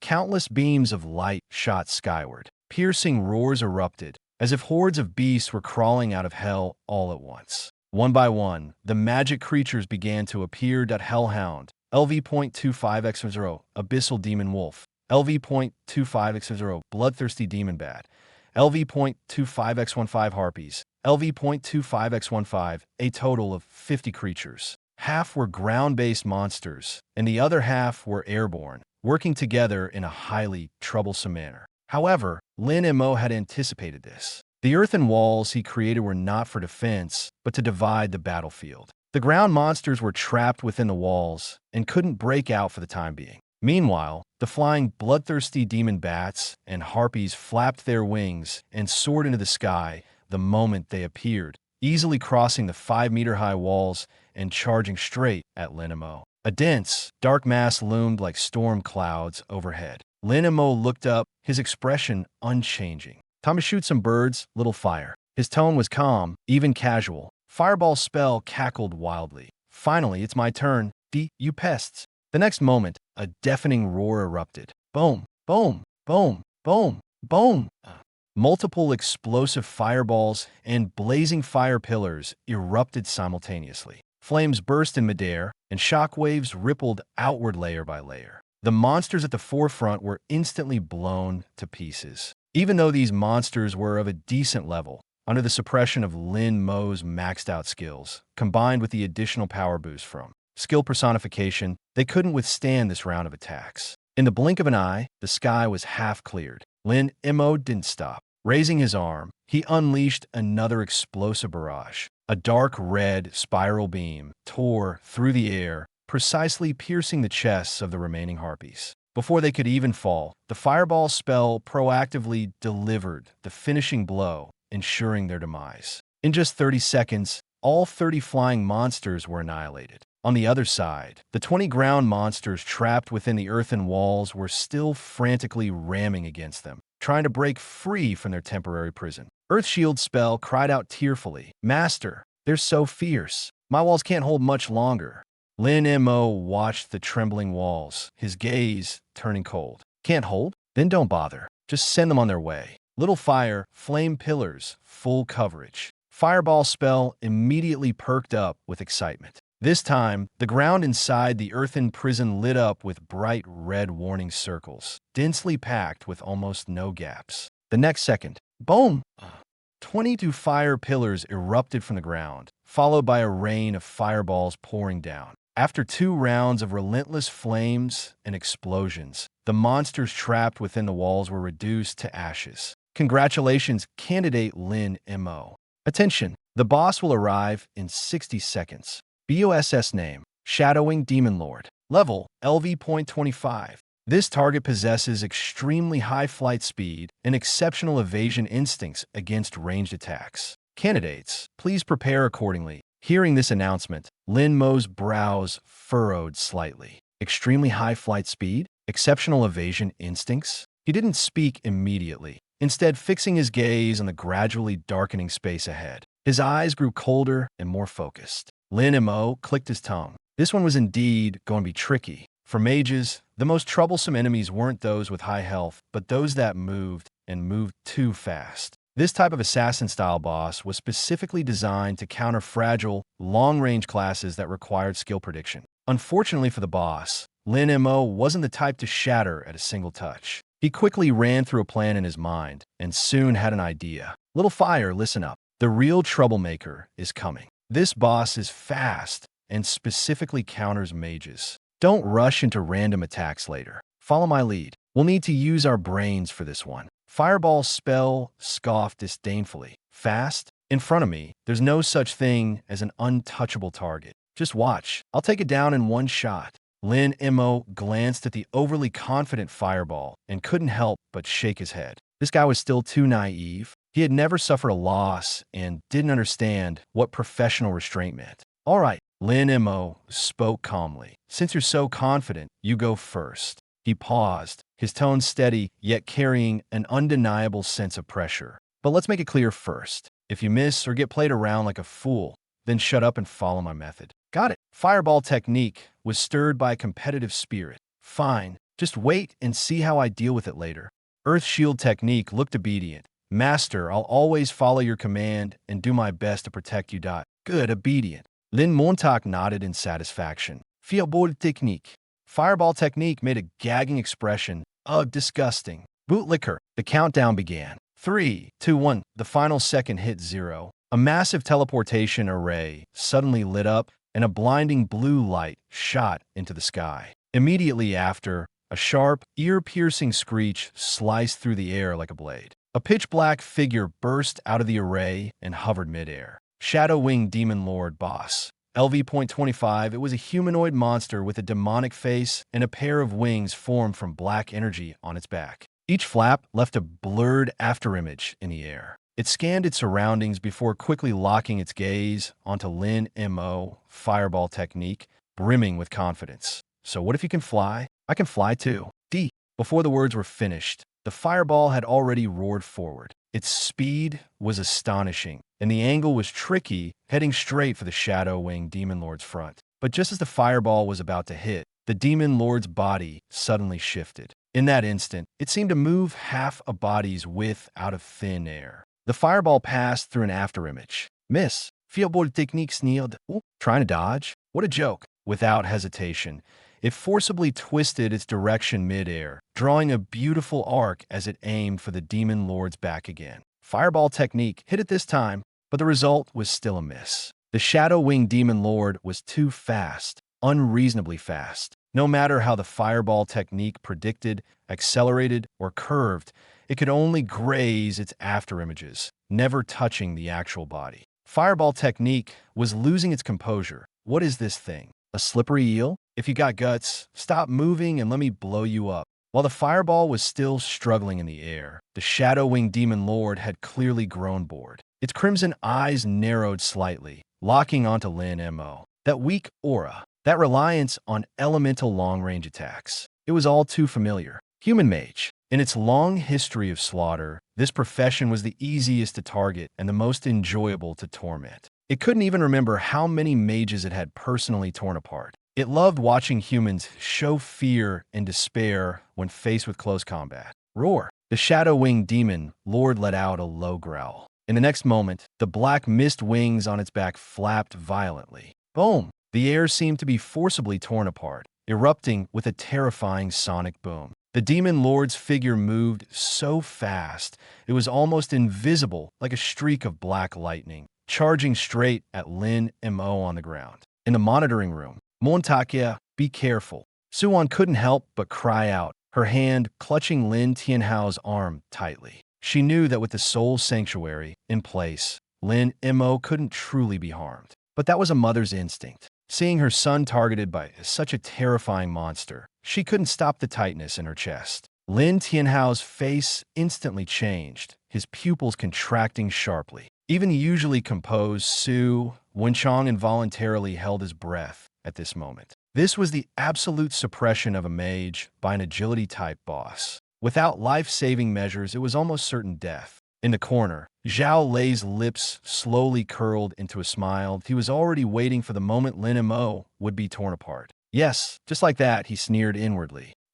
But in the next second, the situation inside the trial tower completely reversed. The Shadow Wing Demon Lord charged at Lin Mo with incredible speed, its claws slicing through the air with a piercing sound, like a black lightning bolt that reached him in the blink of an eye. Yet Lin Mo remained utterly unshaken. He stood his ground, his expression eerily calm. At the very moment the Shadow Wing Demon Lord lunged at him, red flames and yellow earth elements erupted simultaneously from within Lin Mo, intertwining to form a terrifying heat wave that violently spread outward. In the next instant, pitch black, hardened obsidian rapidly covered his entire body. The speed at which the stone armor formed was astonishing, as if it had grown directly out of his body. Between the cracks of the armor, Molten lava flowed slowly, as though his blood was burning, distorting the very air around him. The shadow-winged demon lord struck Lin Mo with a fierce swipe of its claw, but the layer of molten armor only bore a few shallow white marks. The shadow-winged demon lord froze on the spot, its eyes wide with disbelief. It hadn't even broken through his defense? A mage, how could he possibly be this tough? Before it could make sense of the situation, Lin Mo had already raised his head, a cold smirk playing on his lips. In that instant, the shadow-winged demon lord felt a chill run through its entire body, as if some terrifying predator had locked onto it. Something was wrong. It wanted to flee. Its wings flapped desperately, trying to create distance. But it was too late. A massive hand, encased in molten lava, firmly gripped its wrist. Lin Mo's tone carried a hint of mockery. "Got you, little bat." The shadow-winged demon lord struggled frantically, its wings flapping wildly in an attempt to escape the searing heat emanating from this human. But under the full amplification of the molten armor, it couldn't break free. Worse still, it realized that Lin Mo's other hand was already pressed against its abdomen. There, a dark red light was spinning rapidly, compressing itself like a fire seed ready to explode at any moment. "Think you can dodge?" Lin Mo sneered. "Try dodging this one for me." Fireball was practically jumping with excitement. "Fireball, well done. Blow it up. Blast this dead bat to pieces." Lin Mo softly uttered a single word. "Explode." Boom! A dark red spiral beam erupted at point-blank range. The massive impact force slammed directly into the shadow-winged demon lord's abdomen, sending it flying backward. But Lin Mo's assault was far from over. His gaze turned razor-sharp, and every command his mind executed with lightning speed. "Little Earth, block its escape route." "Earth shield, understood." Rumble. On the trajectory of the shadow-winged demon lord's flight, a thick earth wall rose abruptly, cutting off its retreat. Bang! The shadow-winged demon lord crashed heavily into the wall, its momentum halted. "Little fire," Lin Mo commanded again. "Fireball." I've been waiting for this moment. Beneath the shadow-winged demon lord, countless red circles had already lit up. 23 flame pillars formed simultaneously. Boom! The pillars of fire erupted one after another, like volcanoes exploding in unison, forcing the shadow-winged demon lord into the air. "Keep going." Fireball, full barrage. The fireball that had previously failed to hit its target finally found an outlet for its fury. It split into 15 smaller fireballs mid-air, bombarding the shadow-winged demon lord trapped by the flame pillars. This time, the shadow-winged demon lord couldn't dodge at all. Boom, boom, boom, boom, boom. Explosions rang out in rapid succession, shaking the entire trial tower. The shadow-winged demon lord, being an agility-based boss with relatively low health, couldn't withstand Lin Mo's seamless chain of attacks. Its health bar plummeted at a visible rate. Fireball D. When the final fireball struck, the shadow-winged demon lord didn't even have time to let out a scream before it was blown into ashes mid-air. Even in death, it couldn't understand. It had come to hunt a mage, so why couldn't it even break through its opponent's defense in the end? Could it really be that it has aged? No, it's not that it has weakened. It's that this human is too strong. Congratulations to candidate Lin Mo. Cleared the 30th floor. Time taken, 24 seconds. The broadcast echoed continuously in the silent trial tower. The next second, a dazzling golden light rose from Lin Mo's body. Congratulations. Your level has increased to LV.19.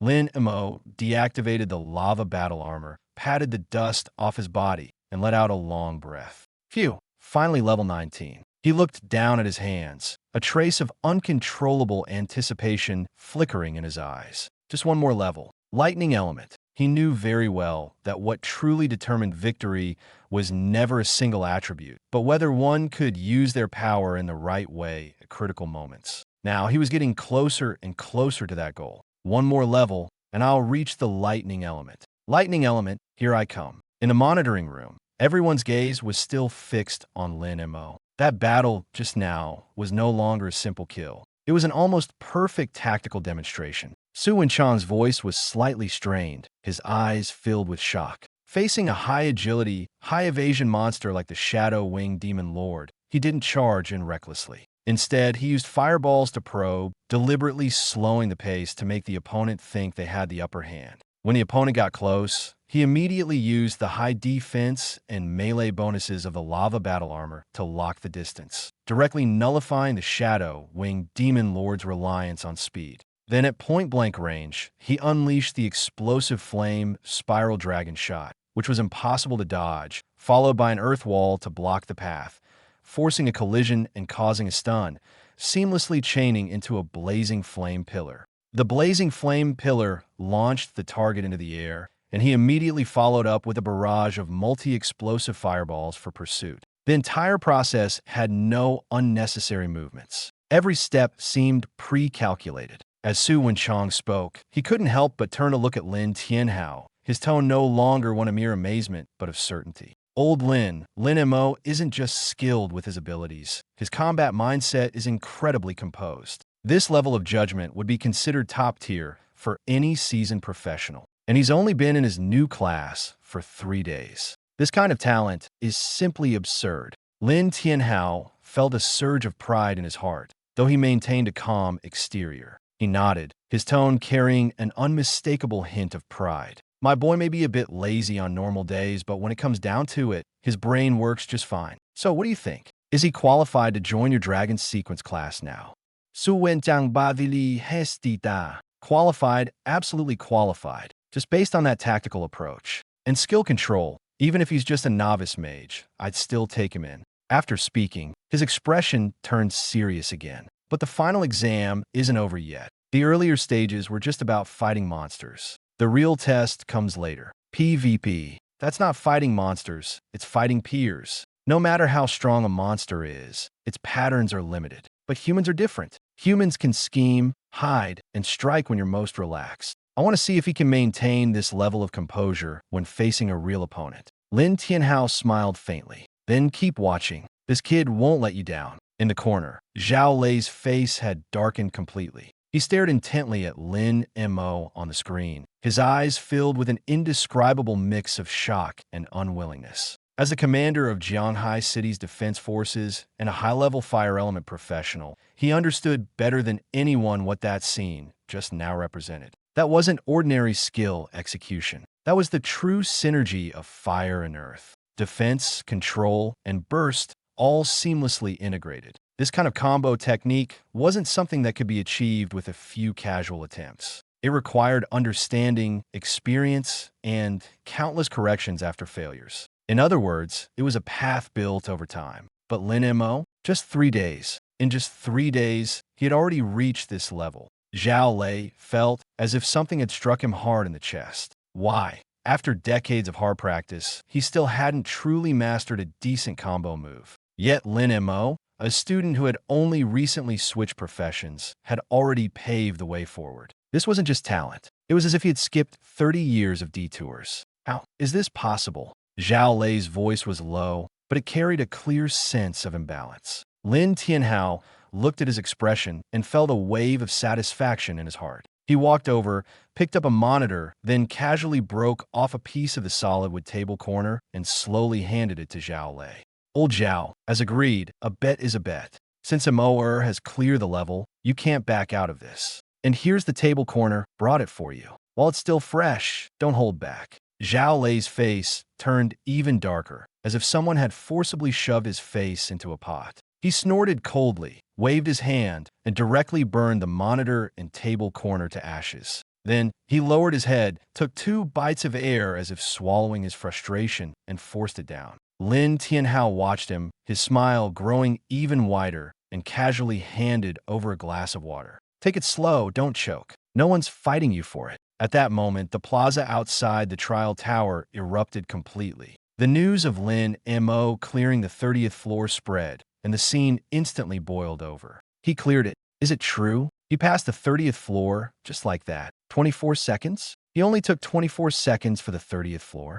I spent 3 minutes on the first floor, and he only took 24 seconds for the 30th? Is he even human? In the crowd, Zhao Yu stared blankly at the name at the top of the leaderboard, as if nailed to the spot. He had originally thought that even if Lin Mo was strong, it was just a matter of being faster. But now he realized he wasn't competing against an ordinary candidate at all. He was up against someone who played by entirely different rules. Impossible. This is absolutely impossible. In the crowd, his face was so dark it seemed like water could drip from it. He heard the exclamations, the admiration, and even the near hysterical discussions, and it felt like a dull knife was slowly cutting into his heart. Lin Mo was just standing there, his expression lazy, even a bit indifferent. Yet this casual demeanor felt like a slap in the face, landing squarely on Zhao Yu. Why? Why him? Why could someone who had always been seen as coasting through life effortlessly clear 30 floors right under everyone's noses? And Zhao Yu, despite training desperately and trying to prove himself, ended up as nothing more than a joke, completely overshadowed. This disparity made even breathing feel painful. He refused to admit defeat. Even more so, he refused to admit that he had lost so thoroughly from the very beginning. So he clenched his teeth tightly, the anger in his eyes slowly sinking, transforming into something far more dangerous. If he couldn't win outright, then he wouldn't let the other party win easily. If he couldn't claim glory, then he'd disrupt the other's path. He raised his head, his gaze cold as he swept over a few of his trusted followers, lowering his voice and giving orders one word at a time. Notify everyone who has benefited from my family. And those who want to curry favor with my father, notify them too. When the second phase begins, no one should rush to score points. Surround Lin Mo first and eliminate him. A few of his lackeys hesitated, feeling uneasy, and asked, "Young Master Zhao, isn't this too risky? After all, he's the son of Commander Lin." Zhao Yu sneered, his eyes showing no sign of retreat. The rules don't say you can't gang up on someone. The second phase is meant to be a confrontation round. Taking out the strongest first, and then dealing with the rest, is perfectly normal. He spoke with confidence, but deep down he knew the truth. He wasn't talking about rules. He simply couldn't swallow his pride. Lin Mo was already destined to enter the Dragon Sequence class, and Zhao Yu couldn't change that outcome. But at the very least, he wanted to make Lin Mo suffer. He wanted to ensure that, for the first time, the name that had always overshadowed him would be humiliated in front of everyone. Go handle it. Zhao Yu lowered his voice further, carrying an extreme, suppressed ruthlessness. Tell them, whoever can eliminate Lin Mo, the Zhao family will double the reward. He paused, a cold, sinister smile tugging at the corner of his mouth. No, triple it. A few of his lackeys exchanged glances, finally not daring to say more. They immediately turned and disappeared into the crowd, starting to make contacts everywhere. At this moment, in the plaza outside the trial tower, Lin Mo had already stepped out slowly.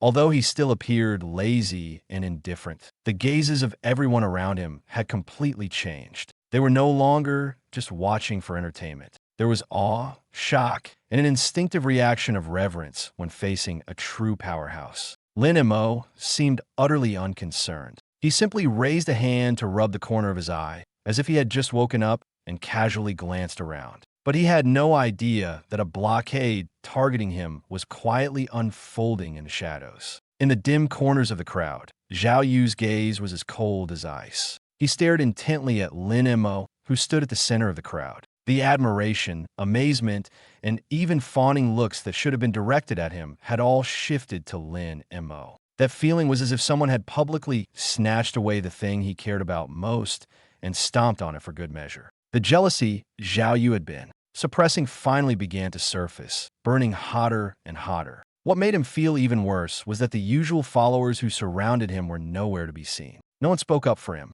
No one flattered him as they used to. For the first time, he clearly realized that the so-called support and attention often just followed the prevailing wind. Once the wind changed, people would scatter immediately. Silence. A thunderous shout cut through the noise of the crowd. On the high platform, Chief Examiner Zhang Tai-jun stood with his hands behind his back, his gaze sweeping over the tens of thousands of examinees below, his expression as stern as iron. Look at yourselves. It's only the first stage, and you're already in such chaos. I am very disappointed in you.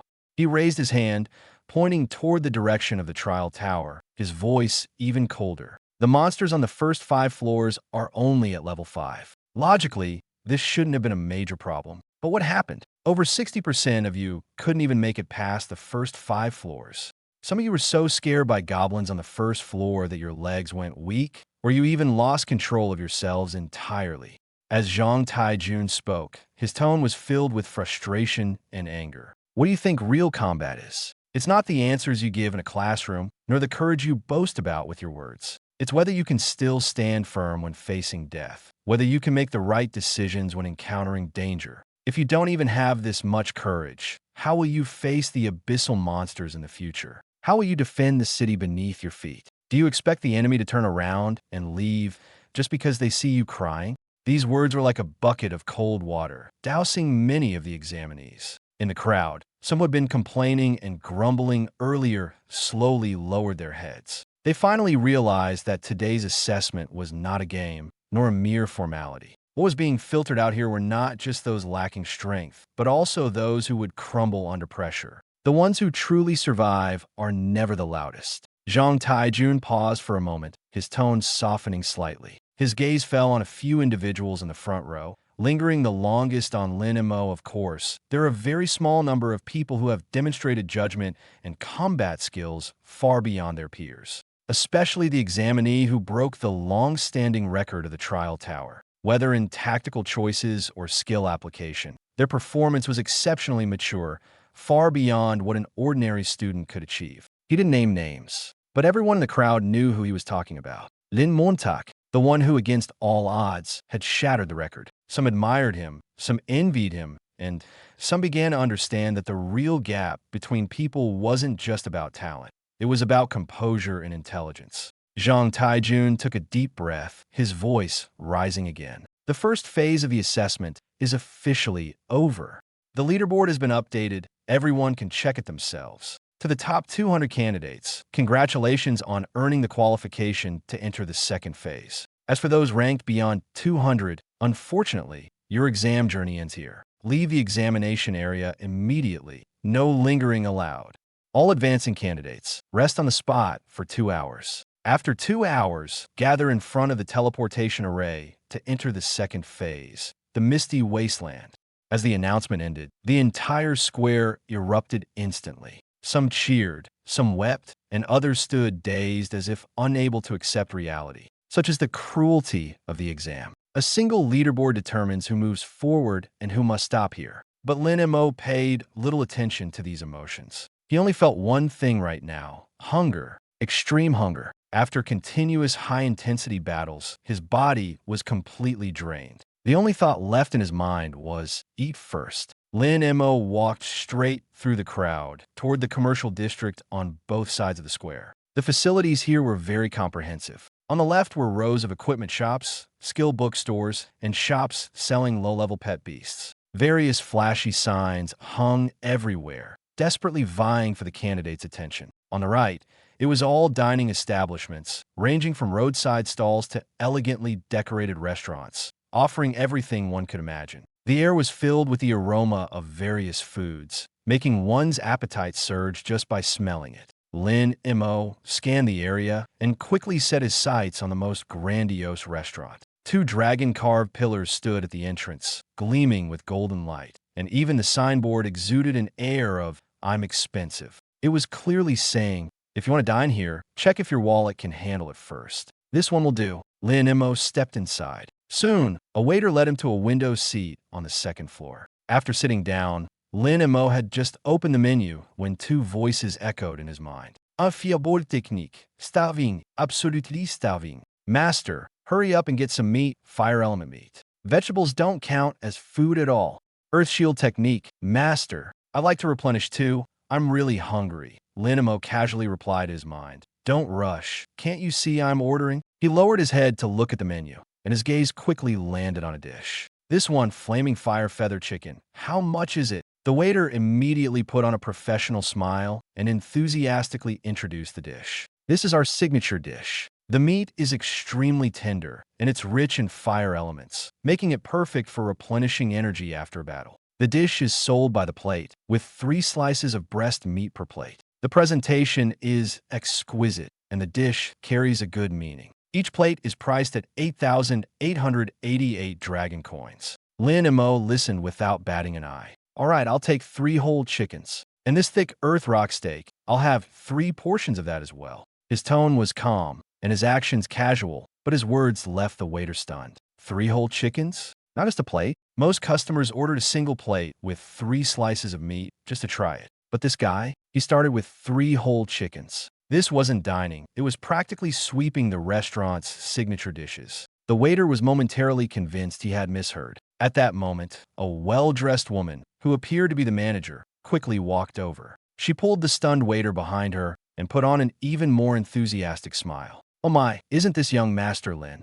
Young Master Lin, what an honor to have you here. Please forgive us for not welcoming you properly." The manager quickly shot a glance at the dazed waiter, signaling frantically while lowering her voice. "This is the son of Commander Lin Tianhao. Forget about 3 chickens. Even if you wanted to buy the entire restaurant, it'd be just a word from him. What are you standing there for? Go make the arrangements." "Ah, yes, yes." The waiter finally snapped out of it, his face turning pale with fright. He quickly bowed and apologized. "I'm so sorry, young Master Lin. I didn't recognize you earlier."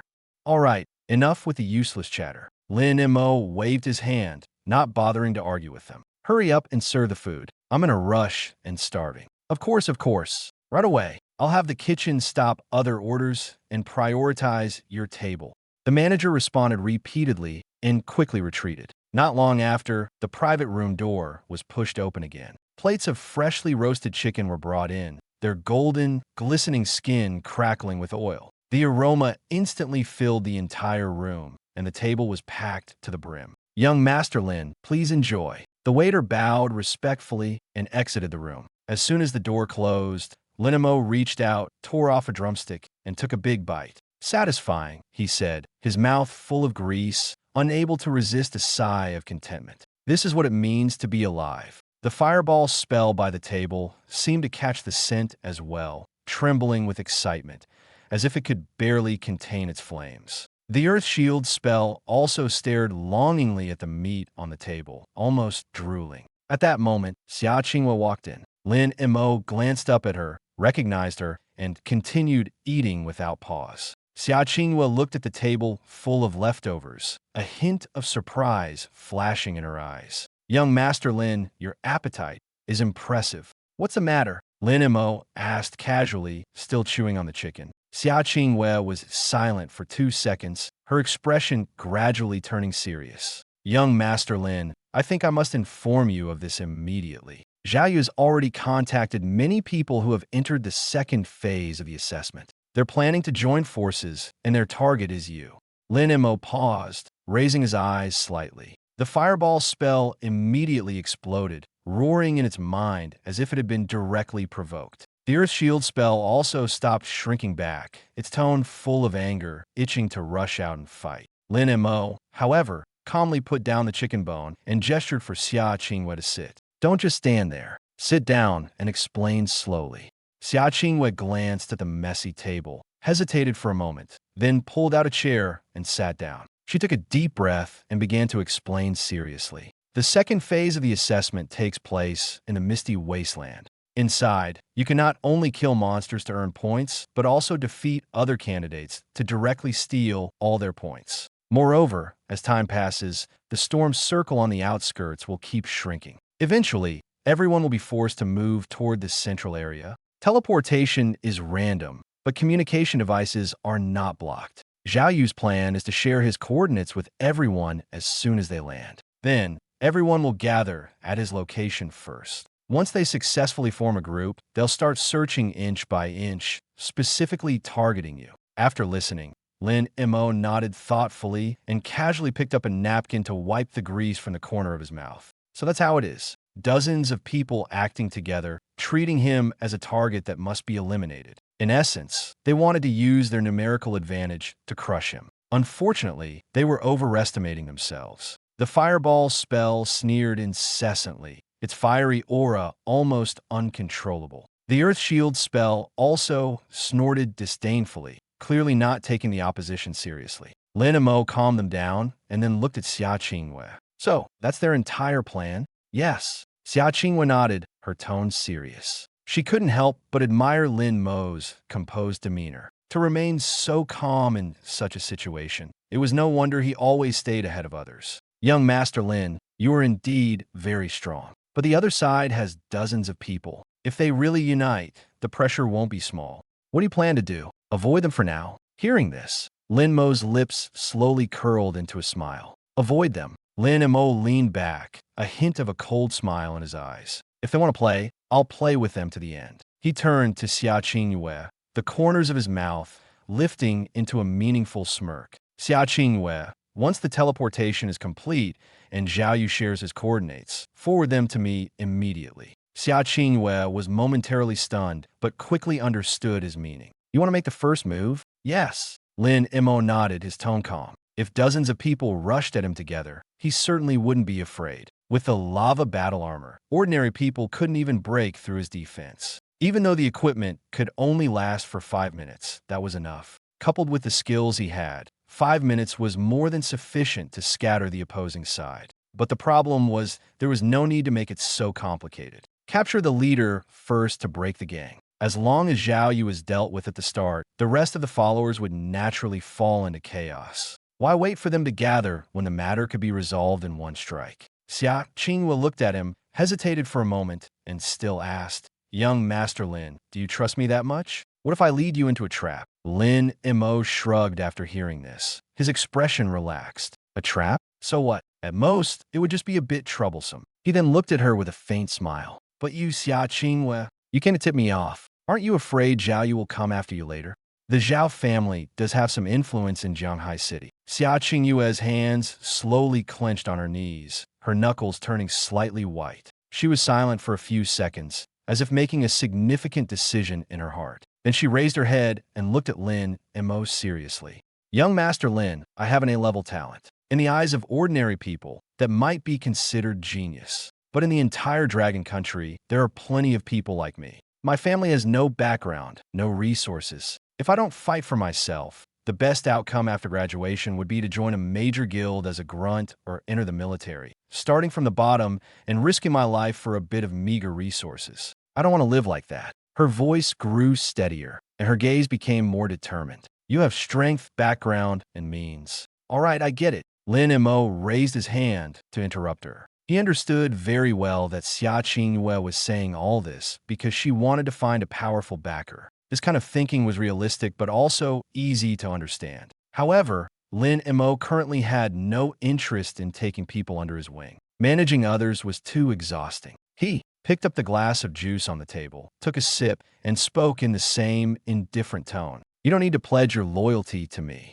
I don't like hearing that. But since you've helped me, I won't let your efforts go unrewarded. After the final exam, I'll mention you to my dad. He paused here, his tone becoming a bit more casual. But I'll only mention it. As for how he arranges things and what treatment you get in the end, I can't guarantee or interfere. These words were spoken casually, but to Xia Qingyue, they carried immense weight. Even just a mention was already a rare opportunity for her. Who was Lin Tianhao, the war god of Jianghai City? If she could truly join his core team, it wouldn't just be a step up in life. It would be a complete change of fate. Joy immediately appeared in Xia Qingyue's eyes. She quickly stood up and bowed deeply to Lin Mo. Understood, young Master Lin. As long as I can be of help to you, that's enough. Thank you for giving me this opportunity. I will definitely not let you down. Lin Mo nodded and casually pointed to the 2 remaining roasted chickens on the table. Have you eaten? If not, have some. These chickens are really good.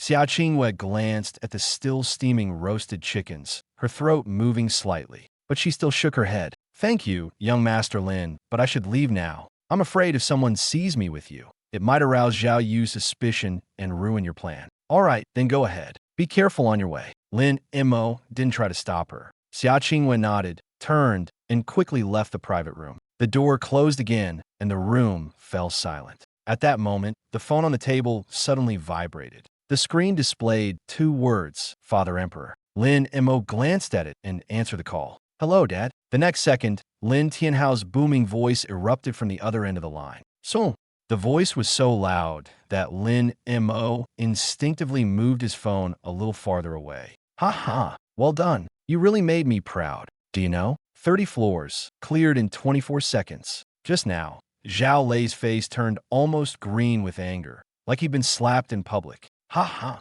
I'm dying of laughter. This is so damn satisfying. Listening to his father's unabashed laughter, Lin Mo couldn't help but let the corners of his mouth lift slightly. After hanging up the phone, he felt a sense of relief. He understood his parents' concern, but he also knew that Zhao Yu's petty schemes weren't worth involving his family. Worrying his parents would only complicate matters. For him, this little trouble was something he could handle on his own. He put away his phone and slowly returned to the square. The second phase was about to begin soon. The square was bustling with noise as examinees gathered in small groups, their faces filled with tension and anticipation. Lin Mo stood at the edge of the crowd, casually picking his teeth, planning to see if there was anything interesting going on. But as he looked up, he found himself face to face with Zhao Yu and his group. What a case of enemies meeting on a narrow path. Zhao Yu saw him too, and his expression immediately darkened. As their gazes met, the air seemed to grow heavier, charged with a hint of gunpowder. Lin Mo was the first to smile. "Well, if it isn't young Master Zhao, I just checked the leaderboard. How come you only made it to the 13th floor before coming out? I thought you'd push a few more levels higher. Looks like this trial tower isn't all that hard after all." He paused deliberately, as if seriously pondering, then suddenly showed an expression of realization. "Oh, I get it. You're controlling your score, right? You're an S-class genius. After all, you can't just leave everyone else in the dust right away. It wouldn't be very sociable." Got it, got it. That's what you call having perspective." As soon as he finished speaking, Zhao Yu's face turned black. He could clearly tell that Lin Mo was deliberately mocking him. Controlling his score? He wasn't pretending. He had already pushed himself to the limit, but he couldn't say that out loud. Admitting it would only make him look even worse. Zhao Yu gritted his teeth, his chest tight with frustration, his gaze growing darker and darker. "Lin Mo, don't get too cocky," he said coldly. "The monsters in the trial tower are just brainless creatures. All they know is brute force. They don't understand strategy. Beating them is nothing to brag about." He tried to elevate his words, to make himself seem more reasonable. But he hadn't expected Lin Mo to simply blink, his expression full of innocent confusion. Lin Mo looked at him, as if genuinely pondering. "Then if you can't even beat brainless creatures, doesn't that mean you're worse than them?" Several examinees passing by overheard this and were stunned for a moment before bursting into laughter. That actually makes sense. Not being able to beat monsters does sound a bit embarrassing. This is brutal. He's completely exposed him. The laughter grew louder and louder. Zhao Yu stood frozen, his face alternating between red and white, his fists clenched tightly, his whole body on the verge of exploding with anger. He wanted to retort, but his mind was blank. Lin Mo's words were too direct, too sharp, and too accurate. For a moment, he couldn't think of a single comeback. Meanwhile, in Lin Mo's mind, two voices started arguing again. Fireball's spell seemed to be enjoying the drama, its tone particularly excited, as if it couldn't wait to rush out and burn Zhao Yu to ashes. Earth Shield's spell joined in, adding fuel to the fire, as if eager to bury him on the spot. Lin Mo found it annoying and lazily waved his hand. "All right, stop shaking like you're having a seizure," he muttered. Then he took 2 steps forward, turned back to glance at Zhao Yu, and smiled faintly. "See you later, young Master Zhao. Good luck. Don't crash and burn later. Don't let the S-class genius lose face completely." With that, he shoved his hands into his pockets and walked past Zhao Yu without looking back. His figure was relaxed, even carrying a hint of casual indifference. Zhao Yu stood still, staring at his departing figure, the fury in his eyes almost bursting out. From childhood to adulthood, when had he ever endured such humiliation? Never. Yet today, Lin Mo had relentlessly suppressed him with one remark after another, leaving him no chance to retort. At that moment, the red-haired sidekick next to Zhao Yu came over, spat fiercely in the direction Lin Mo had left, and said, "Pa, what a piece of trash." "Shut up. Don't get cocky, Zhao. It's not worth getting angry over trash like him."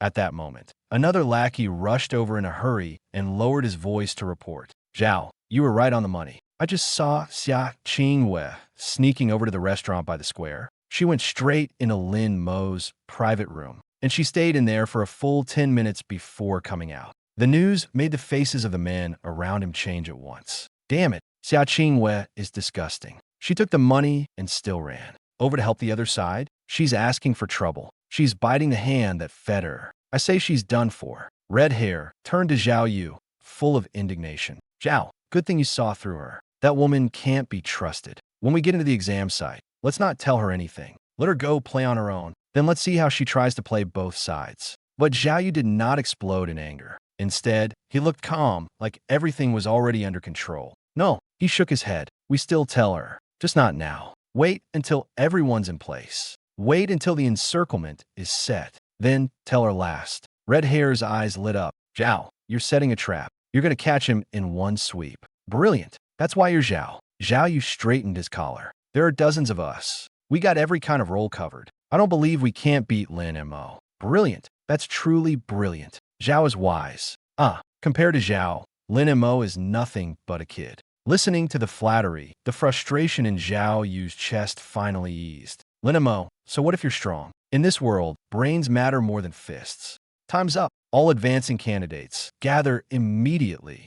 The 2-hour break passed in the blink of an eye. The 200 candidates, scattered around the plaza, quickly moved toward the center. On the high platform, Zhang Taijun still stood tall and straight. Beside him, a gray-haired old man in a blue robe had appeared at some point. That's a candidate in the crowd gasped. That's Vice President Gu Changfeng from the Sky Edge Guild, the Wind King. No way. That's really Gu Changfeng? He's my idol. I heard he's the only top-tier mage in Jianghai City who mastered the wind forbidden spell, world-ending storm. Unbelievable. He's the real deal. They say back then he cast one forbidden spell and wiped out a beast tide of hundreds of thousands. He even flattened a mountain. Hearing the chatter below, Lin Mo glanced at the old man a few more times. A wind forbidden spell? Sounds pretty strong, but he wasn't jealous. No matter what element it was, forbidden spells would come to him sooner or later anyway. Fireball Technique commented, he's only acting arrogant because his level is higher. Once this king reaches that level, one fire forbidden spell will turn those hundreds of thousands of beasts into ash. Lin Montak's mouth twitched. This little fireball really had a big mouth. All right, quiet down. Zhang Taijun raised a hand, and the entire plaza fell silent at once. He pointed at the old man beside him and said in a deep voice, let me introduce you. This is Master Gu Changfeng, the Wind King. The second stage will take place in the misty wasteland. The storm ring around its outer edge will be maintained personally by Master Gu. Gu Changfeng gave a slight nod. Zhang Taijun continued loudly. I've already explained the rules. I'll say them one last time. The storm ring will keep shrinking toward the center as time passes. It's a real high-level wind spell. Touch it, and you're out. Your soul protection will keep you from dying, but the pain of being pushed to the brink of death is real. His sharp gaze swept over every young face in the crowd. You 200 are the best seeds Jianghai City has this year. But seedlings grown in a greenhouse never become towering trees. In the second stage, killing is allowed. Any method is allowed. If you want that one and only first place spot, if you want the heart of the lava giant beast, then show me your guts. Fight for it. Take it if you can. Those words lit a fire in many of the candidates' eyes, especially Zhao Yu. He stared hard at Lin Mo's back. No matter how strong you are, Lin Mo, you can't beat teamwork. Just wait. You're finished. Now, Zhang Taijun swung his hand down. Everyone move out. Rumble. The plaza began to shake. The massive central teleportation array suddenly activated. Blinding white light shot up into the sky. Instantly, the entire square was illuminated as blinding as daylight. Spatial energy surged wildly, even causing the air to tremble, whipping everyone's clothing into disarray. Good luck to you all, Zhang Taijun said. The moment his words fell, a white light engulfed everything. The figures of the 200 examinees vanished from the square in an instant. In the misty wasteland, the gray fog was as thick as a dirty quilt, pressing down so heavily it was hard to breathe. Visibility was extremely low, and the air carried a damp,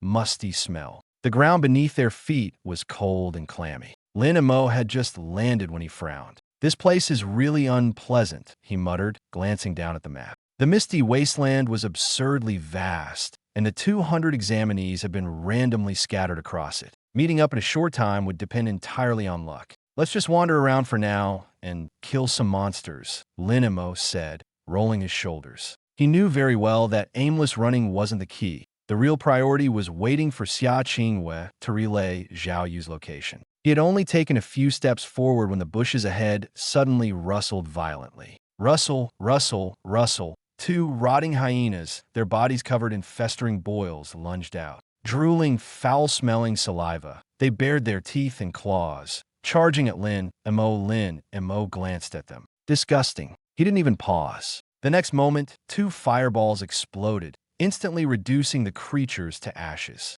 Killed rotting hyena, points plus 20, current points. 30-20. Lin Mo wasn't surprised at all. He had already accumulated 3,000 points in the trial tower, starting at a level many examinees couldn't reach even after struggling to the end. For him, the real goal of this exam was never just to pass, but to push his score even higher. Picking up a few points along the way doesn't hurt, he said casually, continuing forward. 10 minutes later, the mist was still eerily quiet, making the atmosphere unsettling. Just then, Lin Mo suddenly heard faint movements in the grass behind him. Fireball Spell was already impatient. Fireball Spell grumbled, "This place is damp and stifling. I'm very uncomfortable." Before Lin Mo could respond, Earth Shield Spell grew nervous. Earth Shield Spell trembled. "Master, there's something moving behind us. And it's red. Red." Lin Mo paused and turned to look. In the mist, a patch of conspicuous red first stood out. The person also noticed Lin Mo and abruptly raised their head.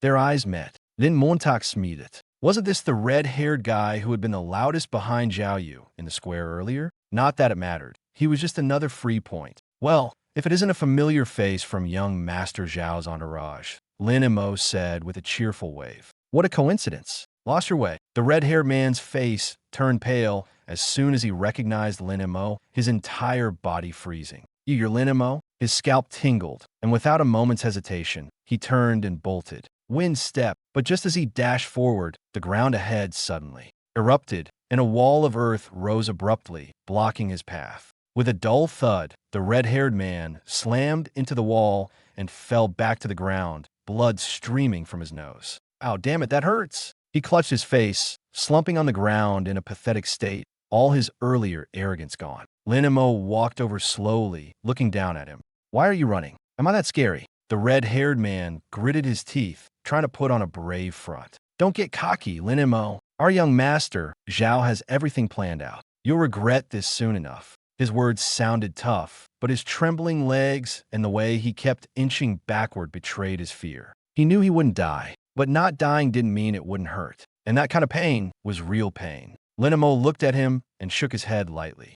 "You're loyal, I'll give you that. Too bad your young master, Zhao, might not even remember your loyalty." Fireball Spell was already impatient. Why waste words on this trash? Before the words had even faded, a fireball shot out. Boom! The flames exploded, and the red-haired man was instantly engulfed by fire. The next second, a layer of soft white light appeared, wrapping around his body like mist. Soul Sanctuary had activated, although it prevented death. The burning pain was still terrifyingly real. Lin Mo looked at the red-haired man encased in a shield, his expression calm, even tinged with coldness. This shield wouldn't take his life, but its effect was no different from elimination. Once trapped, the examinee would enter an absolute state of rigidity, unable to even lift a hand, forced to watch helplessly as the exam ended. Fireball techniques neared this, too weak, not even as good as a monster. Lin Mo glanced at him indifferently and said, "All right, just wait and watch how your master gets eliminated." Defeated examinee, points plundered plus 210, pathetic. Lin Mo glanced at the newly added points, his tone filled with obvious disdain. To him, this amount of points was hardly worth mentioning. He withdrew his gaze and continued forward. After walking a few steps, another group of poisonous frogs jumped out ahead, densely packed, their bodies slick and slimy, moving quickly and stickily. Lin Mo didn't even pause, raising his hand to hurl a fireball. The flash of fire scattered the group of frogs, leaving them charred and rolling in all directions. Fireball technique grumbled irritably. "Again with these slimy creatures, so disgusting. Can't we get some straightforward opponents?" Earth Shield technique consoled. "Brother, just bear with it. This is the environment. We have to adapt ourselves." Lin Mo looked around at the surroundings and suddenly stopped in his tracks. The air was unusually humid, and the mist was growing thicker. He narrowed his eyes slightly, a hint of doubt rising in his mind. Strange. It's been 20 minutes already. Logically, Zhao Yu should have started gathering people by now. But why is there no movement at all from Xiaqing Yue's side? He paused, a not-so-good guess flashing through his mind. Could it be that this girl was eliminated as soon as she landed?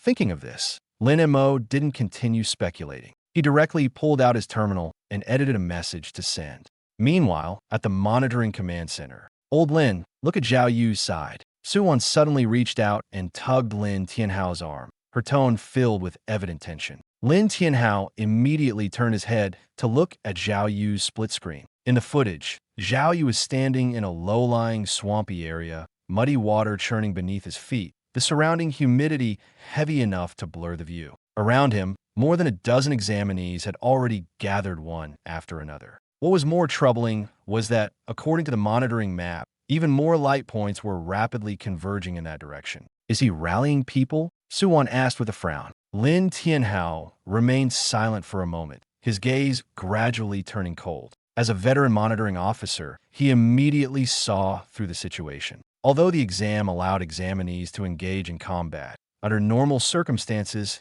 everyone treated each other as competitors, and no one would easily trust anyone else. But now, so many people were actively gathering, even letting down their guard to form a group at the first opportunity. What did this indicate? It indicated that someone had offered a temptation big enough to make these people willing to take the risk of standing together. Lin Tianhao glanced at Zhao Lei, his tone calm, but carrying a sharp edge. Looks like you've really gone all out for this exam. Su Wenchang stroked his chin, his expression thoughtful. Targeted sieges against the top of the leaderboard aren't unheard of in past exams. But such a large-scale operation like this is indeed rare. Lin Tianhao had absolute confidence in his son. He wasn't even slightly flustered. Instead, he was eerily calm. That's fine. Saves Imoer the trouble of searching the map for people. Since they're delivering themselves, it spares a lot of effort. At that moment, Zhao Lei suddenly let out a sinister laugh. Old Lin, aren't you celebrating a bit too early? He raised his chin slightly, his gaze full of calculation. Didn't you notice what kind of place that is? Lin Tianhao and Su Wenchang were both stunned for a moment, then immediately looked back at the screen. Black cement swamp. Lin Tianhao frowned. Zhao Lei burst into laughter, his voice full of smugness. Clearly, he had been waiting for this moment. At the end of the first phase, he had already sent Lin Mo's situation to his son. The black cement swamp was the harshest environment in this region. The area was perpetually shrouded in mist, with air so damp it seemed you could wring water out of it. In such conditions, fire elements were significantly suppressed, reducing the power of fire-based skills by at least 30%. Moreover, the terrain was muddy, which also limited earth elements. For earth mages, walls of earth would be unstable, and earth spikes would struggle to form properly, drastically reducing their combat effectiveness. The implications of this were almost self-evident. Lin Mo's greatest strengths lay in his dual mastery of fire and earth elements. And the location Zhao Yu had chosen was clearly aimed directly at him. Do you understand what this means, Commander Lin? Zhao Lei's face was full of confidence, his smirk barely contained. Even if Lin Tianhao realized it now, it was already too late. Once the assessment officially began, proctors were strictly forbidden from sending any messages to the candidates. The reason was simple: to prevent anyone from standing in front of the map and directing candidates to cheat. After hearing Zhao Lei's analysis, Su Wenchang finally reacted, his expression shifting. So that's how it is. He looked at Zhao Lei, a hint of surprise in his eyes. Old Zhao, you really came prepared. You set up this whole trap, specifically targeting Lin Mo's fire-earth dual elements. Lin Tianhao's expression did darken slightly after hearing this, but he quickly regained his composure. He looked at Zhao Lei, his tone even steadier. Are you so sure that Imoer will definitely go to the black cement swamp? The misty wasteland is so vast. If he doesn't go, won't your trap just be an empty setup? Zhao Lei laughed, even more unrestrainedly. Old Lin, you're still too naive. Since it's a trap, of course, there has to be bait. As for how the bait is placed and how to make someone walk into it themselves, there's no need for you to know. Su Wan, feeling a tightness in her chest, reached out and clutched Lin Tianhao's sleeve tightly, whispering, Old Lin, what should we do? If Imoer really goes there, it'll be like walking into a cage. Lin Tianhao snorted coldly, retorting without hesitation. Zhao Lei, stop trying to scare people here. In the face of absolute strength, no amount of cleverness will help. You talk about terrain suppression? Keep dreaming. Even if the fire element's power is reduced, Even if the earth flow wall can't be used, my MOer can still wipe all of you out. Though his words were tough, Lin Tianhao's heart was already in his throat. He could accept the fire element being weakened. After all, Lin Mo's output was already ridiculously high, so a slight reduction in firepower wouldn't have a significant impact. But the loss of the earth element was a different story. In a one-against-many situation, the earth flow wall, with its mere 5-second cooldown, was a crucial battlefield control skill. It could block enemies, disrupt formations, and create opportunities for Lin Mo to counterattack. Now that trump card is gone. Lin Tianhao stared intently at the figure on the screen, still strolling leisurely, his palms already sweaty. You brat, you'd better not get into trouble. If you lose this round, I really won't have any face left. Lin Mo walked steadily through the misty wasteland, his pace unhurried and his expression calm. From the grass in the southwest corner, a faint rustling sound suddenly emerged. The next second, a spiral fireball shot out with a roar, piercing straight through the head of a lurking crocodile monster. The massive creature's body twitched twice before falling completely still. Lin Mo glanced at it disdainfully and withdrew his still-smoking finger. Along the way, he had been clearing monsters while casually dealing with 3 candidates who had tried to turn and flee. Since they had crossed his path, they shouldn't expect to leave easily. Current score, 5,450 points. Seeing his score continue to climb, Lin Mo's mood improved slightly. Level. LV.19, 65%. The experience bar was almost full, just one step away from reaching level 20. For him, this major exam was nearing its end. At that moment, the phone in his pocket vibrated slightly. Lin Mo took it out and glanced at it. A message from Xia Qinghua popped up on the screen. Xia Qinghua, Lin Xiao, Zhao Yu sent the coordinates, 325, 668. Xia Qinghua, but I feel something's off. Logically, he should have sent the coordinates immediately after landing, but he delayed for so long. I suspect it's a trap. A trap? Lin Mo frowned slightly and replied briefly. Lin Mo, got it. Whether you go or not is up to you, but I'm definitely going. After sending the message, he put the phone back into his pocket. Earthshield spell said worriedly, Master, that woman already said it's a trap. How about we just don't go? Fireball spell became instantly excited. Why not go? I can't wait to twist Zhao Yu's head off and use it as a ball.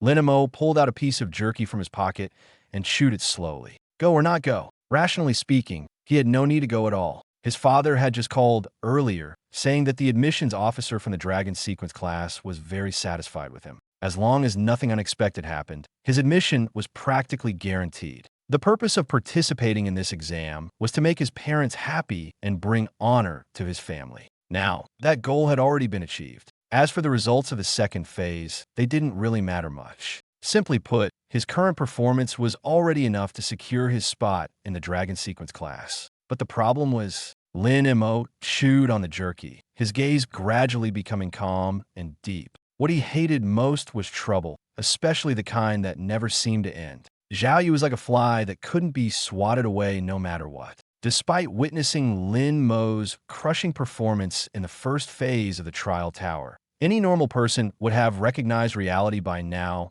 and lowered their head obediently. Yet this guy still dared to gather people to ambush him? What did that indicate? It indicated that Zhao Yu wasn't scared enough. It indicated that he still harbored a sliver of hope, thinking that with enough people or by leveraging the terrain, he might still have a chance to turn the tables. Such a person, if not thoroughly beaten until he feared even the sight of Lin Mo, would only escalate his harassment and continue to be a nuisance. Lin Mo swallowed the jerky in his mouth, a glint of coldness flashing in his eyes. Rather than being pestered by him every few days in the future, it was better to take this opportunity to resolve the matter once and for all. With that thought, he brushed the crumbs off his hands and spoke indifferently. Let's go, boys. Time to teach young Master Zhao a lesson. Fireball spell laughed maniacally. That's more like it. This is the kind of human I approve of. Strike when it's time to strike. Black Swamp Marsh. This place was perpetually shrouded in black mist, with a damp and decaying smell lingering in the air. The muddy ground beneath was so black and sticky that every step felt like something was dragging you down. The surroundings were eerily quiet, with only the occasional sound of bubbles bursting to remind you that this place was far from safe. At this moment, figures had begun to gather around the marsh. A dense crowd of 50 to 60 people had assembled. Their levels weren't particularly high, mostly just above level 10. However, their professions were well balanced, and their overall quality was strong. After all, those who made it to the second phase were the top 200 elite candidates from the first phase. This lineup was already sufficient to clear a same-level boss in the wild. In the center of the crowd, Zhao Yu was holding his phone, repeatedly watching a video. It was a surveillance recording sent to him by his father, Zhao Lei, before entering the second phase. The protagonist of the video was none other than Lin Mo, who had cleared the Shadow Wing Demon Lord in just 24 seconds. Zhao Yu had watched it countless times. That series of clean and decisive combos, that almost unreasonable explosive power, and finally, that look in his eyes that completely disregarded his opponent, all of it sent chills down his spine. Even through the screen, he could feel how terrifying Lin Mo was. But precisely because of this, he was even more curious. How could someone without any elemental affinity become this powerful? Damn, young Master Zhao, are we really on the same level as Lin Mo? A follower couldn't help but speak, his voice trembling slightly. The so-called Mage nemesis, the Shadow Wing Demon Lord, was just taken down like that. As he spoke, he raised a hand to wipe the cold sweat from his forehead. Young Master Zhao, can we really win?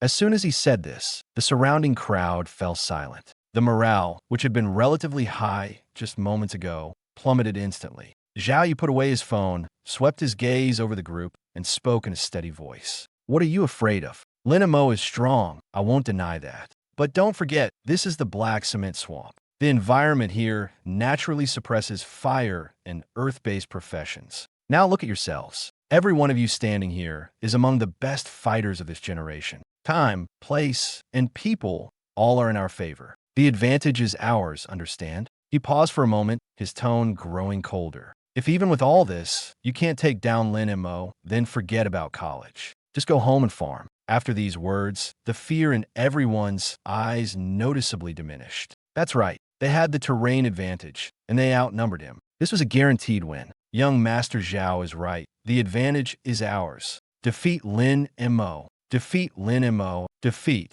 The chants grew louder and louder, drowning out the earlier panic. Zhao Yu looked at the now stabilized team and nodded in satisfaction. Then, he turned to the three people standing nearby. They were triplets, identical in appearance, even standing in the same posture as if they were copies of each other. Your fathers were all loyal subordinates of my dad, Zhao Yu said, his tone serious as he looked at them. You've undergone the harshest combat training since childhood. Your coordination is excellent, and your close combat skills are far superior to your peers. Moreover, all three of you are A-rank melee professions. You're strong and can take a hit. When Lin Mo shows up, you have only one task. Lock him down. Don't let him break into the backline. Buy us time to deal damage. Understood. Rest assured, young Master Zhao. The leader of the triplets replied in a steady tone. The three of us together have never feared anyone in close combat. Zhao Yu nodded. As long as the front line could hold and the back line could focus fire, no matter how strong the opponent was, they would fall.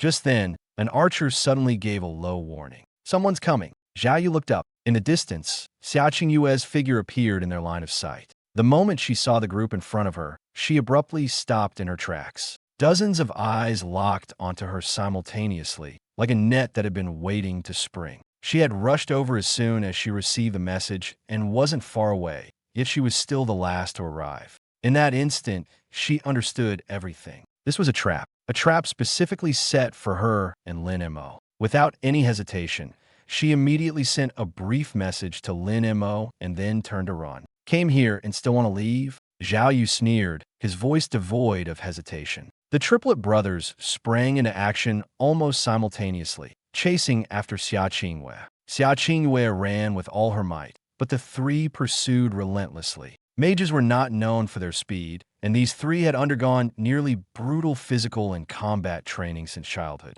Their speed and explosiveness far surpassed their peers. It didn't take long before they caught up to her. Still running, a mocking voice came from behind her. Xia Qingyue abruptly turned, raised her staff, and with a wave, a blue light instantly flared. Several azure water arrows shot through the air. The tank profession at the forefront didn't even raise his shield. He simply shifted his body to the left and easily dodged the attack. The next second, the brother on the left suddenly accelerated, swinging his giant axe in a sweeping motion, completely cutting off Xia Qingyue's retreat. Xia Qingyue's heart tightened. Their coordination was impeccable. Before she could react, a third figure had silently circled behind her. "Goodbye," a cold voice whispered in her ear. The next moment, a blade slashed down mercilessly. Almost simultaneously, the attacks of the other two also landed. Within 3 seconds, a soft white light suddenly enveloped Xia Qingyue's body. The light quickly condensed into a translucent cocoon, encasing her entirely. The soul sanctuary had been activated. This meant she had been eliminated. Once in the sanctuary state, she would no longer take any damage, but she also lost all ability to act. She could only stand in place like an immobile statue until the exam ended. Soon, Zhao Yu strolled over leisurely. "Run? Why aren't you running anymore?" "Oh, almost forgot. You can't move now." His tone was full of mockery. Although Xia Qingyue couldn't move, her voice remained icy. "You're despicable." Zhao Yu sneered. "Despicable? You're too naive. All's fair in war. This is called strategy, understand? In this world, only the winners have the right to speak. The process doesn't matter. Only the result does." Result. Xia Qingyue stared coldly at him, her gaze unwavering. "Do you really think you could defeat Lin Xiao with just your group?" "Zhao Yu, you overestimate yourself and underestimate Lin Xiao." This remark was like a needle, instantly pricking Zhao Yu's pride. The smile on his face vanished. "Xia Qingyue, you better take a good look at where you are, Black Cement Swamp." He lowered his voice, his tone filled with smugness and cruelty. This environment specifically suppresses fire and earth elements. Plus, with so many of us, what does Lin Mo have to fight us with? Just stay here obediently and watch closely. Watch as your master gets surrounded and taken down bit by bit. Zhao Yu finished speaking and chuckled darkly. Elsewhere, deep within the misty wasteland, at the edge of the Black Cement Swamp, the fog here was thicker and darker. The gray-black mist hung like a dirty cloth, pressing heavily on the surroundings, making even breathing uncomfortable. Lin Mo stepped onto the ground, and his foot immediately sank half an inch. He frowned, lifted his foot, and saw the sole covered in black sludge. This place is truly disgusting. He squinted his eyes, already forming a judgment in his mind. Fireball Technique chimed in with complaints. "Fireball Technique?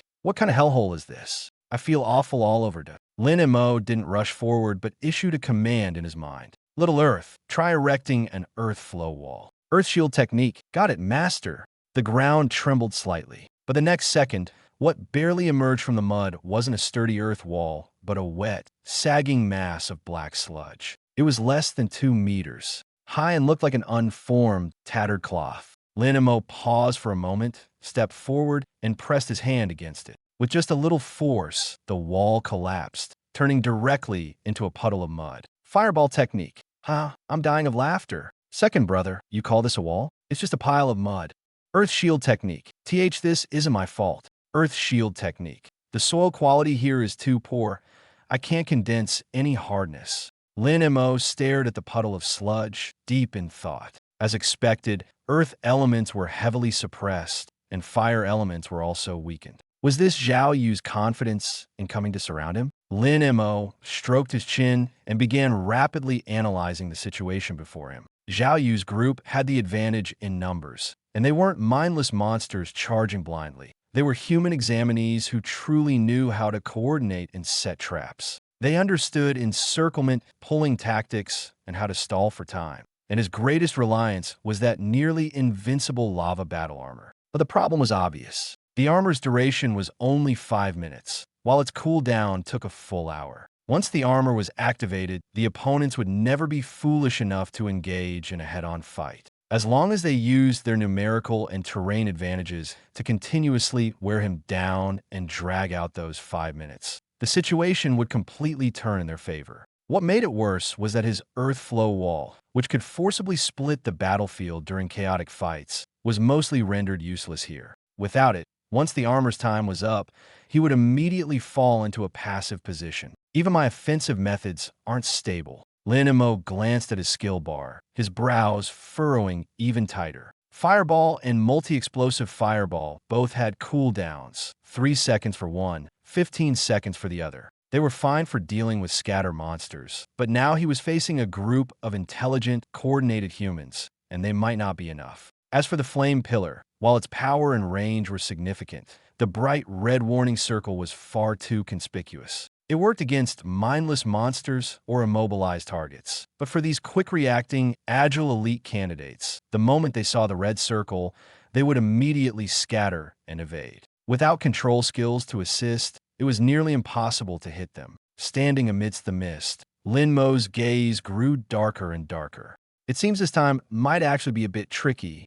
Earth Shield panicked. Master, what do we do? I can't even raise a proper wall here. If they all attack you at once, I can't block them. Maybe we should just not go. But Lin Mo did not retreat. He stared at the patch of soft black mud, and it was as if a light bulb suddenly went off in his mind. Little Earth, think differently, he said. Stop always trying to harden this mud. Earth Shield was stunned. Not harden it? Then how do I block damage? Without a wall, how do I protect you? Defense doesn't always have to rely on walls. Lin Mo's voice was steady. Sometimes, the best defense is making sure your opponent can't move. As long as they're trapped, the initiative is in our hands. Earth Shield trembled. Is that even possible?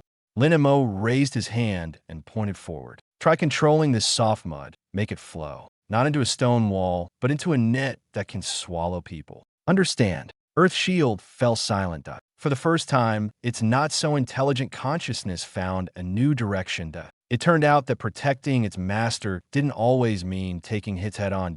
As long as it could trap the enemy and buy time for its master to strike, that was also a form of defense. Earth Shield became excited. Master, I want to try. Then try. Lin Mo said no more. He stood still, watching the open ground ahead. The next second, the previously calm black mud began to ripple slowly, as if something beneath the surface was awakening. The mud started to rotate bit by bit, eventually forming a small vortex. In a monitoring room, everyone fell silent. Zhao Lei, who had been mocking the collapsed earth wall earlier, gradually lost the smug expression on his face. He stared at the screen, his smile frozen at the corners of his mouth. Su Wenchang's expression shifted, his pupils slightly contracting. The mud is moving, he said in a low voice. And it's not just ordinary movement, it's forming a flowing structure. Zhao Lei frowned, his tone still carrying a hint of disbelief. You're overthinking it, aren't you? But Su Wenchang didn't respond, his eyes fixed on the screen. The patch of black mud continued to change. It was no longer a stagnant pool of mud, but seemed to be reshaped by some force, evolving into a more dangerous and harder-to-defend state. Zhao Lei's heart inexplicably sank. A bad premonition suddenly arose within him. It came quickly and felt all too real. Su Wenchang spoke slowly. If I'm not mistaken, this isn't an ordinary earth element transformation. It's the prototype of an intermediate control skill. What? Zhao Lei was stunned. Quicksand domain. Su Wenchang enunciated each word clearly. The expression on Zhao Lei's face finally changed. Impossible. He immediately retorted, comprehending 2 intermediate skills in one day? That's simply unrealistic. Lin Tianhao sneered from the side. Whether it's realistic or not depends on who we're talking about. He looked at Zhao Lei, his tone brimming with unconcealed pride. Weren't you just saying earlier that my son couldn't possibly achieve it? Then let me ask you, is it possible for a novice mage to clear 30 levels of the trial tower in 24 seconds? Is it possible for someone without elemental affinity to master a dual-element fire-earth combination skill? Is it possible for a student who just changed professions 3 days ago to summon over 20 blazing fire pillars with a single gesture? He spread his hands, his expression relaxed. All these things that others deem impossible, my son has accomplished. So what's so surprising about comprehending one more intermediate skill? Zhao Lei's face turned alternately pale and flushed. He wanted to refute, but the words stuck in his throat, unable to come out. Because deep down, he knew very well that Lin Mo was never someone who could be explained by common sense. Yet the more this was the case, the more uneasy he felt. If this truly was the quicksand domain, it meant that Lin Mo was no longer just capable of attacking. He was beginning to learn how to control the battlefield. He was starting to understand how to prevent his enemies from even having the chance to strike. That was the truly terrifying part. Su Wenchang sighed, breaking the tension. All right, stop arguing, he said. We'll know the outcome soon enough. But Lin Tianhao wasn't about to let Zhao Lei off the hook so easily. He deliberately chuckled and said, "Old Zhao, weren't you quite confident just now? How about we bet on something else?" Zhao Lei's stomach churned. At those words, he recalled the previous bets, and his face darkened further. Yet, being stubborn by nature, he refused to admit defeat and forced himself to hold his ground. Meanwhile, on the screen, the rotation of the black sludge grew faster and faster, like a giant beast opening its mouth, silently waiting for its prey to walk in. Behind a monitor and a solid wooden table corner, Zhao Lei rushed to the restroom and vomited until he was dizzy. The sharp pain that scraped his throat, along with the lingering taste of plastic and wood chips in his mouth, just thinking about it made him nauseous. Another round? He'd rather take a beating than eat a second bite. "Zhao," Lei said coldly. "Bet on the screen? What do you take me for? If we're betting, let's bet on something else." Lin Tianhao seemed to have been waiting for this response and immediately followed up. "All right, then let's bet on that legendary mage equipment set you recently completed, the Phantom Spirit set. Don't pretend you don't know. I heard you spent half a year putting together this level 20 legendary set for your son, Zhao Yu." Zhao Lei's expression changed instantly. The Phantom Spirit set. Though it was only level 20 equipment typically used during the novice stage, it was far from ordinary. Its value lay not in its high attributes, but in the cooldown reduction stat that mages needed most. Once the full set was assembled, skill cooldown times could be reduced by over 60%. For a mage, this effect was almost transformative. It was nearly impossible to find on the market. Zhao Lei had poured not just money, but also considerable favors into acquiring it, spending tens of millions of Dragon Nation currency in the process. Lin Tianhao, seeing Zhao Lei's silence, spoke in an even lighter tone. "What's the matter? Scared? You think betting on the screen is childish, but you don't dare bet on the equipment either. So what do you want to bet on? Are you really going to bet on streaking?" Su Wenchang, who had just taken a sip of water, sprayed it out immediately. Streaking? Only Lin Tianhao would dare say something like that. Zhao Lei's face turned red and white, trembling with anger. He was Zhao Commander, after all. If he caused a streaking scandal in Jianghai City, he wouldn't be able to show his face tomorrow. He wouldn't need anyone else to act. He'd want to find a place to bury himself. But compared to such an utterly humiliating act, a set of equipment seemed not entirely unacceptable. Moreover, Zhao Lei took a deep breath, forcing himself to calm down. Comprehending 2 intermediate skills in one day. That was absolutely impossible. Absolutely impossible. Thinking of this, he gritted his teeth and finally spoke. "Fine, let's bet. Let's bet on that Phantom Spirit set. Lin Tianhao, you're the one bringing this to me." Lin Tianhao didn't hesitate for even a moment and waved his hand decisively. "Deal. Old Su, you have to help bear witness. Don't let him renege when the time comes." Su Wenchang sighed helplessly. "All right, I'll bear witness. I'll bear witness." Zhao Lei sneered and turned back to the screen, his eyes full of disdain. "Old Lin, just wait to reimburse me for the equipment costs. 2 intermediate skills comprehended in one day? If that's not dreaming, then what is?" Meanwhile, at the edge of the black cement swamp, Lin Mo had no idea he was already being used as a wager outside. He was casually eating snacks and scrolling through his phone, as relaxed as if he were on vacation. But in his skill bar, Earth Shield suddenly seemed to ignite, frantically thinking and deducing. Earth Shield focused. Yes, that's it exactly. I understand now. Your skill Earth Shield has entered an epiphany state.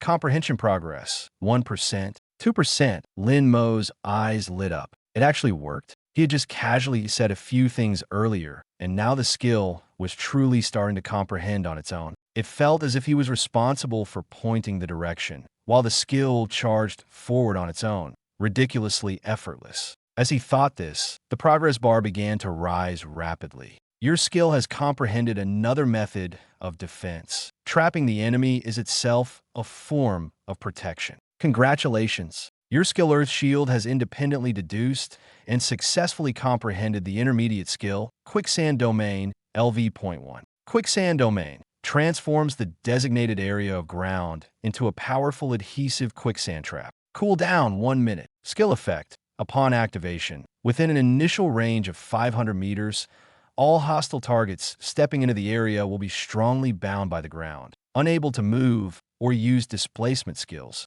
lasting for 5 seconds. Skill effects are influenced by the environment and the level difference between the user and the enemy. Each skill level increase expands a range by 50 meters. Lin Mo looked at the skill description, his eyes lighting up instantly. This skill was absurdly strong. A 500-meter range with 5 seconds of strong control. As long as the enemy was trapped, follow-up damage skills could easily be chained to completely overwhelm them. Moreover, this skill was affected by the environment. In a place like the Black Cement Swamp, its effects would only be stronger. Adding to that, his current level was already far ahead of his peers, making the control effect likely even more exaggerated than expected. Earthshield was so excited its voice trembled. "Master, I did it. I really did it." Lin Mo looked at Zhao Yu, his expression calm, even tinged with impatience. "Berry people?" He chuckled lightly. "With so many of you and such loud voices, I thought you were here to bolster your own courage." This remark was like a needle, piercing directly into Zhao Yu's pride. Zhao Yu's smile froze for a moment before quickly turning cold again. "Still talking tough when you're about to die." He stared at Lin Mo, his gaze dark and sinister. "Do you think you alone can take on all of us?" Lin Mo didn't answer immediately. He simply raised his eyes and scanned the group in front of him. 50 to 60 elite candidates stood neatly, weapons in hand, exuding an imposing aura. If it were any other student, they'd have gone weak in the knees at the sight of such a lineup. But Lin Mo knew very well that having more people didn't necessarily mean victory, especially in a place like this. The Black Cement Swamp had soft ground, heavy fog, and poor visibility. For others, it was a death trap, but for him, it might just be an opportunity. Zhao Yu saw Lin Mo's silence and assumed he was finally scared. The mockery in his smile deepened. "What? Cat got you, tongue?" Zhao Yu stepped closer, his tone full of pressure. "Weren't you acting all tough just now? Scared now, aren't you?" Lin Mo finally spoke. "I'm not afraid." His tone was light. "I just think you're pitiful." Zhao Yu's face darkened. "What did you say?" "I said, to beat me, you set up such a big trap in advance and brought so many people to ambush me." Lin Mo looked at him, his gaze cold. "You seem smart, but in reality, you're impatient. The more impatient you are, the more it shows you're unsure inside." Zhao Yu's fist clenched instantly. What he hated most was Lin Mo's tone. Clearly, Lin Mo was the one surrounded, yet when he spoke, his calmness made it seem like he was the one in control. Not far away, Xia Qingwei was enveloped in white light, unable to move, and could only watch everything unfold. Her mind was already in chaos. She knew Zhao Yu had prepared many people, and that this place was disadvantageous for Lin Mo. But what worried her more was whether Lin Mo, in coming to save her, had fallen into the enemy's trap instead. She bit her lip, her eyes filled with anxiety and guilt. If it weren't for her, Lin Mo wouldn't have had to come here. If it weren't for her, he wouldn't be facing such a dangerous situation. At that moment, Lin Mo suddenly raised his hand and lightly patted his sleeve, as if tidying his clothes or perhaps his mood.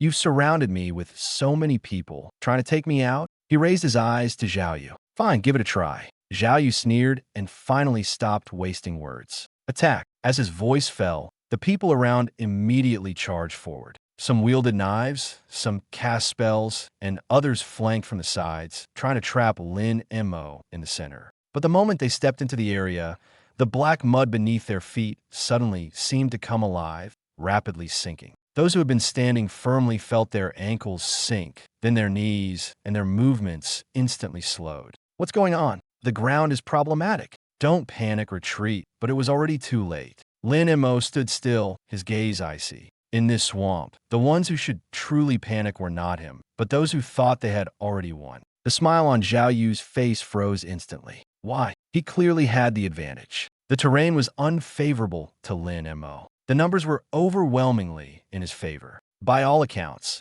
Lin Mo should be the one cornered. But why was Lin Mo still so calm? That calmness wasn't feigned. It was like a sheathed blade. No matter how many enemies surrounded him, he showed no trace of panic. This made a strong sense of unease suddenly rise in Zhao Yu's heart. And then, that unease turned into rage. "Fine, very fine." Zhao Yu's face twisted completely, his voice becoming sharp. "Even now, you dare to act calm? Let's see if you can still stay so composed in a moment. Attack." At his command, dozens of examinees struck simultaneously. Skills exploded in an instant. Flames, lightning, ice blades, wind blades. all colors, overwhelming Lin Mo like a tidal wave. But at that very moment, Lin Mo moved first. He didn't retreat, nor did he dodge. He simply raised his hand and pressed down lightly. Quicksand domain activate. In the next second, the ground within a kilometer radius around Lin Mo trembled violently. The black, muddy ground that had been soft and slippery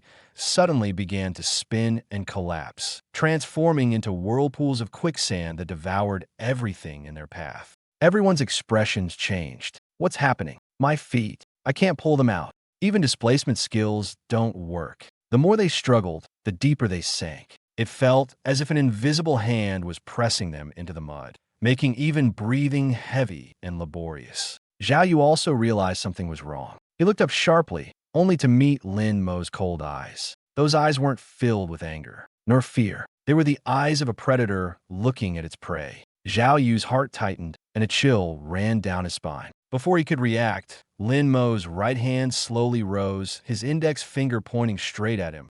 Buzz, a dark red light rapidly condensed to the fingertips. It spun faster and faster, distorting the surrounding air with its scorching heat, as if something terrifying was being compressed to the extreme. At the same time, everyone trapped noticed bright red circles appearing beneath their feet, one after another, dense and countless, like marks of death pre-drawn on the ground. What is this? Zhao Yu's pupils shrank sharply, his voice trembling. Lin Montak, what the hell are you doing? Lin Mo looked at him, his expression eerily calm. Nothing. Just sending you all straight out of the game. Zhao Yu froze for half a second. In the next instant, he realized what those words meant, but it was already too late. Boom!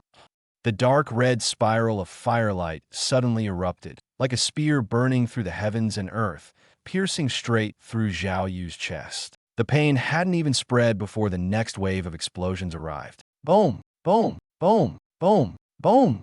Over 20 fiery columns shot skyward from the red circles. Simultaneously, 15 explosive fireballs descended from the sky. Flames, explosions, shockwaves. All forces detonated at once, igniting the entire black cement swamp. The dim sky was torn apart by crimson firelight, and the screams lasted only a moment before being swallowed by even fiercer explosions. One after another, white beams of light rose into the air. These were the sole protection triggers. Dense and blinding, they stung the eyes. In an instant, over half of the 50 or 60 examinees were eliminated. The flames gradually dissipated, smoke billowed, and the air was filled with the stench of scorching heat. Only a dozen people remained standing on the field. Some had been lucky enough to avoid the fiery columns due to their positioning. Others had higher defenses and barely withstood the first wave of impact. But even so, all of them were injured, their faces etched with fear. No one dared to take another step forward. One examinee, lips pale, muttered, "He didn't miss." He looked up at the boy amidst the firelight. Lin Mo stood in place, his shadow stretched long. Though just one person, he seemed like a mountain pressing down on everyone. At this moment, there was only one thought in everyone's mind. So this is the person who cleared 30 levels in 24 seconds? The real gap is so vast, there's not even time to react. After a brief dead silence, a shout suddenly erupted. He's used up all his skills. Now's the time.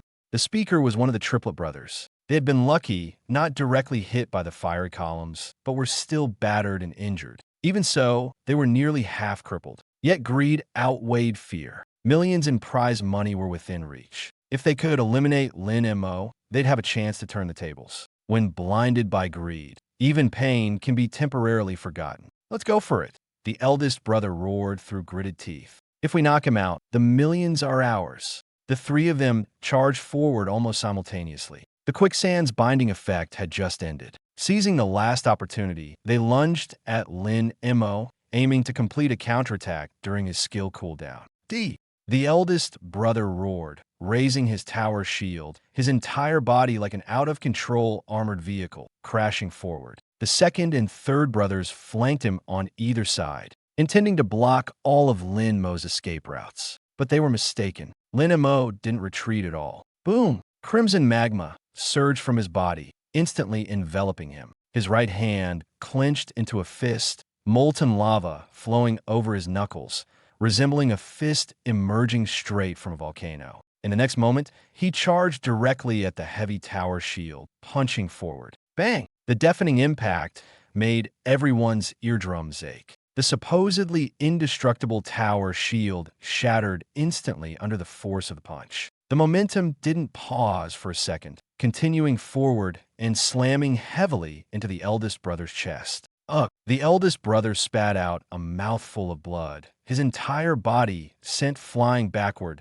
In midair, the white light had already begun to shine. Before he even landed, he was forced into a sanctuary state. This scene instantly froze the ferocious expressions on the faces of the second and third brothers. Everyone was stunned. Something was off. Clearly, the person who had been sent flying had very little health left. Yet, with Lin Mo's punch, not only did he shatter the opponent's shield, but he also directly forced them into sanctuary. How could a mage possess such power? The remaining second and third brothers' expressions changed instantly. Run! Run now! The second brother reacted the fastest. As an assassin, his specialty was speed and ambush. But now his mind was consumed by a single thought: survival. The third brother didn't dare to linger either and turned to flee. Their leader had been incapacitated with a single punch. Staying behind would only mean certain death for the two of them. A fireball rapidly formed in front of Lin Mo, as if ignited by his fury,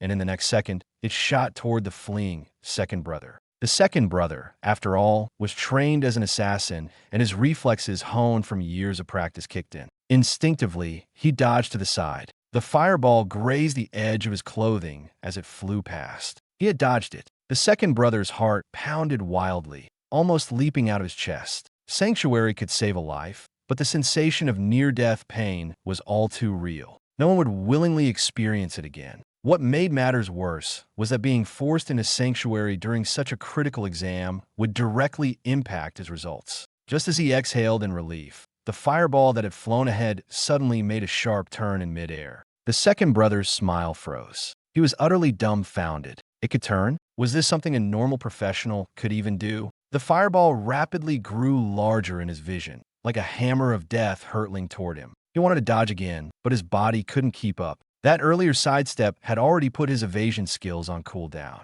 With a deafening explosion, flames erupted. The second brother, already half burned by the pillar of fire earlier, was struck directly in a critical spot. He didn't even have time to scream before being eliminated on the spot. Monster, run for your lives! The remaining examinees could no longer hold their ground. They turned and scattered in all directions, terrified that even a moment's hesitation would lead them to the same fate as the others. It was absurd. In just one encounter, more than half of the assault team had been wiped out. Zhao Xiao was incapacitated, and the strongest triplets had fallen. Was this even an examinee? He was more like a boss than an actual field boss. Lin Mo watched the group flee in disarray, but didn't pursue them. He had never intended to wipe them out completely. What he wanted was deterrence. Kill the chicken to scare the monkeys. Once the chicken was dealt with, the monkeys would naturally be afraid. Chasing them further would not only be troublesome, but also pointless. He turned and walked in the direction where Zhao Yu was.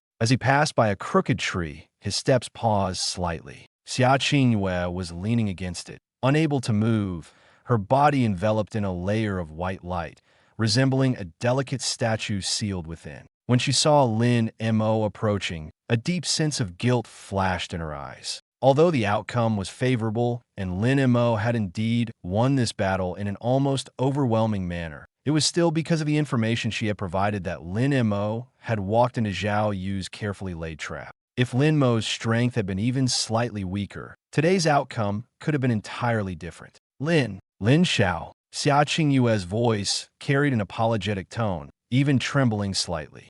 I'm sorry. I was too careless and almost caused you harm. Lin Mo simply waved his hand, his expression relaxed. It's nothing. Don't worry about it. He smiled, his tone casual. If you hadn't gathered them all in one place, who knows how long it would have taken me to find them one by one. He wasn't comforting her. He was stating the truth. If it weren't for Xia Qingyue, Zhao Yu wouldn't have been waiting for him here. And Lin Mo wouldn't have had the chance to unexpectedly comprehend the quicksand domain, a powerful crowd control skill, in this harsh black cement swamp. This was his first true large-scale control ability, and its effectiveness was astonishing. Xia Qingwei stared blankly at his departing figure, and the tension in her heart finally began to ease. But immediately after, an even stronger sense of shock weighed heavily upon her. She looked around at the utterly devastated battlefield, unable to speak for a long time. Too powerful. This kind of power had completely surpassed her understanding of her peers. It was even far beyond Lin Mo, whom she had encountered in the Abyss dungeon. How long had it been? His growth rate was like riding a rocket. As a top student, Xia Qingyue had a solid understanding of various professional skills, especially mage-related ones. She had seen it clearly just now. What Lin Mo used was definitely not an ordinary fireball spell. It was a fire-earth combination technique, along with 2 mid-level skills. This was no longer something that could be explained by natural talent. With her aptitude, even if given half a year, she might not truly master a single mid-level skill. As for such a complex combination technique, even if she were given several more years, she couldn't guarantee she'd even touch the threshold. Yet Lin Mo had already achieved it, and with such ease. Lin Mo walked out of the swamp step by step, his back as calm as if nothing had happened. But the calmer he appeared, the more shocked Xia Qingwei felt. She finally understood that the truly terrifying people weren't those who only knew how to talk tough, but those who, even when standing above everyone else, seemed as though they hadn't even used their full strength. This was a true genius. No, to be precise, it could no longer simply be called genius. It was a kind of existence that could only be looked up to. Xia Qingwei gazed at Lin Mo, her emotions a complex mix. She felt awe, but also relief. Awe, because she had witnessed firsthand what it meant to be utterly crushed. Relief, because at the most critical moment, she hadn't chosen the wrong side.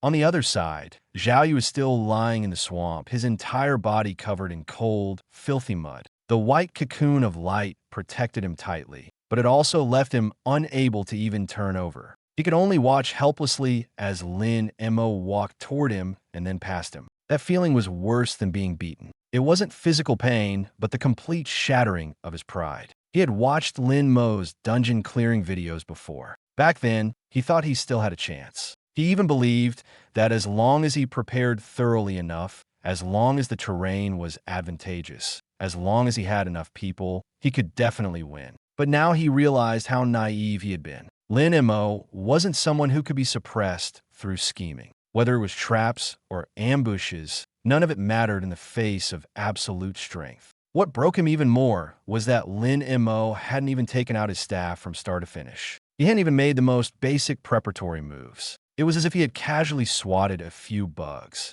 effortlessly to the point of absurdity. Zhao Yu's fingers trembled. He wanted to curse, to talk tough, to vow revenge in the future. But every thought that surfaced was crushed by the overwhelming defeat he had just experienced. It wasn't that he didn't want to act tough. He simply didn't dare. When a person is truly afraid, even their breathing becomes tight. That was exactly how Zhao Yu felt now. For the first time, he understood that everything he had prided himself on was utterly insignificant in front of Lin Mo. His so-called talent, his so-called background, his so-called plans, all of it was a joke. Lin Mo glanced down at him, his tone lazy. "Young Master Zhao, is that all you've got? Down so quickly?" Zhao Yu gritted his teeth, his face flushed red. The humiliation burned on his face like fire. But he couldn't utter a single complete sentence, because he knew very well that any attempt to talk back would only make him look more ridiculous. Seeing that Zhao Yu remained silent, Lin Mo lost interest. "Forget it, this is boring." He shook his head, as if he had lost the last shred of patience for this fight. To him now, Zhao Yu was no longer an opponent. He wasn't even worth a second glance. It was like an ant baring its fangs and claws in front of a dragon. The dragon wouldn't get angry, it would only feel bored, because they were on completely different levels. "Reflect on your actions here. I'm leaving now," Lin Mo said, stepping over Zhao Yu's body and heading deeper into the mist. He still had time to kill a few more waves of monsters. Since he was already here, he might as well try to level up further. He was well aware that the real challenge lay ahead. Only by becoming stronger would he be qualified to face what was coming. As for whether lightning-based skills would prove reliable, that would have to wait and see. In the muddy swamp, Zhao Yu lay motionless. A cold wind blew past, carrying the stench of wet earth. He stared at the gray sky, his mind consumed by a single thought. He would never catch up to Lin Mo in this lifetime. No, Not even catching up, just catching a glimpse of Lin Mo's back seemed like an unattainable luxury. He had always thought of himself as a prodigy, an S-grade talent, a strong family background, abundant resources. These advantages would be enough to make others bow their heads for a lifetime. But now he found it laughable, because in front of Lin Mo, none of these advantages mattered. The gap between them wasn't something that could be bridged by a few days or months of effort. Perhaps only those 1 in a million, truly top-tier SSS-grade geniuses could stand shoulder to shoulder with Lin Mo. As for himself, he didn't even qualify to stand at the same starting line. Lin Tianhao's smile could no longer be concealed. His old classmate Su Wenchang had just asked a question, and Su Wan followed with a proud expression, while Zhao Lei stood to the side, his face growing darker and darker. At this level, at this point in time, comprehending 2 intermediate skills in a single day, Su Wenchang stared at the screen, showing the young man still hunting monsters, his tone full of shock. Lin Tianhao raised his chin, almost bursting with pride. "Old Su, you know as well as I do that skills depend on talent and perception," he said with a laugh. "Some people try to have a breakthrough and can't manage it even after half a month. But my MOer is different. Once he starts comprehending, his speed is terrifying, unstoppable." Su Wan couldn't help but laugh, giving him a light glare. "Your analogy is really awful. But crude as it is, the logic holds true." Su Wenchang chuckled bitterly, not refuting her. He had been involved in admissions for the Longshu class for many years and had seen countless geniuses. But someone like Lin Mo, with skills emerging one after another, was indeed a first. Yet the absence of precedent didn't mean it was impossible. History was never meant to be preserved unchanged. It was meant to be broken. Perhaps this young man could truly forge a path no one had ever walked before. Thinking this, Su Wenchang's gaze toward Lin Mo changed. He was no longer simply looking at a student, but at someone who might rewrite the rules. Lin Tianhao noticed his serious expression and felt even more proud, unable to resist asking, "Old Su, be honest. My entering the Longshu class. Is he the strongest of this year's batch?" Su Wenchang smiled, but his tone was solemn. "In Jianghai City, your son Lin Mo is indeed the undisputed #1. He paused. "But this year's situation is different from previous years." "How so?" Lin Tianhao raised an eyebrow. "This year's batch of geniuses is absurdly strong," Su Wenchang said slowly. "Internally, we've even nicknamed this year's class the Descent of the Gods." Lin Tianhao's smile faded slightly, his expression turning serious. "That exaggerated?" "It's exactly that exaggerated," Su Wenchang nodded. "This year, there's a spatial mage, a light knight, and 12 SSS grade talents. What's even more astonishing is that nearly all of them have already comprehended intermediate skills before the major exams." Hearing this, Lin Tianhao couldn't help but take a sharp breath. Spatial and light-based talents were already extremely rare. Not only had they appeared, but 2 had emerged at once. Coupled with a string of SSS grade talents, the competition this year was beyond intense. It was a brutal, no-retreat battle for everyone involved. "No wonder you all take this so seriously," Lin Tianhao said in a deep voice. Su Wenchang's expression was solemn. "That's why I said, although Lin Mo is a prodigy, staying at the top in this situation is extremely difficult. It's not that he's not strong, but that his opponents are absurdly strong as well." Lin Tianhao was silent for 2 seconds before suddenly laughing. There was no hint of retreat in his laughter, instead, carried a fiery determination. "The challenge makes it interesting," he said. "If it were smooth sailing and the victory too easy, where's the fun in that?" He raised his head, his gaze as sharp as a blade. "The descent of the gods, is it? Then we'll take them down one by one. Whoever blocks the way will crush them." Su Wenchang was momentarily stunned, then burst into hearty laughter. "All right, I'll wait and see," he said. "Let's see if this Lin Mo, who lacks any affinity, can truly trample all these so-called prodigies." At that moment, Lin Tianhao's gaze suddenly shifted to the corner. Zhao Lei was quietly retreating, clearly trying to sneak away while the group was engrossed in conversation. "Hey, old Zhao, where are you off to?" Lin Tianhao asked lazily. Zhao Lei froze, his steps halting instantly. Forcing a smile that looked worse than crying, he turned around stiffly. "Ahem, I just wanted to go to the restroom." Lin Tianhao stood up, leisurely straightening his collar. "The restroom? Sure. Who could stop Commander Zhao from going to the restroom?" He looked at Zhao Lei, a smirk playing on his lips. But first, hand over the wager. I'm afraid you'll bolt the moment you turn around and then deny it later. Zhao Lei's face twitched, and he immediately panicked. Lin Tianhao stopped spouting nonsense. I, Zhao Lei, am a man of my word. I accept my losses and have never reneged on a bet. As soon as he finished speaking, he waved his hand. A flash of orange-yellow light appeared, and a luxurious mage set materialized in his hand. The phantom spirit set. That legendary piece of equipment lay quietly in his palm, radiating a dazzling glow. Zhao Lei stared at it, his eyes filled with reluctance, as if his heart had been ruthlessly gouged out. This set of equipment had cost him a fortune, countless connections, and over half a year to assemble. Originally, he had planned to give his son, Zhao Yu, a monumental surprise once he obtained it. But now that surprise was gone. If Zhao Yu found out that the divine gear his father had painstakingly prepared ended up being lost to Lin Tianhao and ultimately handed over to Lin Mo, the boy would probably glare his eyes out of their sockets. The more Zhao Lei thought about it, the more stifled he felt, letting out a long sigh in his heart. Forget it, a bet is a bet. But swallowing this indignation made his chest ache. Gritting his teeth, he looked up at Lin Tianhao, his voice noticeably weaker.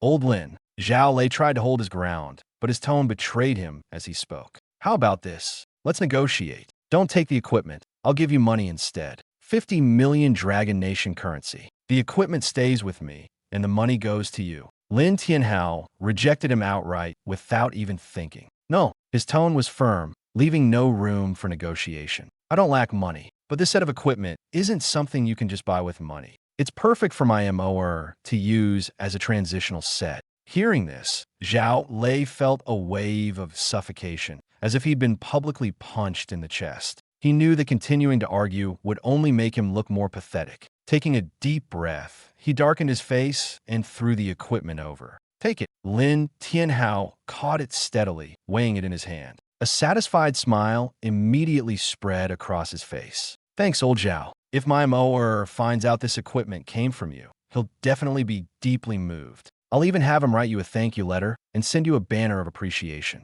How about that? Zhao Lei's eye twitched violently, and he finally couldn't hold back. Get lost, he roared, storming off with his adjutant, not even bothering to look back. Su Wenchong, watching from the side, couldn't help but chuckle and shake his head. But soon, his expression turned serious. All right, I should get going too. I need to head back and report to those old guys. He looked at Lin Tianhao, his gaze becoming more solemn. A blank slate mage with no elemental affinity, yet displaying such talent. This matter is too extraordinary and must be reported. Lin Tianhao nodded. All right, you go ahead. When Moer goes to the capital, I'll need you to look after him more. Don't worry. Do you even need to say that? Su Wenchong waved his hand and strode away. After he left, Lin Tianhao gently wrapped his arm around Su Wan's shoulder, his expression filled with unconcealed pride and anticipation. Honey, the final exam should be ending soon. Let's head to the exam site and bring our top-scoring son home.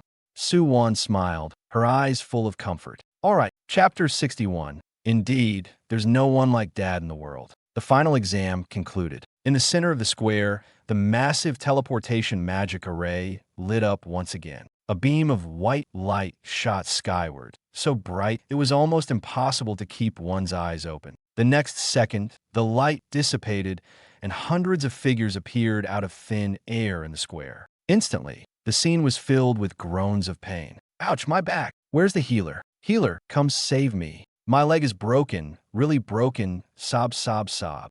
The square descended into chaos. Most of the examinees had already entered a state of soul protection, unable to move at all. Even those who hadn't been eliminated weren't in much better shape. Almost everyone was injured, looking utterly disheveled. Only Lin Mo stood amidst the crowd, clean and composed, completely out of place with his surroundings. He resembled a young master who had just returned from vacation, suddenly mixed in with a group of refugees. At this moment, the healer team, who had been waiting on the outskirts, rushed in immediately. Gentle holy light began to shine, providing emergency treatment to the injured examinees. The cries of pain gradually subsided, and the scene finally regained some semblance of order. Then, Zhang Taijun on the high platform spoke again, his voice steady and powerful. The second phase of the assessment is over. Now, the final results will be announced. Everyone held their breath.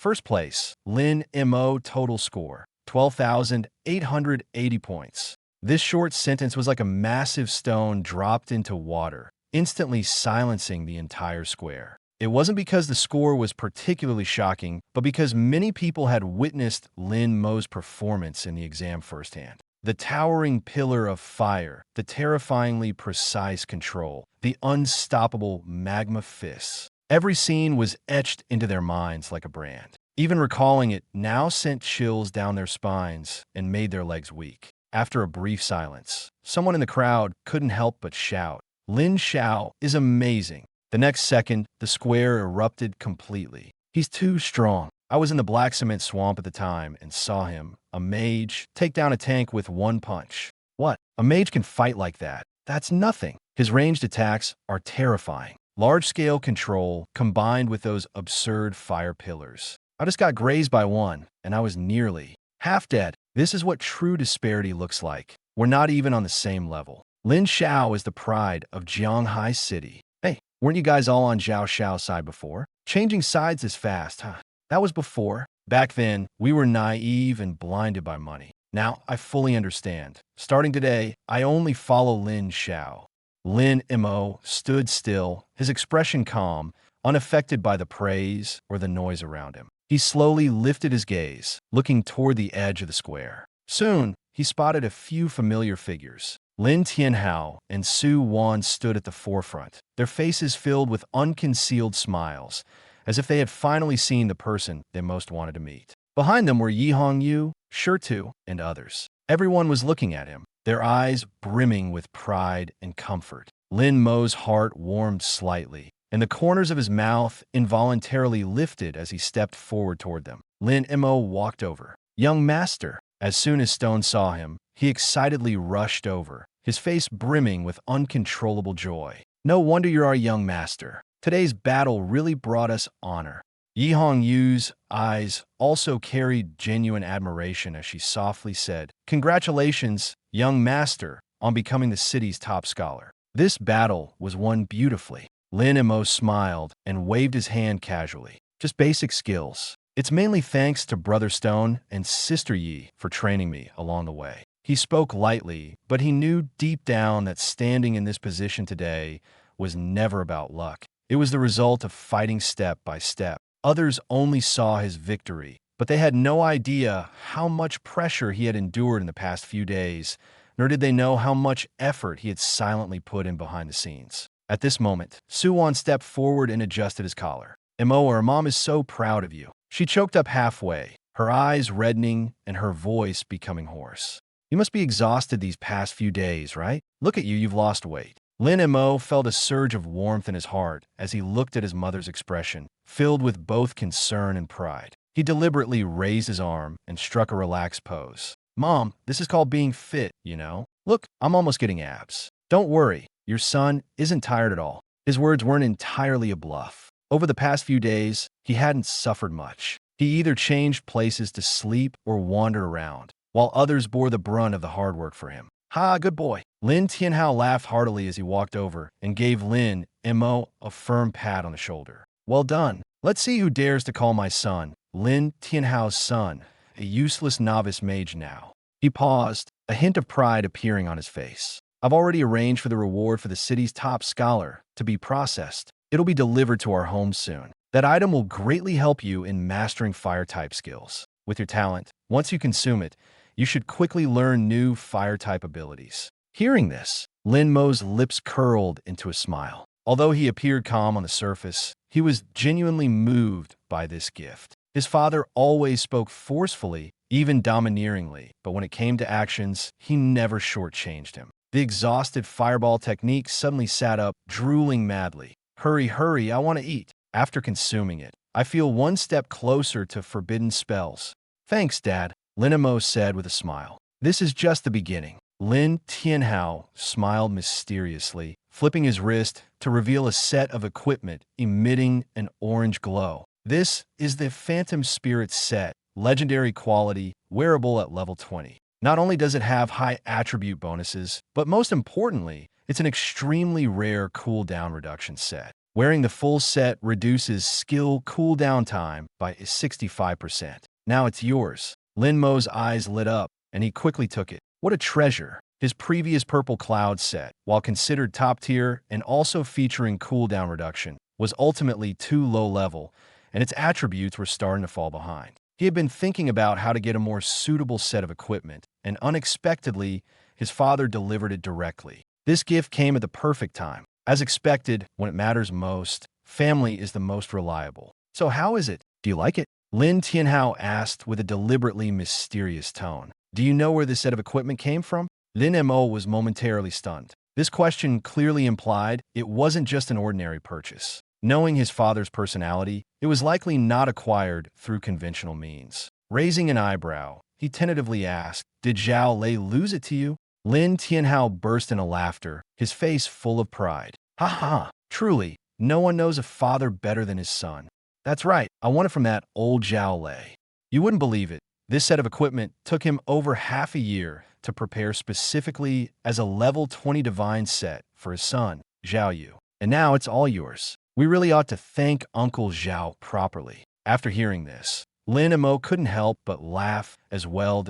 If Zhao Yu knew that the top-tier equipment he had been dreaming of ended up being something his own father lost to him, he would probably faint from anger on the spot. This father and son duo really knew how to give gifts sincerely. One gave points, the other gave equipment. It all worked out for him in the end. All right, you two can stop acting all smug now. Suwon interrupted them with a smile, her eyes finally showing a hint of relief. Moer, you must be hungry, right? Come on, let's go home. Mom's already had the kitchen prepare a celebratory feast. It's all hearty dishes, and there's plenty to go around. As soon as Lin and Mo heard the word eat, the skills in his mind immediately perked up with excitement. Fireball drooled, its eyes glowing. Hurry, hurry, hurry. I feel like I could eat 10 cows. Earth Shield trembled with excitement. Finally, we can go home. Home is safe, and I want to eat too. Watching this scene, Lin and Mo couldn't help but find it amusing. He had never imagined his life would turn out like this. But now, it seemed that this feeling of being cared for by family, supported by friends,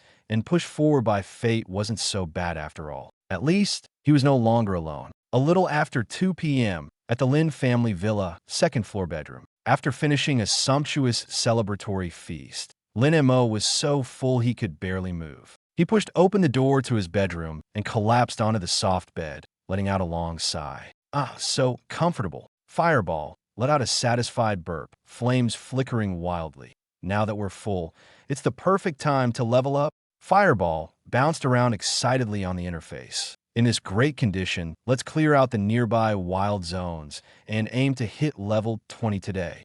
Earth Shield trembled slightly on the side. It didn't say anything, but deep down, it knew that as long as it followed Lin and Mo forward, there would only be more challenges ahead. But the more it thought about it, the more it wanted to grow stronger. Because it understood that only with enough strength could it truly protect the ones it wanted to protect. Lin and Mo glanced at the experience bar, feeling a bit annoyed. Level, LV.19, 80%, just a little more, and he would reach level 20. But he really didn't feel like going out again. After spending the whole day walking around the exam site, his legs were practically worn out. Still, he knew that level 20 was crucial. Once he reached that level, he could learn a new lightning-based skill. That was a key step in becoming stronger. Thinking of this, Lin and Mo turned over and spoke to the fireball outside. Xiaohua, if you want to go, then go. Just remember, don't make too much noise and don't cause me any trouble. He paused, then added with a hint of provocation in his tone, if you still can't hit level 20 tonight, I'll really start looking down on you. Fireball snorted disdainfully. You're underestimating me too much. Just wait, I'll make sure you level up tonight.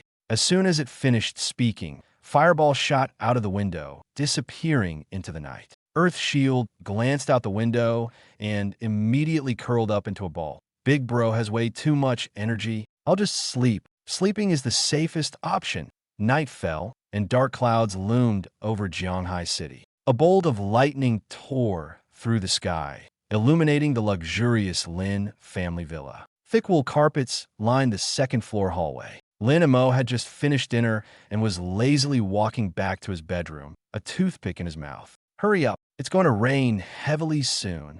The clothes on the terrace haven't been brought in yet. Two young maids hurried past, looking a bit flustered. When they saw Lin Mo, they immediately stopped and greeted him respectfully. "Good evening, young master." Be careful not to slip," Lin Mo replied casually. He glanced out the window and muttered to himself, "The weather changes so quickly. Tonight's perfect for curling up under the covers." He pushed open the door to his bedroom and sank into the sofa, finally relaxing completely. Lin Mo opened his profession panel and looked at the experience bar level. LV.19, 99%, just a little bit more. He pursed his lips, feeling somewhat impatient. Stuck for so long, why is it still missing the final push? The higher the level, the less realistic it becomes to rely on solo monster grinding. Fortunately, he has fully automated AFK mode. Otherwise, he'd be exhausted to death. "Little fire, why haven't you reached level 20 yet? Did some female fireball lure you away?" Lin Mo teased deliberately. A few seconds later, fireball spell exploded. Fireball spell roared, "Shut up, stop rushing me." Female fireball? Really? Fireball spell righteously declared, "No women in my heart, casting remains steady. Opposite genders only weaken the power of my explosions." Lin Mo raised an eyebrow. "Then what have you been dawdling for so long doing?" Fireball spell grinned wickedly. "I've been luring monsters. It's about time. Today, I'll show you what real technique looks like. Art is explosion."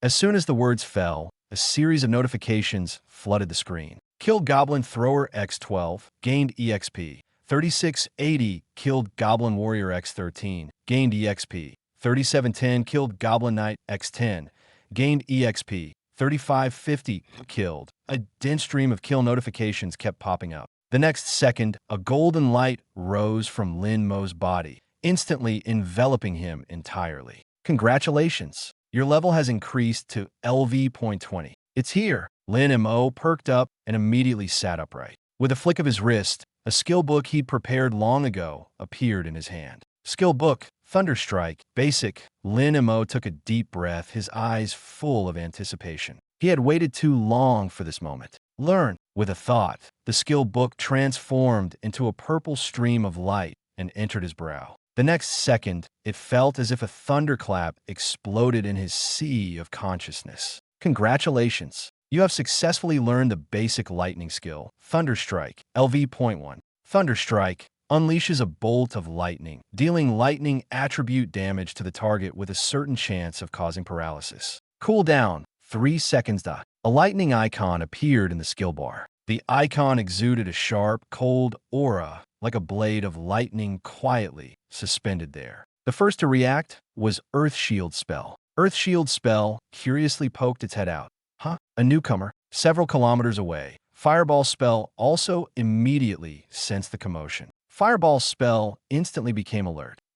A newcomer." Lin Mo frowned slightly and couldn't help but start lecturing Fireball spell. "Little fire, we're all family here. There's no need to be so confrontational right off the bat." "What do you mean by show them what you're made of? It sounds like you're picking a fight." Earth Shield spell immediately nodded in agreement. Right. Master is absolutely correct." Earth Shield spell obediently looked at the newly arrived Thunderstrike icon. Thunder third brother? Hello there. You can call me Little Earth. From now on, we're family. So let's get along well, okay?" Fireball spell snorted coldly. "Family? If you want to join this family, you'll have to get past me first." Earth Shield spell quietly retorted. "Big brother, that's not right. Lin Mo is our master. Since the master says we're family, we should listen to him.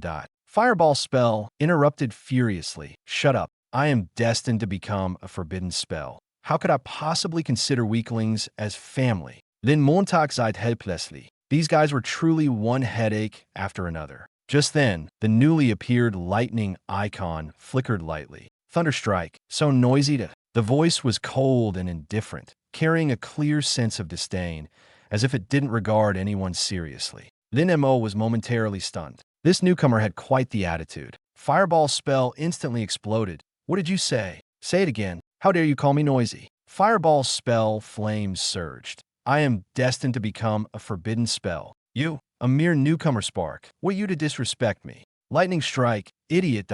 Fireball trembled with anger. Fine. How dare you insult me?" Fireball erupted in fury. "Today I'll show you what true damage output looks like." But in the face of Fireball's outburst, Lightning Strike remained unresponsive. The Fireball grew even angrier at the lack of response. Why aren't you saying anything? Weren't you so arrogant just now? What's scared now? Earth Shield was on the verge of tears. Please stop fighting. At this moment, Lightning Strike finally spoke, unhurriedly. Lightning Strike. Only those without skill bark like mad dogs. This completely set Fireball off. Fireball, you're driving me mad. I must settle this with you. I'll prove that in this household, fire is the strongest. Lin Mo rubbed his temples, feeling an even greater headache. These skills were truly one headache after another. All right, little fire, calm down, he said helplessly. You've already mastered mid-level skills, while little lightning just got here. Picking a fight with it now is just bullying the newcomer. Fireball seemed to find some sense in his words. Fireball reluctantly flickered its flames. Then, I'll only use basic Fireball. How about that? Lin Mo hadn't even nodded yet. Lightning Strike let out a soft snort. No need. Lightning Strike spoke calmly. Use your strongest move. Go all out. Lightning Strike. The result will be the same anyway. Lin Mo, that was an awfully arrogant statement. Still, he was curious to see if this newcomer had any real skill. Fireball laughed in anger. Haha, fine, well said. Since you're so cocky, I'll show you what true power looks like. All right, stop causing a ruckus indoors, Lin Mo said as he stood up. Let's head to the backyard. There are testing dummies there. As he walked out, he couldn't help but feel curious. Was this overly confident Lightning Strike truly capable, or just all talk? When he reached the window, Lin Mo glanced outside. Rumble. The thunder was even deeper than before. The dark clouds hung low, as if they could fall at any moment. Looks like it's about to rain, he muttered. Let's finish quickly. The backyard is open air. We don't want to end up soaked. Just as he stepped out of the bedroom, he ran into Suwon. She was accompanied by two maids, one of whom was carrying a bowl of hot soup. Montakia, where are you going so late? Suwon asked, holding the soup out with a look of affection in her eyes. I just had the kitchen prepare some soup for you. You've been busy with your exams these past few days. You must be exhausted. Have some to replenish your energy. Lin Mo scratched his head awkwardly. Mom, I'm not hungry. I just had dinner not long ago. I just learned a new skill, Lightning Strike, and I wanted to test it on the dummies in the backyard. Suwon paused, looking him up and down. You're going to the backyard to test a skill? She hesitated for a moment before something clicked. Wait, Mo, are you already level 20? She remembered clearly that Lin Mo had been level 19 that afternoon. Yeah, pretty fast, huh? Lin Mo replied casually. On the surface, he seemed relaxed, but he knew he couldn't reveal the true speed of his progression. Fortunately, Suwon didn't press further. She simply insisted he drink the soup first. After Lin Mo finished the soup, Suwon nodded. All right, but don't stay out too late. It looks like it's going to rain. Just test it a couple of times and come back quickly so you don't get wet. Got it, Mom. I'll just try it out briefly. Lin Mo waved her off and headed toward the stairs. Watching her son disappear around the corner, Suwon's smile deepened. Her eyes filled with a mix of pride and unspoken emotion. This child, clearly always working hard, yet loves to pretend he doesn't care. He probably doesn't want others to have too high expectations of him, afraid he won't be able to handle the pressure. But in reality, he works harder than anyone. Thinking of this, Suwon felt both heartache and amusement. And now, at level 20, he's learned a lightning skill. Previously with fire and earth skills, Lin Mo had already brought the family surprise after surprise. This time, it's a universally acknowledged, most explosive lightning element. Even if it's just a basic skill, it could still cause quite a commotion. No, I have to tell old Lin. She immediately turned around and walked quickly toward the study at the other end of the hallway. In the second-floor study, the atmosphere was somewhat serious. The heavy soundproof door blocked out the thunder outside, leaving only a low, muffled rumble like something rolling in the distance. Lin Tianhao sat at the desk, his expression calm and composed. Even in casual home attire, the aura of authority from years in a high position was unmistakable. Opposite him stood Yihong Yu and Shirtu, their posture straight and their expressions equally solemn. Remember everything I just said. Lin Tianhao's voice was low and steady. The situation outside has been unusual lately. He raised his hand, his knuckles lightly tapping the desk. Reports from the front lines indicate that magical creatures in all major wild areas have started to become restless.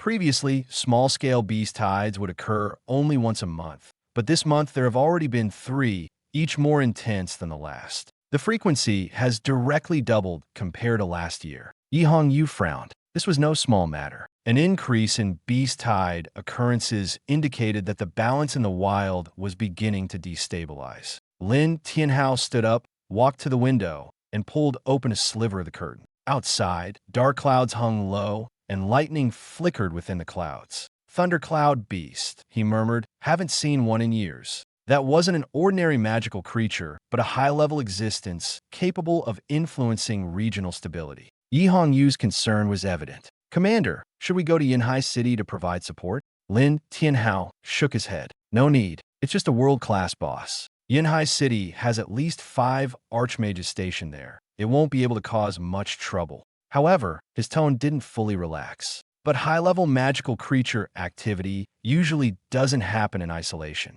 When one moves, other areas might also start to stir. He turned back, his gaze deepening. In the coming period, patrols and defenses in Jianghai City must be strengthened. Make the arrangements. There can be no room for complacency. "Yes, Commander." Yihong Yu and Shi Tu responded in unison. At that moment, there was a knock at the door. Thud, thud, thud. Before Lin Tianhao could speak, the door was pushed open directly. In the Lin family, there was only one person who dared enter the commander's study without prior notice, Suwan. The moment Lin Tianhao saw her, the sternness on his face dissipated significantly, even replaced by a noticeable smile. "Wife, what brings you here?" Suwan paused, noticing the heavy atmosphere in the room. "Am I interrupting something important? Should I come back later?" No. Lin Tianhao immediately waved his hand, his tone as serious as could be. "What business could be more important than my wife's? We were just finishing up and about to let them go rest." He deliberately softened his tone. "Wife, what's on your mind?" Yihong Yu and Shi Tu exchanged glances, both seeing the helplessness in each other's eyes. The commander, who was decisive and authoritative outside, became a completely different person in front of his wife. Suwon couldn't help but smile. Mo has reached level 20 and just learned Thunderstrike. He said he wants to try it out on the wooden stakes in the backyard. I thought, since this is the first time our son is learning a lightning skill, we should pay some attention. Boom! Lightning tore through the dark clouds, illuminating the entire backyard in a blinding white. Lin Tianhao stood at the forefront of the crowd, hands on his hips, as excited as a child. "Son, show everyone what true lightning power looks like." His voice was so loud it drowned out even the thunder.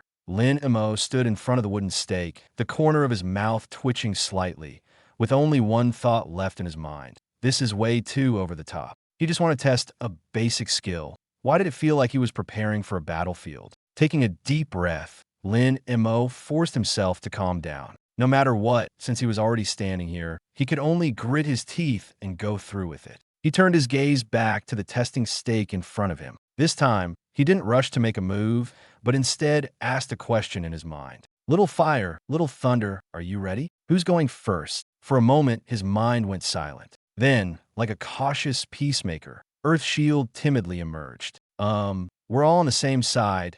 No need to make this too ugly, right? How about we make peace first? Weary family, no need to hurt each other. Wouldn't it be better if we worked together to help the master?"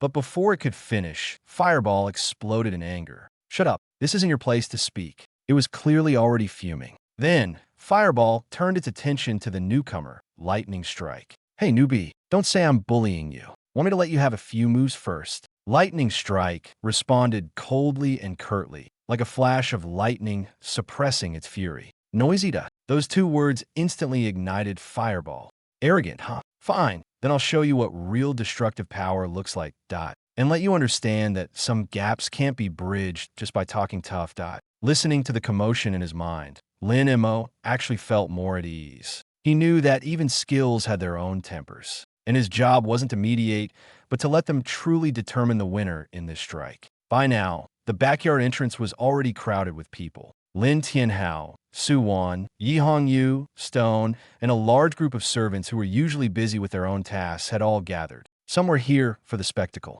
Some were genuinely curious. And some just wanted to see what the pampered young master could achieve today. Perhaps they didn't realize that this wasn't just an ordinary test. For Lin Mo, it was also a chance to prove himself. To prove that he wasn't just a child sheltered by his family. To prove that he could rely on his own strength to stand firm in this world. to prove that those seemingly unremarkable skills, once truly unleashed, could become trump cards capable of changing the game. Lin Mo slowly raised his hand, his gaze becoming focused. The tension of lightning in the air grew heavier, as if something deep within the storm clouds was awakening. The next second, sparks danced at his fingertips. Everyone held their breath. All right, enough talk. Little fire, you go first. Lin Mo couldn't be bothered to say more and gave the command directly. Fireball immediately got into position. The next second, the ground beneath the wooden stake lit up with a blinding red glow. Then, with a loud boom, a thick pillar of fire shot skyward. The second, the third, the fourth.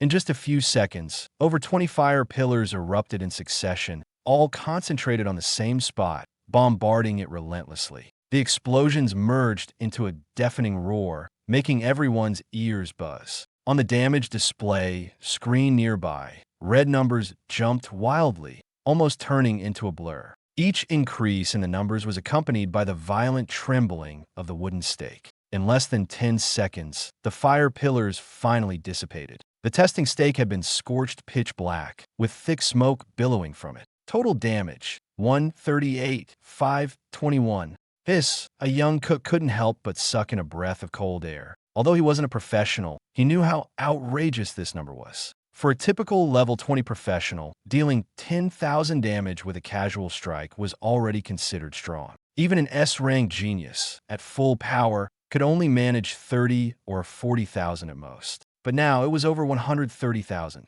Was this something a level 20 could even achieve? The young maids nearby were even more dazzled, their faces filled with admiration. My goodness, the young master is just too strong. This is incredible. Just standing next to him makes me feel safe. If I could marry the young master, my life would be complete. Hearing these words, Su-won helplessly rubbed her forehead. She turned to look at Lin Tianhao, frowning as she asked, Old Lin, didn't Mo say he was going to test out the new lightning skill he learned? Why is he using a fire skill right off the bat? Lin Tianhao was also a bit puzzled, but he quickly figured out part of the reason. I guess the kid wants to make a comparison first. But to be honest, the power of this fire pillar move from Mo is a bit absurd. Su-won frowned even more deeply. But this move is a mid-tier skill, while lightning strike is just a basic skill. No matter how strong the lightning element is, it's impossible to compare a basic skill to a mid-tier one, right?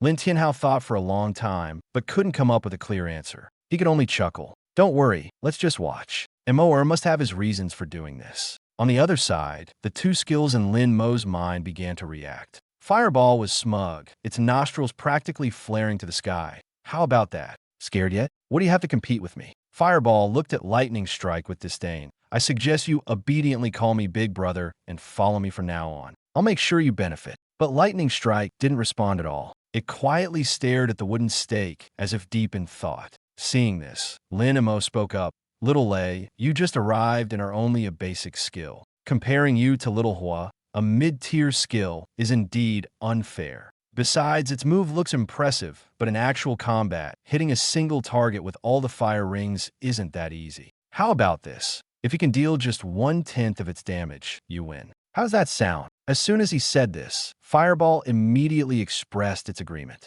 Fireball waved magnanimously. No problem, I'm always reasonable. But Lightning Strike still didn't respond. It seemed as though it didn't even take this competition seriously. Lightning Strike lifted its head, gazing at the night sky. Lin Mo was momentarily stunned and followed its gaze upward. In the pitch-black night sky, dark clouds were churning and faint thunder rumbled. Su-won also noticed her son's actions, her face full of confusion. What is Mo looking at? Isn't he supposed to be attacking the wooden stake? Why is he suddenly looking at the sky? Is it going to rain? But at that moment, Lin Tianhao, standing beside her, suddenly had a change in expression. His eyes were fixed on an invisible point in the sky, and then he quickly looked at Lin Mo, a trace of shock flashing in his gaze. As one of the top lightning element warriors in the Dragon Nation, his sensitivity to lightning elements far surpassed that of ordinary people. To others, the sky was merely overcast with dark clouds. But in his eyes, the lightning elements in the night sky were in a frenzy. The scattered lightning wasn't chaotically darting around, but was converging toward a specific direction. More precisely, it was being drawn down by something. They were thin, invisible blue threads descending from the depths of the clouds. This was the most dangerous and purest sign of lightning element power. Lin Tianhao's pupils contracted, and a thought flashed through his mind in an instant. This wasn't ordinary weather. This was lightning responding to a summons. Lin Mo lowered his head to look at the new skill on his panel, his mind blank. Thunder Qilin's Descent. Just the name alone carried an overwhelming sense of pressure. He had only casually tested it, not expecting his lightning skill to actually grasp the hidden power in the sky. What surprised him even more was that this skill had directly skipped the beginner level and jumped to the mid-tier. He knew exactly what this meant. Mid-tier skills weren't something an ordinary novice could easily access, let alone the fact that this was one of the most difficult skills for lightning mages to comprehend. Many people, even after reaching high levels, might never truly master it. Yet he had done it. Lin Mo felt a tingling sensation in his heart, a mix of excitement and disbelief. This is just too outrageous. He instinctively looked up at the sky. The dark clouds hung low, and thunder rumbled dully within them. The air was filled with an oppressive sense of electricity, as if something was awakening. Let's give it a try. Lin Mo swallowed hard but still decided to release this power to see what would happen. The next second, the sky exploded with a deafening roar. Boom! That thunderclap felt like it struck directly at everyone's chest. The originally gloomy night sky completely transformed in that instant. For several kilometers around, the lightning elements seemed to be simultaneously summoned by some command, frantically converging toward the Lin family's backyard. The wild wind swept up dust and fallen leaves from the ground, making it almost impossible for anyone to stand steady.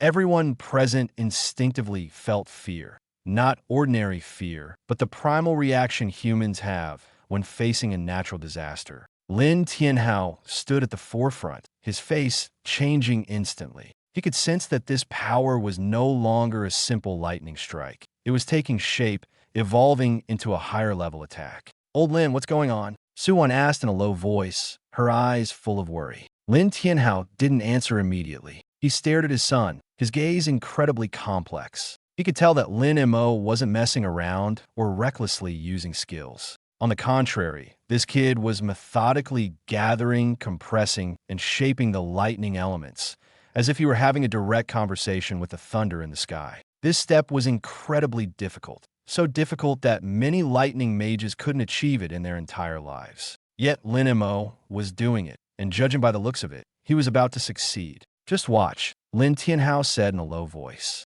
His voice was steady, but only he knew the storm raging in his heart. On the other side, Lin Mo finally felt the change. He could clearly sense the air around him growing heavier and hotter, as if an invisible giant beast was poking its head out from the clouds. Then, lightning began to frantically converge in the depths of the sky. Arcs of electricity intertwined and coiled, like countless fine threads being twisted together by an invisible hand, slowly forming a massive outline. That outline grew clearer and clearer. It resembled a beast. It also resembled a dragon. Finally, a deafening roar erupted from the depths of the sky. Roar! The sound shook the entire courtyard, making it feel numb. Lin Mo's eyes widened abruptly, his heartbeat racing so fast it felt like it might burst out his chest. He finally understood that what he had summoned wasn't just lightning. It was a true thunder beast imbued with heavenly might. The clouds were suddenly torn apart. A giant beast formed entirely of lightning slowly revealed its outline in the high sky.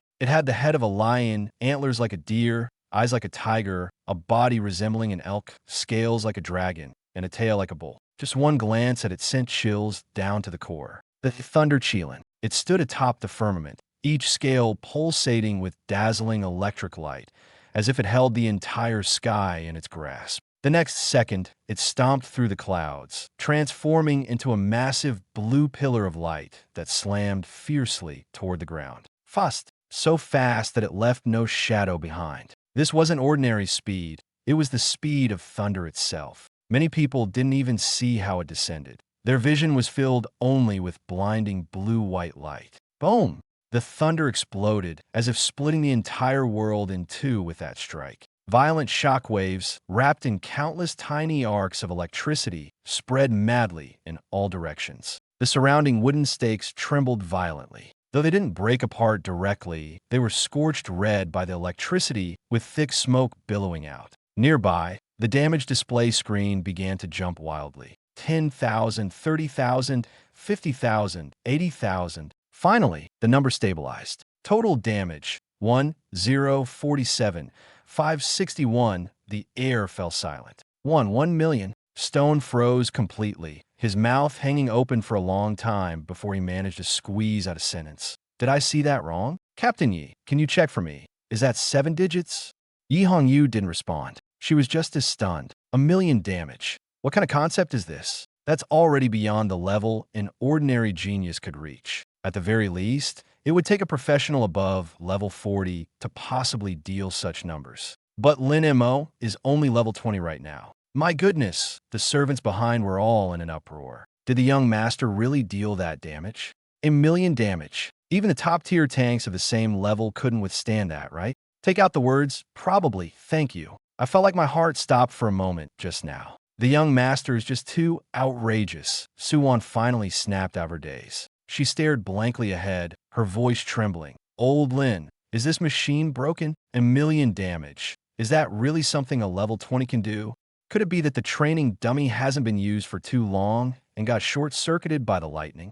Faced with his wife's shock, Lin Tianhao appeared particularly calm. The machine isn't broken. This damage is perfectly normal.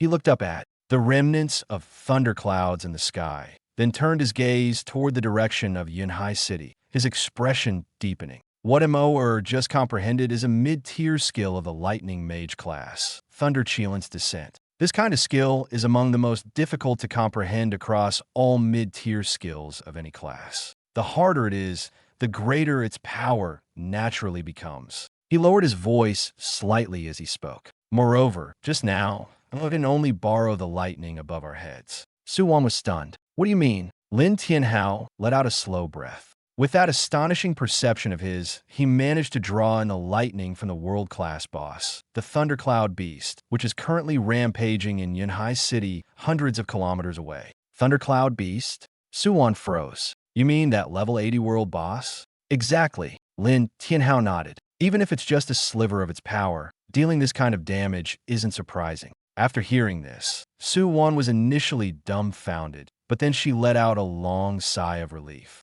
So that's how it was. She was almost scared to death, thinking her son had turned into some kind of monster. Since he borrowed the power of a world boss, it could barely be explained. But just as this thought crossed her mind, she immediately realized something was off. No, this isn't something that could be barely explained. Even if he borrowed power, he would first need to learn Thunder Cheelant's Descent. This child had just mastered Lightning Strike a moment ago, and now he's already comprehended the higher-tier Thunder Cheelant's Descent, even managing to draw power from a world boss hundreds of kilometers away. This isn't just talent. This is absurd. Completely absurd. Old Lin. Suwon looked at Lin Mo's back, her voice filled with complexity. Fire element, earth element, and now lightning element. He's already mastered 3 elements. And for each element, he can reach the pinnacle in an incredibly short time, even surpassing it. At this rate, water, wind, light, darkness, even space and time elements, he might actually reach the peak of them all.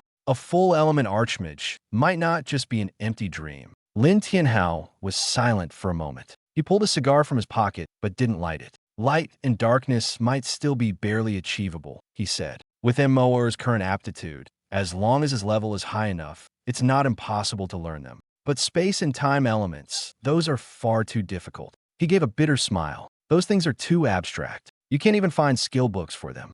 Suwon also fell silent. After a few seconds, Lin Tianhao suddenly turned his head, his expression serious. But since our son is working so hard, I can't just sit around waiting for retirement. Starting tomorrow, I'll head out and do some field work too. Suwon looked at her suddenly revitalized husband and nodded earnestly. All right, I'll take care of things at home. Be careful out there. Lin Tianhao took a deep breath, his gaze much firmer than before. For his son, he was willing to give it his all. No matter how difficult the road ahead, he would fight to secure better opportunities for Lin and at the same time. Lin Mo remained standing in place, unable to calm his heart for a long time. That lightning strike was simply too exaggerated, unbelievably powerful. It made him realize for the first time, with stark clarity, that his current strength was still far from enough. He had to grow stronger and quickly. Otherwise, let alone protecting others, he might not even be able to stand his ground. Thinking of this, he instead calmed down.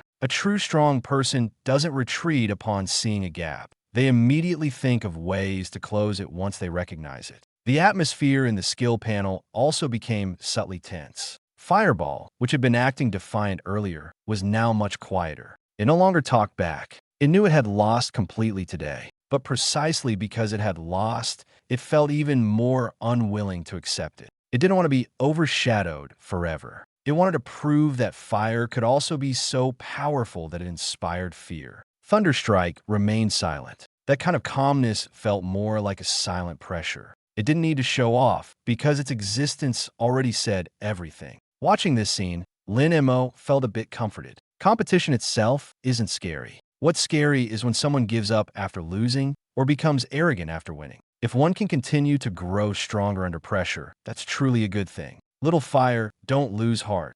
Lin Mo silently gave it some encouragement in his mind. Falling behind now doesn't mean you'll always be behind. As long as you keep growing, one day you'll catch up. Fireball didn't respond, but Lin Mo could feel that its emotions were no longer as volatile as before. At this moment, Lin Mo remembered the reward that was about to arrive. That heart would be delivered tonight. Fireball immediately became serious, and even its tone carried an unprecedented sense of anticipation. Once it arrives, eat it as soon as possible. Lin Mo was taken aback. Why did this tone sound like it was urging him to grow stronger? But in the next moment, Fireball added another sentence. It's best to eat it raw. Lin Mo's mouth twitched, and he immediately refused. No, absolutely not. Fireball was silent for a moment and ultimately didn't insist. Although it had its own ideas, it also knew that some things couldn't be forced. The night grew deeper, and the rain showed no sign of stopping. Lin Mo looked up at the sky. The damp, cold wind on his face was quite unpleasant. Let's go back and sleep. This weather is really annoying. He turned and walked back. On the other side, Lin Tianhao had already dismissed the surrounding servants. As the crowd gradually dispersed, the courtyard finally quieted down. But Lin Tianhao and Su Wan didn't leave immediately. They were waiting for Lin Mo. When he approached, Lin Tianhao stepped forward and gave him a heavy pat on the shoulder. Good kid, the commotion you caused today is way bigger than anything I ever did back in the day. Su Wan immediately shot him a glare. Stop flattering yourself. You were never this impressive back then. Lin Tianhao chuckled awkwardly and didn't argue, only looking at Lin Mo with eyes full of pride. By the way, there's one more thing, he said. The list for the Dragon Sequence class will take a little longer to be announced, but I'd say there's an 80% chance you're already on it. Lin Mo was stunned. You'll report to the capital tomorrow. Tomorrow, Lin Mo's head shot up. That's soon. He had thought he'd at least have a bit of summer vacation. But just as he was starting to relax, he had to leave immediately.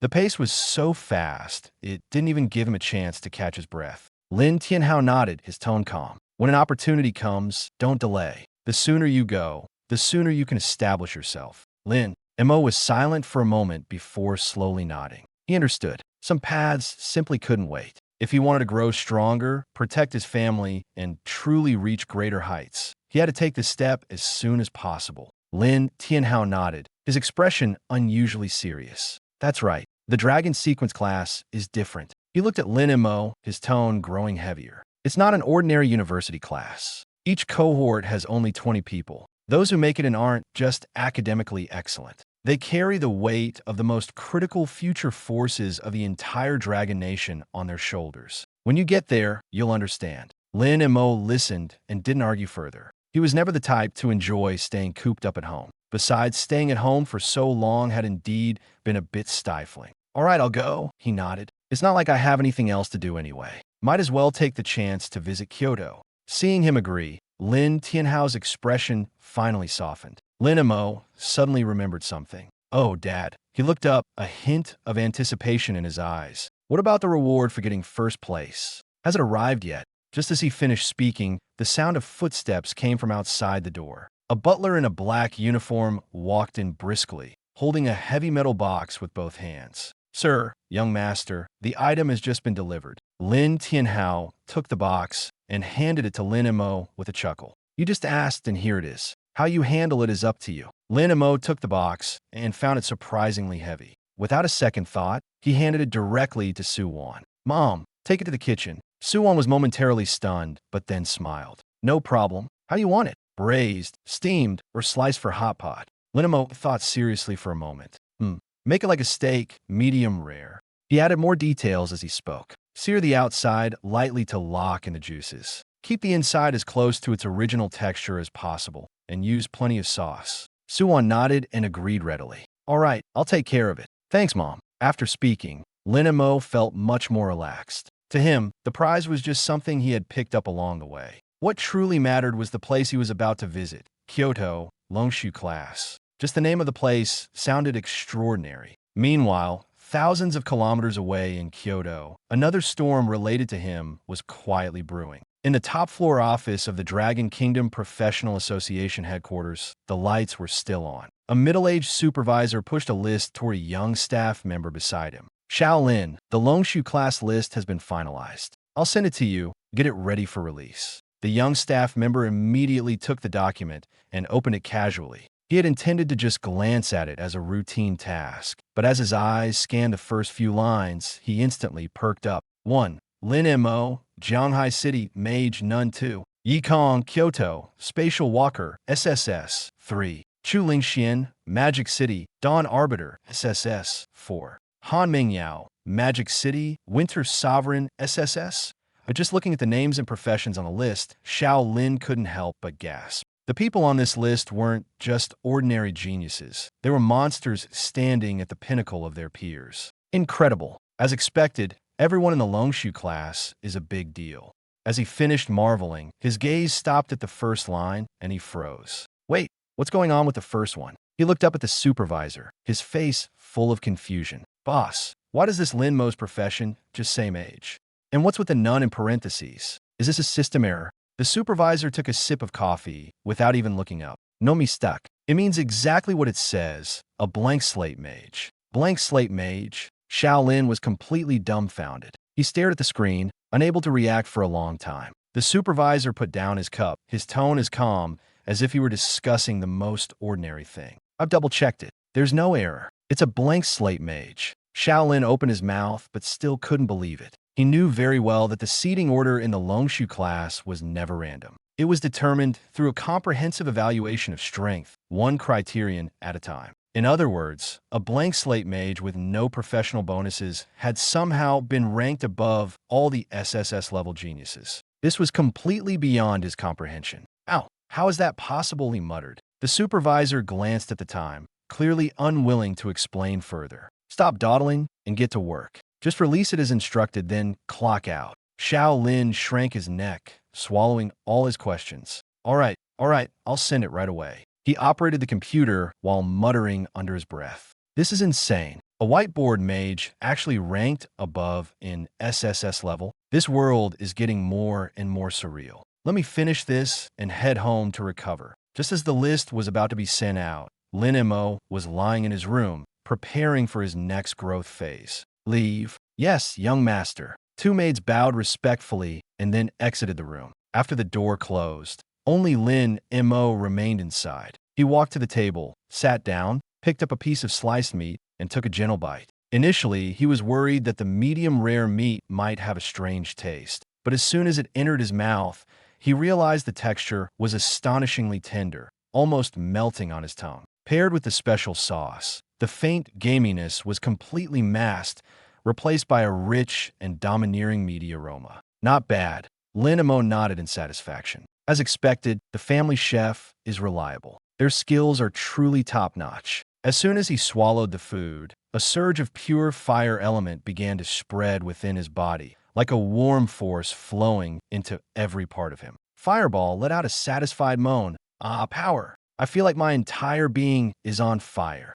After eating and drinking his fill, Fireball became visibly excited, unable to sit still. Its mind was filled with thoughts of that absurdly high-damage Thundercheelin. Having suffered a loss last time, it was holding a grudge. If it didn't reclaim its dignity, how could it ever hold its head high in the skill bar again? Fireball eagerly rubbed its hands together. I'm going to level up. I must master a single target skill even more powerful than that lousy Qilin. With that, it turned to Thunderstrike. Fireball declared, "Just you wait, little brother. Tomorrow morning, I'll show you what true power looks like." Faced with its elder brother's provocation, Thunderstrike merely flickered lightly, as if sneering. Thunderstrike, boring. Fireball trembled with anger. Fine, fine. You're so high and mighty, aren't you? With that, it stormed off to the wilderness, fuming. Lin Mo watched this scene and shook his head helplessly. That damned competitive streak. Nearby, Earth Shield gazed out the window and couldn't help but comment. Earth Shield muttered, "Big brother is way too intense. Third brother is already so strong. Why not just ride his coattails instead of competing?" Earth Shield looked hopeful. "Third brother will be counting on you in the future." In response to this goodwill, Thunderstrike remained as cold as ever. "Thunderstrike, useless." Earth Shield whimpered. "Why is everyone in this family so hard to get along with? Master is still the best." Lin Mo yawned, quickly washed up, and crawled into his warm bed. "Time to sleep. I have to head to Kyoto tomorrow." The next morning, Lin Mo groggily opened his eyes and instinctively stretched. Another new day. He rubbed his eyes and immediately checked his profession panel. Over the past few days, he had developed a habit. The first thing he did upon waking was to see what new tricks Fireball had gotten up to overnight. Level, LV.20, 78%.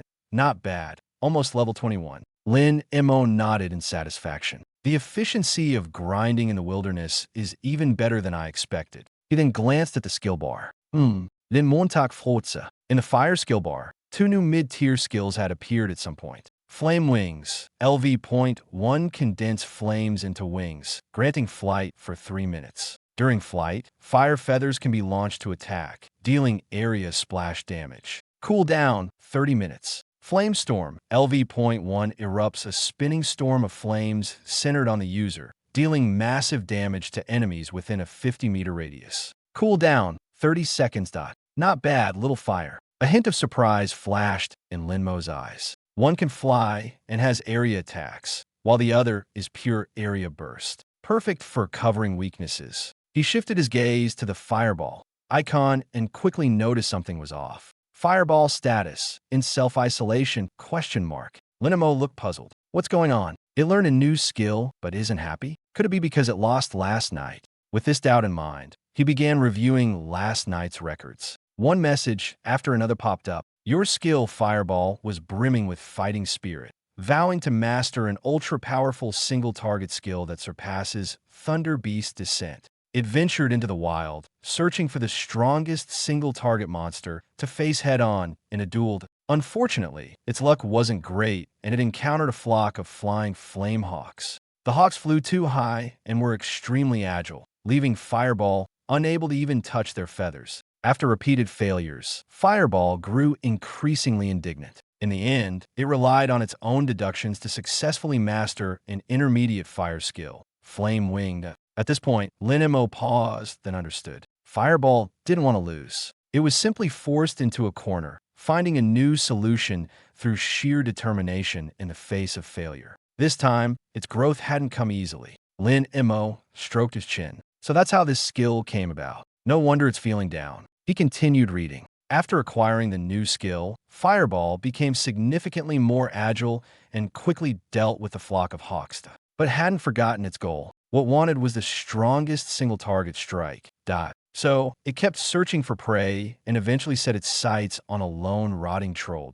Fireball was ecstatic and immediately began trying to compress and spin fire elements continuously, aiming to go beyond the explosive spiral dragon shot. Compress again. Spin again. But no matter how many times it tried, it failed. The spiral dragon shot was already at its limit. The rotting troll roared to the sky, summoning a horde of undead. The swarm of corpses charged forward, instantly surrounding Fireball. Fireball grew increasingly frustrated. It had intended to compress its power inward, but its rhythm faltered, causing the energy to spin outward instead. Fireball snapped. To hell with single-target attacks. Get out of my way. It simply followed the uncontrollable spinning force, detonating the flames completely. In the end, it independently deduced the intermediate fire skill, flame-stormed it. This. Lin Mo finished reading the battle report and couldn't help but sigh. So that's how the second skill came about. Not compressing inward but spinning outward. Little fire, you're truly a genius. But aren't these two skills already pretty strong? He frowned and kept reading. Fireball spent the entire night slaying monsters. It looked up at the sky, recalling the thunderclad Cheelin. It knew very well that even with these two new skills, it still couldn't beat Thunderstrike.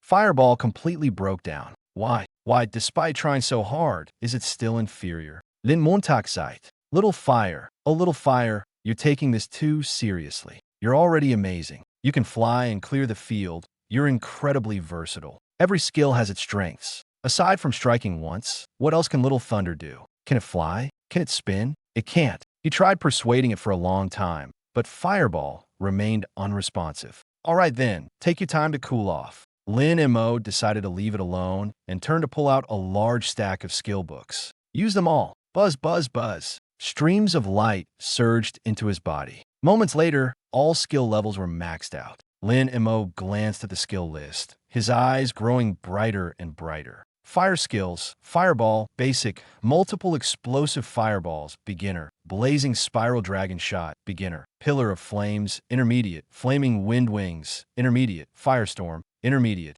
Earth skills, Earth Shield, Basic, Earth Flow Wall, Beginner, Subterranean Stealth, Intermediate, Quicksand Domain, Intermediate. Lightning skills, Lightning Strike, Basic, Thunder Beast Descends, Intermediate. Combo skill, Lava Battle Armor. A strong sense of security instantly surged in his heart. Wow, I'm only level 20, and my skill setup is already this ridiculous. Flying, tanking, attacking, controlling. With this setup, I shouldn't get bullied in Kyoto, right? Lin Mo got up from the bed, feeling great. Let's go. Kyoto, Chapter 68. These skills are too hard to handle. Shanghai City Central Train Station. In this world, long-distance travel is almost entirely reliant on magic trains. It's not that humans can't build airplanes, but the skies are teeming with high-level flying magical beasts, making it far too dangerous. In contrast, ground trains equipped with powerful defensive magic arrays have become the safest and fastest mode of transportation. At the station entrance, the crowd bustled. Lin Mo stood empty-handed, not even carrying a backpack. Su Wan clung tightly to his hand, her face full of reluctance, repeatedly reminding him, "Mo, don't skimp when you get there. Buy whatever you need." After speaking, she took out a black card from her bag and stuffed it into Lin Mo's hand. "Take this card. The password is your birthday. There are 30 million Dragon Nation coins in it. Don't let yourself suffer.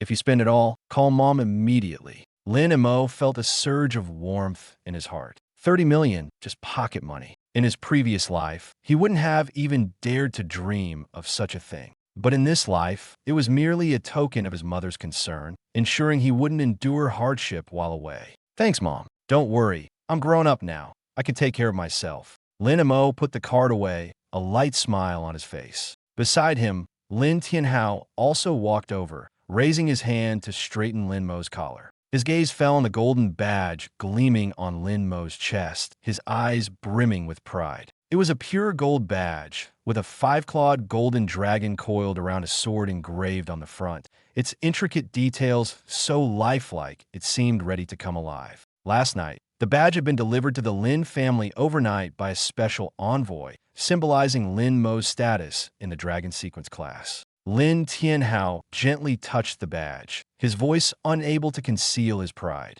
"Dragon Sequence class. Good boy, you've really made your dad proud." He paused, then seemed suddenly ignited with determination. "Son, with you working so hard, the dad can't fall behind either. Next, I need to head to the front lines for a while." Lin Mo. He almost couldn't respond. Wait, even his dad was getting carried away by this skill setup? Looking at the strands of gray hair at Lin Tianhao's temples that could no longer be hidden, Lin Mo felt a bit worried and couldn't help but advise, "Dad, you're not young anymore. Take it easy. The front lines are too dangerous. You should stay in the rear and keep things stable. Safety is the most important." Hearing this, Lin Tianhao's eyes widened and his voice grew louder. "Nonsense. What do you mean not young anymore?" He raised his hand and patted his broad chest, speaking with full vigor. "Your dad is in his prime, the perfect time to fight. Brat, you're underestimating your dad too much. Across the entire Dragon Nation, the number of people who can go a few rounds with your dad can be counted on one hand. Lin Mo looked at his father's determined expression and could only sigh helplessly. Fine, you're the best. You're the thunder god of war. Just remember to be careful and don't push yourself too hard. He knew very well that once his father made up his mind, not even 10 oxen could pull him back. But on one point, Lin Tianhao was absolutely right. His strength is indeed among the top tier in Dragon Country. Lin Tianhao laughed heartily, then turned to Yi Hongyu. Hongyu, you don't need to follow me during this period. Take a break, rest well, and also take the opportunity to improve yourself. Yi Hongyu nodded, then shifted her gaze to Lin Mo. Her eyes carried both reluctance and respect.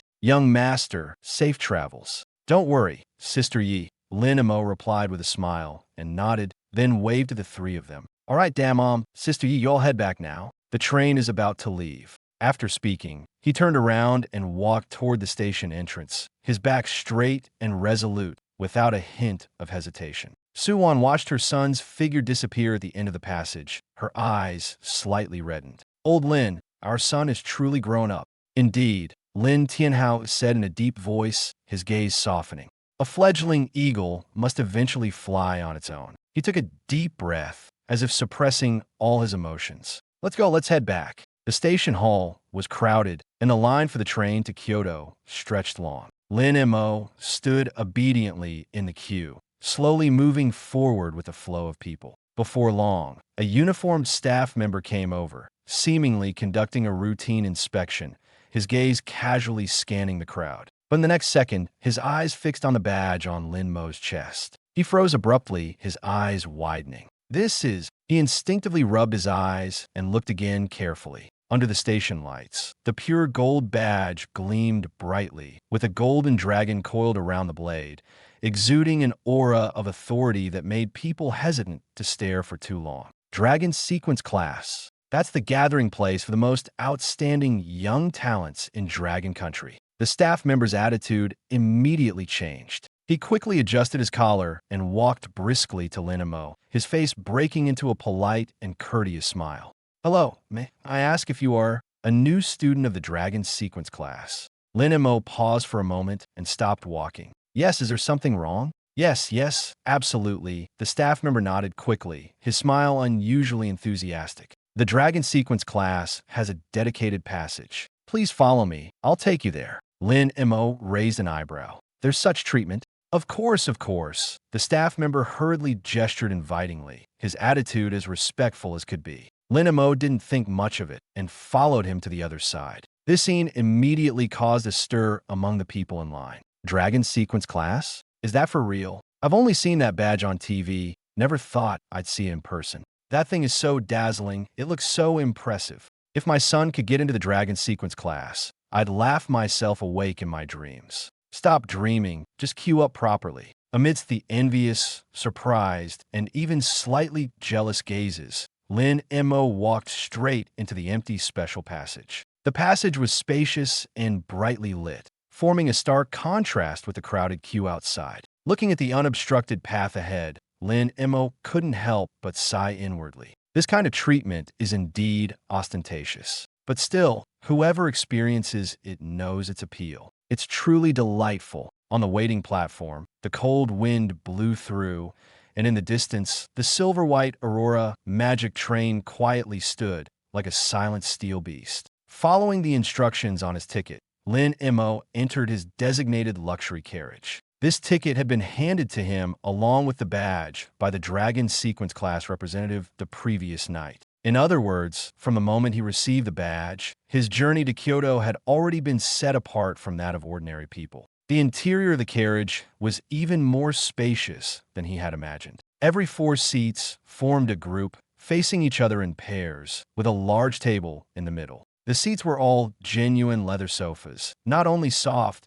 but also equipped with massage and adjustment functions. Sitting down felt as if the entire body was comfortably supported. At the moment, the carriage was still empty. With only Lin Mo inside, he walked to his designated 4-seat area, where a delicate fruit platter and snacks were already laid out on the table, along with the day's newspaper and several of the latest professional magazines. This setup is indeed quite nice. Lin Mo nodded in satisfaction and sat by the window. He glanced across the table and then to the side. 4 seats, which means apart. For me, there should be 3 other classmates from the Dragon Sequence class on this trip. Just as this thought crossed his mind, the skill bar in his mind began to stir noisily. Earthshield excitedly poked its head out. Wow, is this the train to Kyoto? It's so big. Master, is Kyoto really fun? Lin Mo couldn't help but laugh at its naive curiosity. Of course, Kyoto is the most important place in the Dragon Kingdom. It's definitely livelier than Jianghai City. Fireball scoffed, "Country bumpkin, all you ever think about is playing. We're not going to Kyoto to play. We're going for better resources and stronger monsters. I need to level up and make a name for myself in Kyoto." Lin Mo rubbed his temples, soothing them as if calming 2 squabbling children. All right, little fire, don't get too worked up. We'll talk about it once we settle down in Kyoto. Fireball reluctantly agreed. Fine, I'll let those monsters live a couple more days. After saying this, it turned to the skill bar beside it, its tone full of provocation. Fireball, number 3, listen up. Once we get to Kyoto, I will develop a single target skill stronger than yours. Just wait and see. Lin Mo felt a sense of gratification. That's the spirit, little fire. Knowing dissatisfaction and striving to improve, that's the right attitude. Keep it up. I have high hopes for you. Lightning Strike responded lazily and indifferently.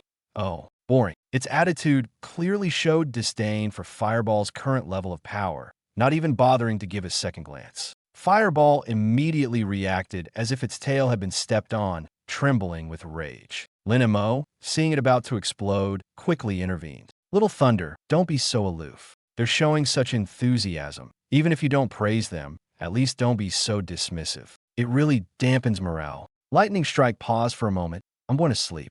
Lin Mo's mouth twitched, suddenly feeling mentally exhausted. This batch of skills was truly hard to manage. Passengers gradually filled the train. Soon, with a gentle jolt of the train, the scenery outside the window began to slowly recede. Lin Mo leaned back in his seat, watching the streets outside fade into the distance, feeling a tinge of emotion.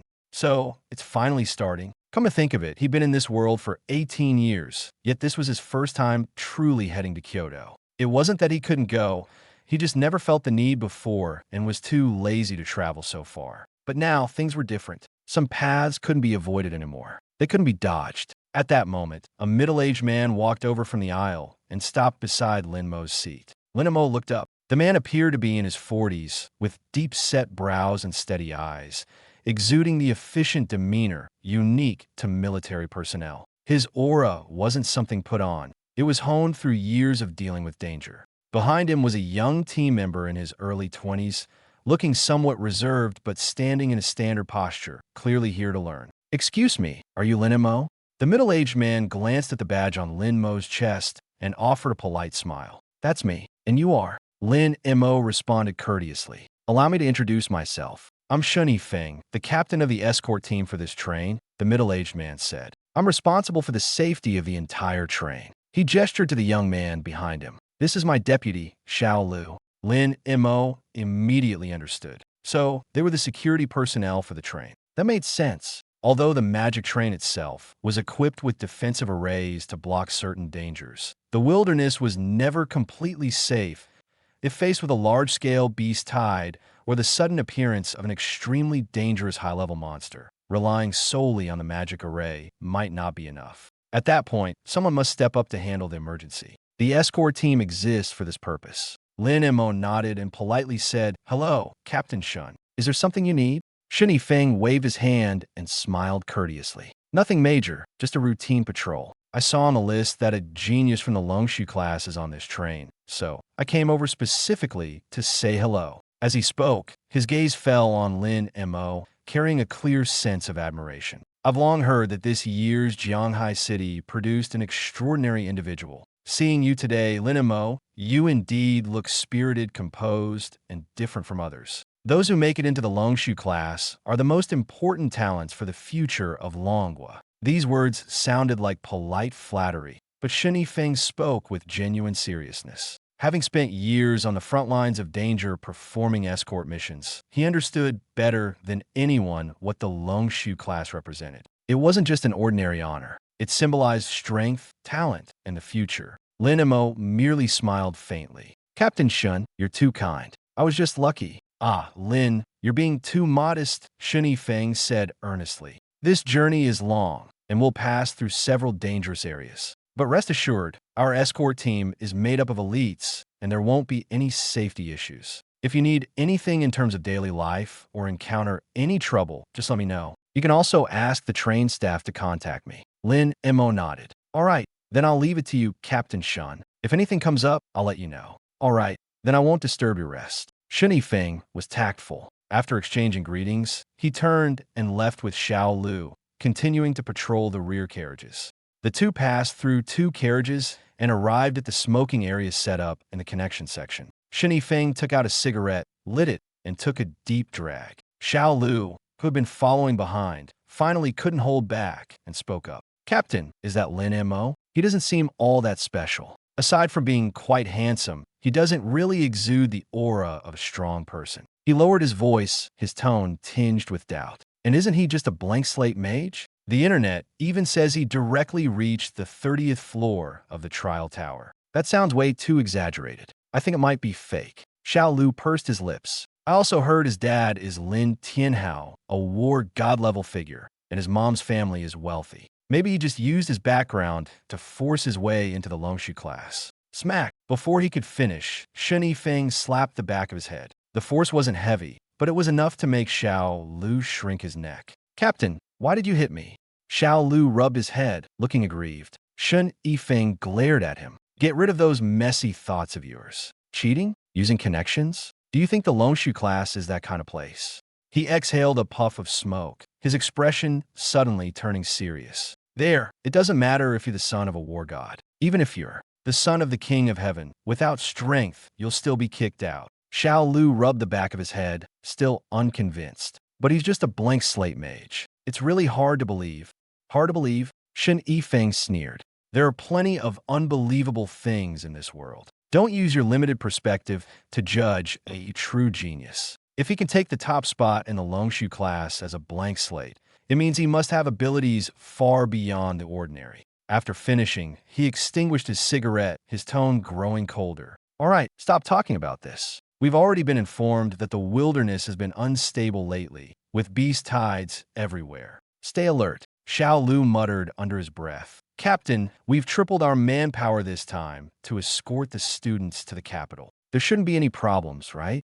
Shun Yifeng's gaze instantly sharpened. Triple? Even if we had 10 times the manpower, we can't afford to let our guard down. Remember, there are 4 students from the Longshu class on this train. They are not ordinary students. They represent the most important future of Longhua. Even losing a single strand of hair would be a big deal. If something really happens, forget about just peeling off your skin. Even throwing you into the wilderness to feed the demon wolves wouldn't be considered excessive. Xiao Lu felt a chill down his spine, and cold sweat instantly broke out. Why yes, Captain. In the luxurious carriage, Lin Mo finished ordering his meal and leaned against the window to rest. However, he quickly frowned. The person behind him to the left had turned the volume to the maximum, making it impossible to enjoy any piece. He was scrolling through short videos. Soon, a young female attendant pushed a food cart over to Lin Mo's side. She looked about 18 or 19, with a ponytail and a professional, sweet smile on her face.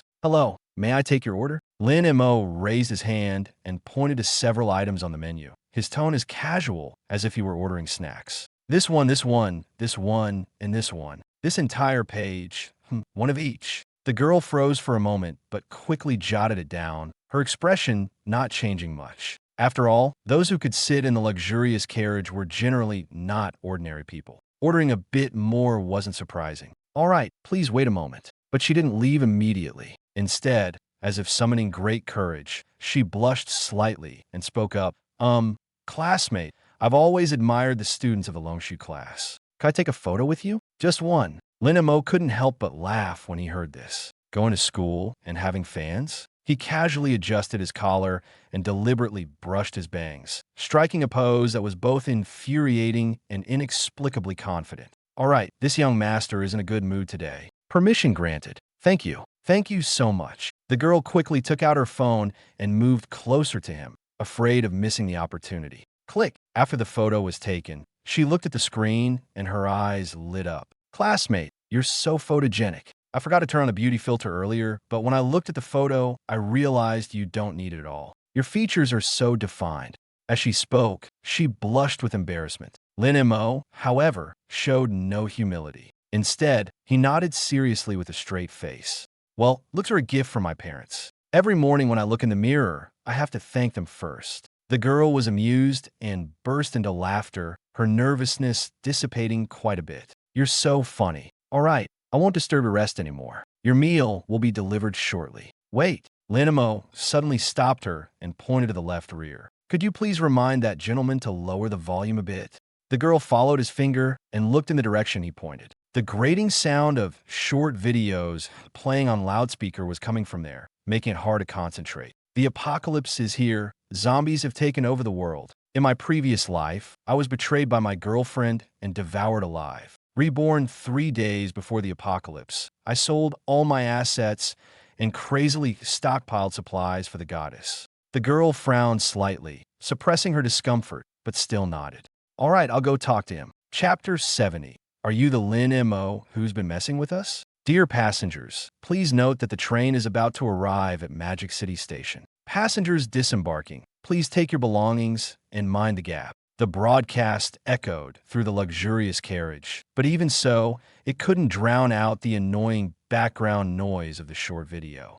That night, the Dragon King returned, only to find his daughter living in a doghouse. With one command, 10,000 soldiers. The girl took a deep breath, put on her professional smile again, and walked toward the source of the noise. It was a burly bald man wearing a black tank top, with 2 tattooed arms that stood out prominently. He was sitting with his legs crossed, one foot even resting on the back of the seat in front of him, his phone blasting at full volume, completely ignoring the feelings of others. Sir, hello. The female attendant stood in front of him, her voice as gentle as possible. Excuse me, could you please lower the volume on your phone or use headphones? The bald man shot her a sideways glance, clearly not intending to respond. Instead, he deliberately turned the volume up a few notches. 100,000 soldiers roared in unison. Welcome, Dragon King. Several passengers around them showed expressions of disgust, but upon seeing the man's menacing demeanor, they all swallowed their words. The girl bit her lip and, despite her fear, mustered the courage to continue. Sir, I truly apologize, but this is indeed disturbing others. I kindly ask for your cooperation. Bang! The bald man slammed the table with such force that it startled everyone nearby. What the hell is your problem? I paid thousands for this ticket. What's wrong with watching a video? Is it illegal? The girl flinched, her shoulders trembling, her face turning pale. Yet she tried to remain composed and continued to explain. Sir, there's absolutely nothing wrong with watching a video. That's your right. But this is a public carriage. You could use headphones, which would neither disturb others nor affect your viewing experience. Would that be okay? The bald man suddenly stood up. At nearly 2 meters tall and built like a wall, his presence was overwhelming. I don't like wearing those things. If someone finds it noisy, they can leave, or wear headphones themselves. Why should I be the one to wear them? The girl's fingers clutched the hem of her clothes tightly, her eyes reddening, but she still refused to back down. Sir, please mind your manners. You're not the only one here. Manners? To hell with your manners. The bald man was completely enraged, his face flushed red as he pointed at the attendant and began to curse. Do you believe I'll file a complaint against you? By the window, Lin Mo frowned slightly. He had seen too many people like this, those who thought they could bully others just because they had some power, but in reality, their abilities were barely above average. He glanced over. The bald man was also a professional, level 24, for levels higher than Lin Mo, but in this world, that level was hardly impressive. To put it bluntly, he had just stepped out of the novice stage. Anyone with a bit of sense would be out in the wild, leveling up diligently, not bullying a young girl here to gain a pitiful sense of superiority. Lin Mo felt a wave of disgust. People like this not only disgrace themselves, but also tarnish the reputation of professionals. Since no one else was stepping in, he decided he would. Just as Lin Mo stood up, ready to intervene, the bald man, as if cursing wasn't enough, raised his hand to slap the girl hard across the face. If that slap landed, the girl would not only be injured but might have her face disfigured. The girl screamed in fear, her entire body frozen, tears streaming down her face as she shut her eyes in despair. At that critical moment, a bone-chilling cold swept through the entire carriage. A layer of frost instantly formed on the window glass. The next second, a silver spear shot through the air, so fast it was almost imperceptible. Ah! The bald man let out a scream of pain. The spear stopped firmly between him and the girl, forcibly blocking his arm. A sharp pain shot from his wrist to his shoulder, leaving his entire arm numb and unable to clench his fist. Who? The bald man whipped his head around. Just 2 meters away from him stood a tall, white-haired girl. She held the silver spear in her hand, her expression indifferent, her gaze icy and exuding an oppressive aura that made people hesitate to approach. Behind her, a small head with pink twin tails peeked out, wearing an amused expression as if watching a play whose outcome she had already predicted. This is a public space. Don't make a scene, and definitely don't resort to violence, the white-haired girl said softly, her voice cold as a blade. The bald man felt a chill in his heart from her imposing presence, but soon, a blue light flashed in his eyes. He saw clearly. These 2 young girls were only at level 20. He immediately sneered, his face once again showing a fierce expression.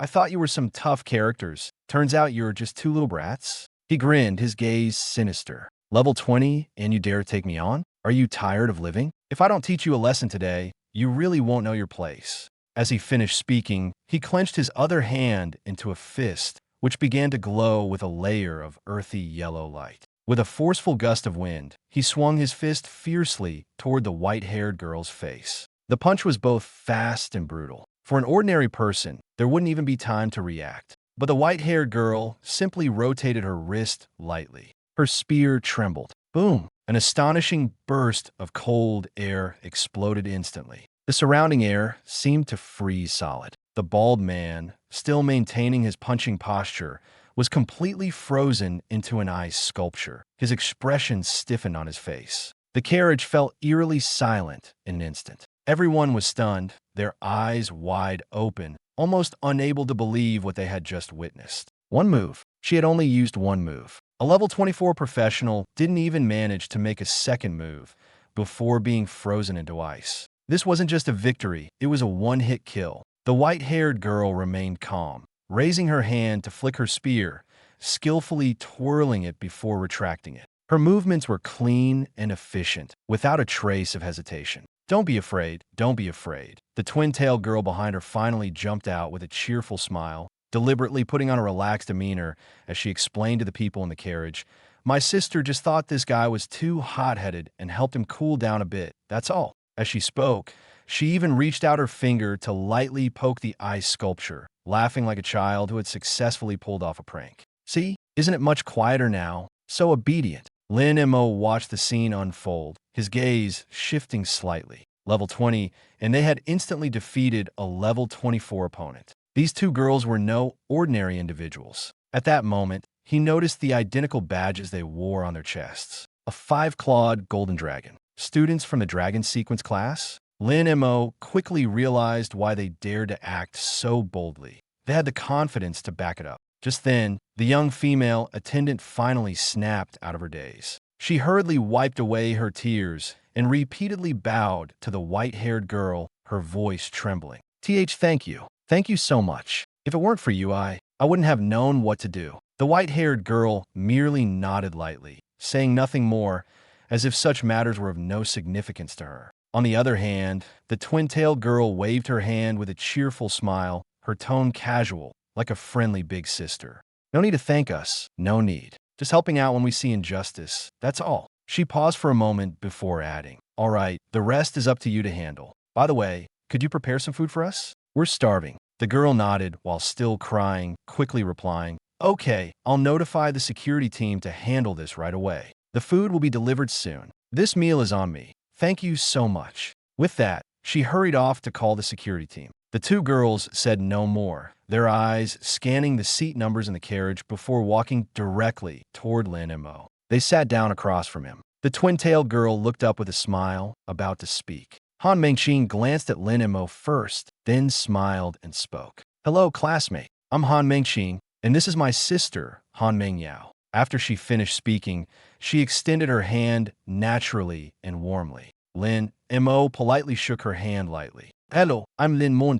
As soon as he spoke, the two girls simultaneously fixed their gaze on him. Han Mengqing blinked, as if suddenly recalling something, and blurted out, "You're the whiteboard mage who suppressed everyone." Lin Mo? Lin Mo's expression stiffened upon hearing this. Suppressing who? He couldn't help but feel that something about her phrasing was off. It sounded strange. Han Mingyao immediately frowned and lightly tapped her younger sister's forehead. "Don't talk nonsense." After scolding her sister, she turned to Lin Mo and calmly explained, "What she means is that you're currently ranked first in the Longshu class. The class list is arranged based on overall strength." Han Mengqing stuck out her tongue and quickly nodded in agreement. Yes, that's exactly what I meant." She looked at Lin Mo with curiosity, her eyes shining as if she were observing some rare creature. "You're just a blank slate mage, yet you managed to rank first, even surpassing so many SSS-level talents. Kyoto Zikong, my sister, and Ling Xian are all behind you." Lin Mo's mouth twitched slightly at her words. It sounded as if he had lucked his way to the top, but in reality, he knew full well that many people must be dissatisfied with this ranking. A blank slate mage standing ahead of all the geniuses was bound to draw attention. Han Mengqing, however, seemed completely oblivious to the atmosphere and enthusiastically introduced herself. "Let me formally introduce myself. I'm in the healer class. From now on, we're classmates, so let's look out for each other, okay?" "Healer?" Lin Mo glanced at her in surprise. A healer in the Longshu class? That meant she was definitely not an ordinary support, but someone who could save lives in critical moments. Almost simultaneously, Lin Mo's internal skills began to react. Earth Shield excitedly. A healer? And a top-tier healer at that. "Master, you must befriend someone like her. With her around, our chances of survival will increase significantly." Fireball disdainfully. Truly powerful people don't need help from others." Fireball deliberately glanced to the side. "Hey, third brother, don't you agree? We damage dealers don't need healers, do we?" Lightning strike, boring. Fireball nearly exploded with anger. Listening to the bickering of his skills in his mind, Lin Mo felt a bit helpless. These guys are becoming more and more opinionated. However, outwardly, he maintained his composure, smiled politely, and said, "Pleasure to meet you. Everyone appreciates a strong support. If we ever run into trouble, I'll have to rely on you, Han." His words were courteous and perfectly normal. But unexpectedly, Han Mingyao's hand, which was flipping through a book, suddenly paused. She looked up, her gaze landing on Lin Mo's face, and said in a calm tone, "If you don't want trouble, you'd better not let her heal you." Lin Mo was taken aback. "Why?" Before Han Mingyao could respond, Han Mengqing jumped in, clearly upset. "Cease. How can you undermine me in front of an outsider?" She puffed up her cheeks in frustration at her sister, then turned to Lin Mo and said, "Big brother rank 1, don't listen to her nonsense. She's just jealous of my popularity. My healing abilities and buff effects are absolutely top-notch among my peers. If I claim to be second, no one would dare claim first." As she spoke, she sneaked a glance at Han Mingyao, clearly unconvinced by her sister's earlier remark. Han Mingyao didn't explain further, merely let out a soft hum and lowered her head to continue reading. Watching the sisters back and forth, Lin Mo felt even more puzzled. But he didn't press the issue. After all, Han Mengqing seemed lively and enthusiastic, not at all like someone with ill intentions. Moreover, her admission to the Longshu class was proof of her exceptional abilities. Someone like her would be a crucial asset to any team. Perhaps it was just a case of sibling rivalry. As Lin Mo was mulling over this, he heard the sound of light footsteps approaching from behind. A long-haired girl with a gentle and composed demeanor walked over. Her presence exuded a quiet grace, making her seem both warm and steady. The moment Han Mengqing saw her, her eyes lit up and she waved excitedly. "Sister Ling Xian, over here. Why are you so late?" Chu Ling Xian quickened her pace at the sound of her name, a hint of apology on her face. "Sorry, Mengqing, Mingyao, I'm late. Just now on the platform, a little kitten almost fell into the gap between the tracks. I quickly saved it. After rescuing it, I gave it some food, which delayed me a bit." Upon hearing this, Han Mengqing immediately pulled her to sit down, her face full of admiration as she said, "I knew it. Sister Ling Xian is still so kind. You're really like an angel who saves people." After speaking, she enthusiastically began introducing Lin Mo, Sister Ling Xian. Let me introduce you. This is the top student of this year's class, Lin Mo, the whiteboard mage. After finishing, she turned to Chu Ling Xian, her tone becoming noticeably more enthusiastic.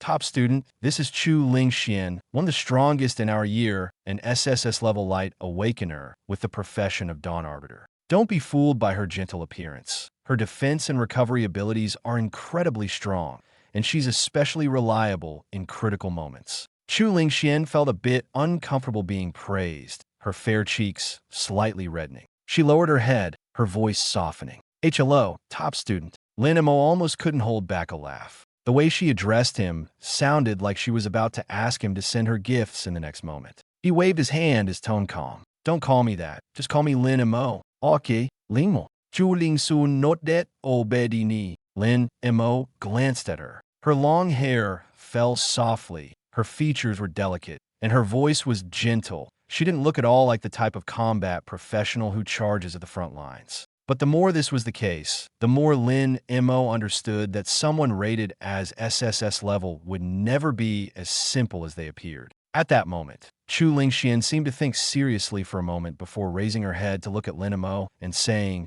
Lin Mo, although you're the top student and must be very strong, mages usually have low defense. If you encounter danger in battle in the future, you can stand behind me. I'll protect you. Lin Mo was momentarily stunned. Looking at Chu Ling Xuan's earnest expression, he first found it a bit amusing, but then a trace of warmth arose in his heart. This girl wasn't being polite or saying empty words. She was genuinely thinking about how to help others. In this world, there weren't many people with such a mindset. Then I'll thank you in advance, Chu. Lin Mo didn't refuse and accepted the goodwill openly. Having a reliable teammate was never a bad thing. Besides, she had a good heart, and there was no harm in making a friend. Just then, Chu Ling Xian seemed to suddenly remember something. She turned her head to look toward the back of the train car, asking curiously, "What's going on over there?" Everyone followed her gaze. They saw the previously arrogant bald man now huddled in the corner of his seat, wrapped in a thick blanket, trembling like a leaf. Nearby, trained medical staff were attending to him, and several members of the security team stood guard with serious expressions. So cold, so cold. Help me, please help me." The bald man's lips were purple, his teeth chattering uncontrollably, and his eyes were filled with fear. Han Mengqing withdrew her gaze and couldn't help but laugh, her tone full of schadenfreude. Serve him right for being so arrogant earlier. Sister Ling Xian, don't bother with him. Let's play cards. Sure, the ride is a bit boring anyway. Chu Ling Sun not that like the Han Mengyao, however, shook her head and declined directly. I'm not playing. You guys play. I'll read. With that, she adjusted her posture, lowered her head again, and quietly turned the pages of her book, her expression as calm as if nothing had happened. Han Mengqing, on the other hand, became even more excited. Perfect, then the three of us can play do di ju. She pulled a deck of cards from her small bag, her movements practiced. What do you think, Lin Mo? Want to play a couple of rounds? Sure, the journey is long anyway. It'll help pass the time. Lin Mo agreed readily. He wasn't someone who sought attention, but during a long trip like this, playing a few rounds of cards was a good way to relax. But don't keep calling me top student. Just call me Lin Mo. He reminded them again. Han Mengqing stuck out her tongue, shuffling the cards as she laughed. Got it, Lin Mo.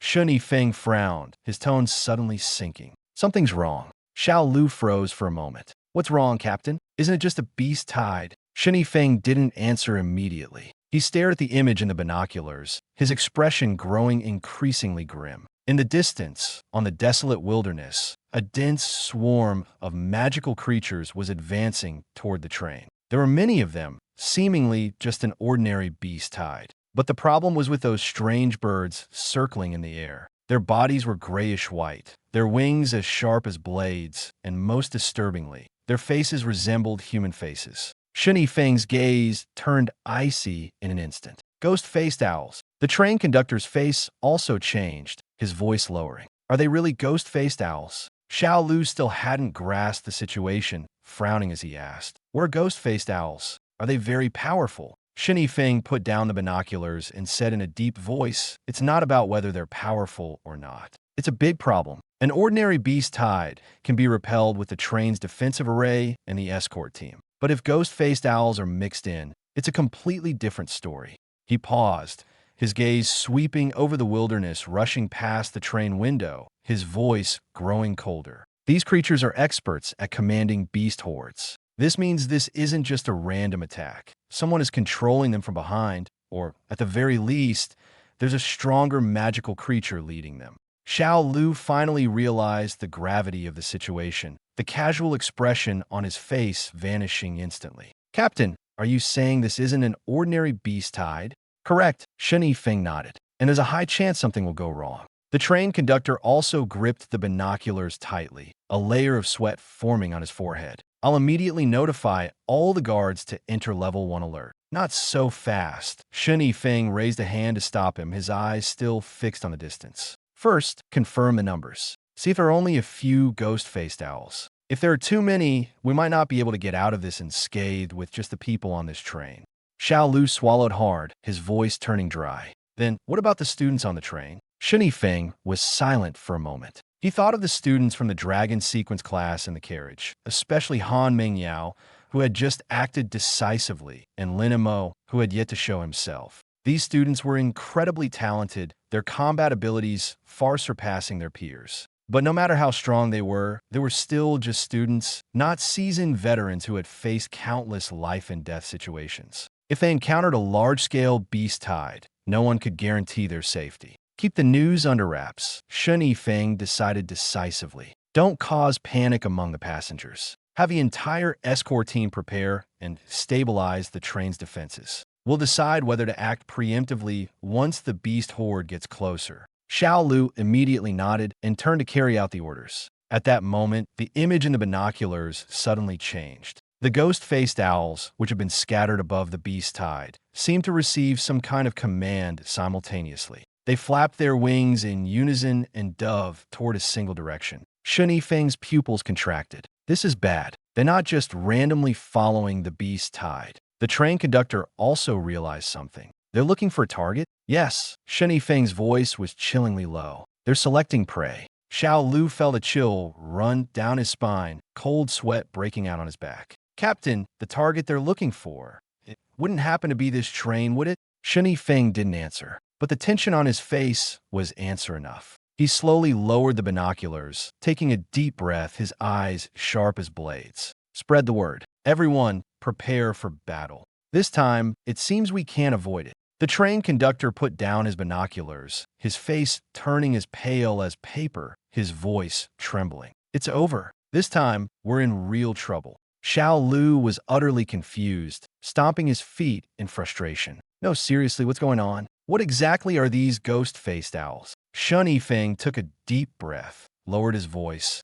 and his expression grew more serious than ever. The ghost-faced owl is a very peculiar magical creature. Its individual combat strength isn't the highest, but it's intelligent, far more intelligent than ordinary magical creatures, and it has an exceptionally high resistance to mental attacks. Normally, they wouldn't appear in small or medium-scale beast tides. They're very selective and only show up in places of real value. When they do appear, there are usually only two possibilities. First, the beast tide is unimaginably massive, so large that it could devour everything. They're here to claim a share of the spoils. Second, he paused, his gaze growing even darker. There's a truly terrifying existence behind this beast tide, so powerful that even the ghost-faced owls have to bow to it. Xiao Lu's jaw dropped, his mind feeling as if it had been struck hard. "You mean, this isn't an ordinary beast tide? Either the numbers are terrifyingly large, or there's a particularly horrifying monster behind it." Shen Yifeng didn't deny it. His expression only grew grimmer. Many times, both situations occur simultaneously. Xiao Lu gasped, his voice trembling. Then the threefold increase in our guard force should be enough, right?" Shen Yifeng didn't answer. He turned directly, his voice decisive and commanding. "Stop wasting time. Notify everyone immediately to take their positions on the rooftop combat stations. Be ready to fight at any moment. I'll contact the higher-ups right away and request the fastest possible reinforcements." "Yes." Xiao Lu dared not delay any further and rushed out of the cockpit.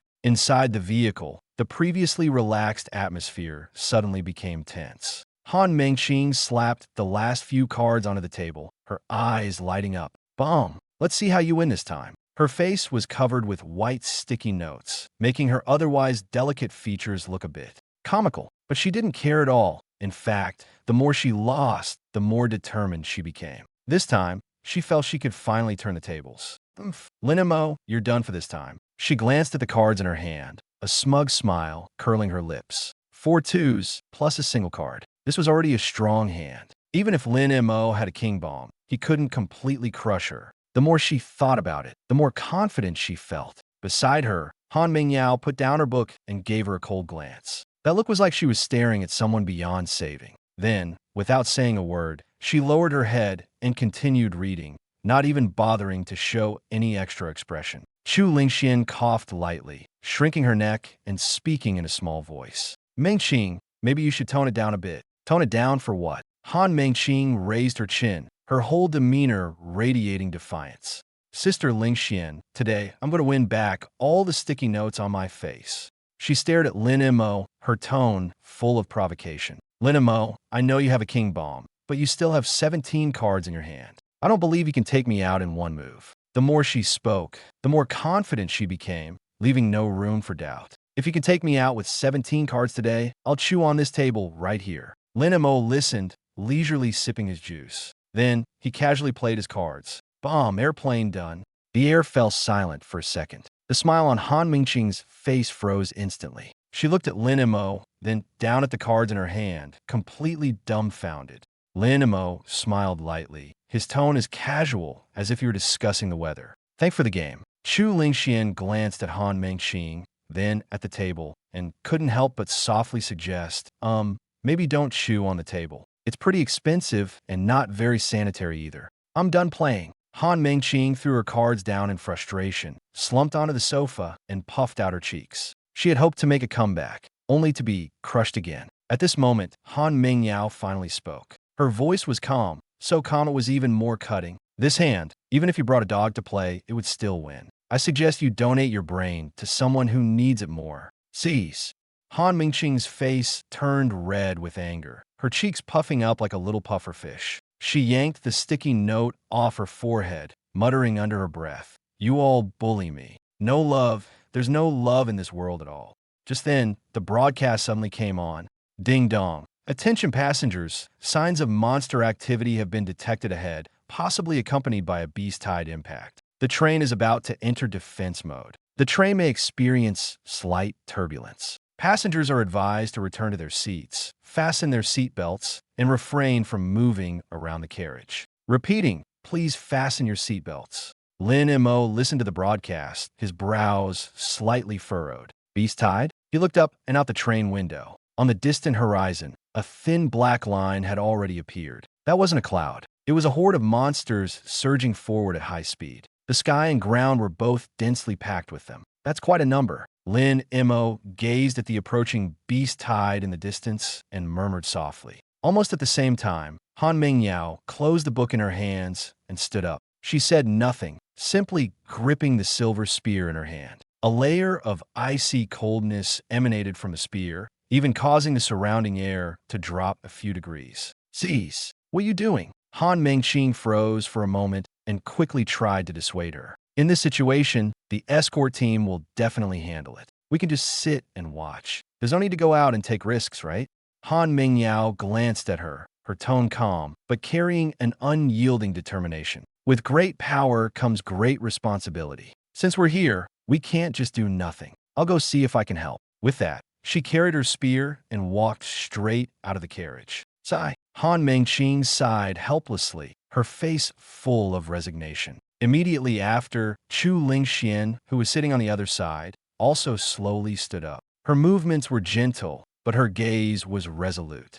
I'll go take a look too. Her voice was soft, but there was no hesitation. I'm a knight. Protecting others is my duty. Besides, I can help relieve some of Sister Mingyao's burden. After speaking, she nodded slightly at Lin Mo and Han Mengqing, then jogged after her. Watching the two leave, Lin Mo stroked his chin and couldn't help but chuckle. These two, their sense of duty is quite strong. The next second, the fireball skill in his skill bar also became excited. Fireball trembled with excitement. So many monsters. So many monsters. Quick, I need to level up. Hurry and follow them.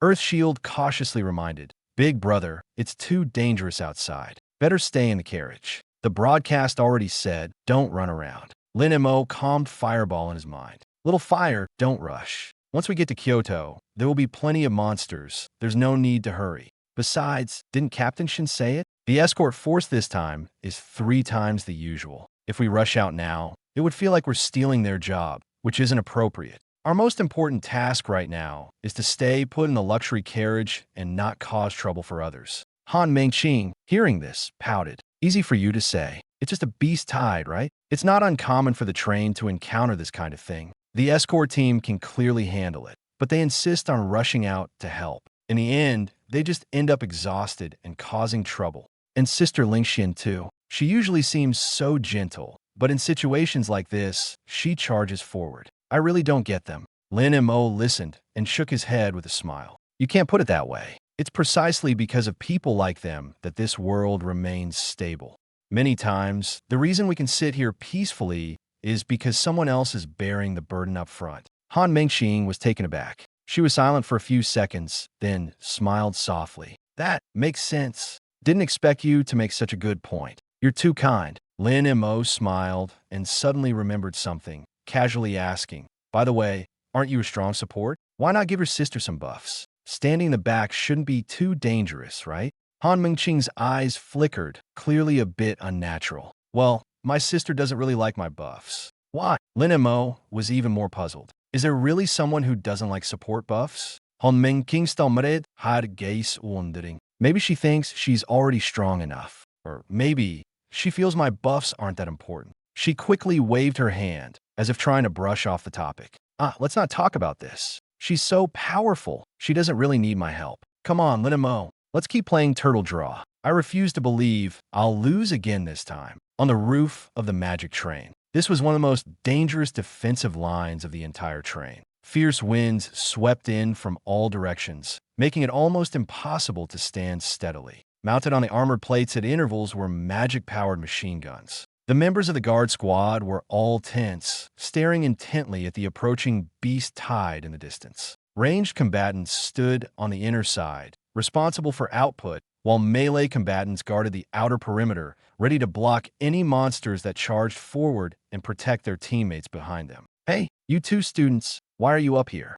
A squad leader of the guard team noticed Han Mengyao and Chu Lingxian, then saw the badges on their chests and immediately frowned. This place is too dangerous. Go back to the carriage. Han Mengyao didn't waste words, merely glanced at the distant beast tide, which was rapidly approaching. She gripped her spear tightly, her tone still calm. We're here to help. Chu Lingxian stood beside her, nodding seriously, her gaze firm and without a hint of retreat. Han Mengyao looked at the magic cannons charging up ahead and behind, her expression gradually darkening. She wasn't riding this type of train for the first time and knew what this meant. Magic cannons weren't something that would be activated casually. Every shot consumed a large amount of precious resources. Under normal circumstances, the magic-powered machine guns on the train were sufficient to deal with ordinary beast tides. But now, even these heavy weapons were being prepared in advance, which indicated that the situation was far more dangerous than it appeared.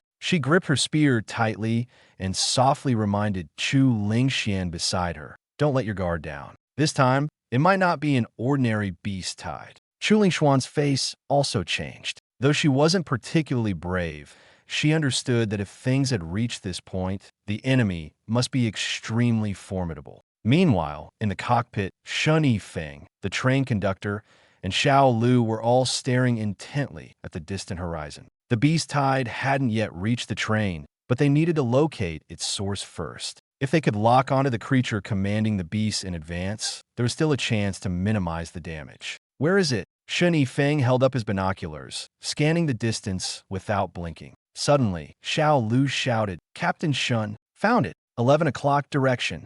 Shen Yifeng's heart tightened, and he immediately looked in the direction Xiao Lu pointed. The next second, his face turned completely pale. In the distance, a towering figure was slowly approaching step by step. The thing was over 20 meters tall, its entire body covered in gray-white rock, resembling a moving mountain. Thick chains were wrapped around it, and a tattered battle flag was stuck on its back. The flag was dark red, as if stained by countless blood, and even from afar, it sent chills down one's spine. It moved slowly, even clumsily, but the problem was its path of advance was directly in line with the train's route. Shen Yifeng's face turned ashen, and he squeezed out a few words through gritted teeth. "This is bad. It's a war giant." Xiao Lu froze upon hearing this. War giant? Is this thing really that powerful?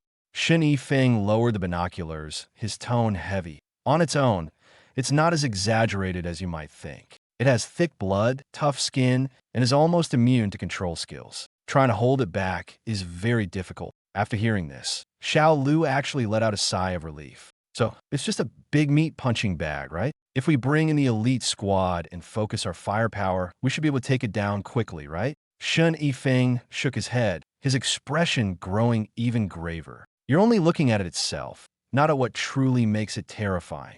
He paused, then said each word deliberately. It has a core skill called War Aura. As long as it's nearby, all the monsters it controls will have their attributes increased by 200%. Xiao Lu's face instantly froze. 200%. This wasn't just a slight increase in strength. It directly multiplied the difficulty of the entire beast tide several times over. Originally, the magic-powered machine guns on the train could easily mow down a batch of monsters. But now, with the War Giant's enhancement, even the low-level monsters were faster, stronger, and more relentless. They might even charge through the firepower and reach the train's edge. If they broke through the defensive array and climbed onto the roof, engaging the guards in close combat, the ordinary passengers in the carriages would be completely exposed to danger. Xiao Lu didn't dare think further. What made it worse was that this wasn't just a matter of dozens or hundreds of monsters. The beast tide in front of them was massive, and with the War Aura's enhancement, every single one of them had become fiercer, faster, and harder to deal with. No matter how strong the train's defensive forces were, they couldn't hold out indefinitely. Damn it! Shen Yifeng slammed his fist onto the control panel, his eyes red with frustration. The situation now was no longer about whether they could win or not. It was a deadlock that required an immediate decision. If the elite guard squad was sent to surround and kill the war giant, the regular team members would be overwhelmed by the out-of-control beast tide. But if the elite forces stayed by the train to clear out the smaller monsters and defend the train, the war giant would continue advancing, eventually leading the entire beast tide to crush them. No matter what choice they made, someone would have to pay the price. Shen Yifeng gritted his teeth, feeling a sense of helplessness for the first time. But he knew this was not the time to panic. The more critical the situation, the more they couldn't afford to lose their composure. A single mistake in command would cost not just the combatants, but everyone on the train. If the monsters reached the train, even a moment's delay could result in the entire carriage being torn apart by the giant. Advancing wasn't an option, and retreating wasn't either. Shen Yifeng's Adam's apple bobbed as a ruthless glint finally flashed in his eyes. "Stop the train." The train conductor jolted in shock, almost unable to believe his ears. "I said, stop the train immediately." Shen Yifeng's voice was hoarse from shouting. "Defend on the spot and wait for reinforcements. There's no other way." He stared intently at the massive figure charging forward, his voice carrying the resolve of someone forced into a corner. "All elite guards, attack with full force and take down that giant. Do it fast and return to defend the carriages immediately after. Everyone else, get on the roof and guard the carriage entrances. Even if you die, don't let a single monster get inside. Even if we have to, sacrifice everything today, we must hold out until reinforcements arrive." As the orders were issued, the air seemed to grow heavier. This wasn't a tactical choice, it was a gamble with their lives. A gamble that they could eliminate the most dangerous giant before the beast tide completely overwhelmed their defenses. Xiao Lu didn't waste a single word. He immediately turned around, picked up the communicator, and relayed the orders step by step. The piercing sound of brakes suddenly echoed. The high-speed magic-powered train actually came to a halt. In a luxury carriage, Lin Mo was playing cards with Han Mengqing when their movements paused. The train stopped. Lin Mo frowned and looked out the window. The next second, he saw the battlefield outside. The beast tide had already collided head-on with the train's guard squad, and the firelight illuminated half the night sky. Da da da da da. Boom, boom, boom. Magic-powered machine guns and cannons fired simultaneously, pouring a storm of bullets and shells as if they had gone mad. All kinds of professionals were desperately making their moves. Frost, flames, lightning, wind blades. Colorful skills exploded one after another, sending the charging monsters flying layer by layer. Lin Mo watched this scene, but his unease grew stronger. Something's not right, he muttered under his breath. Isn't it pretty common for trains to encounter beast tides? Usually, they fight while moving, running if they can. Why did they stop completely this time? Han Mengxing was also a bit puzzled. Yeah, I've taken this train many times and never seen anything like this. Stopping the train to fight head-on is really rare. Lin Mo stared at the dense swarm of monsters outside, surging like a black tide, and the unease in his heart grew larger. Was something really going to happen on this rare trip out? Could his luck really be that bad? But soon, he noticed the escort team's firepower was incredibly strong. The monsters charging forward were falling in droves, barely able to get close to the train. Looks like the escort team is somewhat capable, Lin Mo said, rubbing his chin and forcing himself to calm down. Since Captain Shun dared to stop the train, he must have his reasons. Besides, I'm just a passenger. All that fighting and killing outside should be left to the professionals. With that thought, the tension in his heart finally eased. All right, stop looking. It's terrifying, Han Mengxing said, slapping the cards on the table. That last round doesn't count. Let's continue. We need to settle this today. Lin Mo withdrew his gaze and nodded. Fine, bring it on. Who's afraid of who?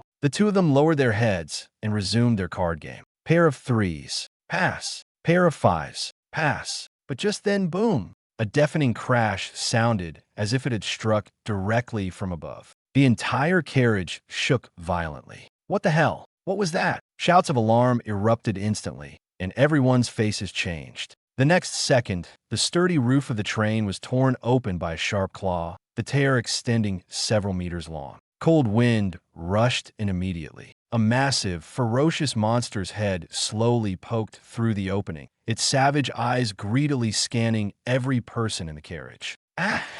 Help! The passengers descended into chaos. Screams, cries, and the sound of overturned tables and chairs blending into a cacophony. The entire carriage was in disarray. Earth Shield stepped forward immediately, shielding the crowd. Earth Shield, protect! Fireball was instantly riled up, brimming with excitement. Perfect! You dare cause trouble here? Take this. Lin Mo also stood up at the same time. His gaze turned icy, the earlier laziness vanishing completely. Courting death. As the words fell, he raised his arm, and a dark red glow quickly lit up at his fingertips. Buzz! The next second, a spiral dragon shot fired out fiercely. Boom! The monster, which had been about to pounce, didn't even have time to react before it was blasted backward, crashing out through the tear in the roof. For a moment, the carriage fell silent. Han Mengxing let out a long breath, pressing a hand to her chest, her face still pale. Thank goodness you were here. I was scared to death just now. But as soon as she relaxed, her expression turned serious again. But Lin Mo, the roof has been torn open, and the defensive array has been breached. This time, something big might really happen. Lin Mo looked at the massive hole in the roof, his gaze growing darker. Initially, he had indeed been reluctant to act. This kind of situation should logically be handled by the escort team. It had nothing to do with him. But now, things were different. He could ignore trouble, but he couldn't stand by and watch these monsters drag everyone on the train to their deaths. Since they had already brought the threat to his doorstep, even including the lives of the ordinary people around him, he had no reason to stay on the sidelines. Lin Mo turned his head, his voice as cold as a blade. Han Mengxing, give me your strongest buffs, all of them.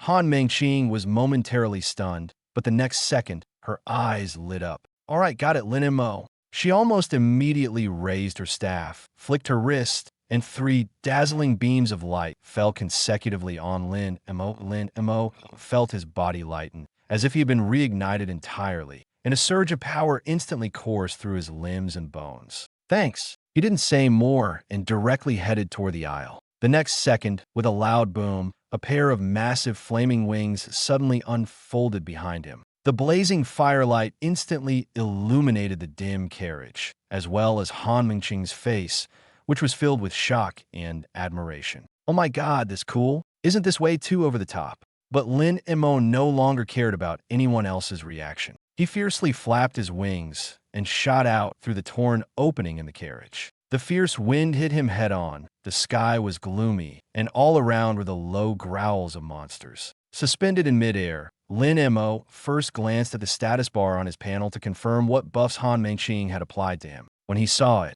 he almost laughed in exasperation. Miraculous strength. Damage dealt increased by 50%. Defense decreased by 50%. Lasts 5 minutes. Cannot be dispelled. Pain and pleasure. Recovers 2% of max HP per second.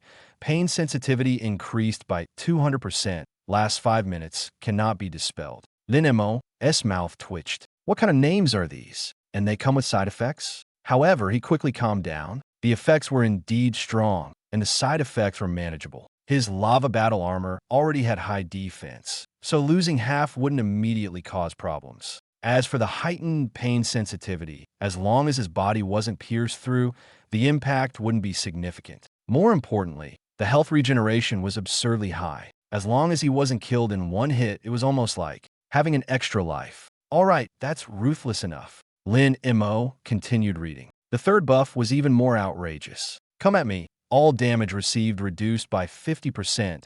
Forcibly attracts the aggro of all monsters within a 1,000-meter radius. Cannot be dispelled. Effect cannot be immunized. Set bonus triggered. Hope of the village. All numerical effects above are further increased by 30%. Lin Mo fell silent for a moment. Then he slowly raised his head. In front of him, tens of thousands of pairs of crimson eyes were fixed on him in midair. At that moment, the surroundings were eerily quiet. The next second, Lin Mo smiled. All right, so this is how we're playing. As if completely ignited, the fireball spell on his panel began to frantically surge, as if it had reached the peak of excitement. This time, it wasn't just him who wanted to fight. All the monsters had been forcibly drawn to him. Meanwhile, the carriage was already in chaos. Boom! The roof was torn open by sharp claws, creating a massive crack. A monster lowered its head, saliva dripping from its fangs, almost landing on the little girl in the arms of her mother below. Ah, help! Help us! The mother's face turned pale, and she instinctively clutched her child tightly in her arms, closing her eyes in despair. She thought that in the next second, both she and her child would be torn apart. But strangely, the monster suddenly shuddered, as if provoked by something. It stopped its movements and slowly retracted its head. The anticipated death did not come. The mother trembled as she opened her eyes, her face full of confusion. What happened? Everyone around was equally stunned. At that moment, someone pointed out the window and shouted in shock. Look outside. Everyone turned to look. Lin Mo was floating in midair. The wind howled, whipping his clothes. The flaming wings behind him spread wide, making him look like a god emerging from the depths of the battlefield. No, to be precise, he looked more like a warrior who knew hell lay ahead but still stood in front of everyone. The little girl in the carriage, who had just finished crying, suddenly widened her eyes. Tears still streaked her face, and she clutched a comic book tightly in her hands. She stared at the figure outside the window, her voice trembling but tinged with hope. Mom, is he a great hero? That winged great hero. Everyone in the carriage froze. At this moment of near despair, the sudden appearance of that figure was like a lifeline, instantly pulling back the sinking hearts of everyone. Is that the emblem of the Dragon Order Squad? Someone recognized it first, their voice trembling. It really is the Dragon Order Squad, the symbol of the 5-clawed golden dragon. No doubt about it. Oh my god, there's actually a genius from the Dragon Order Squad on our train? This is amazing. We're saved. But this glimmer of hope didn't last long. Someone quickly calmed down and raised the most realistic concern. But the Dragon Order Squad members are just freshmen, right? At most, they're only around level 20. Yeah, and out there are tens of thousands of magical beasts. Can he really hold them off alone? So, the situation is still very dangerous. The hope that had just ignited was quickly extinguished by reality. The figure standing in the air was indeed dazzling, but in the face of the overwhelming beast tide, he still seemed too frail, too alone. At this moment, on the roof of the train, Han Mingyao's spear trembled in her hand, its shadow like a dragon, instantly piercing through two magic wolves attempting a sneak attack. Beside her, Chu Lingxian held up a shield, a soft golden light emanating from her body, repeatedly blocking the deadliest attacks for her. Mengyao, watch your left, Chu Lingxian shouted, stomping her foot and ramming her shield forward, sending a pouncing magical beast flying. The two worked together seamlessly, but the problem was that the magical beasts, with their attribute enhancements, were already stronger, and their numbers were terrifyingly large. If this continued, they would eventually be overwhelmed. Damn it, if this keeps up, we won't last much longer. Han Mingyao gritted her teeth, cold sweat already forming on her forehead. She raised her hand, took out a bottle of mana potion, and drank it down. Just then, the surrounding magical beasts suddenly stopped. Roar! A series of low growls echoed. The beasts seemed to be simultaneously drawn to something, flapping their wings and turning their gazes in the same direction. What's going on? Chu Lingxian froze, completely caught off guard. Han Mingyao's heart skipped a beat, as if she had suddenly realized something. There is only one person who could divert the attention of so many magical beasts at once.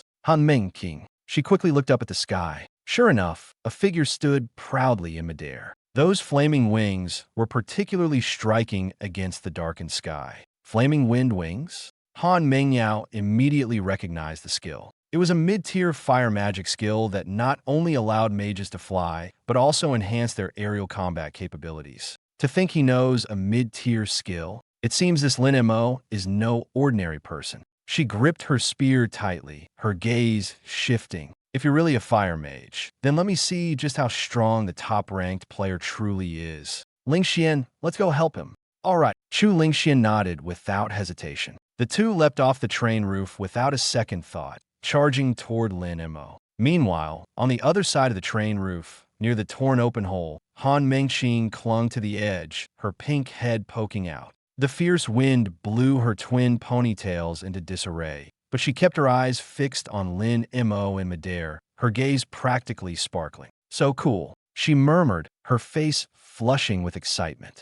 Top-ranked big brother, you're so cool. This young lady is coming to help you. As soon as she finished speaking, she jumped onto the roof and leapt off without hesitation. In midair, Lin Mo scanned his surroundings, his expression finally darkening. The dense army of magical beasts nearly filled his entire field of vision. Countless pairs of blood-red eyes locked onto him, growling low in their throats as if he were their mortal enemy. Their stance was as if he had just desecrated their ancestors' graves. Good, very good. Lin Mo looked at the scene and couldn't help but laugh in anger. No wonder your sister refuses to let you assist. No wonder your levels are as high as mine. Turns out it's all thanks to this thing. A 1-kilometer radius, forcibly drawing aggro. During normal leveling, this thing is indeed a god-tier skill with terrifyingly high efficiency. But in a beast tide like this, its effect completely changes. Without sufficient strength, it's not an assist, it's suicide. Earth Shield looked at the overwhelming swarm of monsters around them, trembling as it spoke. And Master, how about we just run? Fireball laughed loudly. Run? Why run? So much experience, why would we run? Fireball turned to Lightning Strike and arrogantly said, Third brother, what's the use of high single-target damage? Area damage is the real king. Today I'll show you what true destruction looks like. Lightning Strike flickered faintly, childish. Lin Mo took a deep breath, his gaze slowly sweeping over the train cars below, packed with civilians. If he turned and left now, using Earth Shield to burrow underground and escape, he could indeed maximize his chances of survival. But if he gave up, the aggro would go out of control, and these tens of thousands of frenzied monsters would immediately charge toward the ordinary people below. At that point, it wouldn't just be him who died. Lin Mo knew he couldn't retreat any further. Behind him was an entire train filled with elderly, women, and children. If these monsters got through, there would only be one outcome. No one would survive. He wasn't the type to shout about saving the world, but he also couldn't stand by and watch his fellow humans be torn apart. Lowering his voice, his gaze turned as sharp as a blade. Little fire, little lightning, little earth, let's take them down together. As soon as he finished speaking, flames erupted. Fireball was so excited it was as if it had finally gotten its chance to shine. Burn. Burn them all. Today, I'll turn them all to ash. Lightning Strike rarely showed enthusiasm. Interesting. Only Earth's shield was trembling in fear. No, Master, don't charge forward. It's too dangerous. The next second, the roars of the monsters surged forward. From afar, from the skies, from the ground, they all began their assault. Bone spikes shot through the air, wind blades sliced, and fireballs rained down chaotically. The attacks felt like a torrential downpour, dense and unrelenting. Lin Mo didn't even try to dodge. He knew the train was behind him. If he took even one step back, it wouldn't just be him who died. Magma armor activate. With a loud boom, molten lava instantly enveloped his entire body. The armor rapidly formed on his surface, with scalding magma flowing through its seams. The rain that touched him evaporated into white mist in an instant. In the next moment, all the ranged attacks struck him. Bang, bang, bang. The muffled impacts came one after another. The magma armor absorbed most of the damage, but the real torment wasn't the wounds, it was the pain. Lin Mo sucked in a sharp breath, veins bulging on his forehead as his face turned pale. Han Mengqing, you'd better hope I don't catch you. He cursed through gritted teeth, his voice trembling. This was what pain magnified 200 times felt like. Even if the damage wasn't severe, the pain was very real. But the more it hurt, the angrier he became. He needed a vent. He wanted these monsters to pay back this pain tenfold, 100-fold. The flying monsters in the lead were already within 50 meters. The ground monsters were nearly at his feet. Lin Mo raised his hand, palm facing downward, as if pressing down on the entire earth. Since you're here, don't even think about leaving. Quicksand domain. Buzz. Earthy yellow ripples spread out from him as the center. The ground suddenly sank, and the hard earth instantly turned into churning quicksand. The monsters charging forward felt the ground give way beneath them,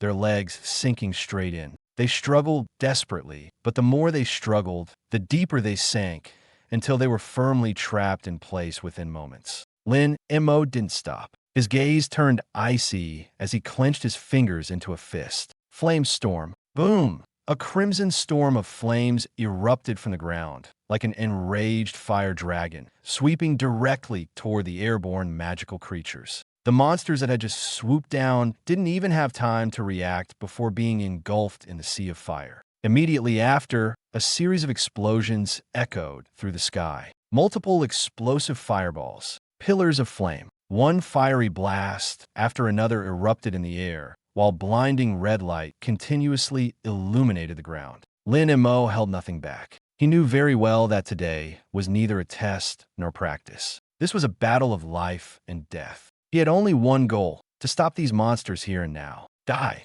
All of you, he growled, his voice low and fierce, as the flaming wings on his back flared violently. Countless fiery feathers coalesced behind him. In the next moment, the feathers shot out like a torrential rain, scattering in all directions. Each feather that landed triggered a small-scale explosion. Boom, boom, boom, boom. Flames soared into the sky, flesh and blood flew everywhere, and scorched earth spread across the battlefield. At this moment, both the heavens and the earth were consumed by fire. Lin Mo stood at the center of the inferno, like a king who had emerged from the depths of hell. With a mere wave of his hand, he brought destruction. With every step he took, death followed. The beast tide, which moments ago had been so arrogant it seemed ready to devour everything, was forcibly torn apart by this ferocious chain of attacks, leaving a vast, empty space in its wake. In the distance, Han Mengyao and Chu Lingxian were desperately rushing toward him.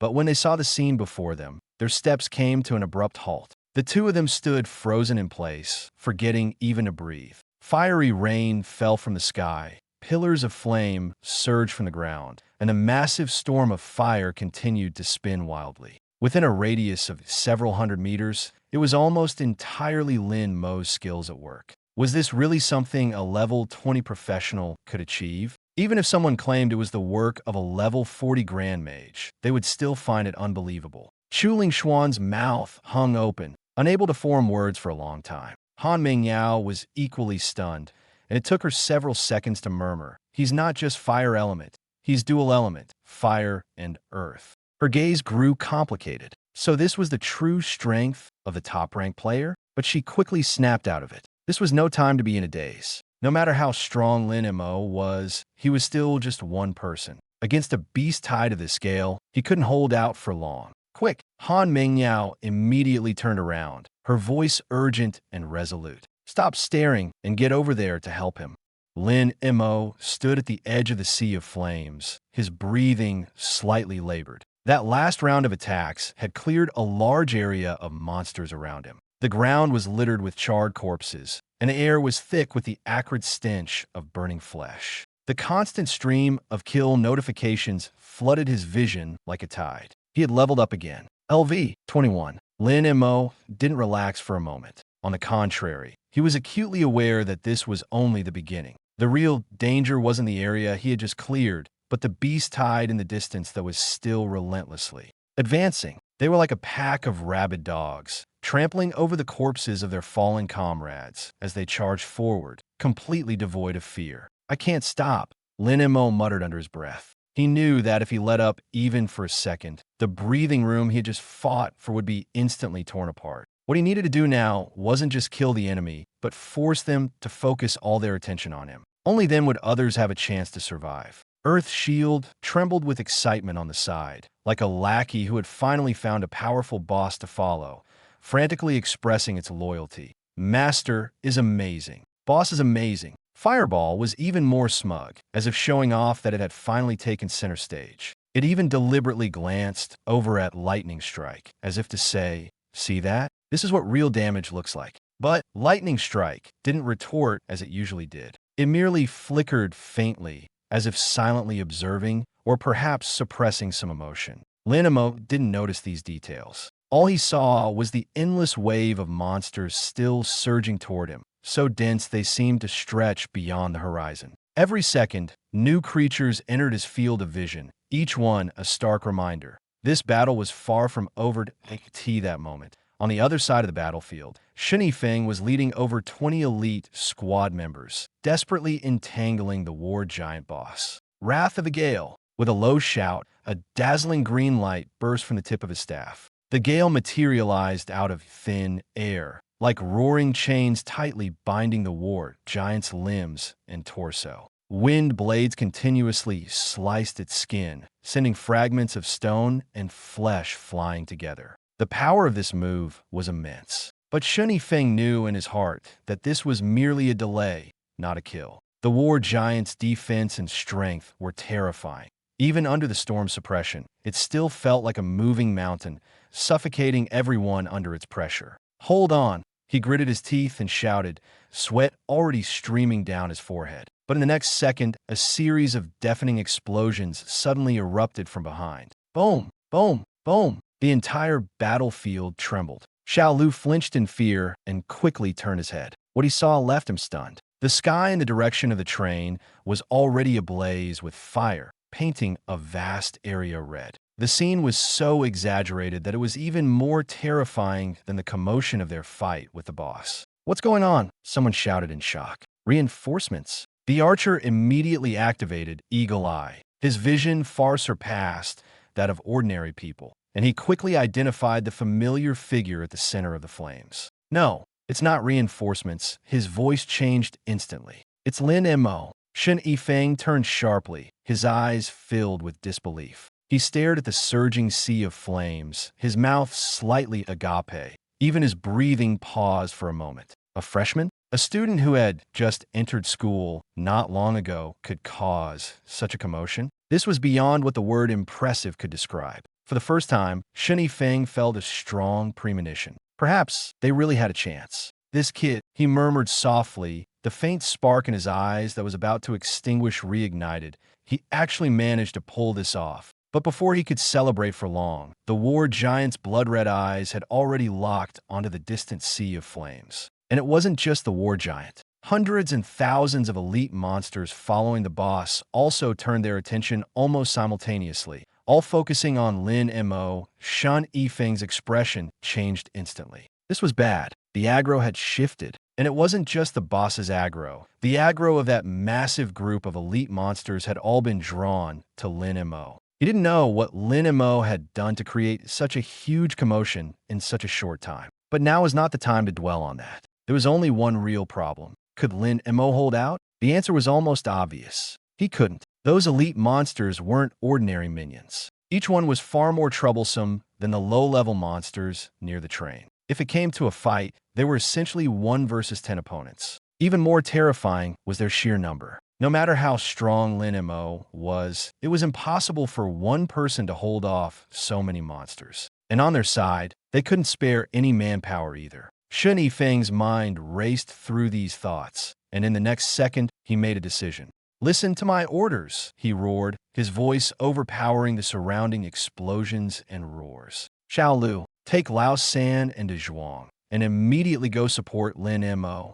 Everyone else, don't retreat. Hold the line." His eyes were bloodshot, as if he was forcing all the pressure into his chest. "Even if we die here today, we must pin this boss down." The team members didn't hesitate upon hearing his words. They all understood that there was no retreat now. Either they held the line here, or everyone would die together. Meanwhile, Lin Mo had already noticed something was wrong. Initially, it was just an ordinary beast tide charging at him. But in the next second, more elite monsters exuding dangerous auras began rushing toward him as well. The numbers surged. The pressure intensified. But Lin Mo didn't panic. On the contrary, his gaze grew colder as he understood that at times like this, retreat was not an option. If he stepped back, the people behind him would be exposed to danger. And once that breach appeared, the entire defensive line would collapse. Lin Mo raised his hand, flames gathering once again in his palm. "Come on." He looked at the approaching black tide ahead, his voice soft but resolute.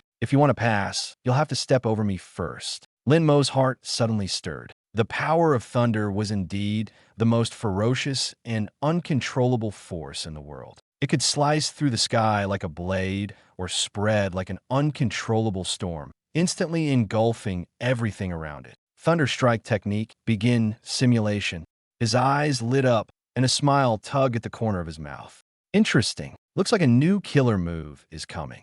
Inside the magic train, passengers crowded by the windows, holding their breath, afraid to miss even a second of the scene outside. In the sky, the figure with blazing wings on his back looked as though he had stepped out of legend. With one move, the dark tide of beasts was forcefully cleared, leaving a vast, empty space. Flames rolled across the sky, and waves of monsters fell. The scene so shocking it made one's scalp tingle. "My God!" a young man gaped, struggling to squeeze out a sentence after a long pause. "Is this really a student from the Dragon Sequence class? Everyone's only 18. How can a gap be this huge?" Beside him, a man wearing glasses shook his head, his tone firm. "You're oversimplifying it. The Dragon Sequence class is full of monsters to begin with, but I dare say, even among them, this one is absolutely the most outrageous. Level 20, fighting like this? A normal level 20 professional would be lucky to have a few basic skills. But look at him, he's throwing out skills like they're free, and at least 2 of them are intermediate level skills. Unbelievable. My uncle is a level 40 fire mage, and he's already considered strong by most people. But if he stood in front of this guy, he'd probably be completely overwhelmed." The chatter in the train car grew louder and louder. Soon, someone realized what was happening and hurriedly pulled out their phone to start recording. Others began live streaming, their voices trembling with excitement. "Guys, I won't pretend anymore. I'm laying it all out. I was just attacked by monsters, but now I've discovered we've run into a savior. Send rockets. Cheer for this Dragon Sequence class boss." Meanwhile, Lin Mo remained suspended in midair. Although his earlier burst had cleared a large area of monsters, the beast tide showed no signs of stopping. One wave dispersed, and another surged forward like a black ocean, seemingly endless. "Come on." Lin Mo looked at the surging tide in the distance, his eyes shining even brighter. "All of you come. Let me see how many levels I can gain today." The phantom spirit set he wore was now fully demonstrating its value. With a 65% cooldown reduction, his skills were almost seamlessly chained together. Before the monsters could even get close, new skills were already ready to go. "Little earth, little fire, I'll leave it to you." Lin Mo casually let go, not bothering to micromanage anymore. After all, these skills seemed to have developed their own consciousness, and they were even better at fighting than he was. He only needed to stand in the optimal position, responsible for controlling the field, dealing damage, and looking cool. The rest, he left to them. Earth Shield Technique immediately responded. "Don't worry, Master. I won't let them touch you even once." Fireball Technique was so excited it seemed ready to explode. A bunch of trash dares to charge forward? Then let me show you what a real sea of fire looks like. Burn them all to death. In the next moment, the quicksand domain expanded once again. The monsters on the ground froze as soon as they stepped into the range, as if trapped in a swamp. Then, a barrage of fire-based skills rained down, the deafening explosions making people's eardrums ache. Boom, boom, boom. Fireball technique laughed maniacally. Line up, come die one by one. Just as Lin Mo finished clearing this wave of monsters, several figures quickly approached from a distance. Lin Mo, I'm here to help you. Han Mingyao held a silver spear, cold air swirling around her as her long hair fluttered in the wind, making her look like a true Valkyrie. Behind her, Chu Lingxian carried an oversized greatsword that was even more exaggerated than her own frame, while holding a massive, thick shield in her other hand. Her steps were steady as she charged forward. Lin Mo, I'll protect you. On the other side, Han Mengqing was also running over, panting heavily while waving her staff, shouting as she came. Lin Mo Gage, I'm here too. I can help. Seeing these three classmates rushing over to support him, Lin Mo did not refuse. He understood very well. If someone could share the burden, why shoulder it alone? If you can team up, why fight solo? If you can save effort, why act tough? This wasn't cowardice, it was wisdom. The four quickly regrouped. Chu Lingxian stood at the forefront, her massive shield planted firmly in front of her. Though she wasn't tall, the sight of that shield standing there immediately gave an indescribable sense of security, like an unyielding wall. Han Mingyao and Han Mengqing flanked her on either side, forming a pincer formation. Lin Mo hovered behind the three, standing steadily in the optimal position for dealing damage. In just a few seconds, a temporary yet absurdly strong team was formed. The lineup was luxurious, the coordination clear,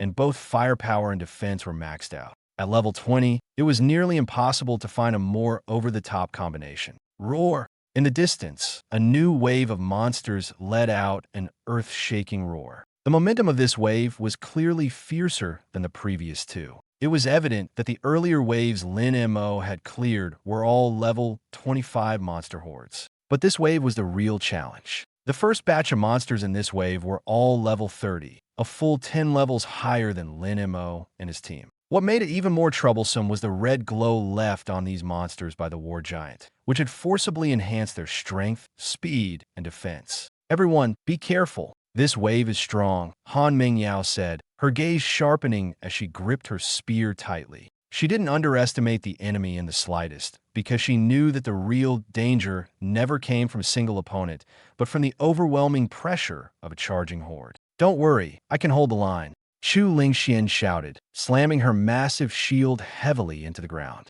She understood as well, no one could retreat at this moment. If the front line faltered, those behind would be torn apart instantly. Holy light protection, golden light suddenly spread out. A sturdy shield instantly enveloped all four of them, with Lin Mo especially well protected. Lin Mo glanced at the flowing golden light around him and felt slightly reassured. The previous monsters hadn't been able to hurt him much, but with Han Mengqing's series of buffs, the pain was undeniably real. Now, with his shield, at least part of the impact could be mitigated. This was what a mage's output environment should look like, Lin Mo thought to himself. The next second, Han Mengqing also began to exert her strength. Watch my buff skills, betting my life on the carry.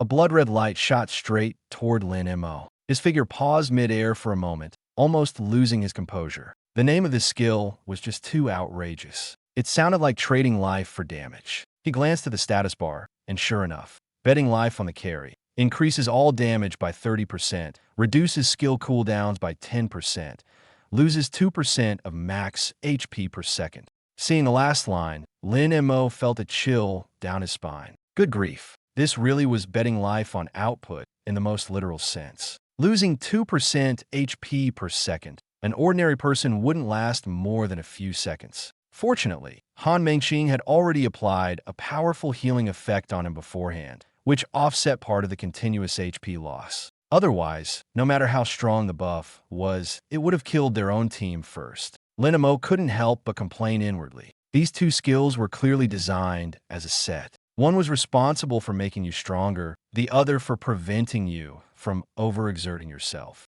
And just as the monster horde approached, Take action. Lin Mo's eyes turned cold as he decisively gave the order. Earth. Shield spell. Understood. In the next moment, the quicksand domain unfolded with a thunderous roar. The ironclad rhinoceroses at the forefront sank into the ground immediately. Xiaohua, clear the field. Boom!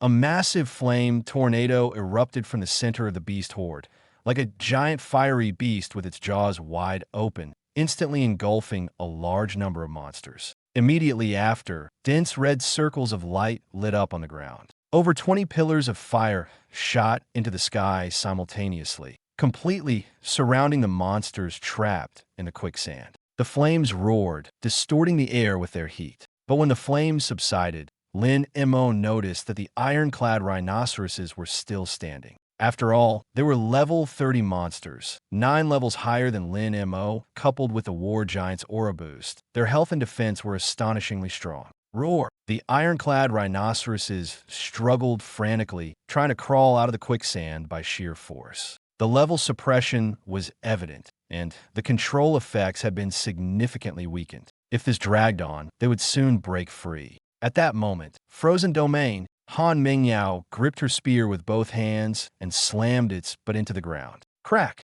Ice blue frost burst out from the spear's base, sweeping across the surroundings in an instant. The ironclad rhinoceroses, which had just managed to pull their legs halfway out, were frozen in place before they could regain their footing. Ice crystals spread rapidly across their bodies. In the blink of an eye, the massive creatures were all turned into ice sculptures. The control chain was seamlessly connected. Well done! Lin Mo's eyes lit up. If not for Han Mingyao's timely control, his skills would have still been on cooldown, and the situation could have turned dangerous. If the enemies had broken free at that moment, the rhythm of the battle would have been completely disrupted. This was the power of the ice element. It wasn't just about slowing enemies down. It could stabilize the situation at the most critical moments. Mastering water element control to this degree was not something that could be achieved by luck. Lin Mo even considered that once he reached level 30, he might learn some water element skills himself,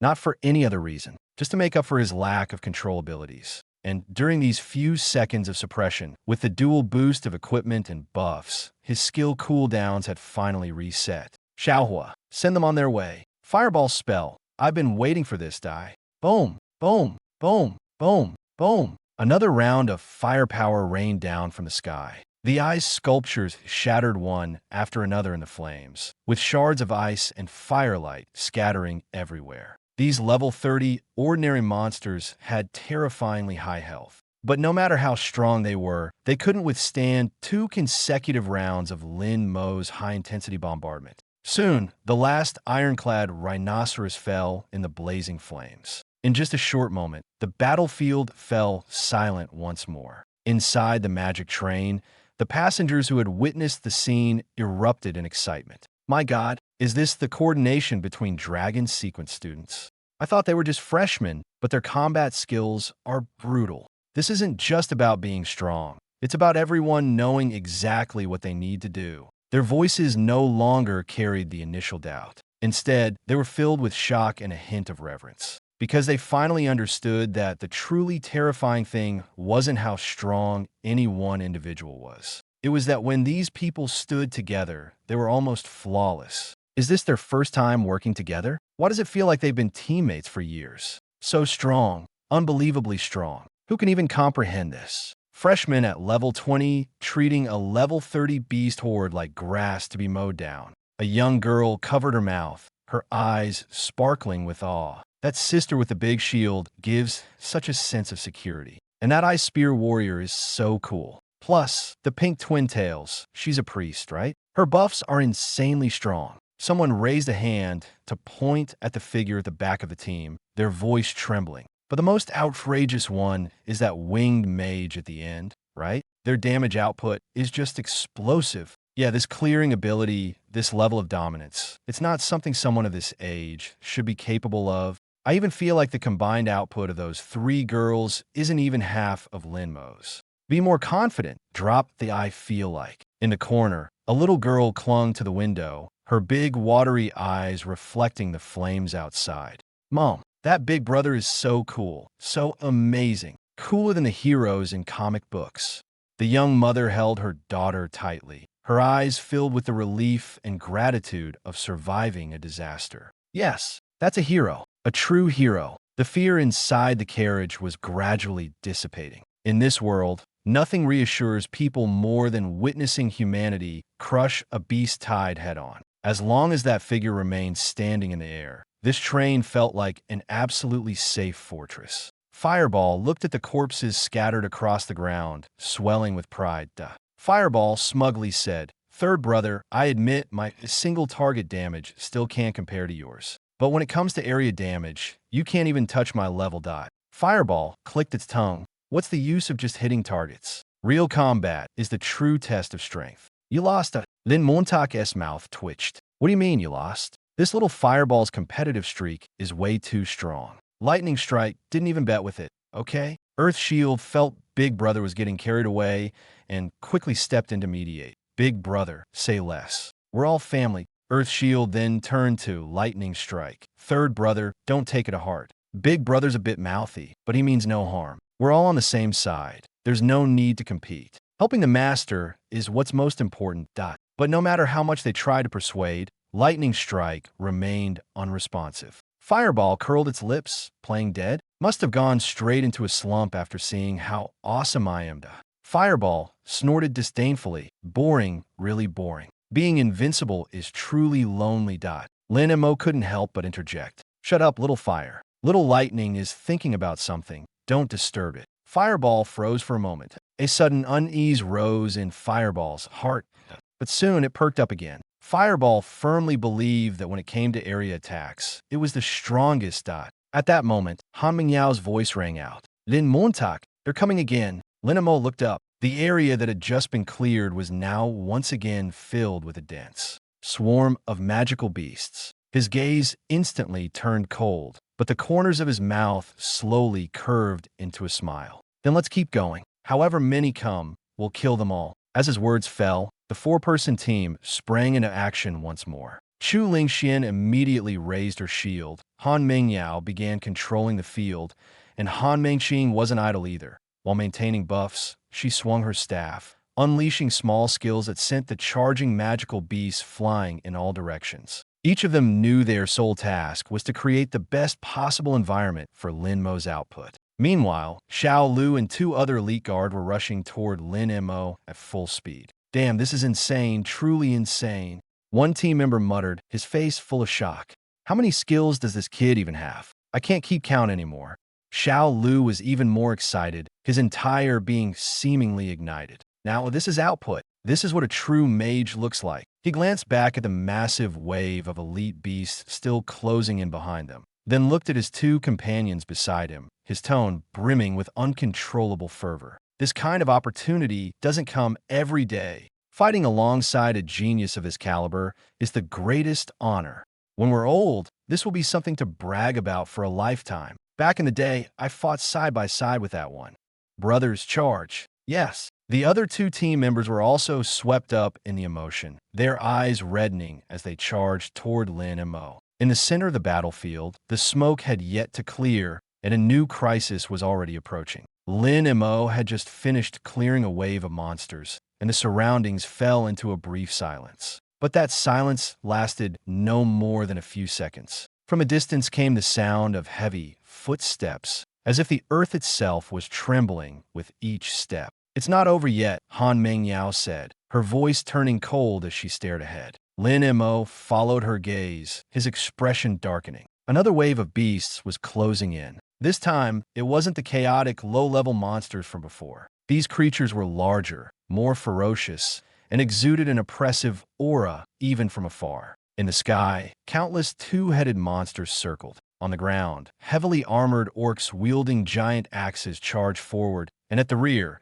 several giant demons lumbered closer with heavy steps. Each one was far more troublesome than the monsters from earlier. To make matters worse, three figures were also sprinting toward them. Lin Mo squinted and recognized one of them. It was the man who had been following Shun Yifeng earlier. The three rushed over, barely catching their breath before speaking. You guys are insane, aren't you? Xiao Lu bent over, panting heavily, but still gave Lin Mo a thumbs up. taking on a level 30 monster wave like it's nothing. Brutal, absolutely brutal. Hearing this, Han Mengqing immediately raised her chin, the tension from earlier dissipating by half. Of course, do you even know who we are? But Xiao Lu didn't laugh along. His expression quickly turned serious, his face unusually grave. Don't celebrate too soon. The real trouble is here. He pointed behind him. In that instant, everyone fell silent. The flying monsters in the sky, the heavily armored orcs on the ground, and the row of giant demons at the rear. They resembled a true army,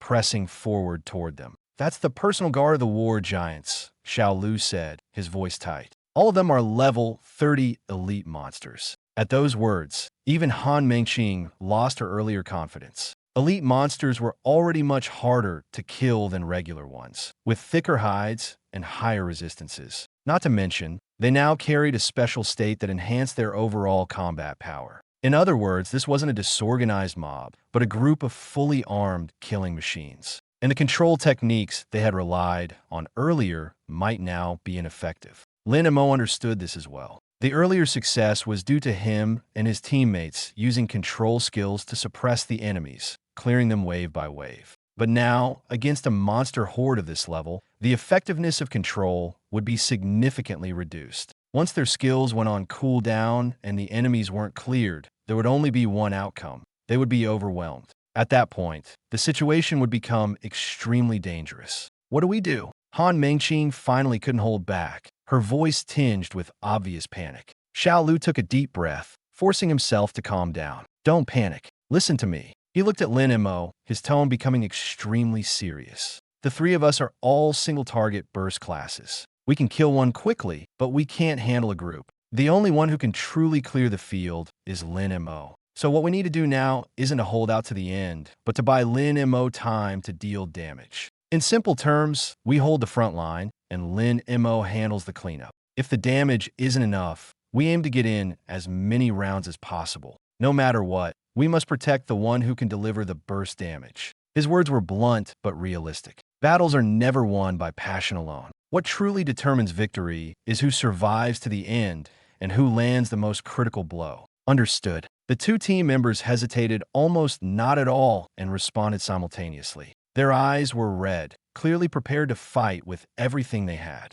Chu Lingxian said nothing, merely raising her massive shield and stepping in front of Lin Mo. Her figure wasn't particularly tall, but her stance was unshakably firm. That shield stood in front like her determination at this moment. Even if it couldn't hold, she would fight to buy Lin Mo one more second. Han Mingyao slightly lowered the tip of her spear, cold energy slowly spreading outward. She neither retreated nor looked at anyone else. Her gaze fixed solely on the approaching beast tide, her eyes as calm as ice. TCH, as if I'd be scared. Though she said this, her grip on the spear was tighter than usual. Even Han Mengqing didn't try to act tough this time. She bit her lip, quickly adjusting her state, ready to heal and support at any moment. She knew very well that any mistake in the coming moments could cause the entire team to collapse. Looking at the backs of those standing in front of him, Lin Mo didn't speak immediately. He understood clearly that these people weren't putting on a show of bravery.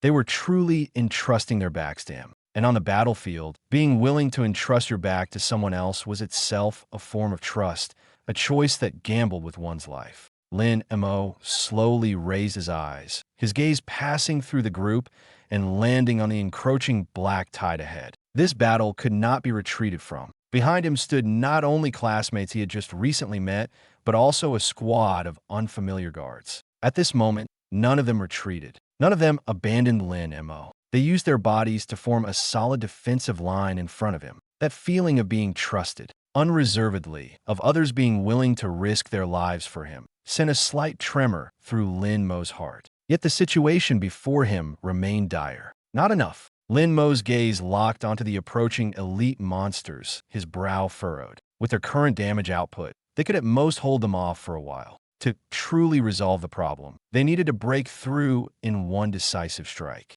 Just then, a sudden change occurred in his mind. His Thunderstrike skill was intently focused on the advancing elite monsters. They were packed so tightly together that the gaps between them were just within the range where lightning could leap. In that instant, Thunderstrike seemed to realize something. Thunder wasn't just a blade that split the sky. It could also be a web connecting everything together. If fire could spread, why couldn't lightning? Thunderstrike saw it. What it saw was no longer just a single bolt of lightning, but a web of death woven from electricity inescapable. Congratulations! Your skill, Thunderstrike, has comprehended the essence of thunder conduction, independently evolved, and successfully mastered the mid-tier lightning skill. Thunder Chain Prison, LV.1. Thunder Chain Prison releases a cluster of high-voltage lightning. Upon hitting a target, the lightning will continuously bounce between all targets within a 5-meter radius, dealing massive damage until no valid targets remain within range. Additionally, all hit targets will be afflicted with the electrified effect. Electrified targets are paralyzed and take double damage for the next 10 seconds. Lin Mo's heart skipped a beat. It could do that? Not only could it bounce infinitely, but also added an electrified effect that doubled subsequent damage. This wasn't just a matter of enough. This was maxing out the damage in one go. Then let's do this. Lin Mo's eyes darkened as he raised his hand, ready to completely rewrite the course of this battle. In the skill bar, Earth Shield couldn't help but shout out. Earth Shield exclaimed, "Big bro, look at third brother over there.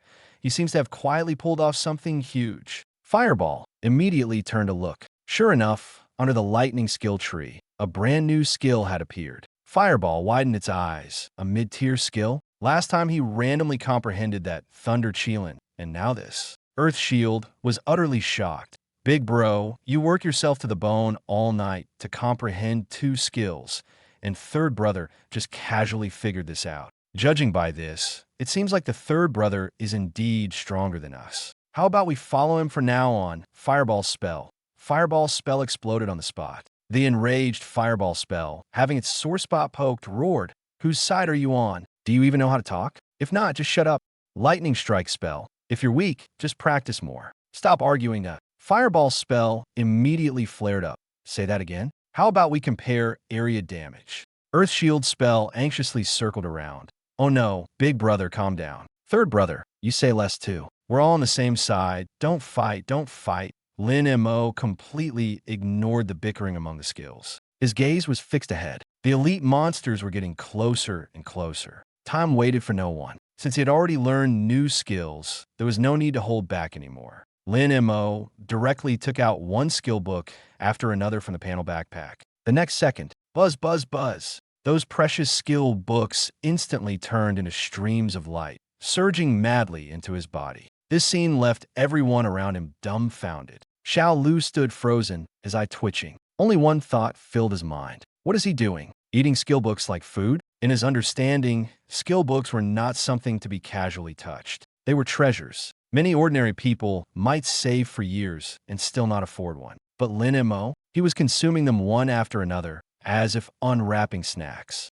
How much was this worth? At the very least, it would cost more than 5 years of his salary. The most absurd part was, what time was it now? The enemies were almost upon them, and he still had the leisure to eat skill books? In the eyes of most people, skill books at best accelerated comprehension speed. They couldn't be consumed for immediate effect. To put it bluntly, this approach seemed like a desperate last-minute effort. Xiao Lu couldn't help but speak up to remind him, "Classmate, isn't it a bit late to be eating books now?" But Han Mingyao and Chu Lingxian, though also surprised, did not lose composure like Xiao Lu. They had seen truly powerful individuals before. The more exceptional the genius, the less they could be judged by common sense. If Lin Mo was still doing this at such a time, it meant he must have his reasons. They didn't need to question him. They just needed to watch and wait for him to act. Lin Mo did not respond. He was completely immersed in the exhilaration of skill upgrades. As one skill book after another was devoured, the power within him surged wildly.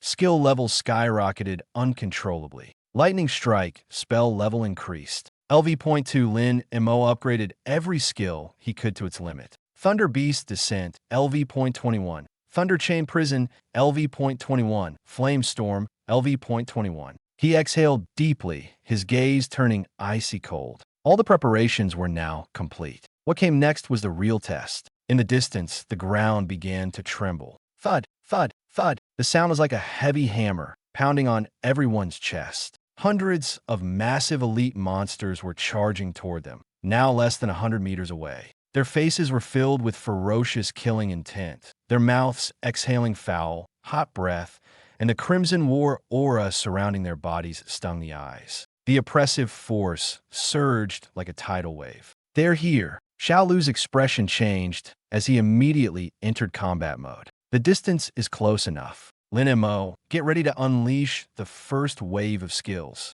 Everyone else, protect Lin Mo at all costs. Even if it means risking your lives, buy him cool-down time."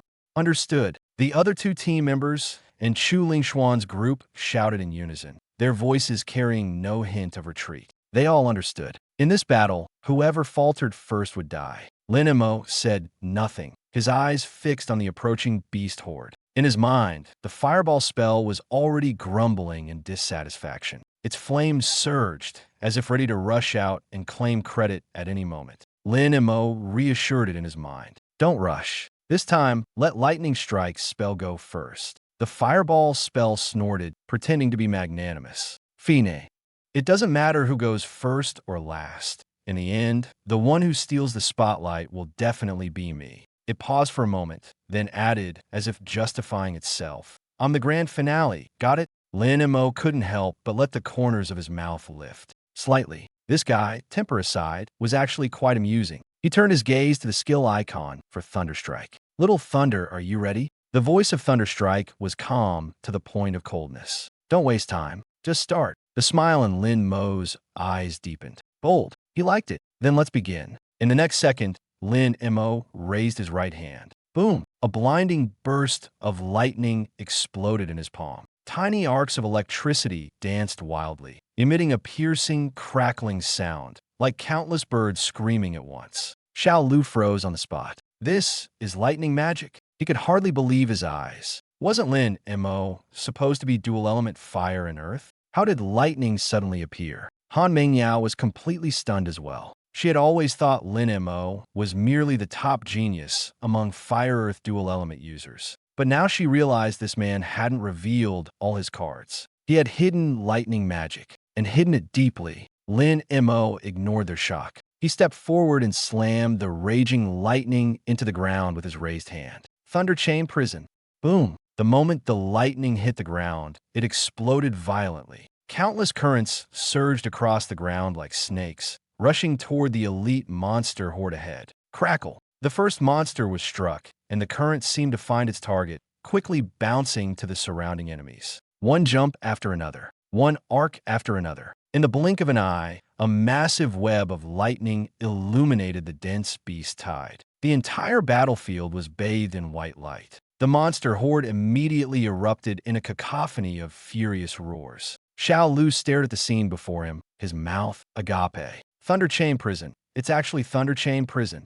This was a core skill for lightning mages. Its true terror lay not just in its damage, but in the electrification effect that exponentially amplified subsequent attacks. Once hit, enemies would feel as if they were pinned down, becoming significantly more vulnerable. In other words, the upcoming fire element burst would be even more devastating. Xiao Lu had only one thought in his mind. How much more was Lin Mo hiding? Had he just learned this skill, or had he been preparing all along? The more he thought about it, the more incredible it seemed. But Lin Mo didn't give him time to keep pondering. He raised his head, his gaze shifting to another side. "Little fire, it's your turn. Don't let your third brother outshine you." Fireball technique immediately became excited, as if ignited. Burn them all to death. In this world, only flames are the ultimate truth. Earth Shield technique chimed in loudly from the side, like the most loyal supporter. "Go, big brother. Big brother is the strongest. Big brother, crush them." Lin Mo said no more. Multi-explosive fireball. Flaming pillar. Boom, boom, boom. In the sky, dense fireballs trailed long fiery tails, like a burning meteor shower, crashing fiercely into the monster horde. On the ground, crimson fire pillars shot up into the sky, like raging flames erupting from the earth, instantly engulfing a large area. Fire borrowed the momentum of lightning, and lightning enhanced the power of fire. The monsters that had been electrified earlier had their defenses further weakened. Just as they tried to charge forward, they were blasted into disarray. Lin Mo didn't stop. He immediately activated his flaming wind wings, his entire body like a burning projectile, charging into the forefront of the elite monster horde. He knew very well that long-range suppression was just the beginning. The real key to victory was to completely disrupt the battlefield and break the monster's charging rhythm. Only then would the people behind him have a chance to survive. Xiao Lu saw this and panicked. Quick, protect Lin Mo,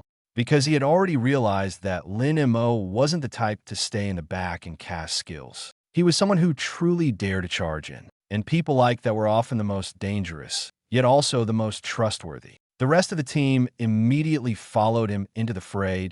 N01 retreated, because they all understood that if they backed down at this moment, there would be no way out later. They hurried to catch up, and the others followed closely behind. Lin Mo flew above the group of elite monsters, raised his arm, and clenched his 5 fingers tightly. Flame, storm, boom! Crimson flames twisted into a massive fire tornado, spinning wildly around him and instantly engulfing everything nearby. Xiao Lu and the others, who had just rushed forward, instinctively tried to defend themselves. But in the next second, they realized that the flames seemed to have eyes, precisely avoiding them. This level of control is just too exaggerated. Xiao Lu's mouth hung open, his entire being stunned. In such a chaotic battlefield, to control flames to this degree without harming a single ally? The top rank of the Dragon Sequence class. Is this really something a human can achieve? Boom, boom, boom, boom,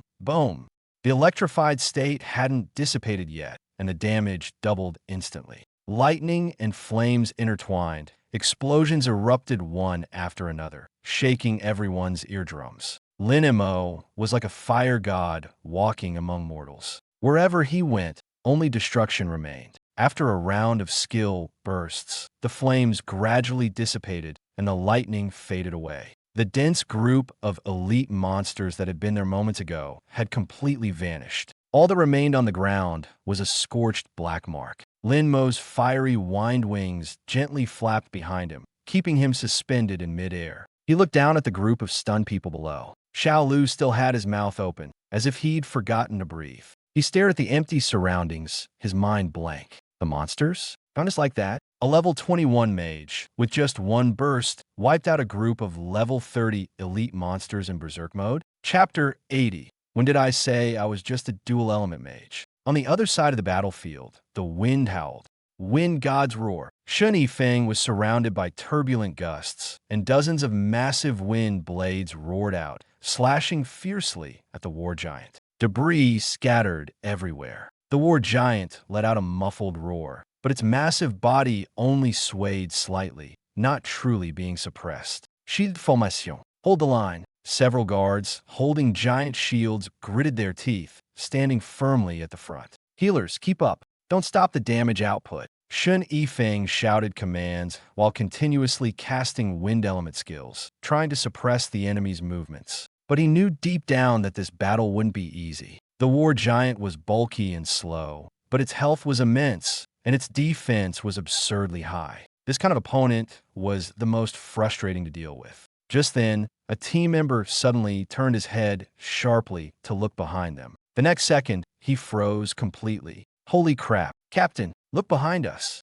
Don't get distracted. Focus. On the front. Shun Yifeng scolded sharply, but as soon as he spoke, he couldn't help but glance back himself. That one glance left everyone stunned. The elite monster group. How did it disappear so quickly? Someone asked in disbelief. Immediately, someone shouted excitedly. It must be reinforcements. Otherwise, who could clear out such a large group of monsters all at once? It's not reinforcements. The speaker was still the archer. His vision was the best, and he could even detect faint traces of residual lightning element energy in the air. Reinforcements haven't arrived. It was Xiao Lu and the others, along with those Dragon Sequence students, who used large-scale lightning and fire element skills. Lightning element? Shun Yifeng was stunned. Xiao Lu's group didn't have any lightning element professions, and among the Dragon Sequence students, there didn't seem to be any lightning element users either. Han Mengyao was ice element, Chu Lingxian was light element, and Han Mengxing was support.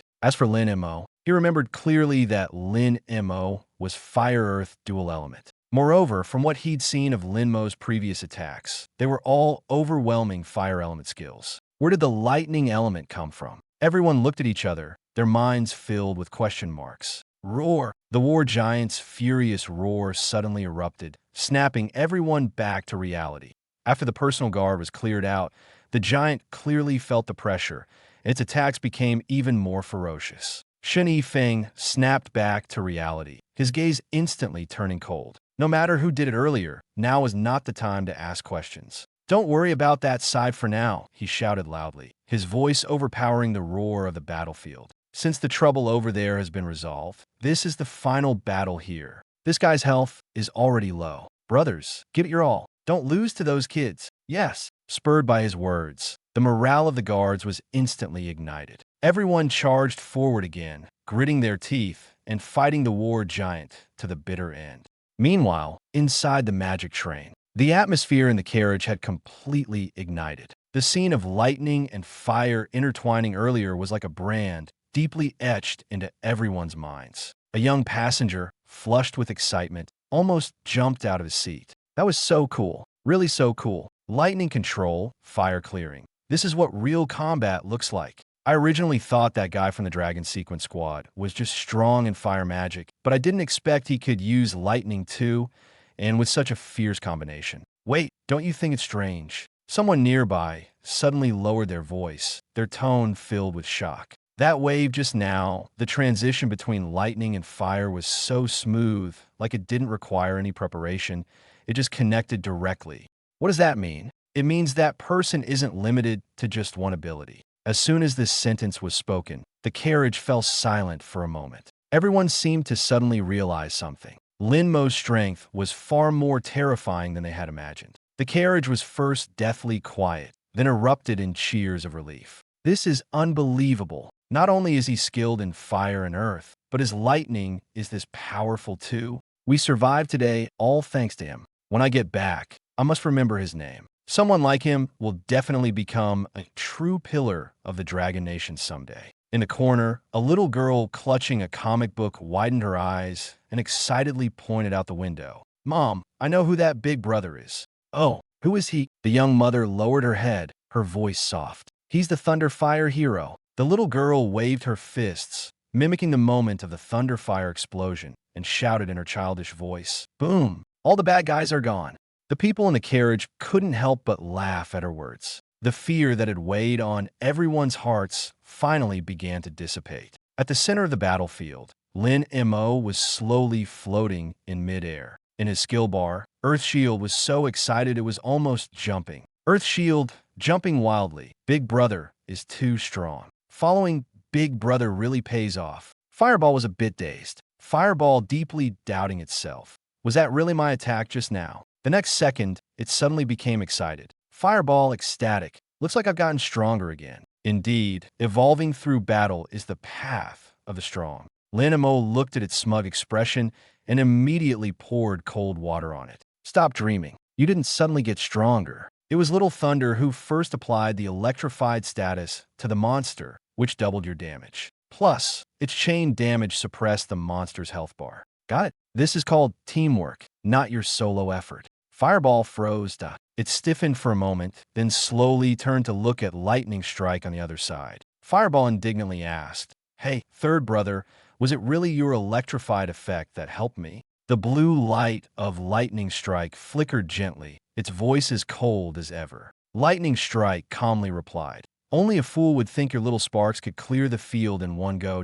Earth Shield, huh?" Fireball instantly bristled. "Who are you calling a fool?" Just as they were about to start arguing again, Lin Mo quickly intervened. "All right, we're all on the same side. No need for infighting." He looked at Lightning Strike, his tone softening slightly. "Little A, your big brother may charge in a bit recklessly, but his burst power is undeniably strong. Without his firepower, we wouldn't have cleared the fight so quickly just now." Then he turned to Fireball. "Little Fire, don't be so stubborn. Being able to deal such wide-range damage is already impressive. Is it really that hard to acknowledge someone else's strengths?" Under Lin Mo's mediation, Fireball finally quieted down a bit. Though it was stubborn, it couldn't deny that the feeling of clearing the field in one go was indeed exhilarating. If it really was lightning strike paving the way earlier, it had to admit that the synergy was far more effective than fighting solo. Fireball snorted coldly asterisk, fine, but remember this, when it comes to area damage, I'm still the strongest. Fireball added proudly asterisk, as for single target burst, that's just temporary. Once I grasp even greater power, I'll show you what true flames are. As soon as these words fell, lightning strike flickered faintly with blue light. Lightning strike responded calmly asterisk, all right, I'll wait. These two simple words left Fireball momentarily stunned. It had been ready to retort, but the other party didn't take the bait, instead seeming to calmly acknowledge that the competition would continue. Fireball shifted, uncomfortably asterisk asterisk, fine, settled then. Just don't be scared when the time comes. Watching this scene, Lin Mo couldn't help but breathe a sigh of relief. These two finally stopped causing trouble. He slowly descended to the ground. Han Mengqing was the first to rush over, circling him several times, her eyes shining brightly like they were glowing. Lin Mo, you're way too amazing. That move just now was absolutely stunning. Lin Mo smiled and raised a hand to smooth his wind-tousled hair. Keep it low-key. Don't make such a big fuss. At this moment, Han Mengyao and Chu Lingshan also approached. Han Mengyao looked at him, her eyes filled with obvious astonishment. Lin Mo, aren't you a dual-element fire and earth mage? How is your lightning element so strong too? She asked seriously. At this level, people who could master dual elements to such a degree were already extremely rare. But Lin Mo not only mastered them, he used each power to its fullest. Such talent had already far surpassed ordinary understanding. And now, Lin Mo had displayed a third element skill, and it was a mid-tier spell right off the bat. Lin Mo innocently countered, when did I ever say I was a fire-earth dual-element mage? Han Menyo Fros. She thought back carefully and realized it was true. From beginning to end, it was her own assumption, which she then treated as fact. She smiled wryly and shook her head lightly. Looks like I really guessed wrong. But soon, her expression grew even more complex. So, you're actually a tri-element mage? Fire, earth, and lightning. All three elements.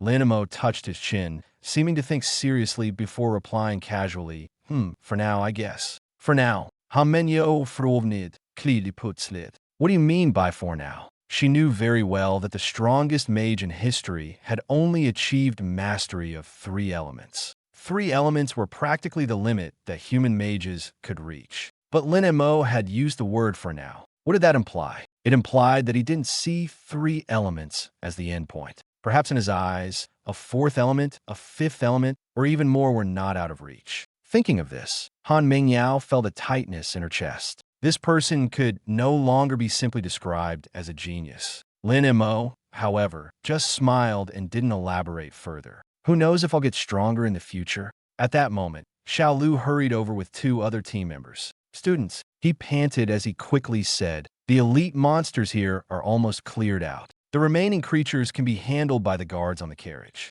He pointed into the distance and continued. Captain Shun's side is still holding on. Let's go help him. Do you want to join us? This is a rare opportunity for real combat. Though his words were polite, he knew very well in his heart that as long as Lin Mo joined, with that lightning effect that continuously injured enemies, the war giant wouldn't last long. Of course we're going. Han Mengyao gripped her spear tightly, her eyes brimming with fighting spirit. Since it's the final boss, we can't miss it. I'm going too. Chu Lingxian raised her massive shield, her expression resolute. She didn't say much, but her meaning was clear. She wouldn't back down. Miju, Miju.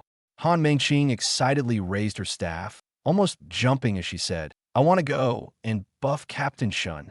Lin Mo glanced at everyone, the corners of his mouth lifting slightly. At this point, there was no need to retreat. Then let's go together and send it off for good. Huff, huff. Shen Yifeng stood in the center of the battlefield, his chest heaving violently. The guards around him were also nearing their limits. Many were struggling to even stand but gritted their teeth and refused to fall. Not far away, the war giant was also on the brink of death. Its body was covered in wounds, its stone-like skin cracked in large patches, and dark red blood seeped continuously from the fissures. It looked like it wouldn't last much longer. Captain, it should be almost done. A team member wiped the sweat from his face, his voice weak. Shun Yifeng squinted his eyes, staring intently at the war giant's health bar, which was teetering on the edge. Less than 10% remained. If they could just hold on a little longer, if they could just deal a bit more damage, they could completely eliminate the culprit behind the beast tide. But he also knew that his team was in poor condition. Their stamina was nearly depleted, and their spirits were on the verge of collapse. As for the war giant, though it was hanging by a thread, its near-death state made it even more dangerous, a kind of madness born from being cornered. Roar! The war giant let out a deafening roar, its once gray-white eyes suddenly igniting into two blazing orbs of blood-red fire. It raised its massive rocky fist high into the air. Everyone knew that a dying counterattack was often more terrifying than usual. Hold your ground. Shun Yifeng gritted his teeth, his voice hoarse but resolute. This is the final wave. At that moment, buzz! A piercing thunderclap suddenly exploded in the sky. Shun Yifeng instinctively looked up. The next second, he saw a figure diving rapidly from above. Lin Mo, with flaming wings spread wide behind him, descended like a burning meteor straight into the center of the battlefield. The firelight tore through the dim sky, illuminating his young, yet composed face. For a moment, Shun Yifeng was dazed. That was... Before he could process it, Lin Mo spoke. Move aside. His voice wasn't loud, but it was steady. Then, crackle. Lin Mo raised his hand and clenched it. A massive lightning net, woven from blue thunderbolts, suddenly descended from the sky, enveloping the war giant entirely. The violent currents surged into its wounds, burrowing and exploding within like countless venomous snakes. The war giant's movements froze instantly. Its massive body convulsed violently, a pained growl forced from its throat. Arcs of electricity danced wildly across its surface, almost encasing it entirely in lightning. The next second, everyone saw the notification. Electrified, all damage taken in the next 10 seconds is doubled. Shun Yifeng's pupils contracted sharply. He stared blankly at the figure standing in front of everyone. Wings of flame, a prison of thunder. At that moment, Lin Mo stood there, looking every bit like a true deity. The intense impact left even the battle-hardened veteran momentarily stunned. Lin Montauk. Shun Yifeng finally saw the figure clearly. It was Lin Mo, the top-ranked student of the Dragon Sequence class. The freshman who was supposed to stay in the rear, protected by everyone. But in the next second, his gaze froze. Wait, is that a lightning skill? Shun Yifeng's mind went blank. Those elite monsters were all killed by Lin Mo, a freshman barely over level 20. This was too absurd. Level 20-something and a tri-element mage. Those two terms shouldn't even belong in the same sentence. Yet everything before his eyes was telling him this was no illusion. What are you spacing out for? Keep attacking. Lin Mo's voice was calm and clear, instantly snapping everyone out of their shock. The next second, boom, Lin Mo raised his hand, unleashing a blazing pillar of fire. Immediately after, more fire element skills erupted in rapid succession. Multiple explosive fireballs, blazing spiral dragon shot, one skill after another, with almost no pause in between. The skills rained down on the war giant like they cost nothing. This is insane. A team member stared wide-eyed. Earlier, from a distance, they hadn't felt it as directly. But now, up close, they truly understood what overwhelming power felt like. The firepower of the Dragon Sequence class's tri-element top student was like a volcano on the verge of eruption. Stop gawking. While the electrification effect is still active, everyone, hit it with everything you've got. Shun Yifeng snapped back to his senses and roared. Yes, the team members responded in unison, their voices filled with ignited fighting spirit. Arrows, wind blades, heavy slashes. A barrage of skill effects flooded the battlefield, pouring down on the war giant. Shun Yifeng gritted his teeth, preparing to squeeze out the last bit of mana in his body. He knew this was their final chance. If they couldn't suppress it in this wave, everyone would die here. Just then, a pink figure dashed in from the side. Uncle, watch as this lady delivers you a super deluxe combo.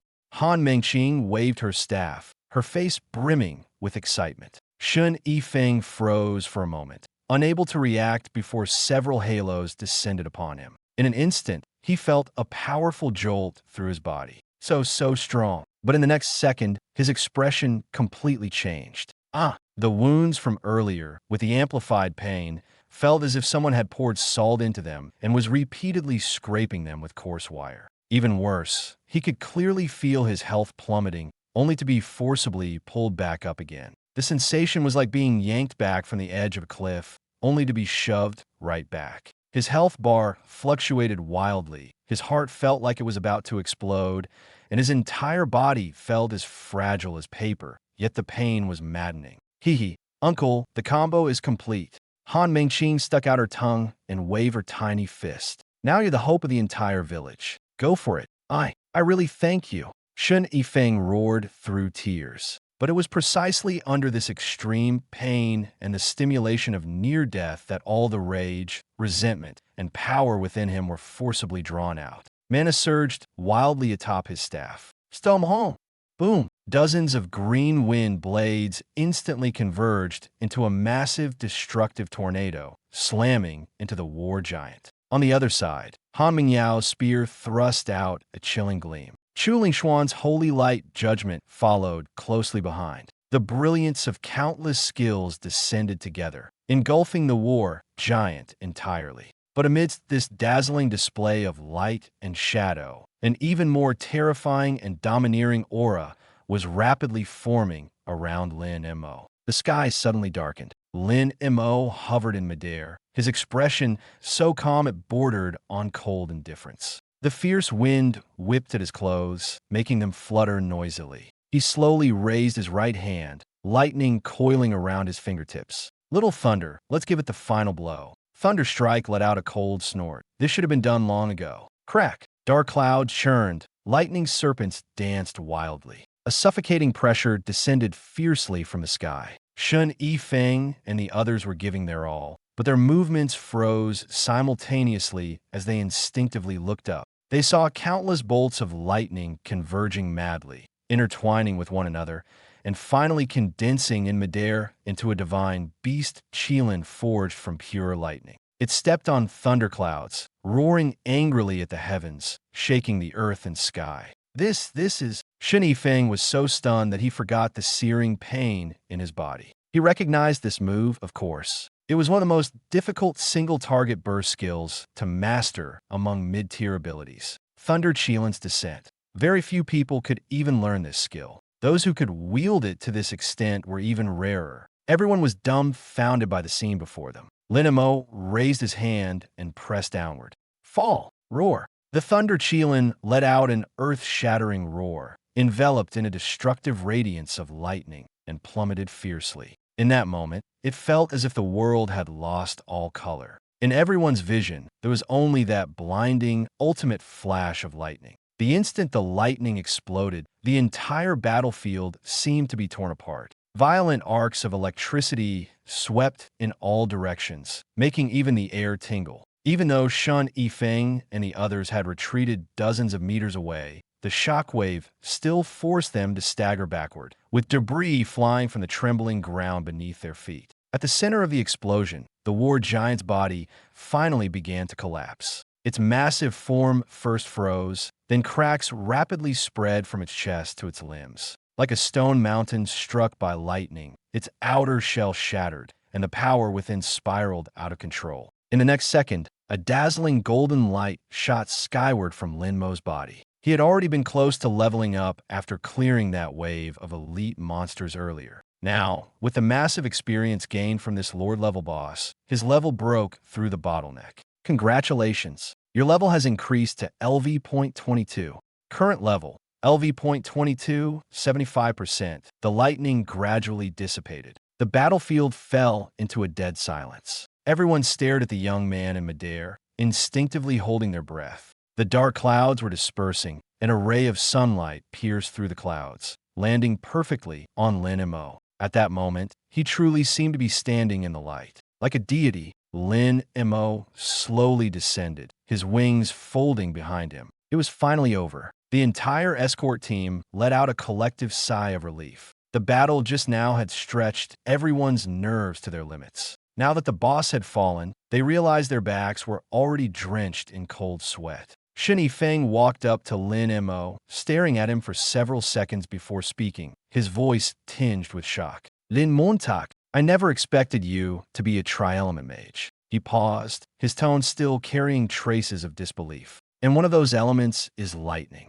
Lin Mo nodded, his expression as calm as if he had just done something trivial. Oh, I heard that lightning has strong single-target burst potential. I happen to be lacking in that area, so I decided to learn it. The corner of Shunny Feng's mouth visibly twitched. Just decided to learn it? That sounded way too casual. This was lightning magic they were talking about. Among all elemental mages, aside from light and dark, lightning was almost universally acknowledged as the most difficult attribute to master. It required not only talent, but also exceptional mental control and elemental affinity. Yet this young man, barely over level 20, had just decided to learn it and actually succeeded. He had even mastered core lightning skills like Thunder Prison Chains and the highly challenging Thunderchielan's Descent. What was even more terrifying was the aura he exuded when summoning the heavenly lightning earlier. That wasn't just a simple skill activation, it was the kind of control that came from fully internalizing the power.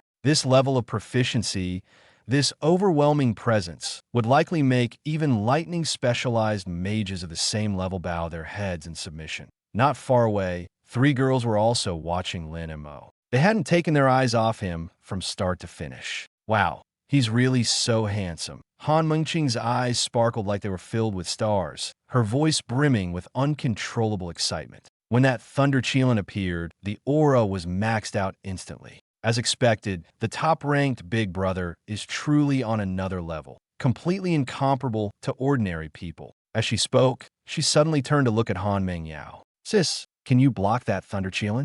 Han Mengyao was stunned for a moment, as if she hadn't expected her sister to ask so directly. She raised her hand and pointed at herself. "Me? Are you talking about me?" She looked at Han Mengqing, her expression suddenly becoming very subtle. "Are you trying to turn me into ashes on the spot so you can inherit my Huabei?" Han Mengqing immediately shrank her neck and didn't dare to respond. Beside her, Chu Lingxian also spoke softly, her voice even weaker than usual. "There's no way to block it. Absolutely no way." Thinking of that earlier strike, her face turned a little pale. Even if I activate Holy Light Barrier in the face of that kind of power, it would probably be no different from paper. Hearing this, Han Mengqing couldn't help but take a sharp breath. After all, Chu Lingxian was a Dawn Arbiter, an SSS-class light-based profession, renowned for its defensive capabilities and even considered by many to be the hardest to break through among peers. But now, even she said she was like paper. What did that imply? It meant that Lin Mo's earlier strike had already completely surpassed the realm of what could be understood by professionals of the same level. Too insane, really too insane. Han Mengqing couldn't help but shake her head repeatedly. Suddenly, as if she had thought of something, she raised her hand and began to count seriously. First, the basic fireball, then the spiral dragon shot, followed by the fire pillar, fire tornado, flaming wings. She counted as she spoke, growing more and more shocked with each skill. And then there was quicksand, the electric net, and that giant Qilin. By the time she finished counting, her eyes were wide open.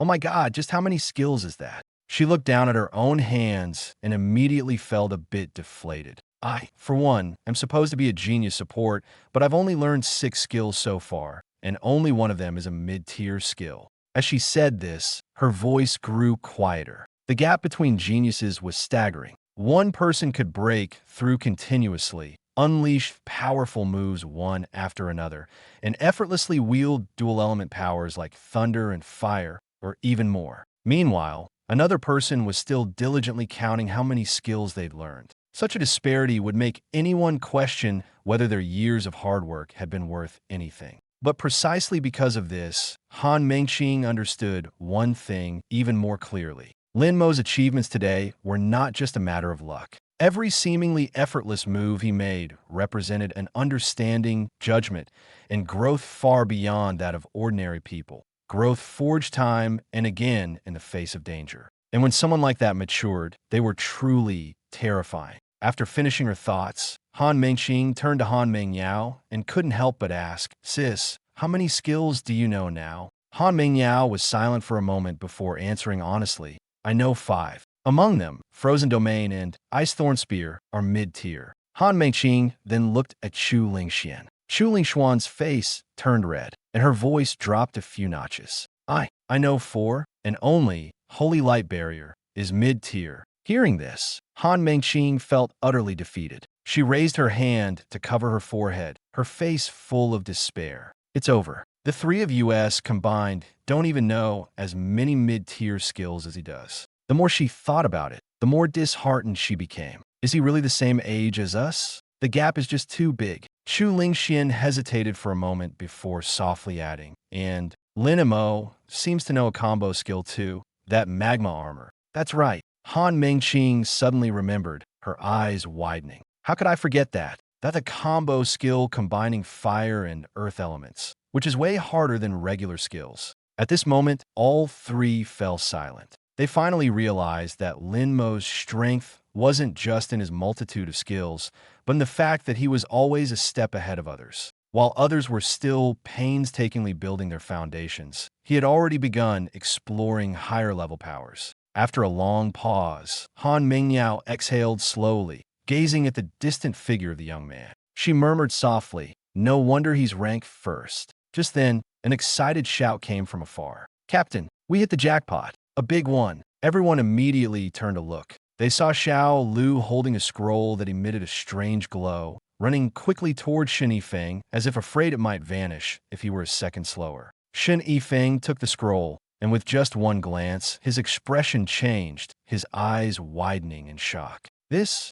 is actually this? Such incredible luck to have it drop. Lin Mo also looked over and instantly recognized it as a dungeon scroll. But why would a dungeon scroll excite Shen Yifeng so much? Lin Mo couldn't help but ask, "Captain Shun, isn't this just a dungeon scroll?" Shen Yifeng took a deep breath, forcibly suppressing his emotions, and looked at Lin Mo seriously. "Lin Mo, this is no ordinary dungeon scroll. This is the Thunderfire Temple scroll." Temple. Lin Mo was slightly taken aback. Shen Yifeng nodded and explained clearly, "The Temple series dungeon scrolls are very special. The items that drop from them are often key materials for comprehending combination skills." Combination skills? Lin Mo's heart stirred at these words. He was well aware of how difficult combination skills were. Previously, he had only managed to comprehend lava battle armor by sheer luck after encountering a special drop in the wild. But the chance of directly obtaining materials for combination skills was almost negligible.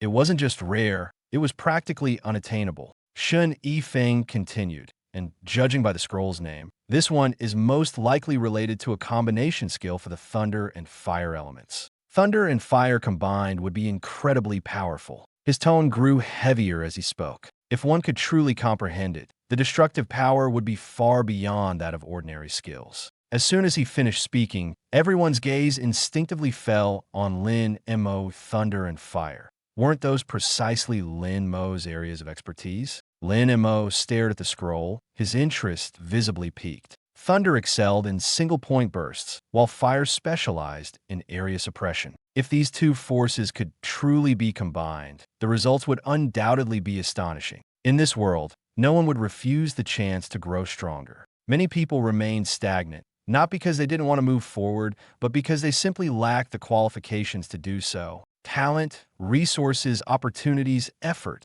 none could be missing. Some people gave their all and could only awaken an ordinary profession. Others struggled their entire lives, only to remain stuck with basic skills. Lin Mo exhaled softly, his mind already made up. Fortunately, he had the means and the confidence. Whatever he wanted, at least he had a chance to fight for it. He looked at Shen Yifeng and asked, "Captain Shun, how does your guard team usually handle items like this?" Shen Yifeng was momentarily stunned, then burst into laughter. According to the rules, any extra drops obtained during field escort missions are generally handled at the discretion of the guard team. Hearing this, Lin Mo felt a wave of relief. If that was the case, things would be simple. As long as he could secure it, the price was negotiable. "Captain Shun, name your price. I'll buy it," Lin Mo said directly, without beating around the bush. But Shen Yifeng shook his head and even handed the scroll directly to Lin Mo, his tone both solemn and sincere.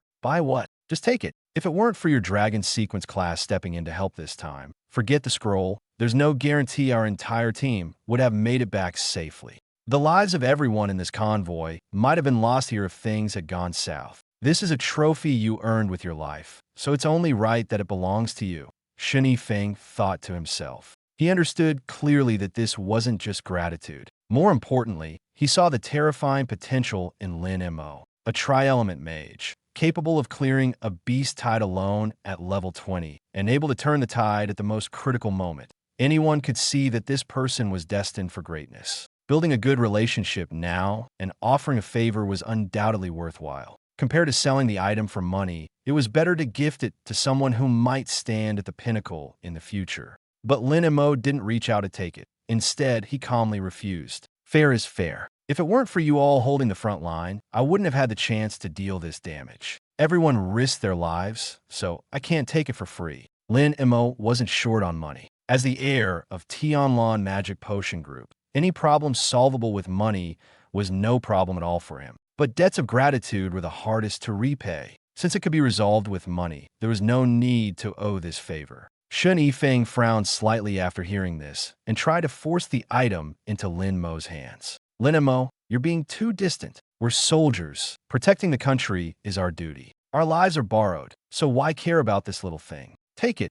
Lin Mo stepped back half a step, his tone still serious. Captain Shun, if you really don't accept the money, I won't feel comfortable taking this item. The brothers all have families to support, and many were injured in this battle. The medical expenses and settlement fees, none of these come cheap. If I take it for free, how will everyone manage when they go back? Live on air? Enough, don't push it anymore. If you keep refusing, I won't take the scroll. Looking at Lin Mo's resolute gaze, Shen Yifeng suddenly felt a surge of warmth. This young man wasn't just capable, he was also measured in his actions. Strong but not arrogant, wealthy but not overbearing. Anyone who interacted with him would feel at ease. After a few seconds of silence, Shen Yifeng finally let out a bitter laugh. All right, since you insist, we'll follow the usual rules, open bidding. The final amount will be split among everyone. Lin Montauk nodded decisively. All right, I'll start the bidding at 30 million Dragon Nation currency.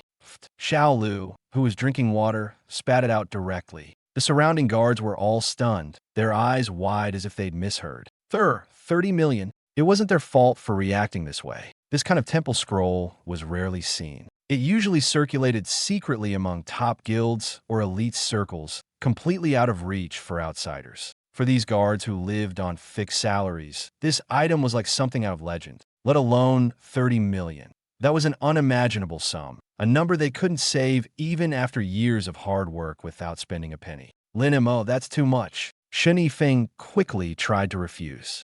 It's not too much. Lin Mo waved his hand. This scroll is priceless. If it were auctioned, 30 million might not even be enough. Besides, this is also to calm everyone's nerves. After risking their lives, they can't go back empty-handed. After speaking, he turned to Han Mingyao and the others, smiling as he asked, according to the rules, does anyone want to bid higher? Han Mingyao rolled her eyes and put away her spear. I'm an ice mage. A lightning fire scroll? I'd rather burn it as paper money. Han Mengqing shrugged. I'm a support mage. It has nothing to do with me. Chu Lingxian also shook her head. I'm a light knight. I don't need it. Lin Mo then looked at the other guards, his tone relaxed. Anyone else? Feel free to bid higher. Everyone looked at each other, but no one spoke. Bid higher? What a joke. Starting at 30 million. Who could match that? Who even had that much cash on hand? Seeing no one respond, Shen Yifeng made the decision. All right, no one is bidding higher. The scroll goes to Lin Mo. Lin Mo didn't hesitate and directly stored the scroll in his panel backpack. Then he asked Shen Yifeng for a bank account number and transferred the money on the spot. Within half a minute, Shen Yifeng's phone vibrated. He glanced down, and the notification showed a long string of zeros, causing his hand to tremble slightly. Well then, thank you, young Master Lin. Shen Yifeng didn't bother with pleasantries and solemnly gave a military salute. The team members behind him also saluted in unison. Each of them looked at Lin Mo with eyes filled with gratitude and a touch of awe. This was true leadership, strength, combined with responsibility. Lin Mo had just hung up the phone, still holding in his hand, when the gazes around him had already changed. Earlier, they looked at him with admiration. Now there was an indescribable shock mixed in. 30 million, handed over without a blink. And on the other end of the call, his mother casually mentioned transferring another 50 million. This wasn't just ordinary wealth. This was the kind of person standing at the very top, treating spending money as if it were the most mundane task. Lin Mo himself didn't think much of it. To him, money was just a tool as long as it was enough. If it could save lives, then paying a higher price was worth it. Besides, the scroll wasn't just an ordinary trophy. It was a critical resource that directly impacted strength. In situations like this, being stingy would be downright foolish. "Rich guy, take me with you." Han Mengqing was the first to approach, her eyes practically sparkling. "I won't take it for free. I can cheer you on and boost morale from the sidelines." Lin Mo glanced at her and replied irritably, "Make sure you can stand properly first." Han Mengqing immediately put on a hurt expression, clutching her chest and stepping back half a step, muttering under her breath, "The world of the rich is indeed cold and heartless." Beside her, Han Mengyao and Chu Lingxian couldn't help but laugh. But as they laughed, their hearts grew heavier. The more they witnessed Lin Mo's background firsthand, the clearer one thing became. His strength wasn't just about his abilities. The confidence he exuded, the calmness in the face of challenges, and his decisive actions. That was the truly terrifying part. If someone is capable, it can be attributed to talent. But if they are both capable and have a solid foundation, and are willing to fight for the best resources for their companions, then they are on an entirely different level. Such a person is someone no one would want to offend, let alone underestimate. At that moment, a low rumbling sound suddenly came from the sky. The noise grew louder, like an invisible mountain pressing down. Everyone looked up simultaneously.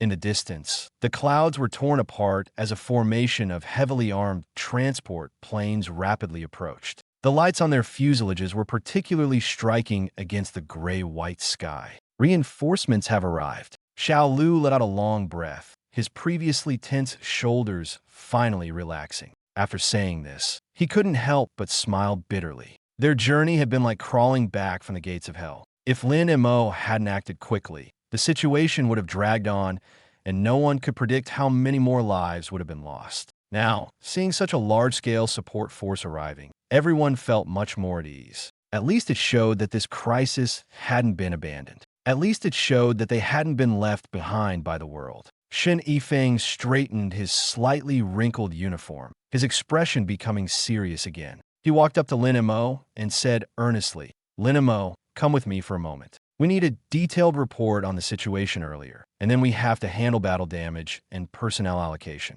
Lin Mo nodded. He knew the real trouble wasn't over yet. Defeating the monsters didn't mean the matter was resolved. Confirming losses, managing aftermath, counting casualties, and planning the next steps. All of these had to be handled step by step. And these tasks were the most exhausting part of reality. Just as he was about to take a step, familiar yet faint voices suddenly echoed in his mind. Fireball spell, weakly, hungry, I'm so hungry. Earth shield spell, pitifully master. I'm hungry too, need food. Lin Mo froze mid-step, his mouth twitching slightly. He lowered his head and glanced at his palm, and suddenly understood. The continuous outburst just now had consumed too much magic, to the point where even his skills were complaining of hunger. This feeling was absurd, yet undeniably real. Lin Mo took a deep breath, suppressing the fatigue in his heart. He knew that the real danger wasn't just the current beast tied in front of him. It was the fact that after every seemingly resolved crisis, an even greater one could come at any time,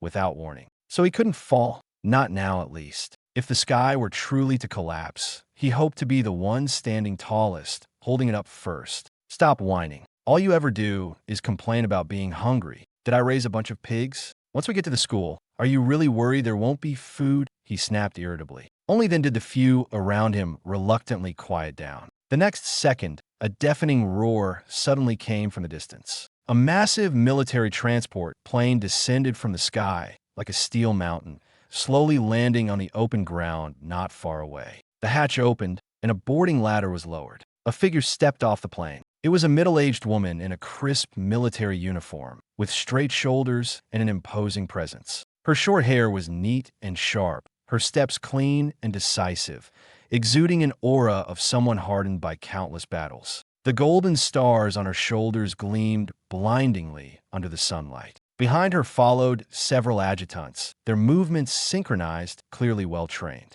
Seeing this scene, Shen Yifeng froze for a moment. Wasn't that Zhao Yu, the commander of the Moda military forces? Although the situation was urgent, it shouldn't have been enough to warrant her personal arrival, unless she truly regarded the incident on this train as a matter of great importance. At that moment, Han Mengqing nudged her sister beside her and whispered, "Your mom's here." Han Mingyao's expression remained unchanged, not even a flicker in her eyes. "I can see that." Lin Mo overheard the sisters' exchange and raised an eyebrow slightly. So they were Zhao Yu's daughters. No wonder these two had exuded a different kind of confidence from the start. It seemed their family background was far from ordinary. Shen Yifeng quickly straightened his clothes and led Lin Mo and the others to greet her at a brisk pace. "Good day, Commander." Although he didn't report directly to Zhao Yu, he couldn't afford to neglect formalities when facing someone of her rank. Zhao Yu raised her hand in a standard military salute, her gaze immediately falling on her two daughters.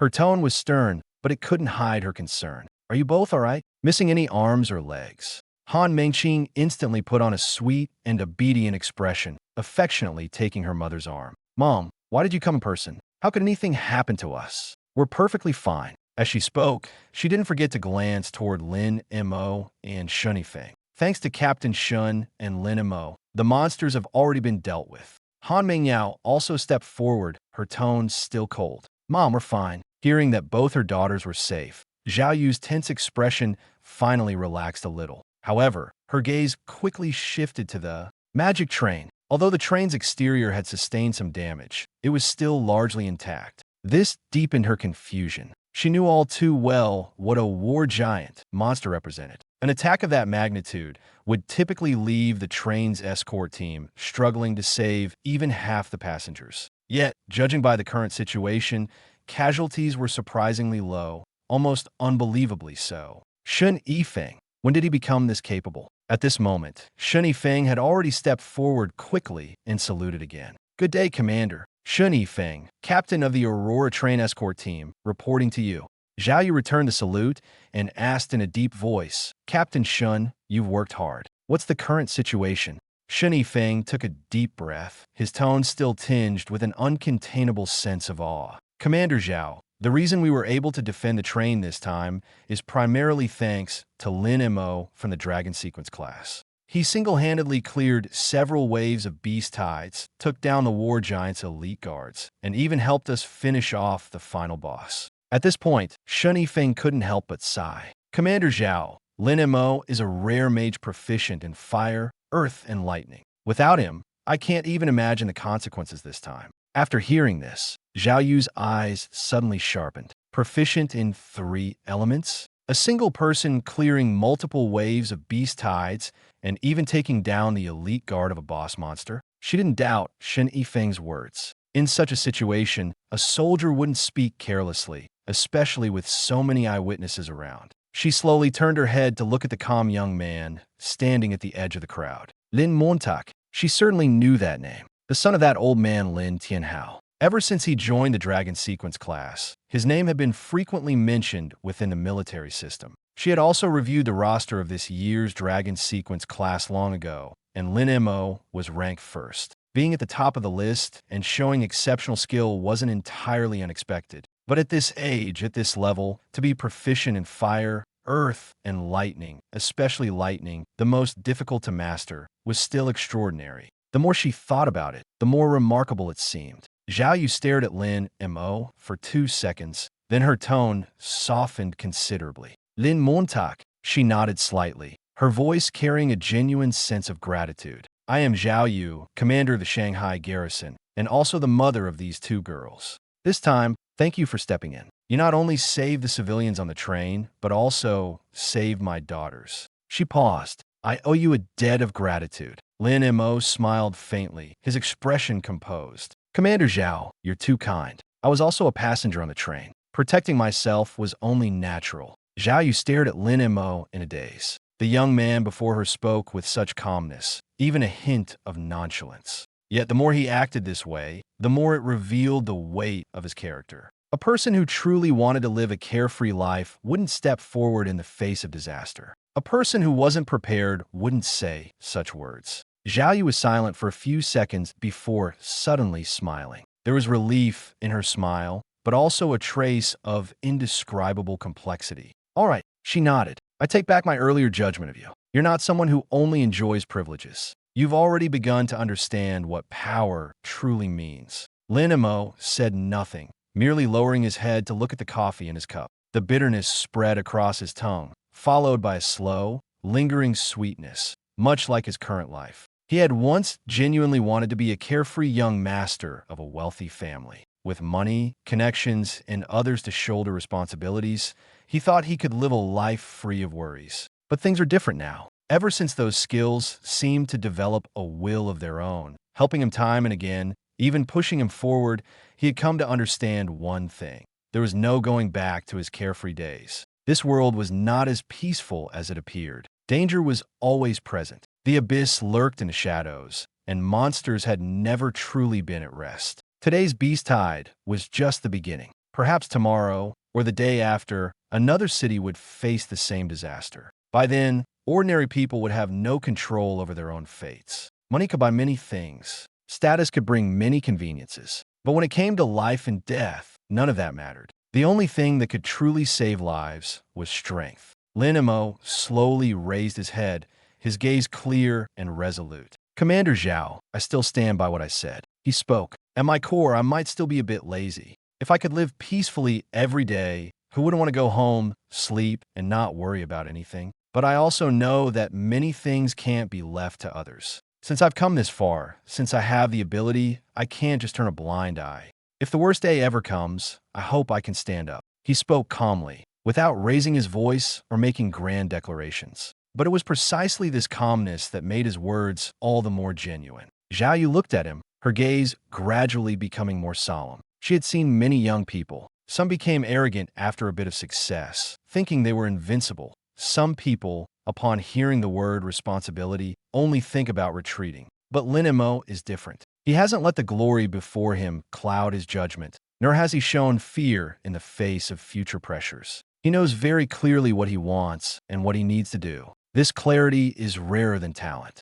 Zhao Yu suddenly felt that coming here in person today was well worth it. Looking at Lin Mo, his tone became a few degrees steadier than before. The fact that you think this way shows that you've already taken the most important step, he said. Joining the Dragon Sequence class isn't just about resources and status. You'll see more in the future, and you'll bear more as well. That place isn't an ordinary school. It's a place reserved for those who are truly ready. Lin Montauk nodded. He understood. From the moment he set foot on this path, many things were destined not to be easy. But he didn't regret it, because he knew very well that only by being strong enough could he protect the people he wanted to protect. Only by standing high enough could he avoid being easily crushed when the storm came. Outside the window, the sea of clouds surged, and sunlight pierced through layers of white mist, streaming into the cabin. At that moment, the young man sat quietly, as if contemplating the future, or perhaps making a new resolution.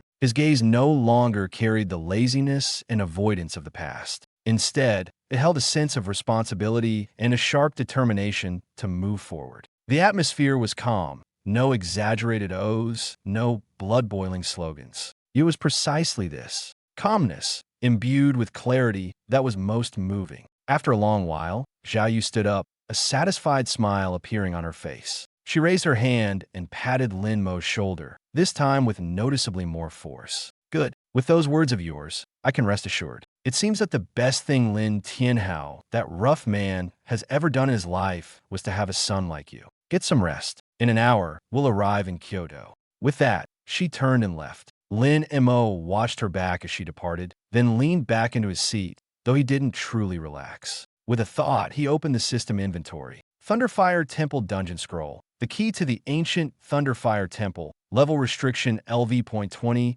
LV.25, a dual-element Thunderfire combo technique. That wasn't an ordinary skill, but a true trump card capable of deciding victory or defeat. He knew very well that what he needed most right now wasn't to rush into the spotlight, but to quickly push his strength to the next level. First, report to the school and secure his position. Then find an opportunity to visit the dungeon. That place was where he truly belonged on the battlefield. At 10,000 meters above the ground, the plane flew steadily. Lin Mo ate his military-issued afternoon tea while gradually relaxing. Fireball Spell complained disdainfully. What kind of junk is this? Not a trace of fire element. Earth Shield Spell grumbled as well. Master, I want to eat dirt. The mountain we just passed looked delicious. Lin Mo rolled his eyes. We're on a plane 20,000 meters in the air. Where am I supposed to find food for you? Once we get to the school, you'll have plenty to eat. And Little Earth, what did you just say? I'm a normal human being. Eating dirt?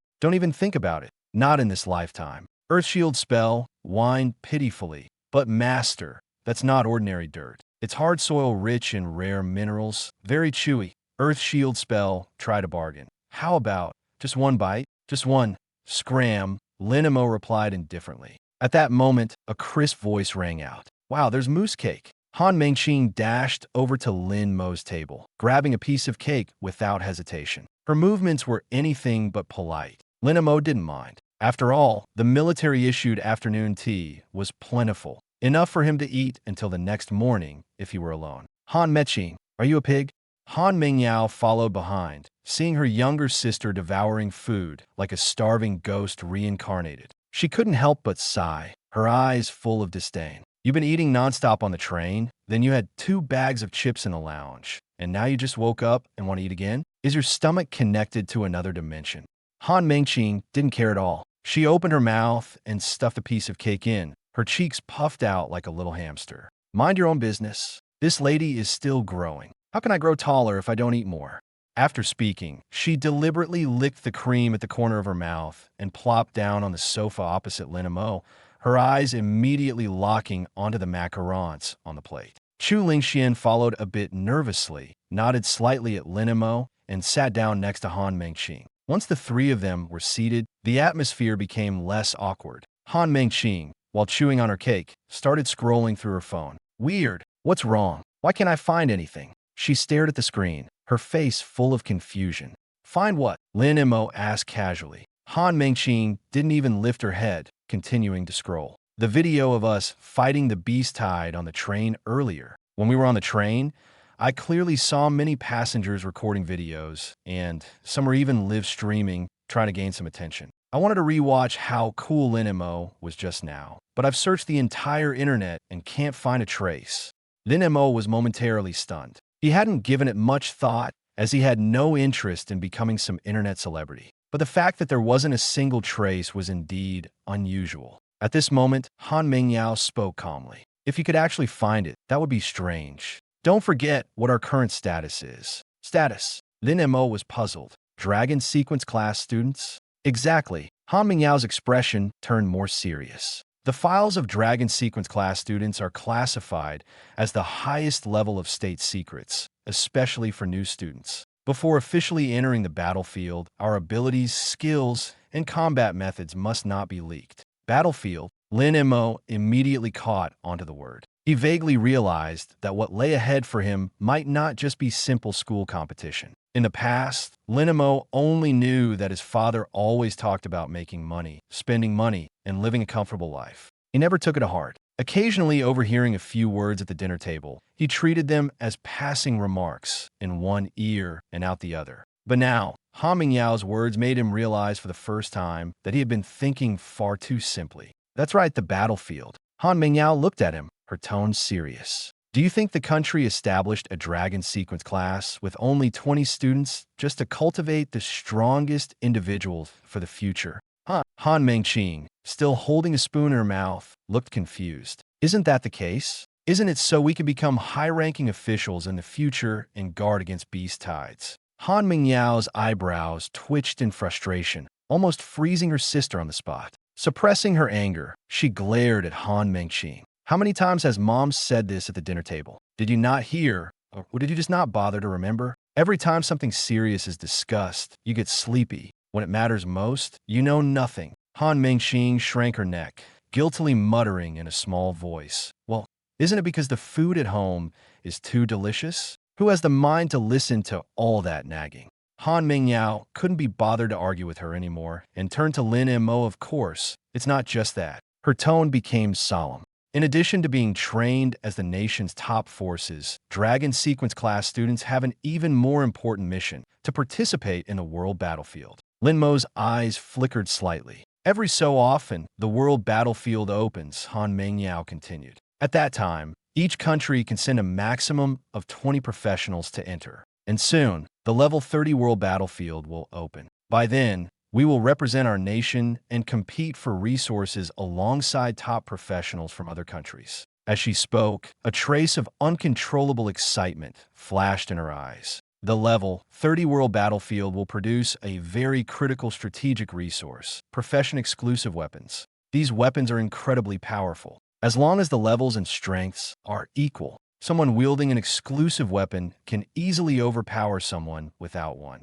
After hearing this, Lin Mo finally understood. No wonder the news about the new students in the Dragon Sequence class was so tightly sealed. No wonder the country had gone to such lengths to delete videos and suppress information. It turned out they were afraid other countries would learn about their skills and trump cards in advance, putting them at a disadvantage on the battlefield. It also explained why the country established the Dragon Sequence class. Simply put, it was to gather the nation's top new talents and send them to the battlefield to seize resources and exclusive weapons. As Lin Mo thought about this, he frowned and voiced the question in his heart. But aren't the monsters a common enemy of all humanity? He asked. Since everyone is facing the same threat, why not cooperate, distribute the exclusive weapons fairly, and fight the monsters together? Why compete against each other on the battlefield? Isn't this just internal strife? Han Mengqing nodded repeatedly. Exactly, she immediately chimed in. It's like playing cards. Everyone should focus on defeating the landlord first. The farmers should obviously unite. Why would they throw bombs at each other? Han Mingyao sighed and shook her head. Your analogy is quite cute, she said, looking at her sister. But what if, in this game, the winner takes all, and the losers not only lose everything but can't even keep their lives? Would you still trust the person sitting across from you to watch your back? Han Mengqing froze, the light-hearted expression on her face vanishing instantly. Han Mingyao turned to Lin Mo, her voice slowing down. You're not wrong. It is indeed internal strife. But such matters are never resolved by reason. They are dictated by human nature.